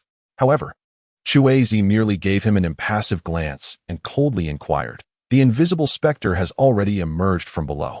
If you open the gate now, do you wish to condemn us all?" The dwarf was taken aback, desperately gripping the railing, attempting to climb upwards, but increasingly more writhing demons clung to his body, voraciously siphoning his blood, and soon a vividly lifelike face emerged on his own. That visage was so contorted and anguished, brimming with malevolence and despair. Yet its eyes were devoid of substance. Only an unsettling chill remained. The men, ensnared by those eyes, felt a shiver run down their spines. Despite knowing the invisible specter could not break free from the cage, they were still gripped by an innate fear. "Break this little bastard's legs." The dwarf seized the rusted steel rod from his subordinate with malice, appraising Yi Qingxian before aiming the rod at his face. Perhaps starting from here would be better. "Fear not, you shall not die. A disfigured beggar can beg for more, right?" Amidst the agonizing kicks and blows, Yi Qingxian struggled fiercely, raising a hand as if to speak. Shuizi frowned, directing his attention towards him. "Actually, I am yet to make up my mind about something. Before I bring that out, if you cease now, everything can still be negotiated, truly." Yi Qingxian lifted his head, speaking earnestly, "I never lie." Bang! The steel rod jabbed into his abdomen, leaving him gasping for breath, and Shuizi kicked him into the corner. "You intend to bring something out?" He sneered, as if he were witnessing a splendid jester. "What could it possibly be? Excalibur from King Arthur? Or a treasure bestowed upon you by a fairy?" Apologies. I do not possess Excalibur, nor do I have any treasure from a fairy. At his fingertips, a heavy foil-wrapped package mirrored the flames on the ground, where the man continued to roll and scream. The crimson glow illuminated their eyes. Before they could react, the youth flicked the package, causing it to tumble and land in the burning kerosene with a sizzling sound. Within the shattered foil package, a white powder mingled with the flames, instantly rising into a delicate and enchanting mist. Like a chain reaction, within moments, all the powder ignited in the searing flames, dense smoke billowing upwards. That was mandala, sufficient for 2 addicted souls to inhale for an entire year.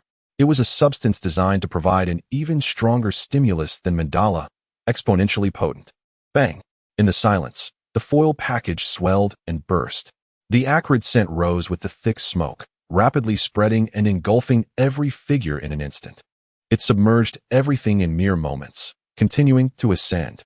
The pungent smoke was infused with a rich fragrance, along with an intoxicating aroma. It filled the nostrils in an instant, rendering one nearly unable to stand. Amidst the violent coughing, someone screamed, "Damn it, what are you doing?" Chuazi finally reacted, furiously kicking at him. Yet, the youth offered no resistance, allowing the blows to rain upon him, only silently gazing back with a look of pity and disdain, provoking Chuazi to roar, drawing a knife to slay this cursed little bastard. But in that fleeting moment, he froze, sensing a wave of lightness.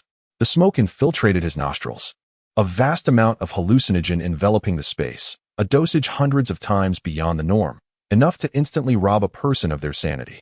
The dwarf's hand slackened, staggering backward, puzzled by his surroundings. Although the smoke rose, why did he see radiant hues of a rainbow? That exquisite rainbow echoed with gentle laughter, making him forget his whereabouts. As the world spun, he was enveloped in a void of satisfaction and bliss, clutching the steel rod before him, devouring non-existent food, chewing on rust. Mucus and tears streamed down, yet he laughed heartily. "I did mention I had a trick up my sleeve. Why force me to reveal it?" Yi Qingxian murmured softly.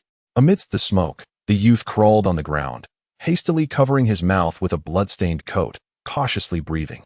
He then seized a liquor bottle from another fallen individual, pouring the remaining spirits onto the fabric covering his mouth and nose. But for a fleeting moment, he heard the sharp sound emanating from the iron cage behind him. This time, it seemed he had miscalculated. Within the cage, enveloped by the smoke of mandala, the invisible specters, gorging themselves on flesh and blood, reveled in the haze.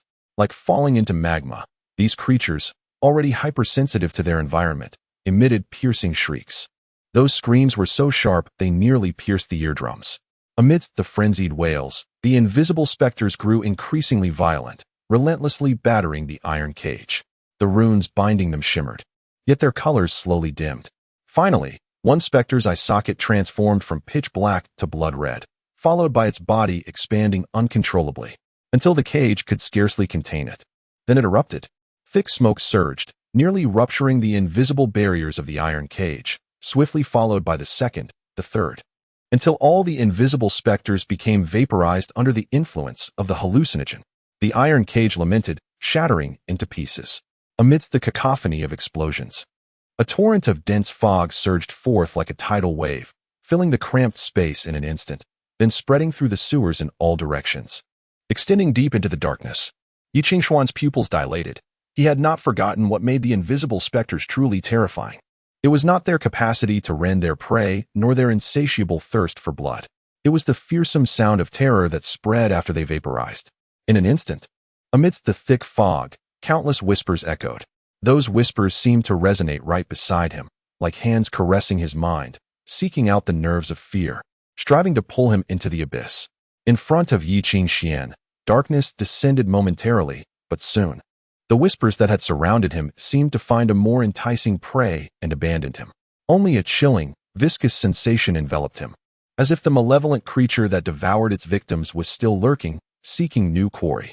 On the ground, those ensnared in the haze of hallucinogens finally awoke from their blissful dreams, only to plunge into a nightmarish reality. Within the dense fog, continuous screams and roars echoed. Some attempted to flee, yet those lost in their delusions could not rise. A few stumbled forward, only to crawl along the shattered confines of their prison, tumbling into the seething abyss below. After a prolonged struggle, they succumbed to drowning. Amidst this chaos, a man named Chaozi reveled in a dream that felt like soaring through the skies. Yet, in an instant, everything transformed. He beheld darkness descending from above, and countless phantoms and demons emerged from the earth, their grotesque forms drooling corrosive saliva upon the ground. Heavens! Chowzi was momentarily paralyzed, and in the next heartbeat, they lunged at him, voraciously consuming his flesh and limbs, driving him into a frenzy of resistance as he screamed, "Do not touch me! Help! Help!" His features distorted, morphing into an unrecognizable polygon of terror. Any flicker of light provoked intense fear, and the slightest caress unleashed boundless agony. Yi Qingxian gazed down at him, and after a prolonged silence, sighed softly, lifting his hair with a sound. In that fleeting moment, Chowzi saw it, a ghastly shadow prowling through the fog, exuding the stench of blood, its eyes a fiery crimson, adorned with demonic horns, yet its body was putrid, infested with serpents and scorpions. The shadow tightened its grip around Chowzi's throat, vociferously demanding answers. Blood rained from the heavens, each drop drenching Chowzi and prompting him to scream, trembling uncontrollably. The monster, growing impatient, forcefully pinned him against the wall, which writhed as if it were flesh, with countless serpents entwining around him, bringing him to the brink of collapse. "Look into my eyes," the fiend roared, compelling Chowzi to gaze into its blood-red orbs, where molten lava seemed to flow, evoking dread. "Where's the girl?" "What girl?" "I do not know." Chowzi wept bitterly. "God, save me. I repent. This is not paradise. There is no time for repentance." The demon barked again. "Where is the girl with white hair? The one brought by you and the witch." "She is upstairs, in the bedroom on the second floor." Chowzi shrieked. "Emma said she would watch over him herself. I swear, that is all I know. Spare me, for heaven's sake." Thus, the demon released him, discarding him onto the ground, watching as countless malevolent beings dragged him away, feasting upon him. Bang! Yi Qingshuan's iron hook struck the back of Chowzi's head, rendering him unconscious. Yet his body continued to convulse, trapped in an unending nightmare. Perhaps this hallucination would forever linger within his nerves and mind. If he did not perish from internal spasms, then he would likely lead a semblance of a happy life in Arkham Asylum. Perhaps. At least he would not succumb to madness and take his own life right now. At least he was still alive. Yi Qingxian consoled himself. In the enveloping fog, faint cries and screams could be heard. Yi Qingxian stifled the hallucinations, forcing himself to ignore the increasingly clear whispers at his ears. In the thick mist, he groped upward, staggering through the abandoned sewer. At times, he would push open an iron door, only to find it empty within. Then he would open another, revealing twisted faces wailing in agony. He continued to open door after door, yet he never discovered the little girl he had lost. Until finally, he wearily ascended the last staircase, exerting all his strength to push open the final door, where he beheld her sleeping visage. "So, you were here," he murmured softly. She remained in slumber, unaware of everything around her. "If only you could remain peaceful," Yi Qingxian thought, pinching her cheek, revealing her true adorableness for the first time. Her brows were delicate, and in this moment, she appeared as a lovely, quiet doll. Yi Qingxian bent down, reaching to lift her, but in that instant, his expression shifted, and he collapsed to the ground. "You little bastard." A dagger was drawn from his back, the voice raspy. Yi Qingxian was stunned. Behind him stood an elderly woman with bloodshot eyes, gripping the dagger, her visage contorted with rage. "Do you know what you have done?" Yi Qingxian knelt, reaching back to discover blood seeping through his fingers. Yet, gazing into her reddened eyes, he found himself unable to feel fear. Instead, he felt an urge to laugh. "Did you not say? Life is often beset by unexpected misfortunes."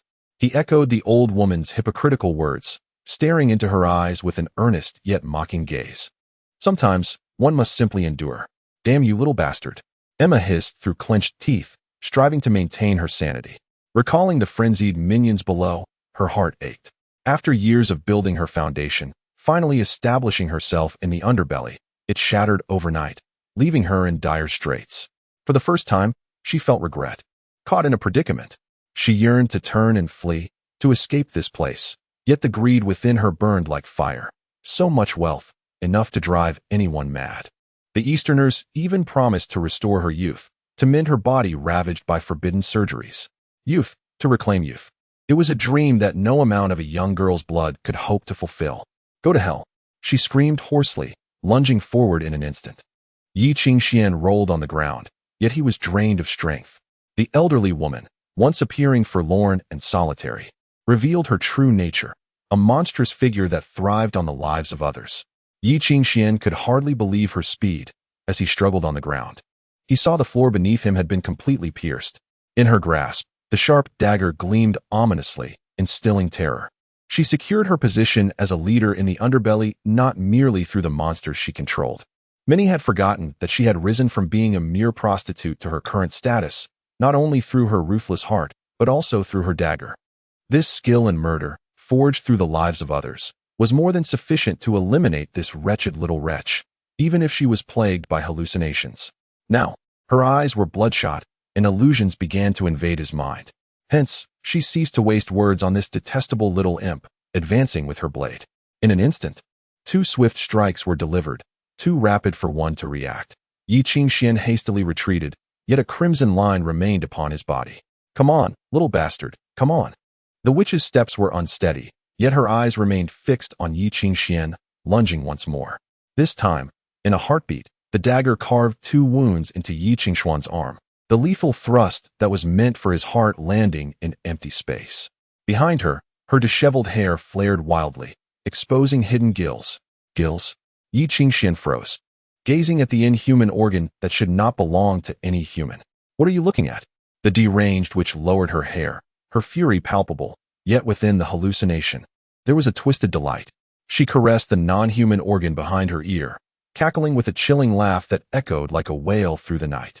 "This is a transformation by the siren," she murmured incessantly, her eyes locking onto the retreating figure of Yi Qingxian, suddenly contorting into a grotesque snarl. "You too must die. Just like that monster, you must die?" This deranged old woman stepped onto him, the dagger poised downward, thrusting fiercely. Yi Qingxian summoned the last of his strength to roll away, only to hear the dull thud of the dagger embedding itself into the floor. "Die, die, die, die!" Emma screamed, abruptly yanking her arm, and the dagger, which had pierced the floor, slashed horizontally towards Yi Qingxian, amidst the sickening sound of splintering wood. The dagger carved a massive gash into the floor, extending towards Yi Qingxian's throat. She had truly lost her mind.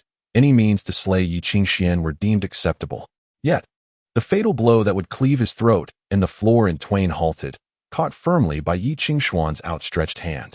In a haste, he grasped her arm, inadvertently seizing the blade's edge, but even the edge must be held. He pressed desperately against the incoming dagger. The blade had sunk deep into flesh, exposing bone. Agonizing pain radiated from the wound, a searing torment that made his hand convulse. Yet as Yi Qingxian gazed into the twisted face of the ghostly mother, a realization dawned. "Are you afraid? You little wretch." Emma's breath grew ragged, her contorted lips frothing as she hissed, "I will tear your mouth apart." Like a madwoman, she clawed at Yi Qingxian's face, leaving bloody trails. Yet Yi Qingxian's body stiffened, as if frozen in an instant. His trembling gaze widened. The ghostly mother paused, her hands halting, and then suddenly erupted into laughter, as if she had heard the finest jest in the world. "Ha ha, you two have been drawn in. Your nightmare has begun." She cackled with delight. On the ground, Yi Qingxian remained rigid, his body convulsing as if plunged into an icy abyss, curled into a tight ball. He was ensnared by an unseen specter, suffocating in his own nightmare. The ghostly mother slowly extended her hand, gripping his throat tighter. "In this world, there exists no sanctuary for your innocence." Amidst countless illusions of wailing voices, Yi Qingxian suddenly felt the excruciating pain in his palm dissipate, as if the torment had been quarantined. His consciousness was drawn into a black box, surrounded by a cacophony of cries. In the dense fog, countless faces danced, those long forgotten in the recesses of memory resurfacing, gazing at Yi Qingxian with either sorrow or malice.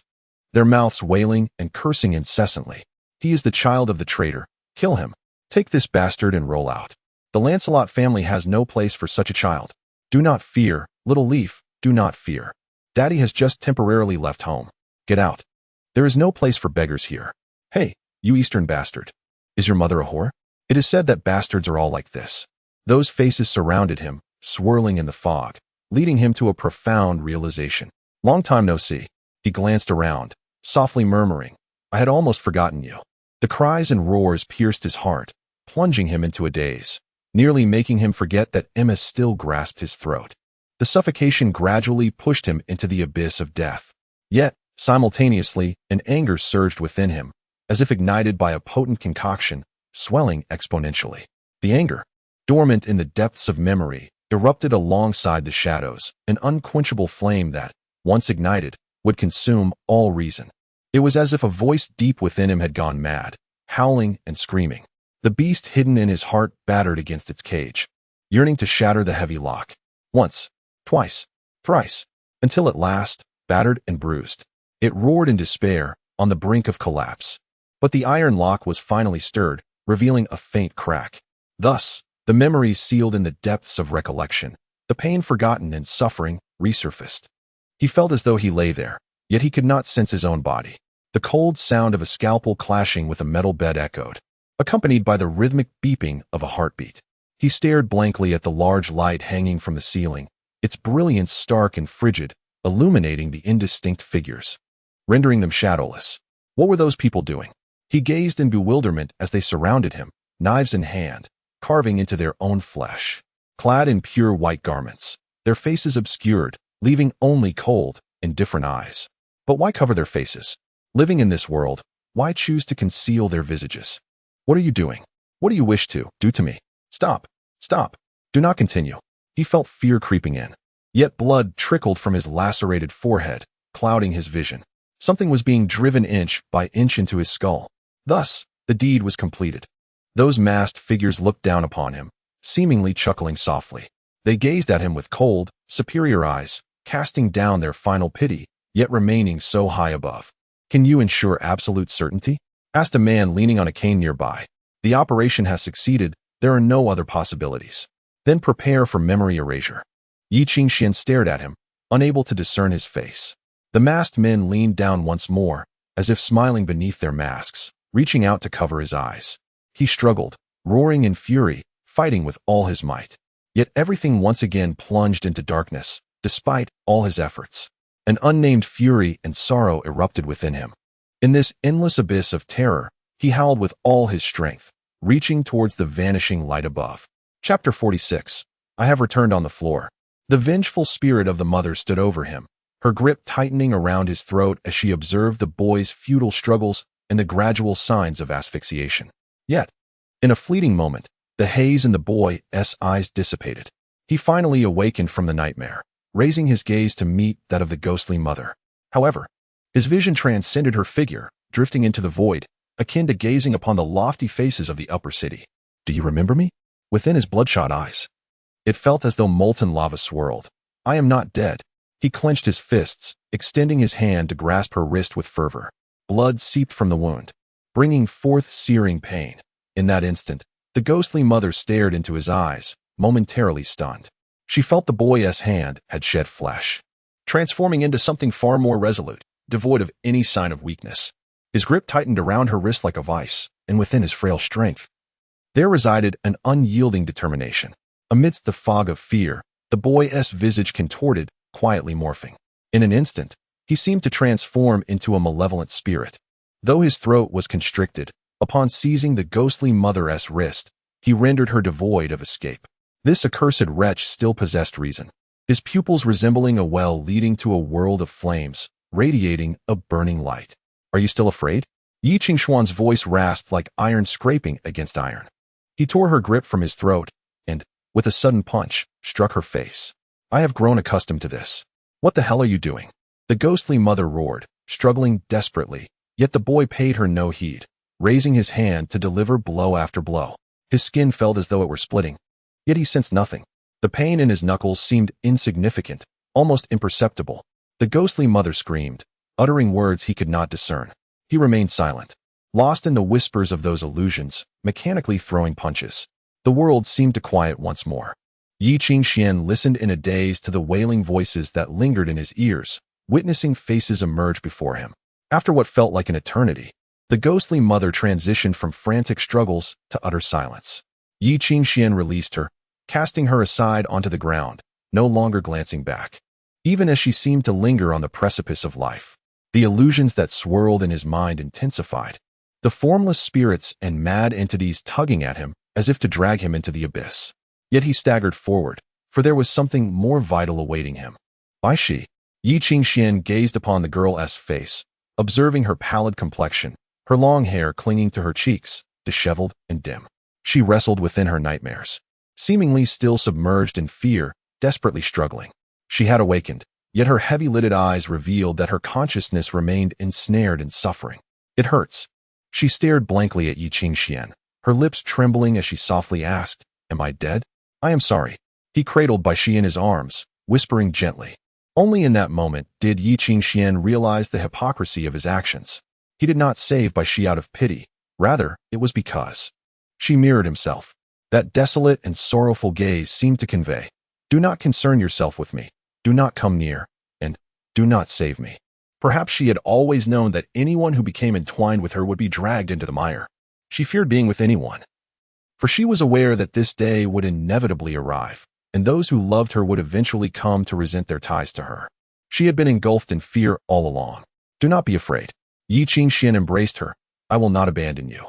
In the smoky haze of terror, he staggered outside, struggling to find an exit amidst the fog.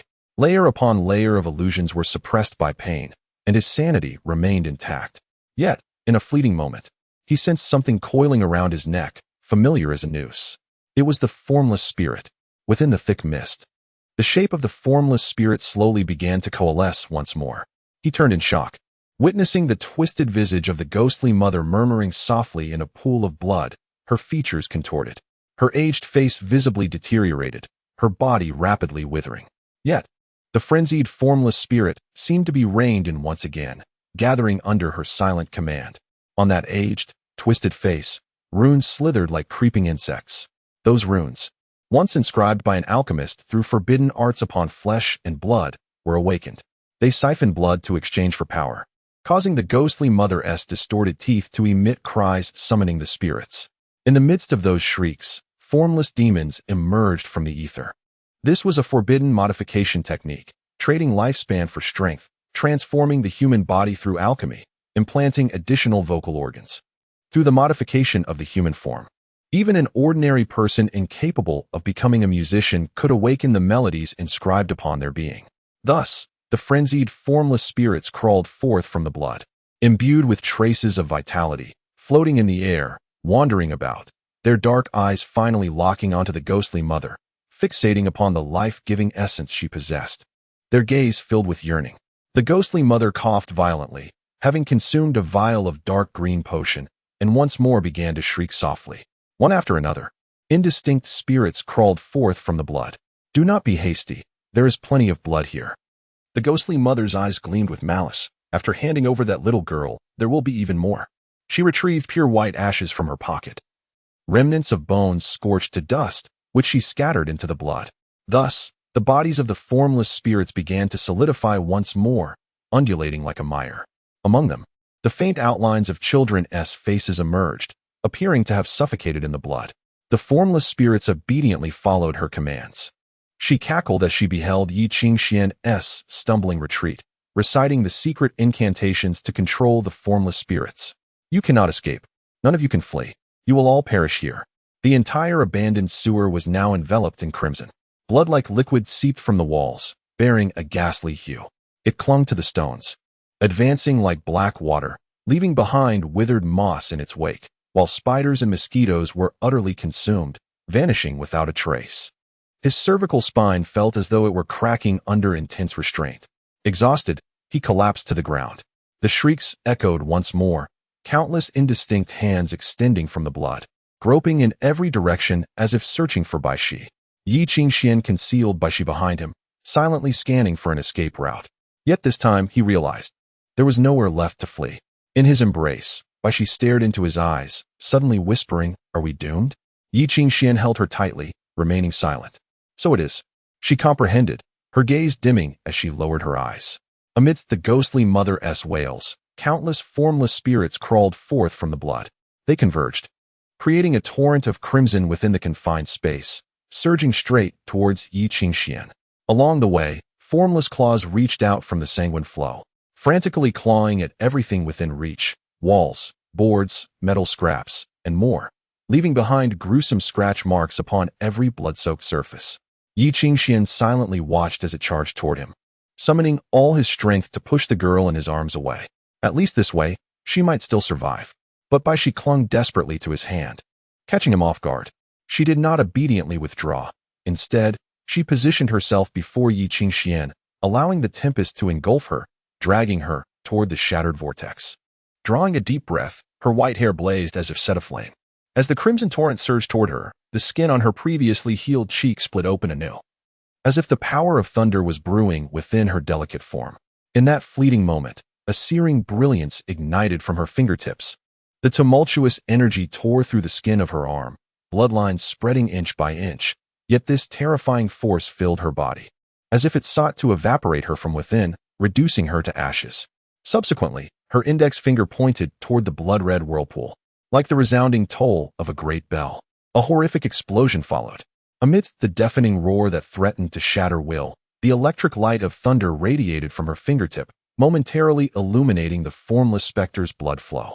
This inexplicable power seemed to awaken for an instant, lasting only the briefest of moments. Yet, in that ephemeral flicker, the crimson deluge was consumed by the lightning. The illumination incinerated the blood, tearing apart the formless specter, reducing those anguished demons to ashes. In the blink of an eye, the blood-red vortex swelled violently before detonating. A dense mist of blood surged outward with the explosion. Yet in the end, a wretched blood shadow pierced through the lightning, hurtling toward Bai Shi, intent on obliterating the defenseless young girl, turning her into mere fragments of flesh and bone. In that final moment, Bai Shi gazed at it, a faint smile gracing her pale cheeks. Perhaps, dying this way would not be so bad. At least, there would still be some semblance of meaning. Chapter 47. Please save me. As the acrid winds of blood rushed towards her, she closed her eyes, awaiting the moment when the crimson would tear her apart. Perhaps it would be best if this burden ceased to exist, allowing him to escape. I'm sorry, I no longer wish to live, she whispered softly. I'm so sorry. Yet in that fleeting moment, a furious roar erupted. A hand shot forth, piercing through the stillness, clasping her palm with a fierce grip, pulling her desperately into an embrace. In an instant, Yi Qingxian found himself soaring against his will. An unseen force struck his back, as if intent on crushing him to dust, and he could even hear the sound of his bones fracturing. He tumbled through the air, crashing to the ground. Coughing violently as warm, viscous blood oozed from the gaping wound on his back, revealing the color of shattered bones beneath. Fortunately, his left hand had instinctively shielded him in the final moment, though it now lay numb and lifeless, broken bones protruding grotesquely from his skin. Countless shadows spread with the blood, encircling the entire hall. They writhed and surged, like a pack of rabid dogs, in search of their prey. The shadows seemed to sense the resonance of the unseen specters, slowly converging towards him. He struggled to rise from the ground, but his body betrayed him. Were it not for the numbing haze that dulled his physical pain, he might have already succumbed to unconsciousness. Yet, perhaps dying amidst this stupor would be preferable to witnessing the approach of death in stark reality. He sighed softly, feeling the tremors of the girl in his arms. Summoning his last reserves of strength, he held her tightly, whispering one final time, "Be good, Bai Shi. I'm sorry, I'm so sorry." The thick, syrupy blood trickled down his neck into her embrace, and she emitted a faint sob, perhaps frightened by the horror surrounding them. Was fear sufficient to render her more obedient? Just a tad more compliant would suffice. It was my fault that you ended up like this. I'm truly sorry. Bai Shi's tears fell upon his neck. To hear you apologize for the first time, I never expected it to be in such a place, Yi Qingxian thought, resisting the urge to laugh. Though no mirth could escape him, he longed to comfort her, to assure her that there was nothing to fear, that every ordeal would eventually come to an end, and they would live well. Even in despair, there could be a turning point. But not everything in this world could be so easily concluded. Nor was there always a glimmer of hope in moments of utter despair. This world is cruel and terrifying, even if he could utter many comforting words, offering help to those like Bai Shi, or the version of himself from the past. Some matters were simply beyond his power to change. Indeed, it was so. No matter how many times he repeated it, the truth remained. A mocking voice echoed in his heart, condescending and disdainful. Yi Qingxian, have you not experienced this feeling before? Did you ever believe for even a second in the falsehoods you spoke? Avalon City was vast, filled with revelers lost in indulgence. Yet it could not accommodate a homeless soul nor permit the weak to survive. If only all time could linger in the past. frozen in that wintry night when the only comfort allowed him to drift into slumber. Just like now, holding his kindred, warmth enveloping him. This, indeed, was true contentment, surpassing the brilliance of fireworks 1,000-fold, far greater than the pitying gazes of others. No matter how brutal or indifferent the world may be, as long as someone stood by his side, there was nothing to fear, not even death, as long as he was not alone. But no one could escape solitude. You embraced the girl in your arms, wishing to protect her in these final moments. Yet could you hear her cries? Her heart remained buried in the abyss. Her gaze unable to find you. Still powerless. In the silence, the ghostly mother screeched once more. The outlines of those entities shifted continuously, be it headless prisoners, three-headed hounds, or creatures resembling colossal sea beasts. The distorted specters crawled forth from the blood. They were the malevolent manifestations summoned from the ether that had lain buried beneath the depths for years, their power sourced from the countless bones entombed below. The score extracted the lingering resentments, transforming them into monstrous beasts and demons, to be commanded by the ghostly matron. Only at this moment did their power fully manifest, dancing chaotically in the dark. Yet as Yi Qingxian beheld them, he felt no fear.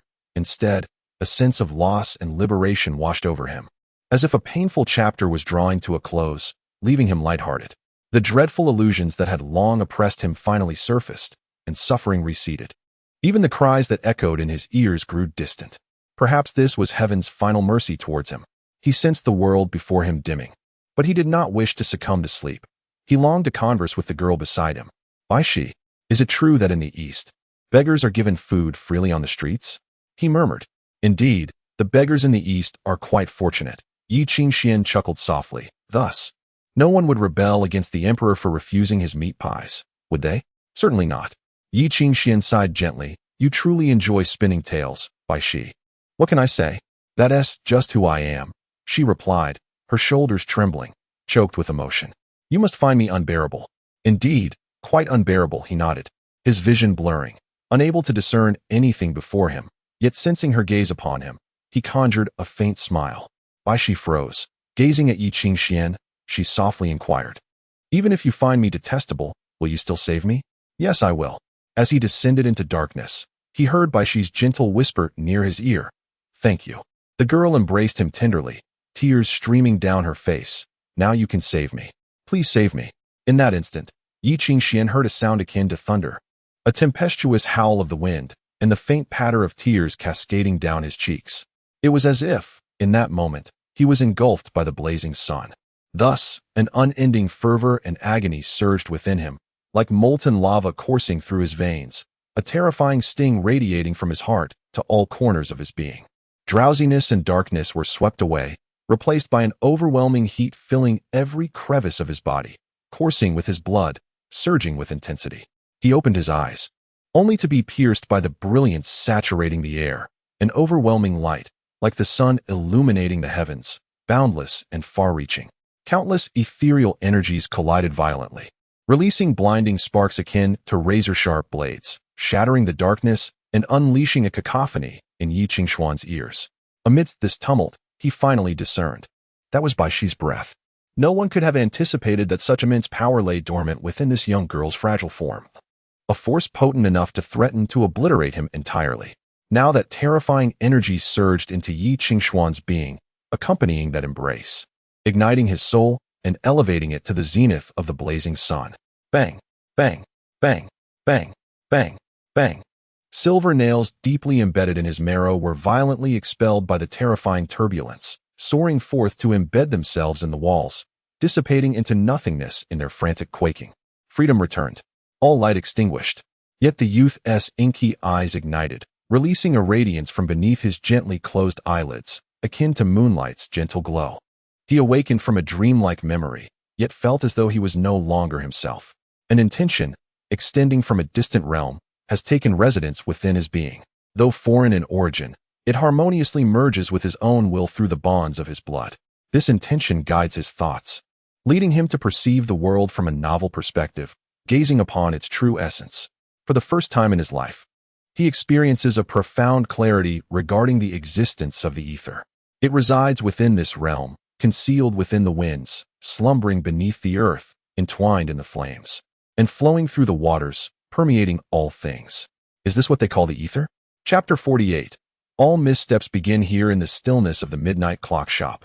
The golden-haired youth, Hermes, reclined with his feet propped on his desk, idly toying with the ether sphere left behind by Yi Qingxian. He whistled at the sphere, causing it to illuminate, its crystalline surface refracting the candlelight into intricate characters and diagrams upon the walls. If the most common application of ether data was mere measurement, then the true, invaluable technology lay hidden within the sphere. Yet, Yi Qingxian had never once succeeded in activating it, rendering this powerful tool utterly ineffectual for all apprentices. However, Hermes had managed to awaken it, bypassing its confidentiality features to unlock the musical scores contained within. Observing the data, he marveled at the feat astonishing indeed. Over 8 days, he had practiced an astounding 143,310 times. Surely, he must have dedicated at least 9 hours each day to this endeavor. Such relentless determination was commendable. It was a pity. Hermes shook his head, a glint of amusement in his eyes. Not a single success, not even once. What a stroke of misfortune this was. Were not all apprentices subject to similar trials? Had they attempted 143,000 times? Perhaps even a gorilla could strike the notes of Ode to Joy on a piano. Yet, this young lad had not even touched a single key. Such dreadful luck. He would likely fall victim to abduction on the streets. After years as a craftsman, Hermes had never encountered such a phenomenon. Thus, he concluded that either this boy was uniquely unfortunate, or there existed some other reason. Another reason? At this, Hermes chuckled, deliberately evading an answer. Satan, do you know what is paramount for a musician? ISNT at the resonance with ether? Satan ventured cautiously. That is indeed true, but not entirely so. Hermes narrowed his eyes. The resonance between the musician and ether is undeniably crucial. The higher, the better. Yet, the most vital aspect of this resonance lies in the breakthrough from 0 to 1, from nothing to something. This qualitative transformation is a singular opportunity in one's lifetime. In other words, this is the gateway for musicians. If one cannot push it open, they shall remain forever outside, despite a lifetime of effort. He spun the ether sphere on his fingertip, whistling as he played with the flickering lights within. The silvery glow illuminated his lips, forming a smirk that seemed to mock. Some say that to open this door, one requires 1% luck, 9% talent, and 90% effort. Yet, ironically, talent and luck are paramount. Some individuals can merely snore in their sleep and still push open that door. Such beings are deemed geniuses. Conversely, others find themselves eternally barred from entry, unable to tread this path. Though harsh, it was true that sometimes effort bore no fruit. Are you suggesting that boy possesses no talent? Satan protested. Preposterous. Hermes scoffed, his expression dripping with disdain. The celestial bloodline of the Eastern dragon lineage is inherently superior to others. Born with a silver spoon, how could he possibly claim poverty? Moreover, he retains a potent lineage even with mixed blood. Had that boy been born in the East and possessed some formidable gift, he might have secured a place atop the Lingyan Tower. Satan felt his mind whirl in confusion. What on earth are you trying to convey? I merely wish to assert that practicing over 143,000 times confirms his immense diligence, and the celestial bloodline assures no issues with talent. If it were not for his dismal luck, there would only remain one possibility. Hermes smiled. Yet his smile bore a chilling undertone reminiscent of grave misfortune, the ether seal. Satan froze, realizing what Hermes was implying. The ether seal was merely a byproduct of early research into musicians, gradually fading from knowledge. Yet, according to Hermes, copies of this technique still existed in various places, available for review. In the aftermath of the Dark Ages, numerous nations had clandestinely conducted human experiments on captured musicians in their quest to explore the great source. Among the myriad strange technologies birthed from these endeavors was the ether seal. By performing surgery on an ordinary individual and implanting over 19 needle-like soundproofing plugs into their spine, one could forcibly and permanently close their musician's door. While this procedure appeared broadly applicable, its fatal flaws, exorbitant costs, high postoperative mortality rates, and the extreme rejection of ether ensured it could never be utilized effectively on musicians. Ultimately, it was relegated to obscurity, discarded into the refuse. Yet Satan pondered with growing perplexity, who would impose such a costly shackle upon a youth, merely to obstruct his path as a musician? Who can say? Hermes twirled the ether sphere mockingly, his gaze filled with scorn. The ether seal is indeed a clever method. The closer the sealed individual draws to ether, the greater their suffering. In the end, they perish, clutching dreams amidst agony. Logically speaking, this rings true, yet whoever attempted this was ultimately wasting their efforts. Without understanding the celestial bloodline, they remain oblivious to the absurdity of their actions. A mere lock may prevent him from opening the musician's door, but it cannot halt what lies beyond from bursting forth. The more one suppresses something, the more fearsome its backlash becomes. Especially when confronting the near-monstrous legacy of the celestial bloodline. It is akin to drinking poison to quench thirst. Is the celestial bloodline truly that formidable? Satan inquired. Of course, you fool. It is the foundation forged from the blood, bones, and lives of countless individuals. For centuries, the Eastern peoples have endeavored to draw closer to ether, often using themselves as subjects for experimentation. 9 successive emperors, engaged in relentless warfare, sought to amass more populace for their experiments. Countless souls perished in the name of trials and modifications. The most tyrannical emperor, Qin, deemed musicians unable to fulfill their tasks as worthless, consigning their schools and ancient texts to the flames. In the end, they achieved one success: integrating ether resonance into their bloodline, transforming it into an innate talent through the accumulation of time. Like beasts, they converted those inexplicable insights and experiences into a heritage of instinct. Satan was stunned. You imply that the boy possesses. Indeed, Hermes nodded. Memories may fade, and personalities may shift, but as long as one lives, instinct remains intact. That mischievous lad has struck that door 143,000 times. If only someone would assist him in a final push, that barrier would collapse entirely. He paused, a reflective glimmer in his eyes. The moment of qualitative change from 0 to 1 in synchronization rate signifies the opening of the musician's door. The Eastern peoples sacrificed so much for this singular moment. The ether, for the first time, shall intertwine with the corporeal shell of a mortal, elevating the spirit and refining the soul, becoming an integral part of his existence. Hermes whispered softly, as if lamenting. His hand traced a circular imprint in the air. His gaze filled with compassion. Thus shall begin all paths of divergence. In a fleeting moment, Yi Qingxian found himself enshrouded in a familiar stupor. The vast azure moonlight ascended from the horizon, illuminating his eyes. The azure moon hung high in the sky, amidst a web of cobwebs and dust entwined between gravestones. Those sharp or heavy tombstones resembled outstretched hands reaching for the heavens, futilely attempting to grasp the moonlight. Yi Qingxian beheld once more the figure of the white-haired man. He wandered among the gravestones, his head bowed in contemplation, his robe adorned with moss and fallen leaves. Upon noticing Yi Qingxian, he lifted his gaze. A visage that felt hauntingly familiar. It resembled himself, his father, an elder, yet bore the features of youth, at times alluring as a woman, yet also imbued with a masculine vigor. The longer he stared, the less certain Yi Qingxian became of the man's appearance. He found himself unable to ascertain whether this being was human or a manifestation of some ancient archetype, akin to a symbol from a distant epoch. The source of his lineage. It stood apart from the flow of time, encompassing both past and future. Yet, as it gazed upon Yi Qingxian, it traversed from the past into the present, descending from the future before him.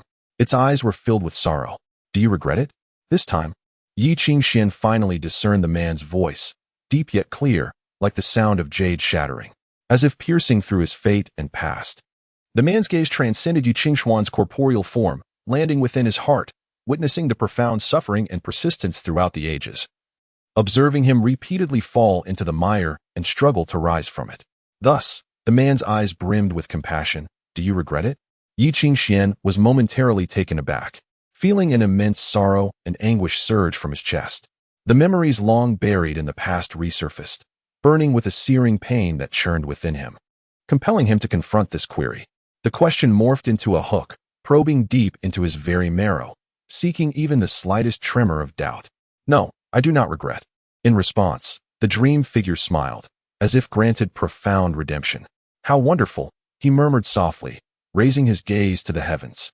Moonlight fell into his eyes, igniting a luminous spirit within his pupils. The withered leaves and moss were set ablaze by that radiance, flames coalescing in his hands, transforming into silvery fire. He extended his hand, plunging it into the chest of the youth, the flames igniting within Yi Qingxian's heart, coursing with his blood. Suddenly, something shattered beneath Yi Qingshuan's feet. It was a force birth from the depths of the earth, cultivated through the ages, breaking forth. Amidst the sound of cracking stones, a new gravestone emerged from the decayed earth. The moonlight illuminated its sharply inscribed characters. Yet, upon that desolate gravestone, only 3 characters remained: Yi Qingxian.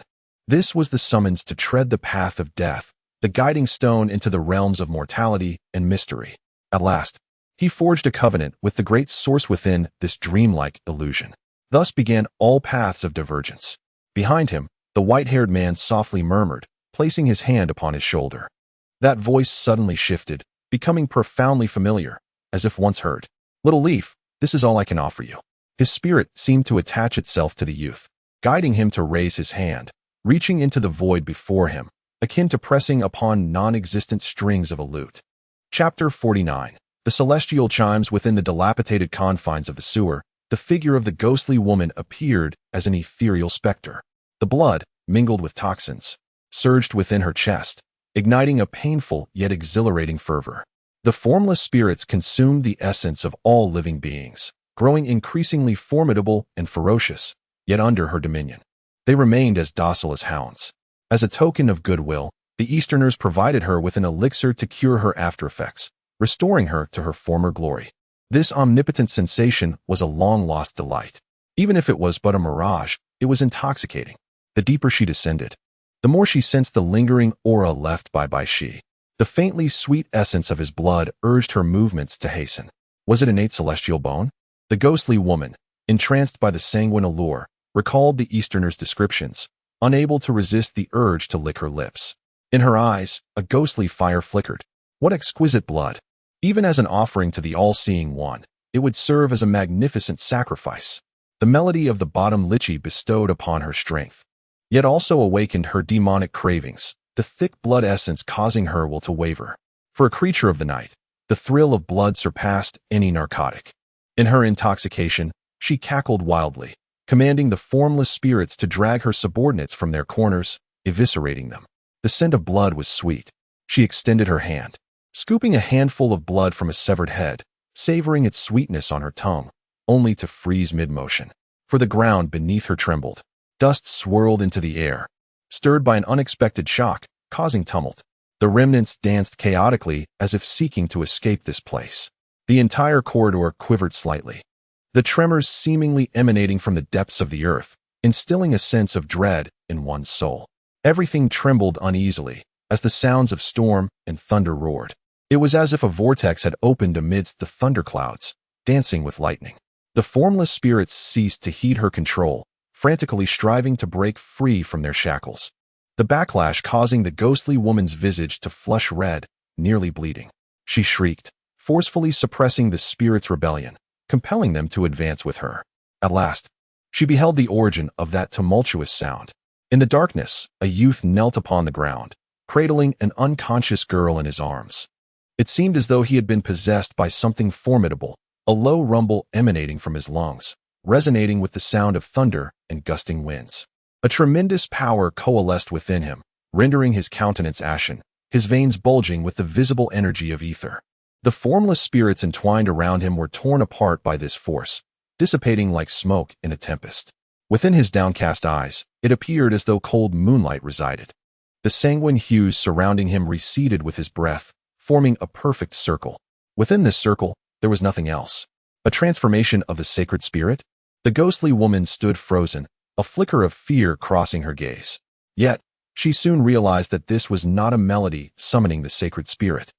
Nor was it the grandiose sound sung by multitudes.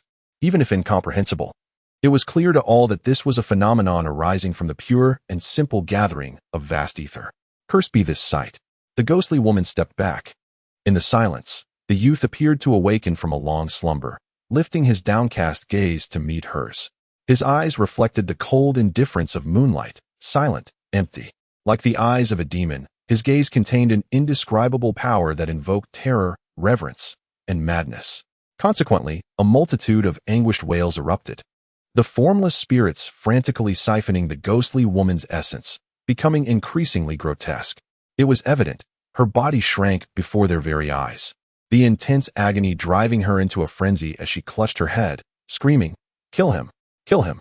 From her mouth, teeth with orifices emitted an alien melody, commanding the formless spirits to tremble violently, swelling once more.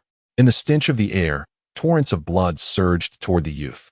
Amidst this chaos, she observed the youth gently raise his arm, extending his left hand. In that instant, the ghostly woman distinctly perceived a faint smile curling at Yi Qingxuan's lips. A sense of absurdity flickered, leaving her momentarily stunned, a foreboding feeling welling within her. She heard him whispering softly amidst the cacophony of wind and thunder. In an instant, as if a sacred chant had been enacted, a miracle transpired. In the blink of an eye, the previously shattered arm restored itself to perfection.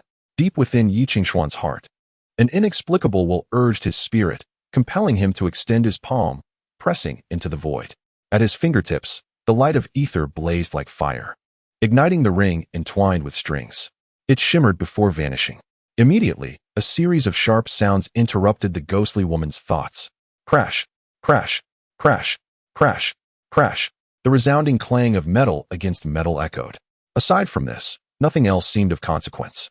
Yet, all the formless spirits abruptly froze, maintaining their original positions, suspended in blood. Air, as if petrified. The ghostly woman stood in disbelief, gazing at this absurd scene, chills coursing through her. The spirits remained motionless, seemingly frozen, but not truly so. The air had not solidified, nor had the so-called space been frozen. Moreover, they were not stagnant, they continued to struggle. The reason they remained in place was that they had been pinned down. As the flames illuminated the scene, it revealed the essence of ether, transformed into objects, thin yet remarkably resilient silver threads. They pierced through the walls, ceiling, and ground, extending straight ahead, intertwining. Those taut silver threads formed a web within the dark corridor, akin to strings stretched across a grand mountain, as if it were only natural. No, they were indeed strings. Strings of ether. In the instant the beasts and demons invaded, these strings unfurled from all directions, interweaving to shield the youth in the center, creating a complex enclosure. The force of their unfurling was so intense that the slender strings became arrows, piercing through gold and stone. They penetrated whatever lay ahead, be it rock or demon. The string closest to the ghostly woman was but a step away. Amidst the intertwining strings, the frenzied, formless spirits struggled desperately, attempting to extricate themselves. The delicate strings sliced through their flesh with ease, emitting a resonant hum. A trap? The ghostly woman was momentarily stunned. But soon she was engulfed by a sense of bizarre absurdity. This was no trap. The strings crisscrossing through the air were not a snare, but the true form of something. The flames of ether forged azure gold, shaping forms through melody, illuminating the essence through runes. This was the blade forged by the soul of an alchemist, an instrument that wielded ether to achieve perfection.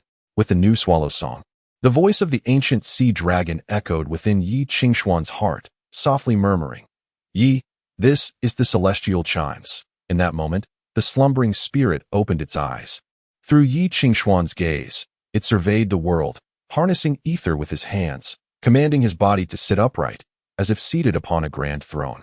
No, they were always thus, yet for reasons unknown, the wolf's howl, and even he had not perceived it, a seal imposed upon the pages, affecting consciousness. Now, the seal has been lifted, and he has finally become aware of those things he had long overlooked. In his memory, the hasty scribbles began to transform, ultimately taking the shape of a rune as ethereal as mist. This rune shifted within his mind, evolving into an entirely new script and melody. The melody resonated within his soul, compelling him to extend his hand and rest it upon the strings of the zither. Thus, the ancient zither, which had remained dormant for years, was finally played. Chapter 50. The rising moon over the sea. In the moment the strings were set in motion, all sounds faded into silence. The once silver light converged from all directions, transforming into a tempestuous tide. Yet now, the ethereal glimmers had vanished, leaving only the sparse strains of the zither. Within that exquisite melody lay a sharp, resounding essence, akin to a blade being unsheathed. The rustle of leaves creating an ineffable lingering tension that gradually unveiled a profound intent to kill. Amidst the sparse zither notes, faint ripples emanated from Yi Qingxian's fingertips, extending outward in all directions. Wherever they traversed, All radiance dimmed, flames extinguished, blood lost its hue, and darkness morphed into meaningless ash. Everything appeared seemingly normal, yet it felt as though something was pulling away, growing ever distant. A white mist emerged from the air, subtly spreading. It was not thick, but rather light and vague, enveloping the entire space like breath exhaled in winter, wafting gently. An indistinct chill arose, lingering in every inch of space. Although her body could feel the lingering heat of a fierce fire, both perception and spirit wildly conveyed a sense of coldness. The witch stood transfixed, instinctively wanting to retreat. Yet her steps faltered in midair. That non-existent cold had seeped into her mind, slowly freezing her thoughts and will. Ultimately, she stood motionless within the white mist. Her resolve solidified in astonishment and fear. Everything seemed to have come to a standstill. In this cold fog, only the sparse strains of the zither remained. In the silence, the zither suddenly resonated with the crisp and profound sounds of chimes, a fervent and resolute intention emerging from within, striking at the hearts of all present. This was not a physical interference, but a pure spiritual resonance. The sparse zither notes drowned out all malevolent spirits and demons. The grievances dwelling within the ether were effortlessly swept away. Those so-called resentments, discontent, and malice were nothing before the zither's fierce will. It was akin to the tides sweeping away fortifications built upon sand, collapsing mockingly. The resolute will transformed into a sharp blade, merging with the zither's melody, sweeping across the four corners. The intangible ghosts frozen in the white mist trembled, silently disintegrating into nothingness. Only white ashes fell to the ground. In an instant, her murky eyes widened. Upon her aged form, the notes of the dilly chase silently shattered, akin to rags frozen and cracked in ice. Immediately, the frenzied grievances tugged at her, consuming her last vestige of will. It was as if she had been cast into an endless abyss in an instant. Sight failed her, sound eluded her, sense vanished, and touch became non-existent. The brutal strains of the zither stripped away her perceptions, leaving only a stooped soul plummeting into despair. The fall was endless, an unceasing descent without conclusion. An unprecedented loneliness enveloped her will, prompting her to emit a mournful cry. Yet she could not even ascertain whether she still possessed the ability to voice it. Until at last, she beheld a moonbeam leaping from the abyss. In the near-eternal shackles of solitude, everything lost its meaning. Even living transformed into an interminable nightmare. In the abyss, devoid of temporal reference, this nightmare felt eternally bound, shackling her for millennia. Yet what she truly felt and touched was merely a fleeting moment, too swift for her will to react. After a moment, the witch remained rooted in place, unable to move. A loud bang echoed, akin to firecrackers tossed into a ditch. A faint explosion resonated within her skull, as if some fragile and soft tissue had ruptured. Dark purple blood trickled from her eyes, nostrils, and eardrums. Yet she had finally broken free from the nightmare. In these final moments, she stared blankly at the shadow behind the boy, half crying, half laughing. "You are still here." The monster with white hair. "It's you." Her voice brimmed with astonishment. "How can you be here?" Blood continued to flow from her, pooling and seeping into the cracks of the stone slabs. At that moment, everyone in the lower district of Avalon heard a faint sound in their dreams. It was as if the harmonious clangor of metal had woven itself into their dreams, altering them in the process. Thus, they witnessed a tumultuous tide rising from the depths of the pitch-black night. Amidst the endless waves, a silver-white moon rose from the horizon of the sky. The moonlight shone down, casting its benevolent and impartial glow upon the world. The moon rises over the sea. At this moment, the heavens and the earth were suffused with this moonlight. As time passed, the zither strings began to dissolve. The once consolidated ether lost its form once more, transforming into silvery mist. The mist rapidly dissipated, refracting an indistinct shadow. Like a mirage cast from a great distance, his figure appeared blurred, his features blank. Yet upon gazing at the boy before him, his eyes filled with tenderness and pity. He reached out to caress the boy's white hair, as if wishing to touch him through the ethereal mist, yet found himself powerless. At last, Yi Qingxian awakened from that state of self-forgetfulness. Yet all he could recall was the sight of his final shadow. Yi Zi, unravel that riddle. His lips moved silently. Go to the end of that dream. The mist rippled for a moment before vanishing without a trace. Yi Qingxian stared blankly at the place where he once existed, wishing to say something. Yet time had slipped away. He pounded the wall in anger, as if venting his sorrow and helplessness. If only he had awakened sooner. Would he have had the chance to say something to him? He didn't know what to say, perhaps an angry curse, perhaps a lament. But why did you have to leave so swiftly? Yi Qingxian despondently bowed his head, wiping the corners of his eyes, as if to dispel the lingering bitterness that hovered there. It was only then that he noticed the girl gradually opening her eyes, as if awakening from a long dream, her weary gaze fixating on the boy before her, trying to discern whether he was merely a figment of her imagination. "You're awake? Let us go?" Why, she stared at him in confusion, and after a long moment, she grasped his sleeve and rose from the ground. She seemed utterly exhausted, lacking the strength to speak. Yet at that moment, she became obedient, not causing trouble, not running wildly, nor disobeying. She quietly clutched Yi Qingxuan's sleeve, serene, like any little girl. At times, she would gaze up at Yi Qingxuan's profile, her expression perplexed and complex. Occasionally, she would speak, as if utterly fatigued, her voice soft and disoriented. "I just had a nightmare." "The nightmare has ended," Yi Qingxian reassured her. "Those unpleasant things are finite. Once they are done, they will not return." "Really?" "Indeed," Yi Qingxian replied, ruffling her hair. "I would never deceive you." Why, she looked up into his eyes. "If I tell a lie, would you be angry?" "No. Even if you deceive me, it doesn't matter." Yi Qingxian held her hand and suddenly spoke softly. "Thank you." She was taken aback, as if wanting to say something, but found herself speechless.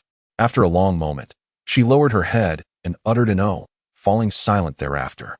Observing her struggle to articulate her thoughts, yet feeling shy, Yi Qingxian couldn't help but chuckle. He was now cold and hungry, fatigued, his body felt shattered, and the pain was unbearable. Yet none of that mattered anymore. At the very least, he needed to take Shi away from this place, to a realm beyond hell. From this day forth, a new life awaited her. Chapter 51. Regrettably, a quarter of an hour later, in the sewers, a group of burly men, their bodies adorned with tattoos, waded through the murky water, clearing the debris nearby. An older man descended a ladder, standing on the stone steps as he surveyed his surroundings. Sewage flowed over his leather boots, leaving yellow stains in its wake. Frowning, he bit down on his new pipe, contemplating his next move. Several fierce hounds sniffed the air, their blood-red eyes fixated on a shadowy corner, barking furiously. Stout men gripped their chains tightly, the frenzied dogs straining against their restraints. The ominous figure nodded and inquired, "Is everything secured?" "Yes, all exits in the vicinity are being watched," replied the lead man. A bald figure with a fierce countenance and intricate demonic tattoos etched behind his ears. "Those two little devils won't escape." "Then let us proceed. Do not let them slip away." The bald man nodded, preparing to lead the hounds in pursuit, but found, to his astonishment, that the muscular dogs remained rooted to the spot, refusing to budge. Suddenly, silence enveloped them. The once ferocious hunting dogs, now seemingly stricken by madness, lay in the filth, allowing others to strike them without a single step forward. Achoo! In the darkness ahead, a sneeze broke the stillness, followed by the sound of a handkerchief being used. The individual discarded the soiled handkerchief into a nearby gutter, pulling out a new one and tearing it in two. The sound of the fabric tearing was crisp, reminiscent of fine silk, embroidered with intricate patterns from the east. In hand, it was as delicate as air, trembling as though it might dissipate into mist. These silks should have been displayed in shops, lying amidst incense for admiration, yet here they were, torn apart merely to stifle a nose. Then came a voice, deep and resonant. "This place reeks. Why do you rats always scuttle into the sewers?" The burly men were incensed, their iron rods and blades clanging against the walls with a sharp sound. Some stepped forward, intent on dragging this interloper out to discern what folly he had committed. But the ominous figure restrained them. The old man's expression remained impassive as he snatched a lantern from a subordinate, illuminating the path ahead. The golden-haired youth was revealed, clad in an inappropriate black suit, complete with a bow tie, as though he were attending some noble gathering, even sporting gem-encrusted cufflinks. He sat nonchalantly on a high stool, his feet cushioned by a plush woolen carpet. Upon being discovered, he regarded the situation with an air of leisure, exuding a haughty arrogance and maddening provocation. It was Hermes. "The traitor?" the ominous figure inquired coldly.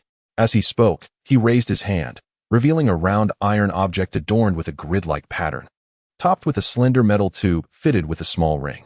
This ring appeared to be a peculiar ornament, yet it was irresistible to pull free.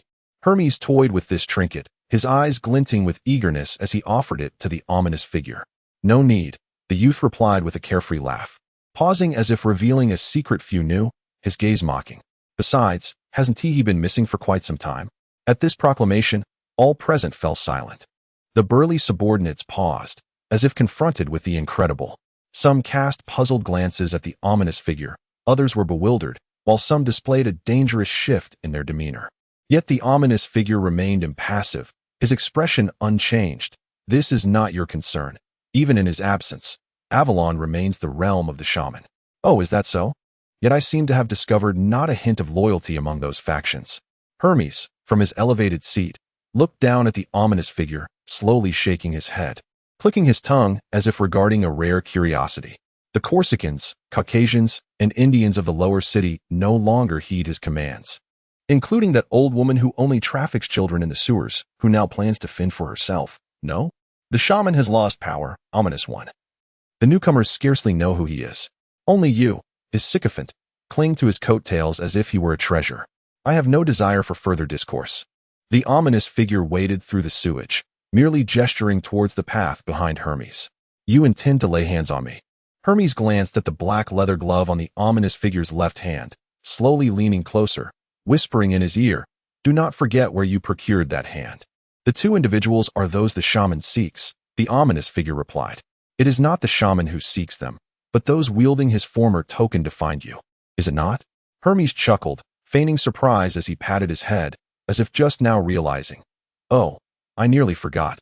One of his tokens was indeed purchased from me. I believe his surname was Chong, the traitor." The ominous figure raised his gloved hand, removing his pipe from the corner of his mouth. "You should comprehend the rules here. Do not obstruct. Call me Hermes. I fancy that name." The golden-haired youth lifted his eyebrows at the mention, his demeanor exuberant. "As for the rules, I apologize. I have been away so long that I have forgotten entirely." The ominous figure's expression hardened, yet Hermes reached into his robe, producing a hefty paper bag and tossing it into the ominous figure's embrace. "Do not be hasty to turn hostile. Consider this first." He caressed his entwined serpent staff, speaking softly. "Here, everything is clearly priced, and I have never led anyone to financial ruin during a trade."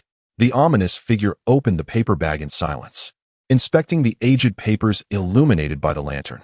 The sheets appeared singed, mostly tattered, yet faintly discernible letters and patterns could be seen.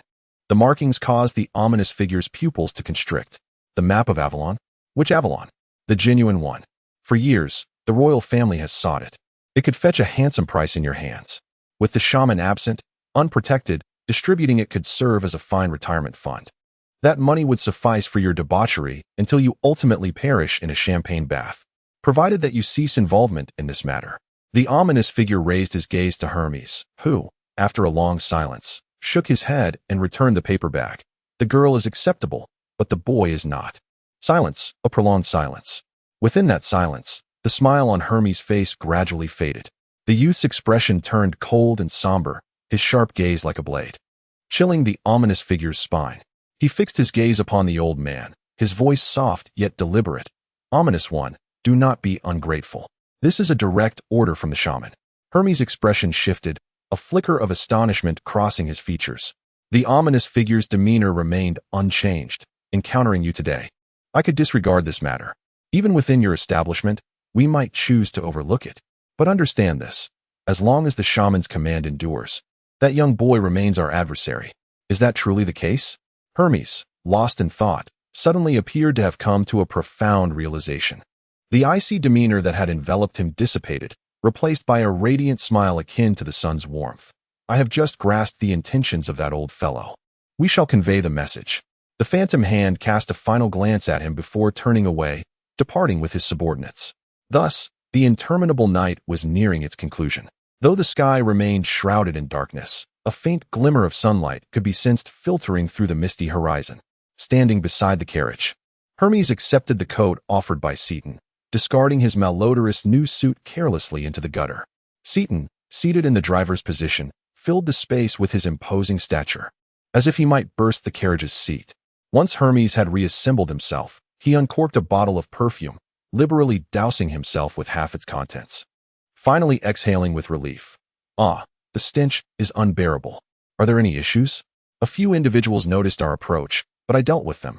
Seaton indicated towards the corner where two bulging sacks, resembling soft clumps of mud, lay. A faint hint of crimson seeped from within, intriguing two stray cats that curiously pawed at them. Hermes nodded, then inquired, "What of them?" Seaton opened the carriage door to peek inside. "They are asleep." Hermes stood outside, surveying the children within, lost in silence for a considerable time. Inside the opulently adorned carriage, the disheveled boy and little girl rested against the seats, soundly asleep, nearly sliding off their perches. In slumber, Bai Shi leaned against Yi Qingxuan's shoulder, their silvery hair entwined. Though the carriage's interior was spacious, they occupied merely a small corner. Nestled together, the soft morning light illuminated their serene faces, as if casting a gentle glow upon their dreams, the corners of their mouths curling into faint smiles. Despite the multitude of grievances and peculiarities Hermes yearned to express to them, he found himself reluctant to disturb their tranquility. After a long while, his gaze settled on Bai Shi's cheek, his expression softening with tenderness and pity. How unfortunate it was. She would undoubtedly grow into a stunning young woman, captivating beyond compare. He cast one last glance at Bai Shi, closed the door quietly, and sighed softly. Alas, not only does she possess the sorrowful gift of seduction, but she has also encountered someone who compels her to willingly deplete herself. Chapter 52, The Practical Test, Part 1. 2 days later, in the early morning. At the Royal Academy of Music, the grand auditorium had been meticulously arranged once more after the recent lavish banquet. This hall, once illuminated even in the deep of night, was imbued with the fragrant aroma of wine and the sweet laughter of young women, where aspiring musicians familiarized themselves with one another. The walls and stone columns were adorned with intricate patterns, and crystal chandeliers refracted dazzling light, creating a mesmerizing atmosphere that rendered even the future radiant. 93 exquisite Persian carpets depicted a grand narrative poem chronicling the magnificent deeds of King Arthur and his 12 mythical beasts, while even the silver candlesticks were embellished with delicate floral designs. However, the intoxicating opulence had now been stripped away. The carpets were rolled up, revealing the polished marble floor beneath. The candles on the silver candelabras had been extinguished. 15 windows stood tightly shut, heavy curtains drawn to block out the light from the outside world. The aroma of wine, the laughter of young women, and the enchanting lights had all vanished. Only the harsh sunlight streamed through the glass dome above, casting a beam of light into the dim auditorium, scattering its brilliance across the floor and faintly illuminating the portraits of the masters, whose sharp and solemn gazes seemed to simmer with an electric intensity akin to a brewing storm. The final assessment was about to commence. Behind a long table sat 6 examiners clad in crimson robes, their expressions grave and their demeanor austere. As they reviewed the candidates' materials, they scrutinized them as one would inspect fragile porcelain, searching for even the slightest imperfection to shatter with a metaphorical hammer. Among them sat a young woman, seemingly bored, her head wrapped in a scarf, her face veiled, adorned with a vermilion flower on her forehead, exuding an air of exoticism that rendered her conspicuously out of place and distracted. She was merely a representative sent by the musicians' faction to lend an air of fairness to the examination. No one paid her any mind. All were aware that the principal had compromised his principles for the sake of expediency. Today, the examination hall belonged to the noble faction. The side door creaked open, and purposeful footsteps echoed within, resonating with confidence. All the examiners rose and bowed to Sydney, the main examiner. "Good day, sir." "Good day, gentlemen." Sydney nodded and took his seat at the center of the long table. As he surveyed his surroundings, a hint of satisfaction flickered in his discerning gaze. It appeared to be a fruitful year. "Gentlemen, this is the final moment. Do not let your guard down." "We remain vigilant, sir," Bain replied respectfully, bowing his head. "Excellent." Sydney smiled. "You bear the honor of the Royal Academy of Music and the Anglian musicians, do you not? A commendable teacher must shoulder the responsibility of guiding others and not indiscriminately place rotten fruits into his basket. Everything is arranged perfectly," Bain murmured. "From this year onward, the spirit of noble blood will be revived within the academy." Indeed, before the final assessment commenced, Sydney once again scrutinized the examiners. Representatives from the Transformation School, the Summoning School, the Revelation School, and the Royal School were present. Very well. However, his brow furrowed slightly as he noted an empty seat. Why is there still one seat vacant? Who is late? Perhaps that iron hand is malfunctioning and has wandered off to the blacksmith shop? Someone murmured nearby, eliciting a ripple of knowing laughter. In the academy, few were aware that the half-hearted musician with an iron arm was, in fact, a teacher, instructing in the obscure field of music history that few would even recognize unless they checked the roster. Had he not unexpectedly occupied a space in this admissions cycle, it is likely that no one would have noticed this unremarkable old man who had lingered in the academy's shadows. Amidst the laughter, a gray-haired man quietly slipped through the side door. Upon realizing he was late, an awkward expression flickered across his face. Sensing the gazes upon him, he instinctively concealed his iron arm behind his back to avoid ridicule.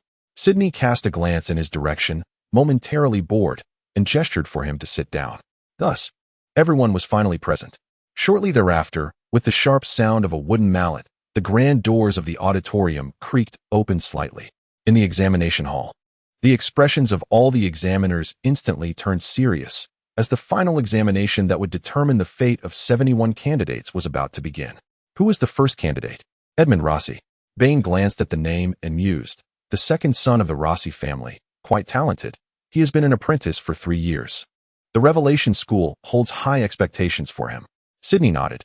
It seems he possesses a strong understanding of patterns. He also exhibits considerable spiritual talent. The examiner from the Revelation School whispered in admiration. It appears he is a promising heir cultivated by his family. Let us observe, Sydney softly replied. As they conversed, a red-haired youth entered the examination hall. In the vast, dimly lit auditorium, he felt the weight of the examiner's gazes upon him. Though faintly nervous, he maintained a noble bearing, bowing slightly to the examiners as he awaited instructions. Do not be anxious, Edmund, Bain encouraged, gesturing toward the center of the examination area. Step forward and relax. Edmund turned to glance behind him, only then noticing the towering stone monument he had previously overlooked. In the silence, the imposing stone monument stood resolutely in the center of the examination hall, its edges sharp and defined. After being polished and refined, its surface gleamed like a mirror, capable of reflecting one's image. Sunlight cascaded down upon it from above, yet it cast no shadow upon the ground, as if the light were devoured by the obsidian stone. The black monument mirrored the faces of those who stood before it, rendering their features pale and unfamiliar. Within those reflections, it appeared as if some intrinsic quality of humanity had been stripped away, creating a disquieting visage. In front of the monument rested a heavy iron chair, reminiscent of instruments used to restrain patients in a psychiatric facility. Silver cables extended from the back of the chair, connecting to the base of the monument. They formed a single entity. This was the apparatus employed in the practical test. Though it resembled a stone monument, it was, in fact, man-made. Ignoring its exterior, in terms of principle, it resembled a highly complex etheric sphere magnified 1,000-fold. Originally crafted by the kingdom's Geographical Exploration Society as a professional measuring device, it was intended for installation in a silent subterranean chamber 400 meters deep to monitor seismic shifts. Now, it was placed here solely to meticulously display all the data of the candidates. It was far more terrifying than any interrogation or judge, for no one could deceive it. As Edmund seated himself on the chair with a hint of unease, the surface of the monument gradually illuminated. Initially shrouded in obscurity, silver points of light coalesced into intricate patterns. At first glance, they appeared to be erratic scribbles, yet they captivated the full attention of the examiners. The structure was adequate, albeit ordinary. There were weaknesses in the transformations. The Revelation School did not prioritize preemptive action, but rather focused on appropriate responses. Nods of agreement followed. He possesses notable talent in summoning. It's commendable to have such a promising candidate first. After a brief discussion, the examiner from the Revelation School nodded. Edmund Rossi, you have been accepted into the Revelation School. Upon exiting the corridor, turn left to find the head of the Revelation School. He will assist you with the necessary formalities. He paused, infusing a touch of humor into his tone. I hope you are prepared for tuition fees, as the Revelation School is known to deplete the royal treasury. After all, he is still a child. Bain lamented. Next, Ron Fournier. As the second youth entered the examination hall, the previously relaxed atmosphere evaporated in an instant. The boy appeared as if confronting an unprecedented ordeal.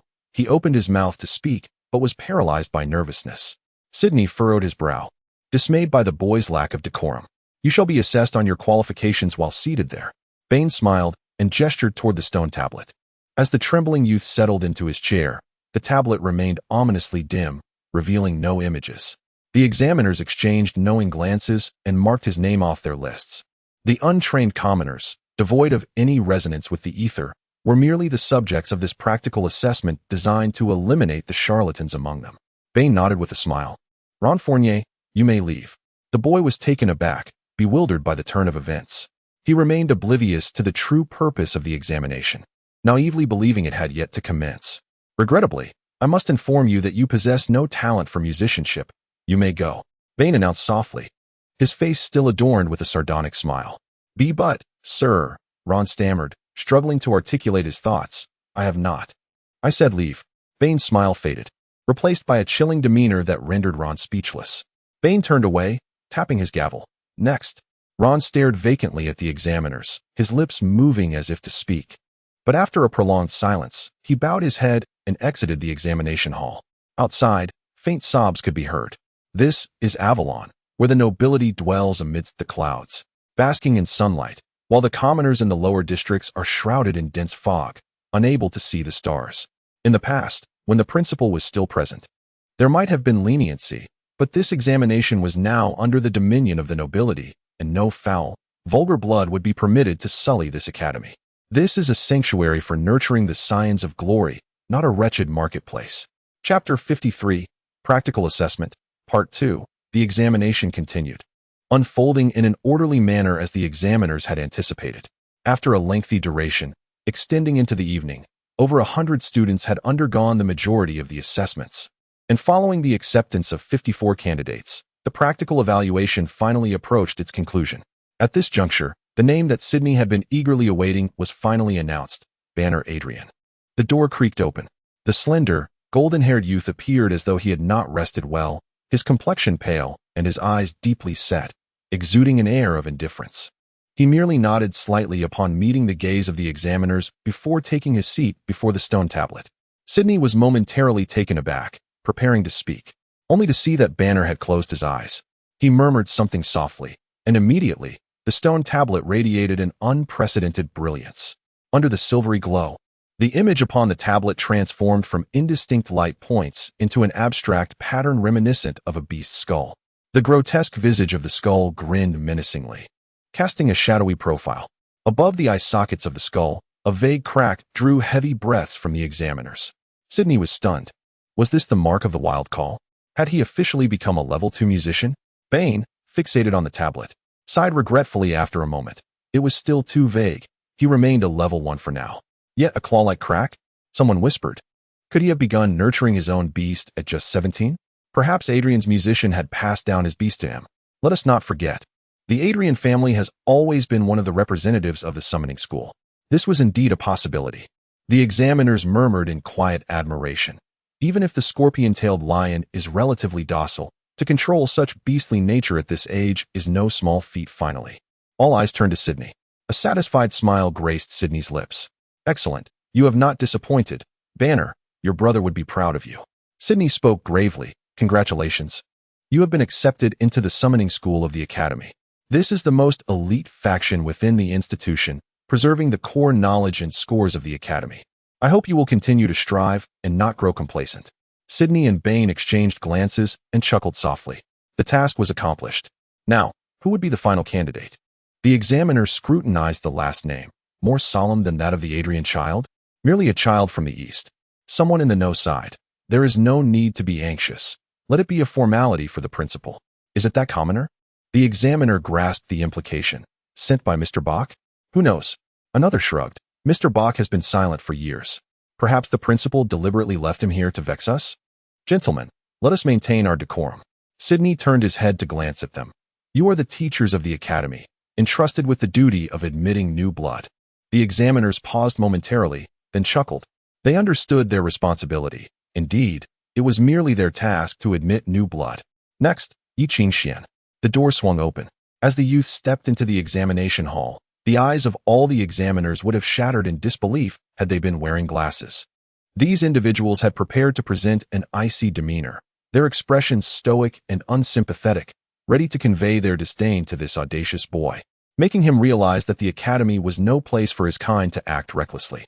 However, Upon seeing this peculiar individual, they felt as if they were hallucinating. What on earth is this?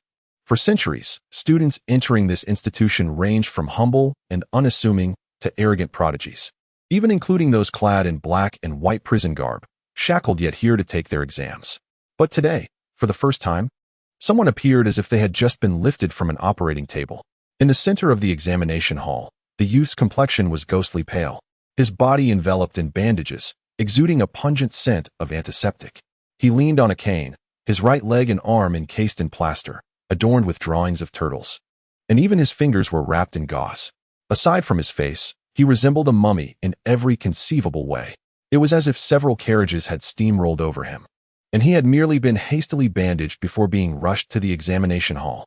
Was he destined to perish in this very place? This candidate, are you all right? Bane feared he might cough up blood and collapse on the spot. I'm fine.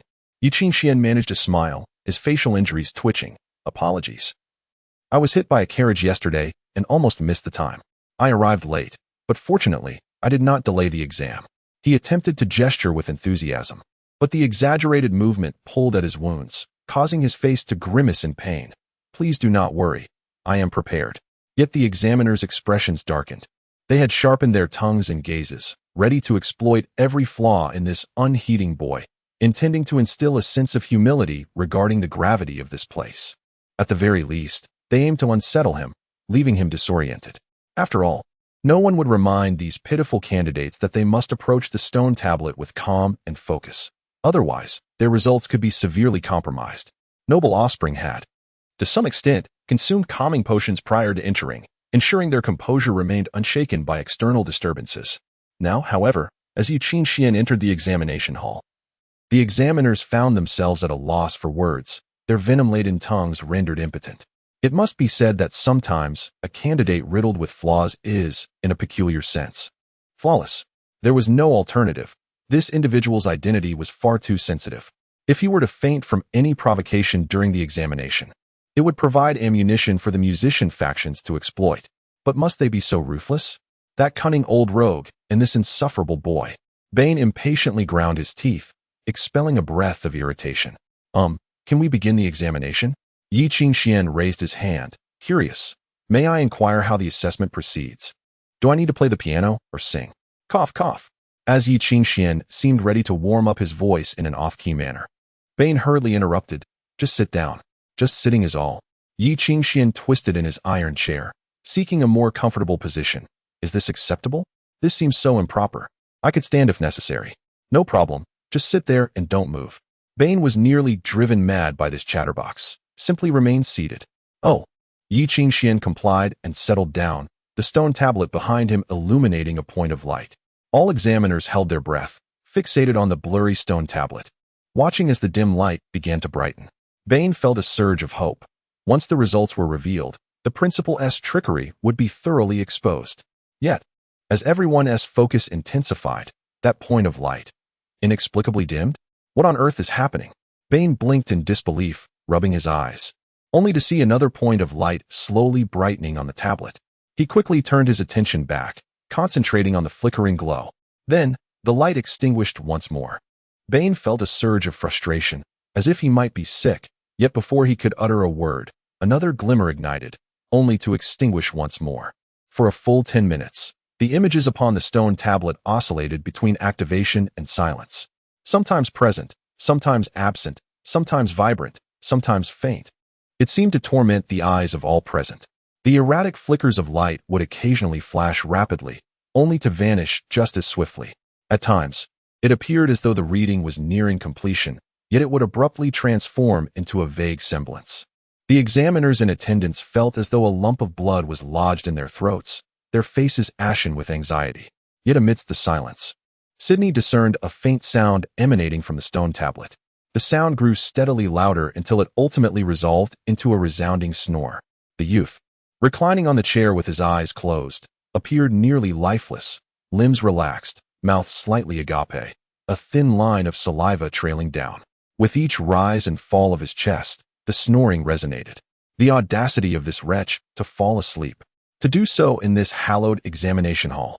Sydney's face flushed crimson, and he sprang to his feet, ready to explode in fury, but was interrupted by an exclamation from beside him. It has lit up. It has lit up. Under the dim light, the stone tablet finally completed the data retrieval for Yi Qingxian, revealing a graphical analysis. Yet the image appeared to be a fragmented pattern, leaving onlookers perplexed. The silver points of light illuminated the tablet, transforming its backdrop from pure black to a swirling mist. Within the fog, something seemed to rotate, though its ephemeral nature obscured clarity. Amidst the intricate interplay of elements, countless fine points of light continually overlapped, interlocking in a structure that ultimately formed a perplexing figure. It was an odd curve stretching from top to bottom, within the mist. This curve was in a constant state of flux. It undulated erratically, refusing to settle, sometimes vibrating as if afflicted by a disease, while at other moments it remained still, like a lethargic creature, only twitching or rolling occasionally. In the prolonged silence, the only sound was that of eyes rolling in disbelief. What could this possibly signify? Chapter 54, Practical Assessment, Part 2. What is the outcome? Someone whispered, "It seems incomplete." The analysis had yet to be finalized, and the possibilities were numerous. After pondering, a nearby individual muttered with disdain, "It must be the plaster and bandages on that fellow that hindered the analysis of the steel." Yet, they had obtained an image.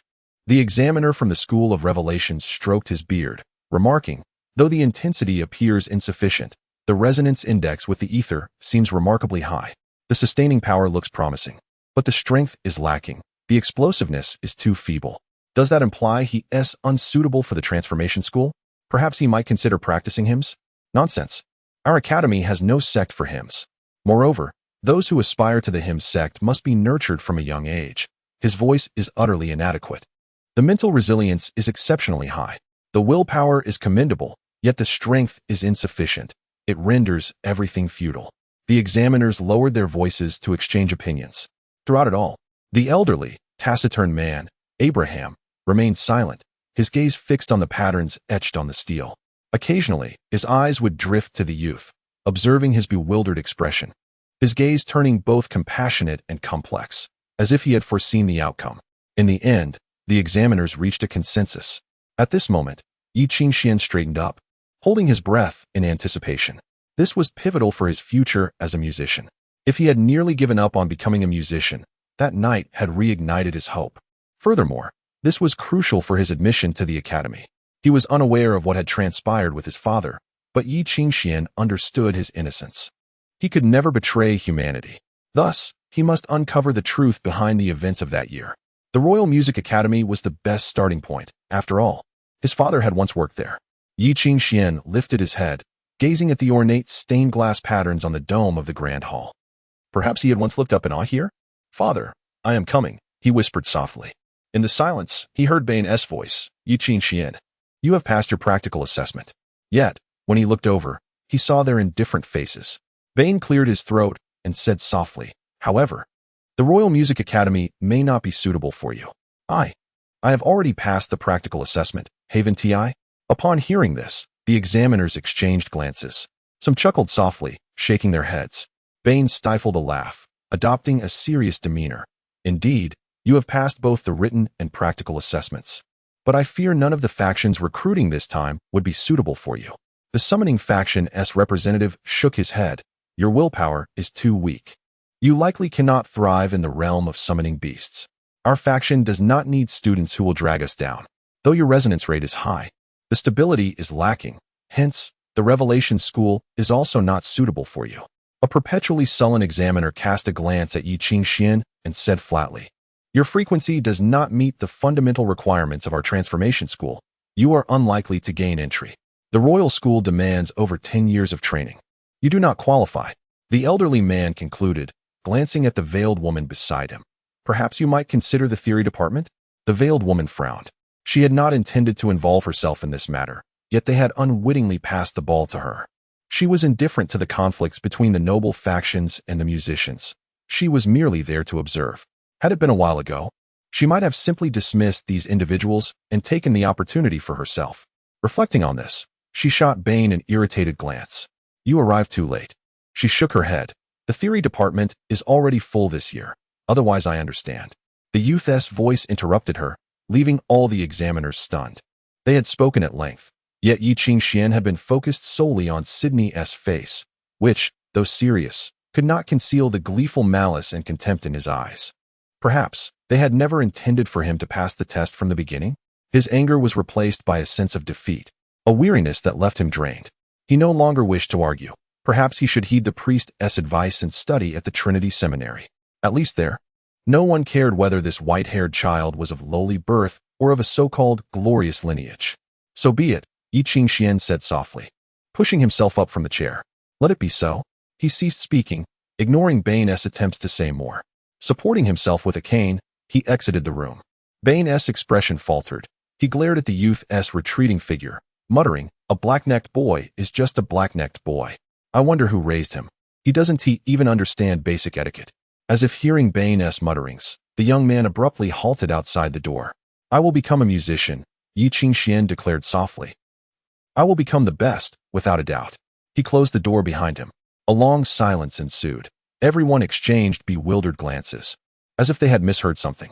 What had he just said? Utterly audacious. Someone scoffed. He has no idea who he is speaking to. It's good that he left. It saves us from wasting more time. Forget it. Why bother with a child? Sydney stood up expressionlessly, prepared to leave. He seemed entirely unfazed by Yi Qingxian's affront, which only indicated that the director was at his wit's end, didn't he it? They had already secured victory. Now was the time to relish the fruits of their labor. No one noticed the taciturn man, who had been lurking in the corner, had approached the steel. He summoned Yi Qingxian's data, examining the peculiar wave pattern. After a long while, he seemed to gain insight and snapped his fingers beside the steel. Consequently, the curve on the steel began to ripple with the sound. Didn't he pass? Didn't he pass? Cousin, did you fail? Outside the academy, in the square beneath the setting sun, the youth sat dejectedly beside the fountain. Nearby, Baishi incessantly questioned him, but in the end, Yi Qingxian still did not know how to respond. Don't be sad. Baishi poked his face, softly saying, "It's all right. You can hang out with me later. I'll take care of you. Let us join the underworld, shall we? It's a faster way to make money, and a bright future awaits us. Don't be downcast. What do you say?" She counted on her fingers. "Look, I've already found a very solid foundation. We can start from the bottom. You come up with ideas, I'll take action, and old Faye will handle the talking. We can go for a black market deal. Once we take down the shaman, we'll become the bosses, and we can have as much money as we desire." But as she spoke, her enthusiasm waned. Eventually, she lowered her head, tugging at Yi Qingxian's face. "Hey, smile a bit, just smile. You're bewitched. There are so many professions in this world. Why do you stubbornly dream of being a musician?" "I don't know." Yi Qingxian forced a smile, ruffling his hair, looking as dejected as a defeated dog. "Perhaps I really am not suited for it." Baishi fell silent, observing him. Suddenly, she stood on her toes, opened her arms, and embraced him. "It's all right. They're all blind. Don't listen to their nonsense." "Excuse me." A man with graying hair softly inquired from behind her. "Is this Yi Qingxian? Who are you?" Baishi turned her head, and, upon seeing his awkward and expressionless face along with the iron hand on his right arm, she huffed impatiently. "Do you have something to say?" "My cousin is rather busy at the moment. You'd best not provoke him, or he might give you a good beating. Have you heard of the invincible iron fist? That's him. Forgive my intrusion. My name is Abraham, and I am a teacher at the academy." The elderly man seemed not accustomed to speaking, carefully choosing his words. "Would you be interested in joining the Department of Musicology?" Yi Qingxian was taken aback. The old man awkwardly brushed his graying hair, striving to appear less uncomfortable. "I can teach you. Although, as you can see, I only have one hand. I still manage to teach. I possess a wealth of experience to impart." Noticing the complexity in Yi Qingxian's gaze, he became flustered. "Though my attire may not be the finest, I am indeed a musician. I have been teaching for over a decade and have numerous research achievements. Would you consider accepting me?" "I would." Yi Qingxian grasped his hand tightly, her silent eyes sparkling with hope, as if she had clutched a lifeline. "I care not for anything else, as long as you can teach me." Abraham paused momentarily, then suddenly broke into a smile, as if a weight had been lifted from his shoulders. "That is wonderful, truly wonderful. Please wait a moment. I shall return shortly." The old man seemed to recall something and hurriedly turned to leave, disappearing into the distance. "Hey, cousin, are you sure about this? I have a feeling it's rather unreliable." Baishi watched Abraham retreat. "What if he is just deceiving you? And why choose an old man? Can't we find someone young and handsome instead? Because he has never mocked me. Thank you to Zuiyaji for the generous donation of 50,000 starting coins. By the way, the rankings reset on Monday, and we have plummeted to 15th place. I humbly request your support. Chapter 55, A Long-Awaited Reunion by She Rolled Her Eyes. However, I still find it rather unreliable. Look at the musician. He seems quite wealthy, yet his clothes are so worn and he is missing a hand. Although he appears rather impressive, I doubt he can perform a complete piece of music. A musician in such a state is nearly rendered useless. Following him will surely be a struggle. Bai Shi, did you not promise me to respect others in the future? Bai Shi, looking exasperated, conceded, all right, I won't say any more. She handed them 3 sweet cones. These are the Academy's specialties, quite famous. You should give them a try. It seemed he had run quite a distance, panting with beads of sweat on his forehead, yet his expression brightened as he offered the sweet cones. Yi Qingxian gazed at the colorful fruit slices, honey, and cream adorning the cones, feeling slightly embarrassed. I'm sorry, these must not be cheap, right? Not at all. Please don't feel awkward. The old man chuckled, his face radiating joy. This is to celebrate your joining the music history department. It has been quite some time since we had a new student. Are you sure you haven't poisoned them? Bai Shi jested. But she wasted no time in devouring her sweet cone. Yi Qingxian tapped her on the head, reminding her to observe proper etiquette. Only then did Bai Shi lift her head to murmur a thank you, leaving Yi Qingxian somewhat exasperated. Bai Shi, when will you ever learn to be a bit more well-behaved? On this lengthy afternoon, Yi Qingxian and the old man squatted by the square, quietly observing the ebb and flow of people. Although the occasional silence felt awkward when topics eluded them, there was an inexplicable sense of camaraderie emerging. It turned out that even silence during a lack of conversation could be quite pleasant. However, whenever a thought struck, they could easily slip into a casual dialogue. Teacher, they seem reluctant to let me into the academy. Will my admission cause you trouble? The youth's inquiry rendered Abraham's expression somewhat complex. After a moment of silence, he shook his head. Actually, I've been dealing with quite a bit of trouble lately. Even if you don't come, they would still find ways to trouble me. If I don't follow the formal procedures, can I really enroll? Not to worry. Abraham chuckled. This year, due to the lack of applicants for the music history department, the principal granted me autonomy in admissions. I can enroll students as I see fit, as long as I do not exceed the quota. Oh, Yi Qingxian nodded in understanding, while Bai Shi's eyes brightened, a mischievous idea forming. Teacher, do you still need more students? The little girl sidled up to Abraham, her voice sweet enough to drown in, her large eyes blinking innocently. Look at me. I'm clever and talented. Why not take me as your eldest disciple, and he can be the junior disciple? That requires an examination. That's all right. There is still time for an exam. Bai Shi pulled an ether sphere from Yi Qingxian's pocket. As long as this thing lights up, right? While her words held truth, Abraham had yet to finish when he noticed the crystal in Bai Shi's hand emitting a dazzling light. No need for sound, no need for movement, and no performance. In Bai Shi's grasp, the clear ether sphere suddenly burst forth with silver sparkles. They flickered within the sphere like soldiers responding to a command, morphing into Yi Qingxian's scowling face, then into Old Fei's dog head, and occasionally forming an impudent middle finger. Bai Shi appeared to be enjoying herself immensely, playing with it as if it were a mere toy. Beside her, Yi Qingxian's eyes nearly bulged from their sockets. He had always thought that the vast Avalon city was already peculiar enough with a moonlit streaker. Yet he had not expected such an eccentric to be hiding right next to him, and so cleverly concealed. Bai Shi, what on earth did you grow up eating? Yi Qingxian asked, dazed. Meanwhile, Abraham was already able to fit 2 sweet cones into his mouth. Strength, dexterity, sensitivity, and perception, all are adequate. No, they exceed normal limits. He murmured, utterly at a loss for words. It seems there is no problem. Bai Shi cast a triumphant glance at Yi Qingxian, her eyes twinkling as she turned to Abraham. Teacher, can I be the eldest disciple now? I apologize. Although I am delighted you wish to join the music history department, your talents would be welcomed in any school. There is no need to sit idly here. I don't care. I want to join the music history department. I want to be this guy's eldest disciple. But before you, I already have a student. Abraham scratched his head in distress. Though he is a bit unreliable and often causes trouble, he is still a good person at heart. That is all right. You can be the second elder brother. Yi Qingxian quickly intervened, giving Bai Shi a look. Being the second elder brother is also quite good. Get lost. I do not want to be the second elder brother. Bai Shi's expression soured. It's decided. You'll be the second elder brother. But I still want to be the eldest disciple. Where is that original eldest disciple? Hurry and bring him out.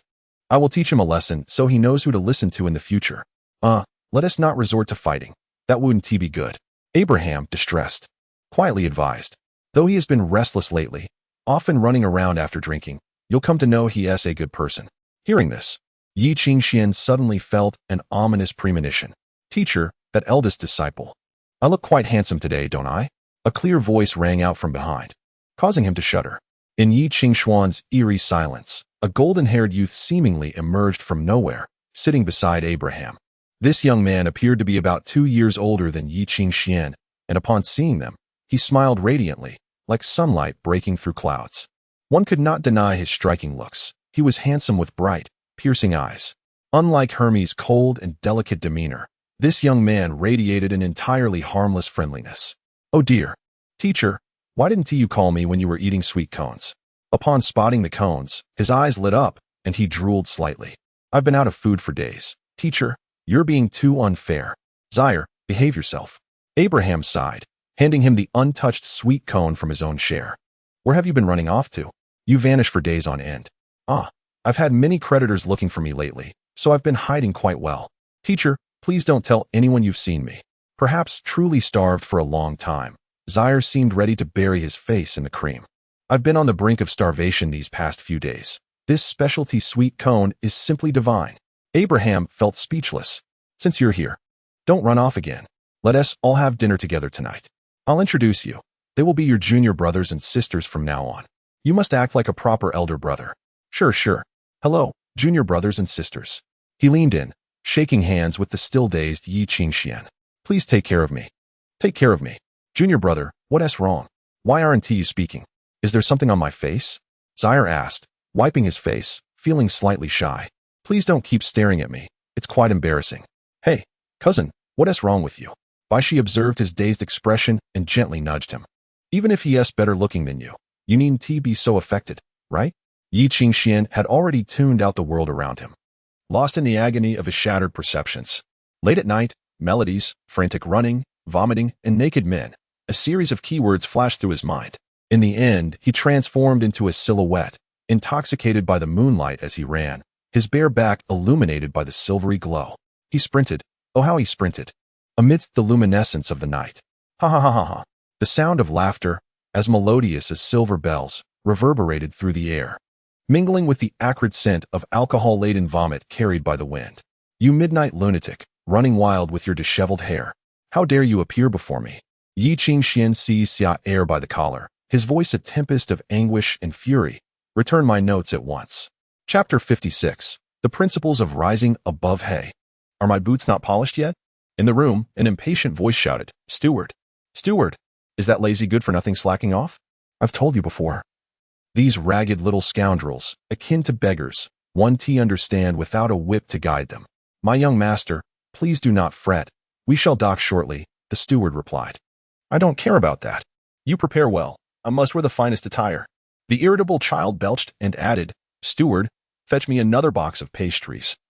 The lemon and honey ones. The fare on this wretched ship is inedible. It's fish every day. Very well. The steward exited, closing the door gently behind him, only for his demeanor to shift dramatically. He kicked the nearby youth in annoyance and coldly glared at him. Hurry up, boy. If you delay the young master's affairs, you'll regret it. Yes. Rest assured, sir, it will be ready shortly. Vito forced a sycophantic smile as he hurriedly polished the shoes. See, it's nearly finished. Be gentle. That is fine calfskin. The steward kicked him again. If you ruin those boots, no amount of toil would suffice to repay it. Yes. After delivering a few more reprimands, the steward left with a stern face. Vito watched him depart, his smile gradually fading as he touched the still bleeding bruise on his face. His eyes icy. He had been aboard this vessel bound for the kingdom of Burgundy for 10 days. Initially, he had been cramped in the cargo hold with a group of bankrupt merchants and idle riffraff, intending to gamble his life savings in the new colonial borders of Burgundy for a chance at fortune. However, a few days prior, he had seized an opportunity by using his fists to secure a temporary role as a servant to a young nobleman in the first-class cabin. Though the chubby boy had a foul temper, and the steward was excessively cruel, at least he was spared the indignity of eating, drinking, and relieving himself in the squalor of the hold. Daily, he received 2 cups more of fresh water and feasted on the remnants of noble fare rather than slops. And perhaps, this was not entirely devoid of opportunity. Hey, you little rascal, is the chance you speak of to serve that rotund boy as a lifelong slave? In the small vial within his pocket, the rain master remarked with irritation, "Are you even still a man? Just yesterday, you willingly let that fat pig ride you. And what of it?" Vito retorted, "What should I do? Kill him? On this ship with no escape? Then hang from the mast? For days. Your suggestions have been utterly worthless. Old fool, you're no longer the feared figure you once were. You are a slave now, just like me. Albeit I am aboard this ship while you are trapped in a bottle. What scheme are you concocting?" The rain master inquired. "Your exaggeration is amusing." "I merely wish to earn a wage," Vito replied, casting a sidelong glance at the cabin door, whispering, "Though my wages would be rather costly. The nobleman's wealth is ample. Surely he can afford it." Detecting Vito's discontent, the rain master sighed. This world operates thus. A lifetime of honest labor amounts to less than a single illegitimate child born to the aristocracy after a night of revelry. If only you possessed the talent of a musician. With your character, you could thrive better than I. Any sensible person would fare better than you, Vito coldly scoffed. Is your vision so limited? To be a musician is to be superior? Musicians merely serve as lapdogs for the nobility. You are the kind of fool who, upon receiving a mere flirtation from a harlot, forgets his own name. For once, the rain master fell silent, refraining from his usual outbursts. For Vito had indeed struck a nerve. Before becoming a black musician, he had been toyed with like a jester by a noble lady, only to realize too late that he had sacrificed everything to please her, even offering tributes to dark deities. One misstep led to another, and now he was reduced to this state while she had transformed her life, marrying into wealth and becoming a lady. Being ruthless is never a mistake. What do you intend to do? We shall soon arrive at the port. Vito flexed his fingers, reminiscing about his former work at the docks. I have seen it. That steward carries several tens of thousands of francs in promissory notes, along with a wealth of jewels. We could orchestrate a grand scheme. You plan to eliminate that brat and the steward? The rain master's excitement grew. Fool, the outcome of losing some coin and killing a man is hardly the same. If we kill him, it will escalate beyond control. Vito muttered, do not forget he has an entire family behind him. Do you wish for me to be hunted to the ends of the earth? Seems about right, the rain master sneered. You are just afraid to kill again. Aren't you? Rarely, Vito fell silent. For the first time, the rain master had gained the upper hand in their verbal sparring, chuckling softly, no longer provoking him further. Vito, where have you gone? Come here. The impatient, duck-like voice echoed again. I want to ride a horse. Yes, my lord. I shall be there immediately. In stark contrast to the squalid lower deck, the opulent cabin was filled with a rather pudgy child who, without uttering a word, struck him twice across the face. How do you conduct your duties? Why are you so slow? I told you not to be lazy. My apologies, my lord. It's my clumsiness that has troubled you. Really? Upon hearing the mention of a noble lady, his eyes lit up, only to quickly turn to frustration as he hurled his cup against the wall. No, I'm not going out. Why not? Vito was taken aback, fearing he might miss the opportune moment. Why do you ask so many questions? Not going out means not going out. You're making an effort to please me, hoping for a reward, aren't you? The young master rolled his eyes at him. You low-born scum have no good intentions in approaching us. I know what wicked schemes you harbor. Don't expect any charity from me. Look at what you're saying, my lord. Vito forced a smile, hearing the sound of the back door opening, and sighed inwardly, realizing the opportunity might slip away. My lord, I just went to the front. We shall arrive at the port shortly. Already? Vito did not bend to pick up any money, instead brushing his fingers over the knife concealed in his sleeve. Unable to suppress a quiet sigh. It seems I must resort to this. He assessed the steward and the corpulent boy, yet before he could decide to topple the latter, a sudden violent jolt shook the ship. In the midst of the thunderous roar, the entire iron vessel began to tremble violently. It felt as if they had struck a reef.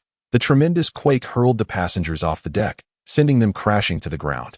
No, this level of turbulence cannot be from a reef. As Vito pondered, he heard screams from outside. Help. Someone. Put out the fire. The boiler room has exploded. Oh no, a large hole has ruptured in the starboard side. Quickly seal the cabin.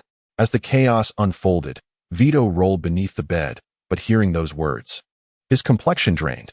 The boiler room was directly above the lower deck. If it exploded, the lower deck would surely face dire consequences. Should they seal the cabin, it would mean that those in the lower deck had been entirely abandoned. There would be no escape. Yet, before he could rise, the steward's expression shifted, as if he suddenly comprehended something, and he pushed the chubby boy toward the cabinet. "My lord, you must hide. I will go assess the situation." But before he could finish, the walls of the room shattered. After the alloy hull was twisted and torn apart, a shadow glided silently into the room, conjuring a dagger from thin air. The blade sliced through the atmosphere with a piercing shriek. Like a lightning bolt, it lunged toward the heart of the corpulent man. The steward's expression shifted dramatically as he lunged to shield the young master, blocking the blade with his own chest.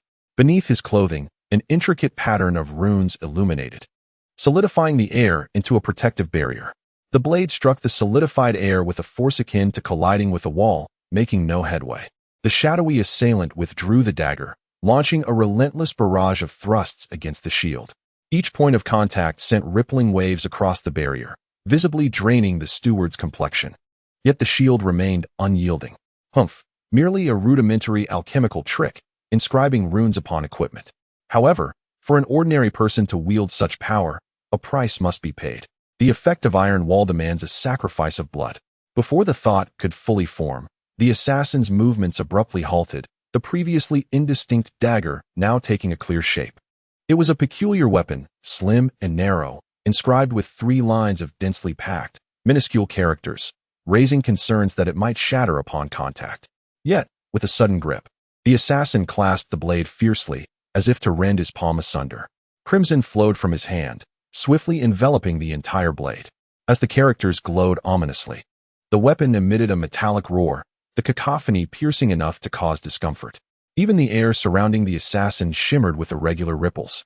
The assassin wielded a superior weapon, imbued with forged iron, dragon strike, and death vine. The Rainmaster suddenly raised his voice. "Cover your ears." Instinctively, Vito complied, unable to inquire why, only to feel as though he were cast into a tempest. An unending tide crashed upon him, battering his skin, nearly shattering it. Yet it was not a tide. It was a colossal wave formed from the shrieks that filled the air. Vito's mind went blank, witnessing the assassin simply thrust the blade toward the shield. In an instant, the shield shattered, fragments embedding themselves into the walls, creating irregular gashes. The steward's soft armor disintegrated into dust, along with his innards, reduced to a puddle of muck, as the blade finally pierced through him, pinning the terrified little fat man to the ground. With a shattered heart and a tremendous shockwave rupturing his capillaries, the little fat man perished in an instant. After confirming his demise, the assassin burst through the wall, plunging into the sea, walking upon the waves as he departed. Amidst the chaos aboard the ship, no one noticed the unfolding events. The room was left with only Vito. Stunned, he rose and quickly grasped the gravity of the situation. He rushed to the steward's body, rifling through his pockets, stuffing every jewel and unturned promissory note into his own. Then he discovered 2 rings adorned with large gems upon the corpse of the deceased rotund man. However, in the end, he found a letter meticulously concealed within the dead man's garments. Hesitating briefly, he swiftly unfolded it and read with rapidity, grateful for the priest's stringent teachings. As he could somewhat comprehend the French, upon finishing the letter, Vito fell into a profound silence, seemingly petrified, utterly motionless. "Hey, you little rascal, what is wrong with you? Don't just stare blankly." The Rainmaster whispered in his arms, urging, "There must be a hidden compartment in the nightstand. Nobles adore such things. Hurry up, if others discover this. Your chance will vanish." Before he could finish, he was taken aback. "What are you doing? Have you lost your mind? Do you not desire to rise to greatness? That is your future capital." "No, it is not." Vito shook his head, gazing at the young master beneath the steward's corpse. His eyes rolled back, lifeless. Yet for the first time, Vito found him endearing, unable to suppress a smile. "This is it." "What do you mean?" Vito assessed the deceased youth, who was of similar stature to himself, retorting, "Old ghost, do you not think the name Don Juan has a certain charm?" The Rainmaster finally comprehended, frozen in disbelief, screaming, "You must be out of your mind. You have quite the sense of humor. Where in this world does one rise to prominence without a hint of madness?" He swiftly stripped Don Juan's garments, donning his own tattered attire, and hefted the corpulent corpse, casting it into the sea. Soon, the encroaching seawater swept the body into the breach, while the leaking fuel from the boiler room would render it unrecognizable. Meanwhile, Vito had already donned the once opulent clothing, stowing the Rainmaster's bottle in his pocket. At last, he looked down at the gaping wound upon his chest, becoming aware that he was still lacking something. In the distance, voices approached. Someone had recognized the source of the commotion and was investigating. It seemed that opportunities for ascendance were indeed plentiful. Vito drew the small knife he had prepared, aligning it with his heart, inhaling sharply. Alas, a cost must be paid. With a swift motion, the blade pierced. Vito quickly withdrew the knife, casting it into the sea, then collapsed to the ground. The blood flowed with such ferocity that it nearly splattered against the ceiling, leaving him momentarily stunned. Had he perhaps wagered too much this time? Summoning his last reserves of strength, he crawled to the steward's side, draping the corpse over himself. As the spreading pool of blood enveloped him, he felt life slipping away rapidly, his will dimming. Just before losing consciousness, the door burst open. "My heavens, what has happened here?"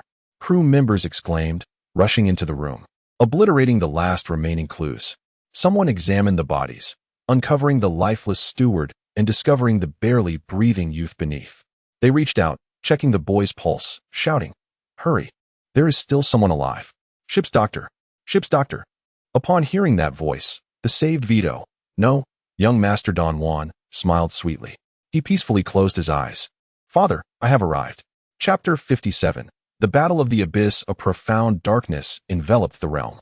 Ominous clouds, dense and convoluted, shrouded the sky like layers of intricate lead, congealed in the heavens.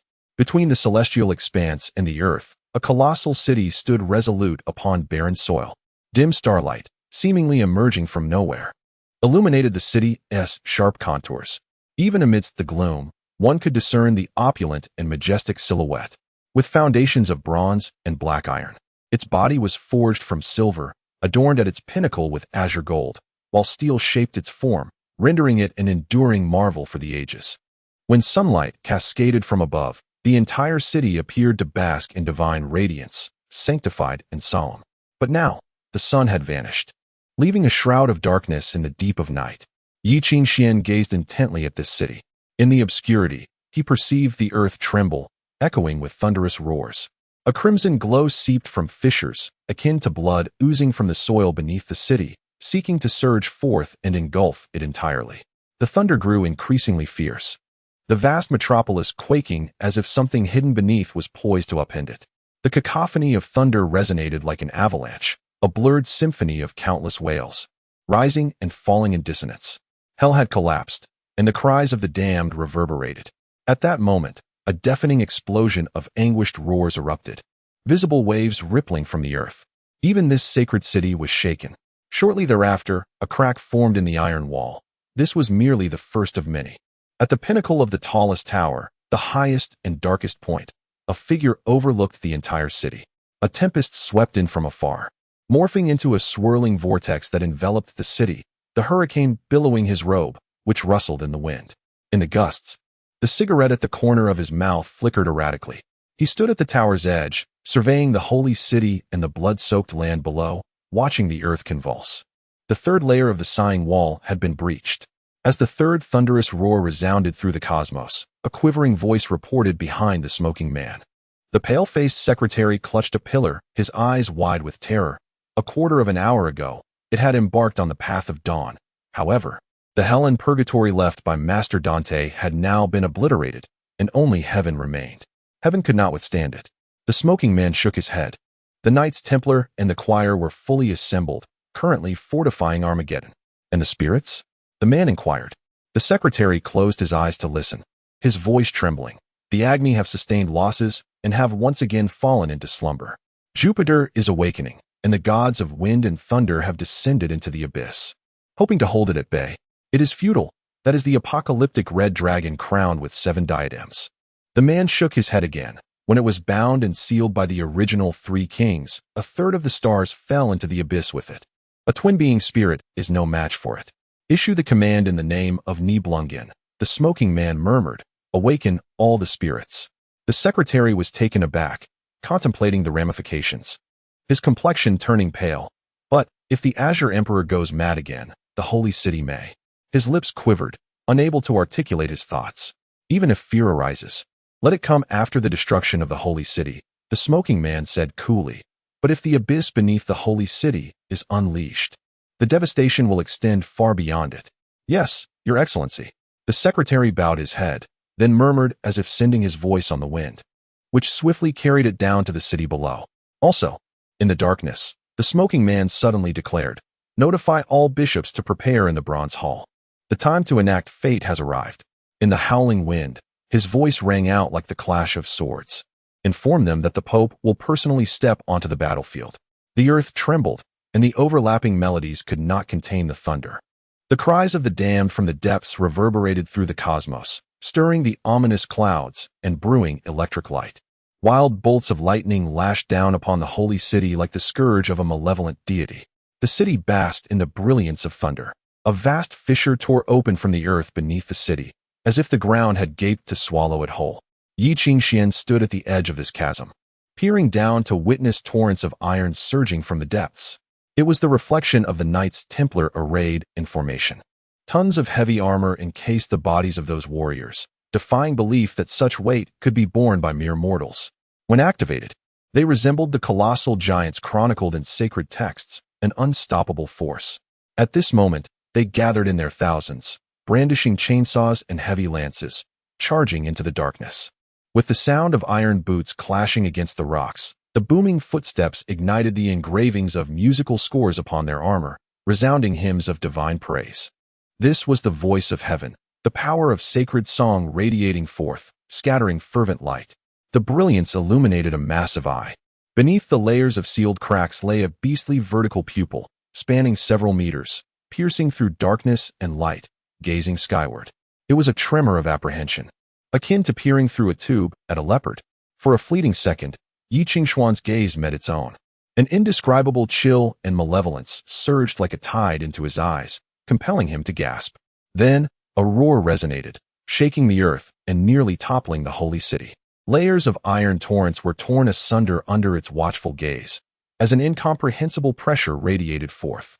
The steel warriors charging toward the dragon's eye were crushed to the ground, their heavy armor emitting shrill cries. Soon, they were flattened by this immense force, blood spraying from the countless wounds in their battered armor. Above the seal, the choir was nearly annihilated.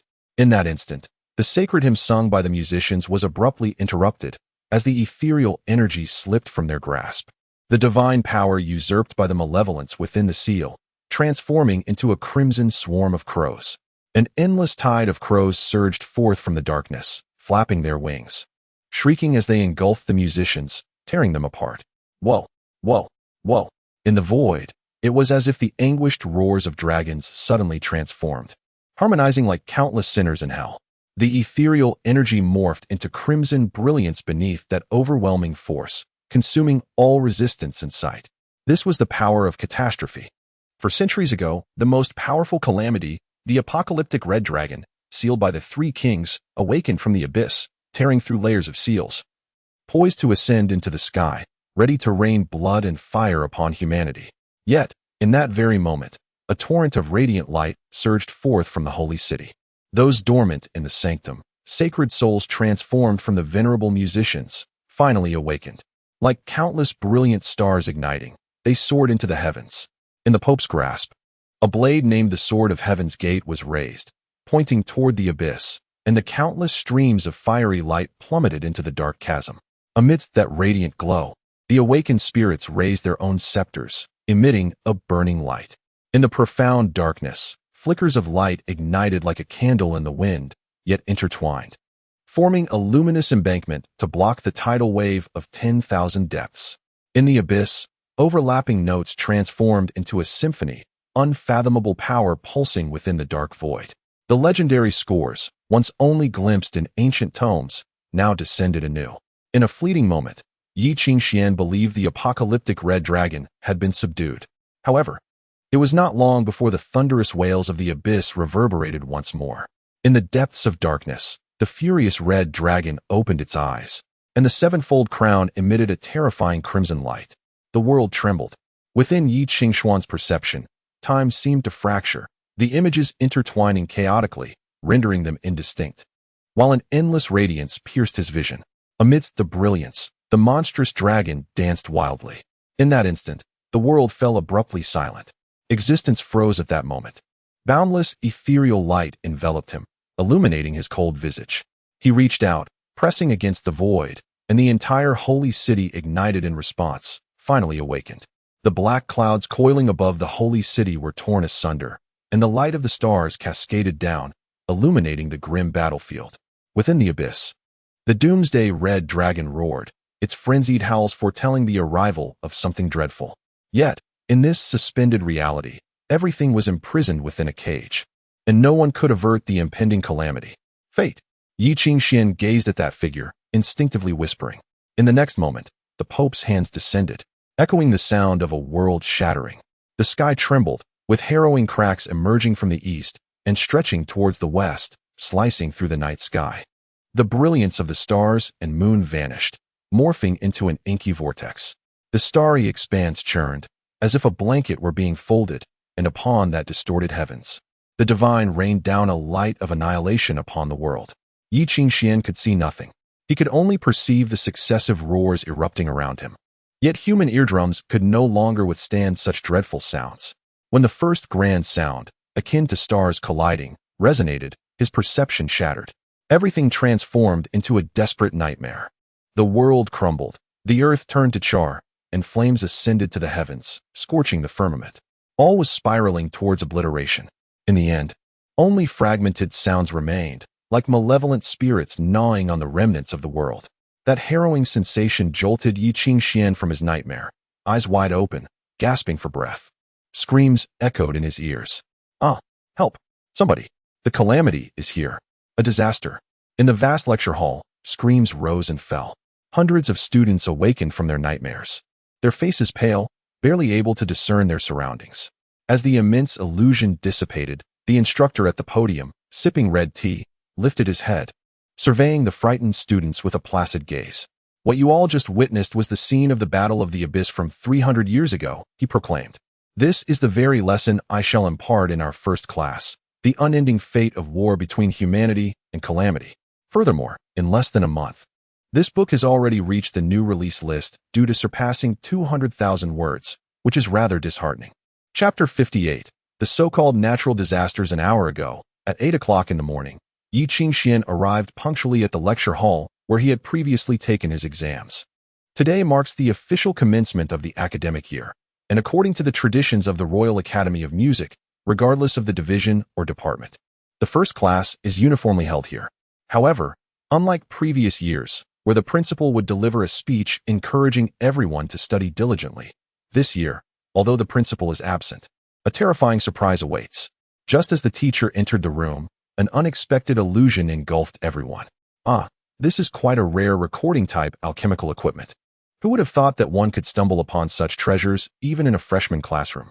Nearby, someone smacked their thigh in excitement, exclaiming that the visual and auditory effects were so astonishing it was worth rising early to attend the class. "How can one watch a recording without some snacks?" Xiao'er looked over in surprise. "I finished a whole bucket of popcorn. Are you suggesting this to me? Why not take some too, junior brother?" "I think I'll pass." Yi Qingxuan's lips twitched as he wisely chose silence. Since the entrance exam concluded 2 days ago, he and Baishi had moved into the academy. Being both affiliated with the Department of Music History, they even share a dormitory. In fact, not only the dormitory but the entire Department of Music History's classrooms, offices, student, and faculty accommodations are all housed within the same small 2-story building. Indeed, it is the building located in the farthest corner of the campus, nearly invisible unless one looks closely. Upon first sight of this small building, a chill had crept down Yi Qingxuan's spine. This structure must be at least 200 years old, right? Is it truly safe for anyone to reside in such a haunted abode? Moreover, the architectural layout of the Royal Academy of Music is rather peculiar. So much so that even after living there for 5 years, one might still get lost. The entire academy resembles a maze. When Yi Qingxian realized he needed a map just to procure breakfast, despair washed over him. Typically, in such situations, one would expect a helpful senior to lend a hand. Yet the greatest issue is that this well-meaning senior is utterly unreliable. In just 2 days, Yi Qingxian has come to deeply appreciate Xiao'er's remarkable ability to get lost, sometimes on what is clearly a straight path, in the blink of an eye. Xia Air would vanish. Furthermore, this fellow would invariably emerge from the most bizarre places. Not only does he lose his way, but he also leads others astray. After one instance where Yi Qingxian followed him to the school cafeteria and inexplicably ended up in the lower city of Avalon, he began to understand why teachers repeatedly cautioned against allowing Xia Air to lead the way. Having known each other for only 2 days, the fleeting time has been remarkably eventful for this senior. During these 2 days, he has been cornered by debt collectors 4 times, chased and attacked 6 times. And just last night and this morning, he was publicly slapped by 2 unfamiliar girls. These 2 beautiful girls said nothing, simply bursting into tears and fleeing. What kind of misdeeds have you committed? Yi, your expression suddenly looks so pained, Xia Air remarked enthusiastically, leaning over. Is it hemorrhoids? Oh, that is quite serious. You must seek early treatment. I suggest we visit the infirmary after class. Don't worry, I'm quite familiar with the place. Perhaps the doctor can give you a discount. No, I'm fine. Yi Qingxuan's face twitched as he struggled to muster a smile. Oh, that is wonderful. Xia Air produced a durian from somewhere and offered it to him. Would you like some? Yi Qingxian turned away, feeling an overwhelming urge to weep amidst the foul odor of the durian. By the way, it seems a few individuals in that row have been staring at us. Perhaps they're hungry? Xia Air mused quietly. If they want fruit, they can just come over and take some. How can one skip breakfast? Beside Edmund, Banner appeared to still be half asleep, staring blankly at his fingers, his elongated eyes revealing nothing of his thoughts. What's wrong? Why, she asked, noticing his distraction. Not awake yet? Nothing. All right. It seems you all have mostly recovered. The teacher, having tidied up at the podium, looked down at the class. I have prepared some smelling salts here. If there are any fainting girls, feel free to come up and take some. And you there? With that eager expression wanting to perform mouth-to-mouth resuscitation, she is merely pretending. Can't you tell? And you, the one eating, where did you get your food? The teacher's expression grew serious as he directed his gaze towards Xia Air. I'm referring to you, the student in the second row. I recognized you immediately. Eating in my class. Do you understand the rules?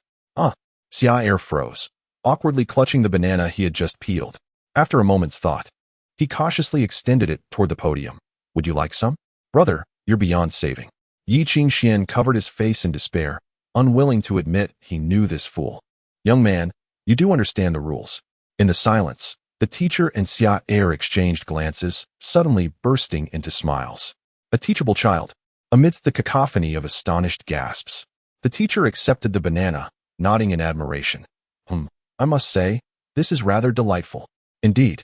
I just pilfered it from the backyard of the College of Transformation this morning. That batch has been waiting for this taste for half a year. Xia Air rummaged through his pockets for more. How about an orange for you to try?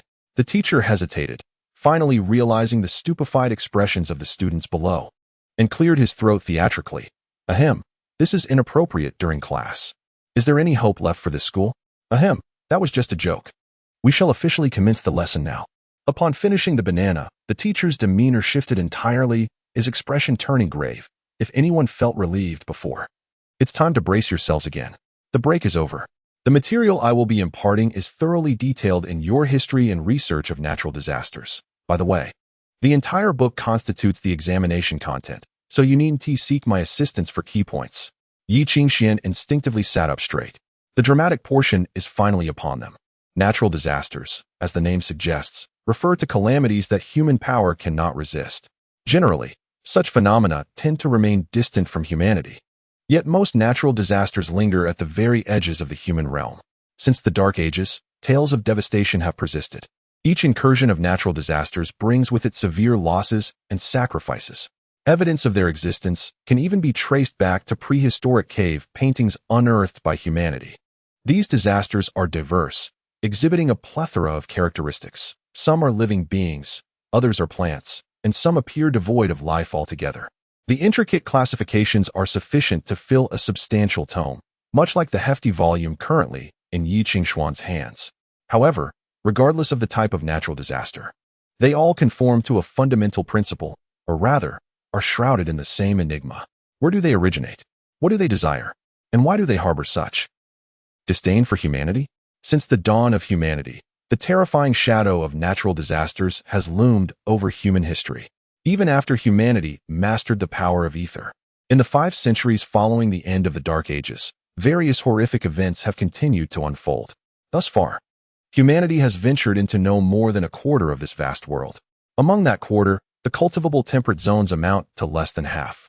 Every inch of land is stained with the blood of humanity, shed in the struggle against natural calamities. Each triumph over these disasters has exacted a toll of countless lives. Yet, despairingly, these monsters are immortal, growing ever more formidable. In defense against the impending disasters, humans have erected boundary markers in all directions. To the far east, the four emperors of the Jindan Empire have compelled millions of slaves to construct the Great Wall, with watchtowers standing every 100 paces along the ramparts. Manned by musicians who remain vigilant day and night, devoted for a lifetime. 100,000 watchtowers signify 100,000 beacons, as long as the flames burn. Calamities cannot recklessly invade human territories. In the northern ice fields, the Asgardians have built their entire empire upon glaciers, where those who regard death as a home have forged the Valhalla defense line with shattered battle axes and the bones of the deceased. In the western deserts, the initial fortifications established by the Semites have been utterly breached, now being reconstructed by a coalition of nations. It is said that at the desert's end, the remnants of the old defenses continue to burn with an unquenchable flame of retribution. As for the tranquil expanse of the endless sea to the far west, the sea monster Leviathan has not been seen for centuries. Guarding this realm is Avalon, the very city where Yi Qingxian and his companions reside. The kingdom of Anglu has inherited the mission of its founding king, Arthur, standing resolutely in the west to confront the sea monsters. Though Leviathan has remained absent for centuries, vigilance has never waned. Furthermore, countless defensive structures and fortresses pepper the interior of the human world, numbering in the thousands. The art of warfare for humanity is not solely a means of honing their skills against one another, but also a preparation against the calamities of otherworldly beings. At this juncture, the teacher paused, a mysterious smile gracing their lips. The greatest threat to the human realm. I am certain you have all heard its name, the Dark Earth Mother. Chapter 59. The Dark Mother, the embodiment of malevolence, the source of beastly tides, the vortex of evolution. For centuries, humanity has bestowed upon her numerous titles, and without a doubt, she is the most insidious calamity to afflict the human realm. When the Age of Darkness concluded centuries ago, the three kings banished her to the northern ice fields. She wanders through the shadowy world, appearing and disappearing, leaving behind a trail of monstrous mutations and calamities. In her essence, she lacks a form that can be fully articulated. Humanity struggles to define her true nature. Thus, countless assaults have merely wounded her, yet none have succeeded in eradicating her. She resembles a grotesque affliction found in nature. One can sense her impending arrival through the surrounding world, yet cannot truly grasp her existence. In various texts, she is depicted as a writhing circular pattern. Some philosophers suggest that her true form is an indescribable cycle, but it is well known that philosophers are often of little practical use. Current descriptions portray her as a collective disaster formed by a multitude of avian and terrestrial creatures, alongside mutated demons. However, this portrayal is insufficient, for the Dark Mother possesses no tangible entity. People can feel her presence, as if an invisible force delineates a circle around her. Within this circle, all living beings are liberated from common knowledge and begin a near-mad growth and evolution. Almost immediately, they resort to mutual devouring, grotesque transformations, or fusion. In a fleeting moment, hatchlings become colossal beasts, insects evolve into legions, and fish sprout limbs to walk ashore. Even humans can metamorphose into monsters. All life accelerates its evolution 1,000-fold, taking on various forms dictated by the deficiencies of the food chain and regional elements. Ultimately, even a commonplace forest can transform into a nesting ground for fiends. Should there be a human settlement unfortunate enough to exist within its bounds, the consequences would be dire. For once humans become demonized, they are far more terrifying than any bloodthirsty beast. The monstrous carcasses uncovered by the priest and the wolf flute, though long deceased, still bear the ferocity and murderous intent of their primal nature. Centuries of blood-stained history have proven one undeniable truth: reckless evolution only invites disaster. Yet, the entire circle of evolution is destined to collapse under the weight of its grotesque transformations. The Dark Mother, having exhausted all her strength and vitality in this cycle of gestation, will finally perish. At that moment, the aberrant demons will engage in senseless slaughter to determine the strongest among them, who will be bestowed with the title of son of the mother. Subsequently, the bonds will lose their efficacy, and the beasts will break free, scattering in all directions. After several years of gestation, the deceased mother will once again be reborn from the dark world. This pathological cycle of grotesque evolution has persisted for centuries. It possesses no consciousness of its own, merely meandering through the dark realm, sowing seeds of calamity. Yet, the sons of the mother inherit a deep-seated malice towards humanity, greedily yearning for human flesh and blood. She resembles a necrotic cyst parasitizing the world, spreading her toxic influence endlessly. The alien species she left behind in the human heartland centuries ago have yet to be entirely eradicated.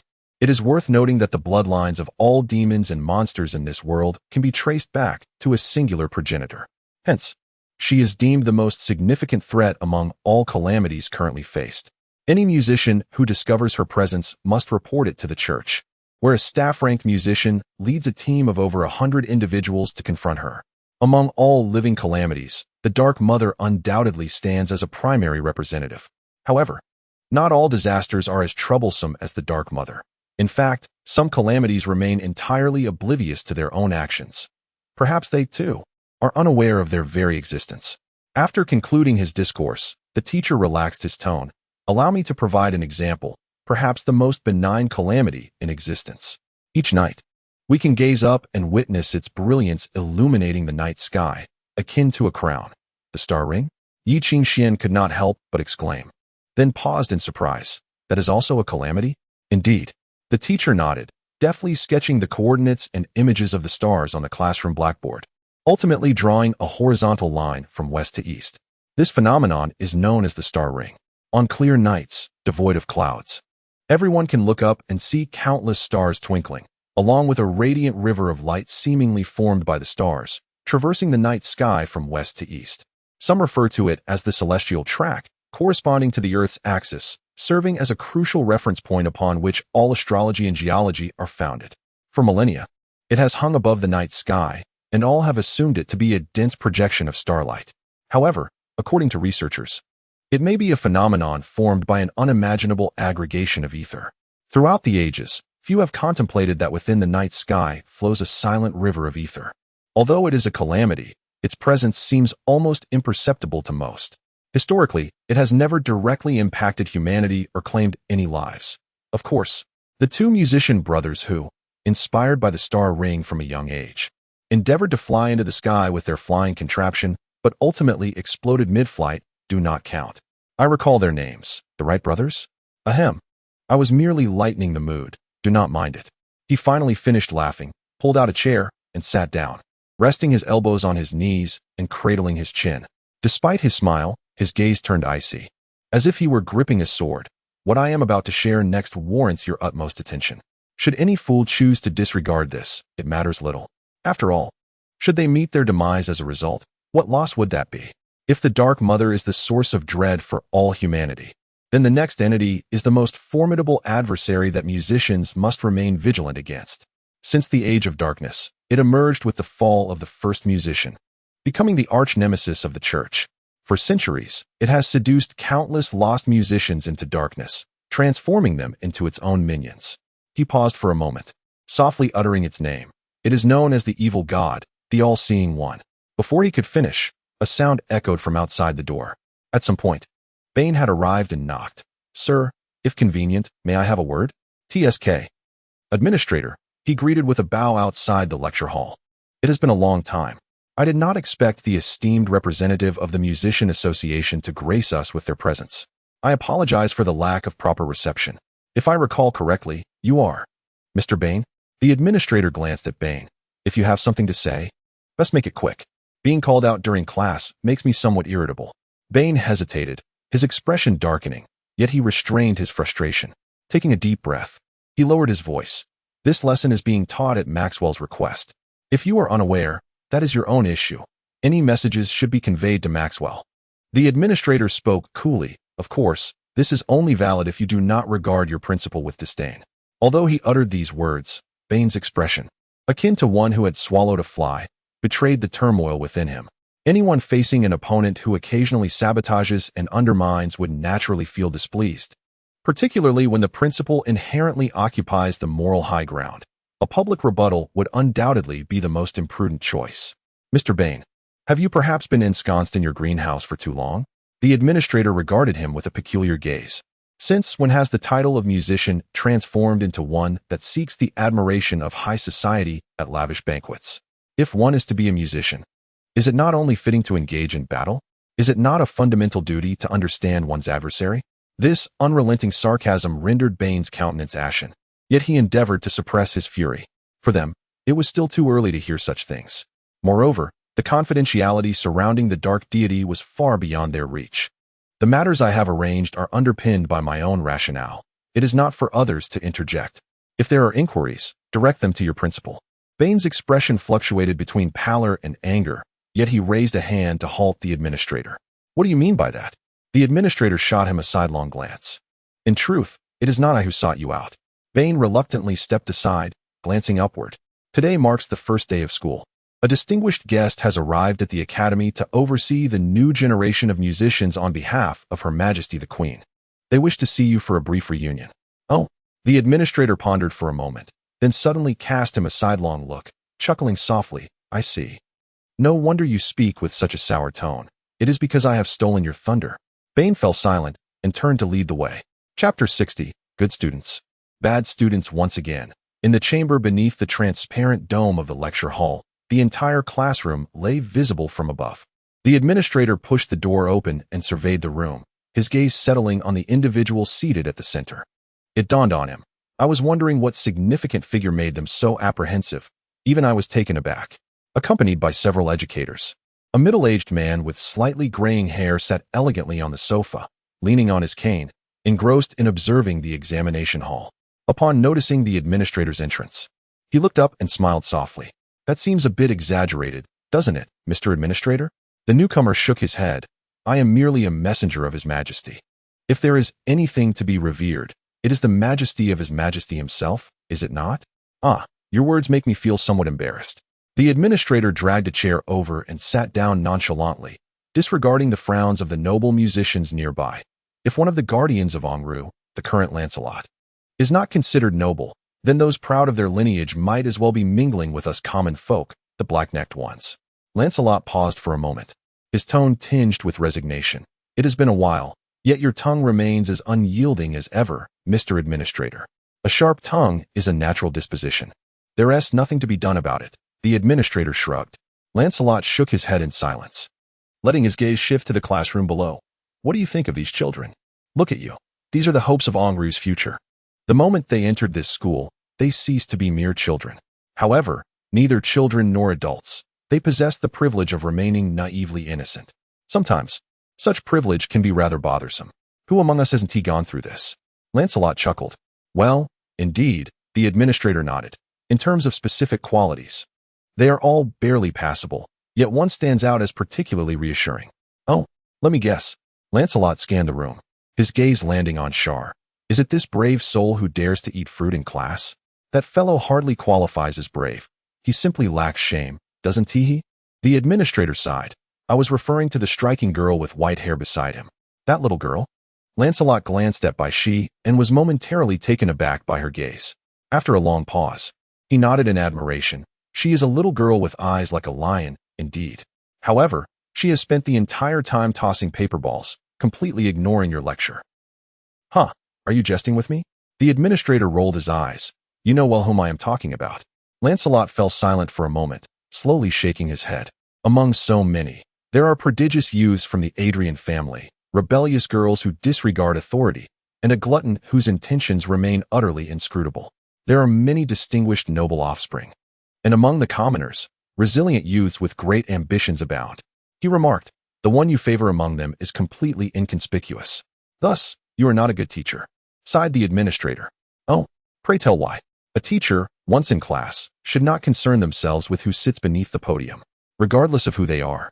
They are all ignorant fools. Fools warrant no care, for no matter how intelligent a fool may be, they are still a fool. Unfortunately, your mission is precisely to make fools a little less foolish.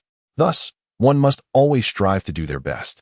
Such favoritism ought not to appear in a teacher's lexicon. However, if one prefers certain students, It is certainly because they are easier to teach. At this point, he cast a glance at Lancelot. You claim teaching is so burdensome. If a student can ease my worries and bring me joy, why should I not favor them? Lancelot fell silent, his gaze fixed on the classroom that had begun to murmur softly, resting on the white-haired boy in the second-to-last row by the window. After a long while, he shook his head. To be honest, I cannot see it. That is because you do not stand before him, but in class, it ought to be this way. Everyone should face each other, gazing into one another's eyes, just as one would before a duel with courtesy. Yet, the world has changed too rapidly. Everyone has grown accustomed to one-on-one tutoring, seeking out teachers whenever they encounter confusion. Ultimately, they forget even the rules of attending class. The administrator pointed towards the classroom below. Look at this bunch. Some are crumpling paper, others are sleeping, whispering to one another, staring blankly at the blackboard. And the rest, that Adrian fellow, fiddling with his fingers. The better ones are merely clueless, nodding along, writing down everything you say as if they were recording proceedings at a Scottish venue. And some are too busy eating, never considering the teacher's feelings or even the teacher's appetite. In the entire classroom, there is but one student who silently watches you, listening to your lecture with an expression that screams, I am truly delighted to be in class. How could I not like him? Lancelot regarded him. Is that a truth or an excuse? Take a guess. The administrator shrugged and chuckled playfully. Just then, amidst the awkward silence, a loud crash erupted from the lecture hall below. When everyone turned their heads towards the sound, they were all stunned by the sudden chaos. Surely not. On the very first day of school, must you cause such a ruckus? 5 minutes earlier, in the silent classroom, Yi Qingxian lowered his head, flipping through the thick textbook in his hands, reading in silence. What could be so engrossing? In the stillness, he felt someone standing beside him, tapping on his desk. Your study attitude is commendable. However, do you comprehend all those words? Would you like me to teach you? Yi Qingxian furrowed his brow, closing the book. At some point, the red-haired boy and his companion had chased away the person seated in front of him, now standing before his desk. Edmund looked down at the white-haired boy, his eyes gleaming with mockery. Yet, Yi Qingxian remained unresponsive, merely gazing silently at him. Edmund paused, unable to resist casting a sidelong glance at his original position. There, Banner's expression remained impassive, causing his own features to twitch before turning menacing. I heard you were sent to the examination hall after having your leg broken. He leaned down, looking at Yi Qingxian, and whispered, let me guess. You must have stolen someone's dog food, right? Bang. Baishi hurled the fruit she held onto her chair, rising to glare at him. Hey, is your mouth so filthy because you had breakfast in the bathroom? What, do you want to hit me? Edmund shot her a glance, shaking his head with a cold smirk. The Royal Academy of Music is not a place for you to run wild. There are rules here, do you understand? Baishi fell silent. She bit her lip, remaining wordless. This little girl had become enraged, her gaze turning perilous. Typically, at such moments, she would no longer speak but would draw a small knife to strike. However, this time, she was disappointed, for throughout it all, Yi Qingxian remained unresponsive. He simply continued to focus silently on the manual he had just retrieved from his backpack, his expression earnest and absorbed, as if wholly oblivious to the commotion that had just ensued. Beside him, Char curiously munched on the last 2 oranges, glancing around in confusion until his gaze finally landed on Edmund. That peculiar look in his eyes irked Edmund immensely. And you? What are you staring at? If you know what's good for you, scram. Char hesitated for a moment, then dropped the orange peels and fled with his head bowed. Upon witnessing his cowardly demeanor, rendered speechless, Edmund and the others erupted into hearty laughter. Baishi's expression grew increasingly despondent as she spat in his direction. I misjudged you. Indeed. What purpose does it serve to associate with these incompetent fools? Such a pity for that beautiful visage. Edmund squinted as he scrutinized her cheek, extending his hand. It was rumored that she and this effeminate character had yet to pay their tuition. One could only wonder how they gained entry. The individual beside Edmund scoffed derisively. If I were the academy, I would certainly expel this bunch of lowly necks. Encouraged by this remark, Edmund's audacity swelled. Unable to afford tuition? Perhaps I could lend you a bit? He brandished his bulging purse before Baishi, unable to suppress a gulp as he gazed at her cheek, his eyes ablaze. In a hushed tone, he proposed, come find me tonight. I shall take you out for some amusement, and whatever sum you desire shall be no issue. Yi Qingxian remained silent, merely flipping through the pamphlet issued by the academy with unwavering focus, his gaze scanning the pages intently. Hey, useless one. Why pretend to be deaf and mute? Can't you speak? One bystander taunted. He's merely reading. Another chimed in with mockery. The lower classes are like this, aside from studying. They possess no other skills. Perhaps they can't even articulate words. What is he doing? Questioned another as he reached to lift the pamphlet from Yi Qingxuan's hands. Snickering upon seeing the embossed title on the spine, Student Code of Conduct? It was not until Yi Qingxian closed the book with a sigh that the atmosphere shifted. Observing his pretentious demeanor, Edmund felt a chuckle bubble up within him. He playfully patted Yi Qingxuan's face. What is the matter?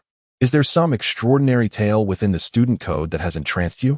No, I am merely ascertaining a peculiar fact, he replied. In that fleeting moment of silence, someone placed a hefty object into Yi Qingxuan's hands. Chapter 61. The fool? No, I was merely confirming something peculiar. In that fleeting moment of silence, someone placed a heavy object into Yi Qingxuan's hand. Edmund was taken aback, rubbing his eyes to discern the object clutched by Yi Qingxian. It appeared oddly familiar, reminiscent of a segment of stone brick recently dislodged from the wall. It was a bluish-gray, sharp-edged, perfectly sized to fit in his grasp, its weight exuding a palpable sense of substance. After weighing it in his hand, he could feel its solid heft. In his ear, the voice of the youth continued, though initially skeptical, I have come to realize. Suddenly, the object sprang to life, lifted high by his palm, tracing a powerful and graceful arc through the air, before being clenched tightly and descending from above like a force of nature. In that moment, time seemed to freeze for all onlookers. They witnessed Yi Qingxian rise, placing one foot upon the table, his hand, along with the brick, raised towards the heavens, before crashing down with a resounding force. The sharp edges and shadow of the brick grew larger and larger in Edmund's vision, until it completely engulfed his pupils. Bang! A dull thud resonated as the brick's edge sank deeply into the fleshy visage of Edmund, leaving a square imprint, swiftly followed by a merciless impact that reverberated through his face. In the midst of their stunned expressions, Edmund's body toppled backwards, soaring over the second row of desks, ultimately colliding with the students in the front row. Silence reigned. In this stillness, Yi Qingxian loosened the troublesome tie of his uniform, exhaled a breath of relief, and mused softly. So it seems, there truly is no punishment for fighting in the school regulations. The youth stood atop the table, gazing down at the dazed scions of nobility. A streak of red seeped from the edges of the brick in his hand, falling to the floor and leaving two damp crimson spots upon the polished tabletop. Amidst the chaos, Edmund, rolling on the ground, finally let out a wretched scream. My face! My face! He clutched his now completely concave nose, his already somewhat plump cheeks now swollen and bruised, intense pain causing tears to stream down his face. Kill him! Kill him for me! He roared at his companions. This wretch dared to strike me. I shall make him pay. Beside him, Baishi stared in astonishment at the returning Charles, who cradled an assortment of makeshift weapons including a brick, a bottle, and 2 door bolts. He had intended to keep a brick for himself, but since Yi Qingxian had taken it, he was left clutching a half-full bottle of brandy. Seeing Yi Qingxian act so swiftly, Charles could not help but whistle. Oh, so you weren't really running away. Baishi, filled with admiration, patted his shoulder. It seems the senior sister misjudged you. Of course. Go ask the upperclassmen. When has my brother ever backed down from a fight? Charles shoved a door bolt into her hands, grinning mischievously. You think the title of the Academy's most handsome is just handed down? Wrong. It's earned through brawls. Just wait to see my brother's signature move. Before he could finish, he leaped into the fray, nearly being taken down by Yi Qingxian's counterattack. Whoa, brother. It's me. It's me. Oh dear, why are you so ruthless? The classroom erupted into chaos, with Baishi utilizing her unassuming stature to stealthily deliver blows from the sidelines, yielding fruitful results. Meanwhile, Yi Qingxian found himself in a dire predicament. Apart from the initial displays of impressive might, he soon revealed his lack of combat expertise against the noble youths, who had all practiced some form of self-defense, and began to be overwhelmed. As a result, Charles, his eyes darting around, dramatically flopped to the ground, screeching, "Help! The nobles are attacking! The nobles are attacking!" In an instant, the thin boy chasing him was left bewildered. Having just taken a blow from Charles, he was still processing the situation when Charles lay down. Could it be that he had inadvertently mastered the reflexes described by the family knights, no longer fearing surprise assaults? This is absurd. Nobles are killing people. Boo-hoo. On the ground, Charles poured a bottle of red ink over himself, rolling about. My legs. My legs. I can't feel my legs. Oh heavens. I'm paralyzed. Help me, boo-hoo. I don't want to live. Hey, you jerk, is this your signature move? Why, she felt her intellect falter. She merely wished to cover her face and pretend not to know him. Amidst the melee, more and more individuals became embroiled in the conflict. As other students were unintentionally caught in the fray, this bizarre clash grew increasingly grandiose. Students of common birth were already displeased with the nobles' deliberate bullying, and the nobles themselves, not ones to tolerate such affronts, rolled up their sleeves and dove into the fray. On the first day of the new semester, the first lesson transformed unexpectedly into a massive brawl. This is a misunderstanding, sir, a misunderstanding. In the lecture hall above, Bane's face turned ashen as he ground his teeth, quietly explaining to Lancelot, Sir, it is merely two troublemakers causing a ruckus. Those commoners are always so lowly and ungrateful. I will have them locked up shortly. Lancelot maintained his calm demeanor, surveying the absurdity below, merely shaking his head. After all, they are just a group of young people. Vitality is a good thing. Yet the implied dissatisfaction in his words was almost enough to make Bane explode. The meticulously planned first lesson, meant to showcase gentlemanly decorum to the Queen's envoy, had been inexplicably hijacked by the principal, only to culminate in such an uproar. It felt akin to pouring water into his eyes. How delightful. It almost brings back memories of my youthful days. The administrator whistled contentedly. Group fights are also a part of learning. If you're unhappy, don't play. Yet. Soon after, the sounds emanating from below caused everyone's expressions to shift. This has escalated tremendously. A flicker of astonishment crossed the administrator's eyes. Within the chaotic melee of the lecture hall, confusion reigned. No one noticed Edmund rising from the ground. He struggled to steady himself against the wall, his swollen eyes fixed menacingly on Yi Qingxian's back, brimming with dark intent. You damned peasant. He spat out a broken tooth, his once bruised face now twisted with malice. You provoked me first. Outside, Charles was the first to react. Unlike the notes of other factions, the notes of transformation could inflict significant damage from their very foundations. The extraction targeting metals, when unleashed upon a person, could instantaneously drain half their bodily fluids, while the frost technique, when manipulated, could become the assassin's favored method, frozen touch. Even a mere unarmed touch could cause extensive necrosis of skin tissue in an instant, if aimed at a vital point. The outcome was unpredictable, but now, the brief incantation had already concluded, and he hadn't even had time to interrupt. A faint ethereal glow clung to Edmund's hand, the chill raining in, as if clad in a delicate, sheer silk glove. The interwoven frost patterns emitted a spine-chilling aura. May you regret this for your next life. He roared, lunging toward Yi Qingxian, pressing that hand toward the boy's face. Fool. In the final moment, he whispered in lamentation. Fool. At the end, the detached observer banner couldn't help but mutter a curse. Fool indeed. Above in the lecture hall, the administrator clutched his belly and burst into laughter. Amidst the astonished and fearful expressions of the students, a frozen touch enveloped Yi Qingxuan's face. The intricate frost patterns swirling upon his palm illuminated in an instant. In the silence, those unable to bear the sight let out cries of alarm. Yet Edmund stood in a daze, for the power of the ether had vanished without a trace in that fleeting moment. Amplify, amplify, and amplify again. Bang!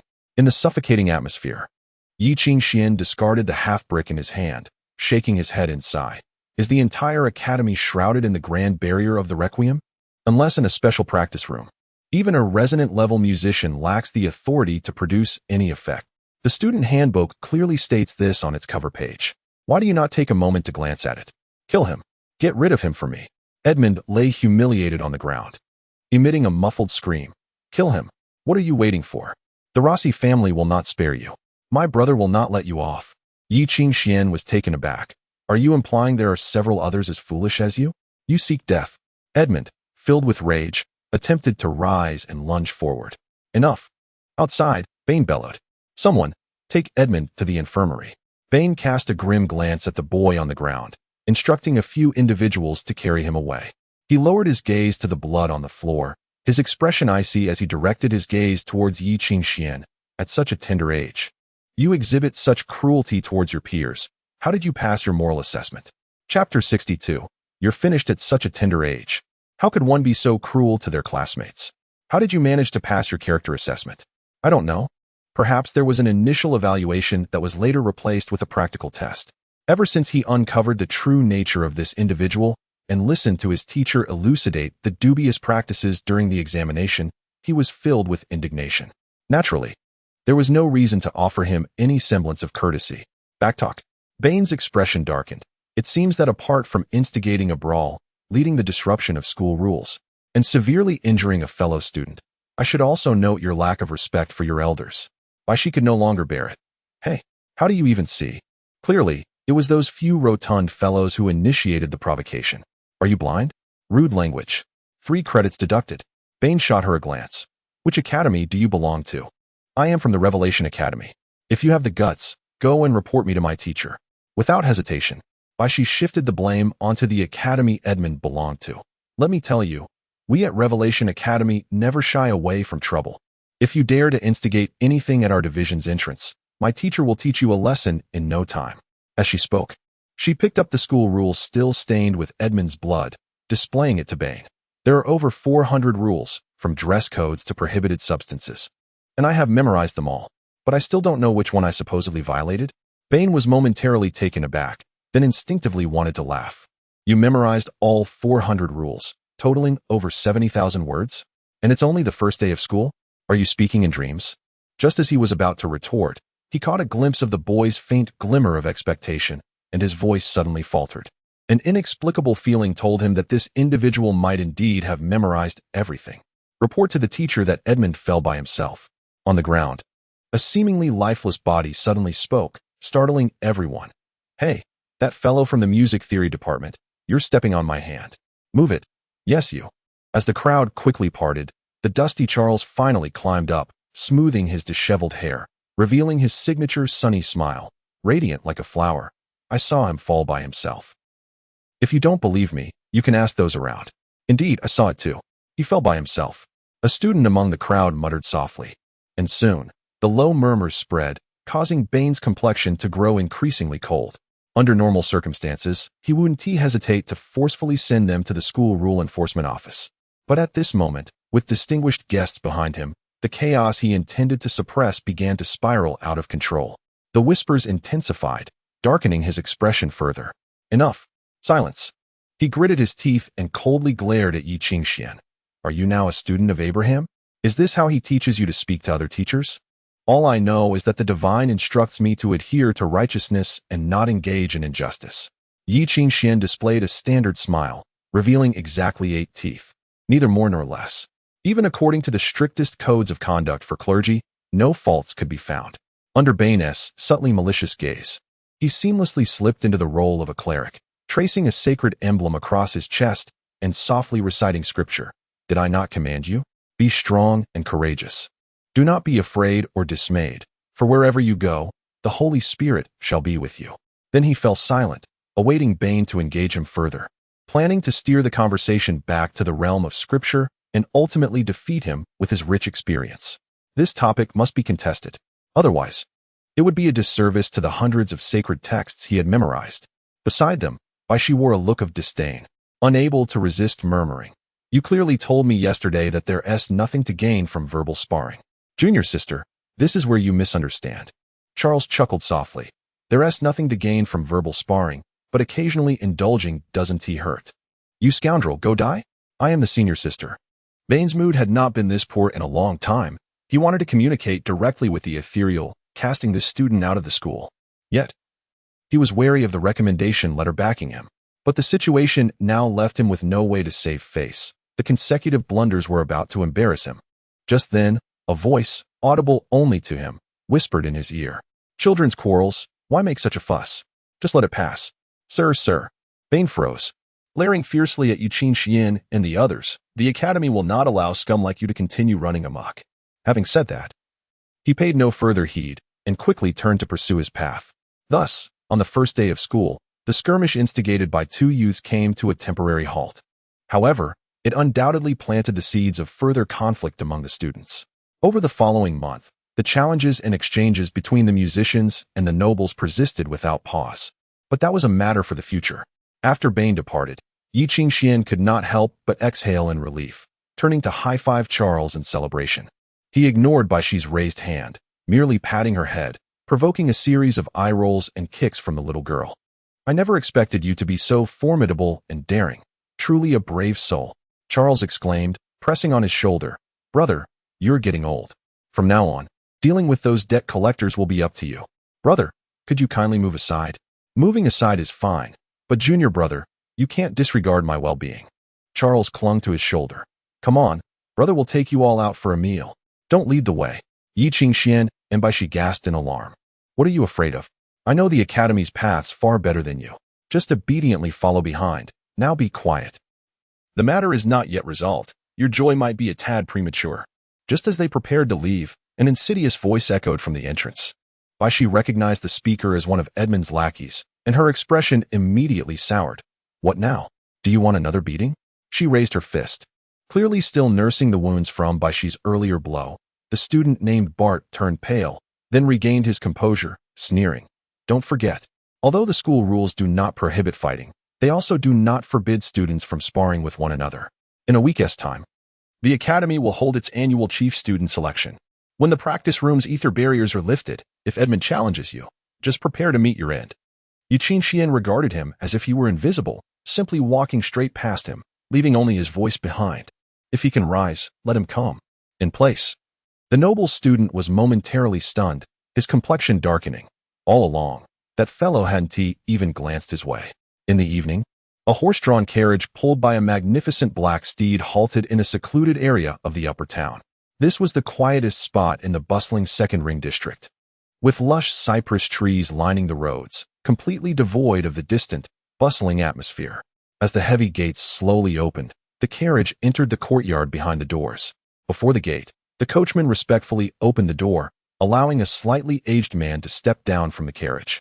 The white-haired butler straightened his bow tie and hurried forward. Upon noticing a hint of fatigue at the corners of his master's eyes, he said nothing, merely instructing the servants to inform the kitchen to add a glass of cognac after tonight's dinner. "What about the young lady?" A man named Lancelot entered the hall and made his way to his study. "No need for dinner. I have no appetite," he declared. As Lancelot opened the door to his study, the butler paused outside, sensing that his master required solitude, yet unable to comprehend the depth of his melancholy. "Emma." 5 minutes later, the elderly maid, somewhat hesitant, pushed the door open upon hearing her master's call. The study was dimly lit, a single candle illuminating the man seated on the sofa. He appeared to be asleep, but as Emma entered, he opened his eyes and gestured for her to take a seat across from him. "Master, do you have any instructions?" Emma inquired softly after settling down. "Tell me again." "Emma," Lancelot said, reclining on the sofa with an air of fatigue. "Speak to me about the child you encountered on the street that day." Emma hesitated. "Are you referring to the matter of the young master?" In a dilapidated second-floor dormitory of the Department of Musicology, Charles suddenly sighed deeply. "Junior, why do I have this ominous feeling that you are doomed?" "Huh." Yi Qingxian, lying on the lower bunk with a book, looked up. "Do you realize that the musical education in noble families is, on average, 5 years ahead of that of common musicians?" Charles gazed at him with a look of exasperation. "If it were a physical confrontation, you might overpower them with brute force. But how can you compete in musical exchanges? It's my fault for allowing you to show off. I should have stopped you," he lamented, covering his face. "What am I to do now? If the teacher finds out, I shall be in dire straits. The disparity isn't that severe, is it? You speak as if my fate is sealed. Isn't it indeed sealed? Let's not even discuss it. They are proficient in at least a dozen runes. You have just started your studies. How many do you know? Perhaps only one." Upon hearing this, Charles nearly toppled from his bed. "Then you are indeed doomed, Yi. You are irretrievably lost. No one can save you now." Chapter 63. What is a musician? The scorching afternoon sun filtered through layers of foliage and windows, casting its warm glow into the study. Outside, a languid golden retriever sprawled on the steps, basking in the sunlight, contentedly dozing off. Beside it, Baishi diligently groomed its fur, only to leave it in disarray while old Fei was deep in slumber. Meanwhile, in the study, Xiaoder stood forlornly in the corner, clutching 2 water buckets. Standing at attention against the wall, a hefty tome titled The Origins and Analysis of Semitic Civilization, Volume 1, precariously balanced atop his head. "Don't dawdle. Your posture is faltering." Abraham's rare severity resonated as his teaching rod struck Xiaoder's knee. What did I instruct you? Keep your knees together. Haven't you eaten? Maintain this position for 2 hours. Should you falter, you'll have to start anew. Xiara lamented, Brother, save me. Yi Qingxian sighed, interceding once more. Teacher, the fault lies not with Xiara today. It is my doing. The mistakes of my younger brother stem from the inaction of his elder and our mentors. Abraham shook his head. Xiara's shortcomings are not a recent development. They were once inconsequential. However, it is now imperative that he embodies the demeanor of an elder brother, setting a commendable example for those who follow. He gestured dismissively. Enough of him. Let us commence our lesson. He pointed to a chair amidst the cluttered desk, inviting Yi Qingxian to sit. Initially, I intended for you to read some texts and engage in theoretical study. Alas, it seems time is not on our side. As he spoke, he climbed a ladder to retrieve an aged book from the shelf, placing it on the table and awkwardly flipping it open with his prosthetic hand. In this seemingly antiquated study, books were strewn about haphazardly. The air was imbued with the scent of ink and paper, yet remained free from dampness and mold, indicating effective moisture control. Besides the 3 walls lined with substantial tomes, the floor was littered with books, while the coffee table and the writing desk bore disheveled manuscripts, revealing Abraham's struggle with organization. After all, one's dexterity tends to falter when one's right hand is made of iron. This was Abraham's personal office, which had transformed into their classroom following Yi Qingxian and Bai Shi's enrollment. A simple tidying of the study would suffice to create adequate space. Let us begin with a brief explanation of what a musician entails. Abraham wrote several characters on the board with chalk, some in Semitic script, others in the runic system of Asgard, along with terms from the precursor to the common tongue, Latin. In the earliest Semitic language, the term for musician translates to one who conveys a mission in the runic lexicon. It is pronounced Vanaheim. According to their beliefs, the world is divided into 9 realms, with Asgard being the domain of the gods, while the Vanaheim dwell in Valhalla, perpetually battling malevolent forces, dying by night and resurrecting by day, armed with eternal divinity, preparing for infinite warfare. The meaning of Vanaheim also encompasses saints, powerful beings, sorcerers, and death. They perceive musicians as destined to tread the path of ultimate sacrifice. This fate is inescapable, yet it is an honor that does not require defiance. It is a cause worthy of fighting and dying for. In the now-destroyed Romulus, the term musician was synonymous with messenger, often undertaking the task of conveying a mission. Although some musicians in their lore are immensely powerful, they are devoid of any divinity and have never been deified. They refer to musicians as Black Lords. During a bride's wedding, the Black Lord serves as an envoy, representing the groom and visiting both families to partake in their shared sacred rites. Ultimately, he drives the bride from her family in place of her father, only to accept her on behalf of the groom's lineage. They possess the authority to sever familial ties and bear the responsibility of finding homes for the homeless. Societally, they do not occupy lofty positions. Rather, they are integral to the functioning of the state, akin to bureaucrats. In the common tongue, the term musician is the simplest and most ambiguous. Tracing its roots, the word is derived from 2 morphemes, signifying manipulators of the ether. Abraham paused at this juncture, only to hear the youth murmuring to himself. Abraham was taken aback, gazing at Yi Qingxian with a complex expression as though he were a stranger. After a prolonged silence, he softly remarked, Yi, your insights surpass my expectations. A musician is indeed a messenger of the great source. Among the myriad civilizations, it is undeniable that a plethora of legends exists, yet within these tales, the shadow of the great source often looms. Some myths assert that in the beginning, the world was but a minuscule point. After countless years, this point exploded, birthing a vortex known as the Great Source, from which emerged the 4 fundamental substances, forming the entirety of existence. Other legends contend that the primordial abyss was shrouded in darkness, and the gods traversed the Great Source. When the divine uttered the command for light, ether manifested. The people of the East envisioned the Great Source as an ocean, home to a colossal turtle upon whose back stand 4 mighty elephants, bearing a world that resembles a disk. Musicians are revered as beloved messengers of the elephant deities. Regardless of the mythological variations, a commonality persists. The Great Source is the origin of all ether, the core of every mystery, the convergence of all meaning, and the abode of all power. Throughout the ages, countless musicians have tirelessly sought the realm of the Great Source, yearning to delve deeper into its mysteries. It is said that in the East, a prince forsook his kingdom to become a musician. After decades of arduous pilgrimage and asceticism, he meditated beneath a Bodhi tree for 7 days, overcoming numerous calamities, and ultimately accessed the great source. Yet, such tales are numerous. Yi Qingxian could conjure several from mere whimsy, having once pondered whether this world was birthed from a flying lasagna when he was particularly famished. The only verified miracle exists within the holy city, a power capable of defying reason and reality, one that can even reverse death. On the 7th day following the death of the inaugural pope, he resurrected before the eyes of the multitude, ascending to heaven. From that moment forth, each successive pope inherits divine power in the presence of the College of Cardinals, succumbing to death by a heart stabbing during the coronation ceremony, only to be reborn in the radiance of the temple. However, Yi Qingxian has only heard of this. He suspects it may merely be a case of embellished tales. Yet it is a sentiment he refrains from sharing with the clergy.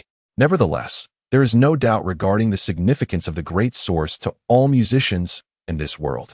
Since the Dark Ages, humanity and musicians have relentlessly pursued the mysteries of the great source, conducting research and experiments.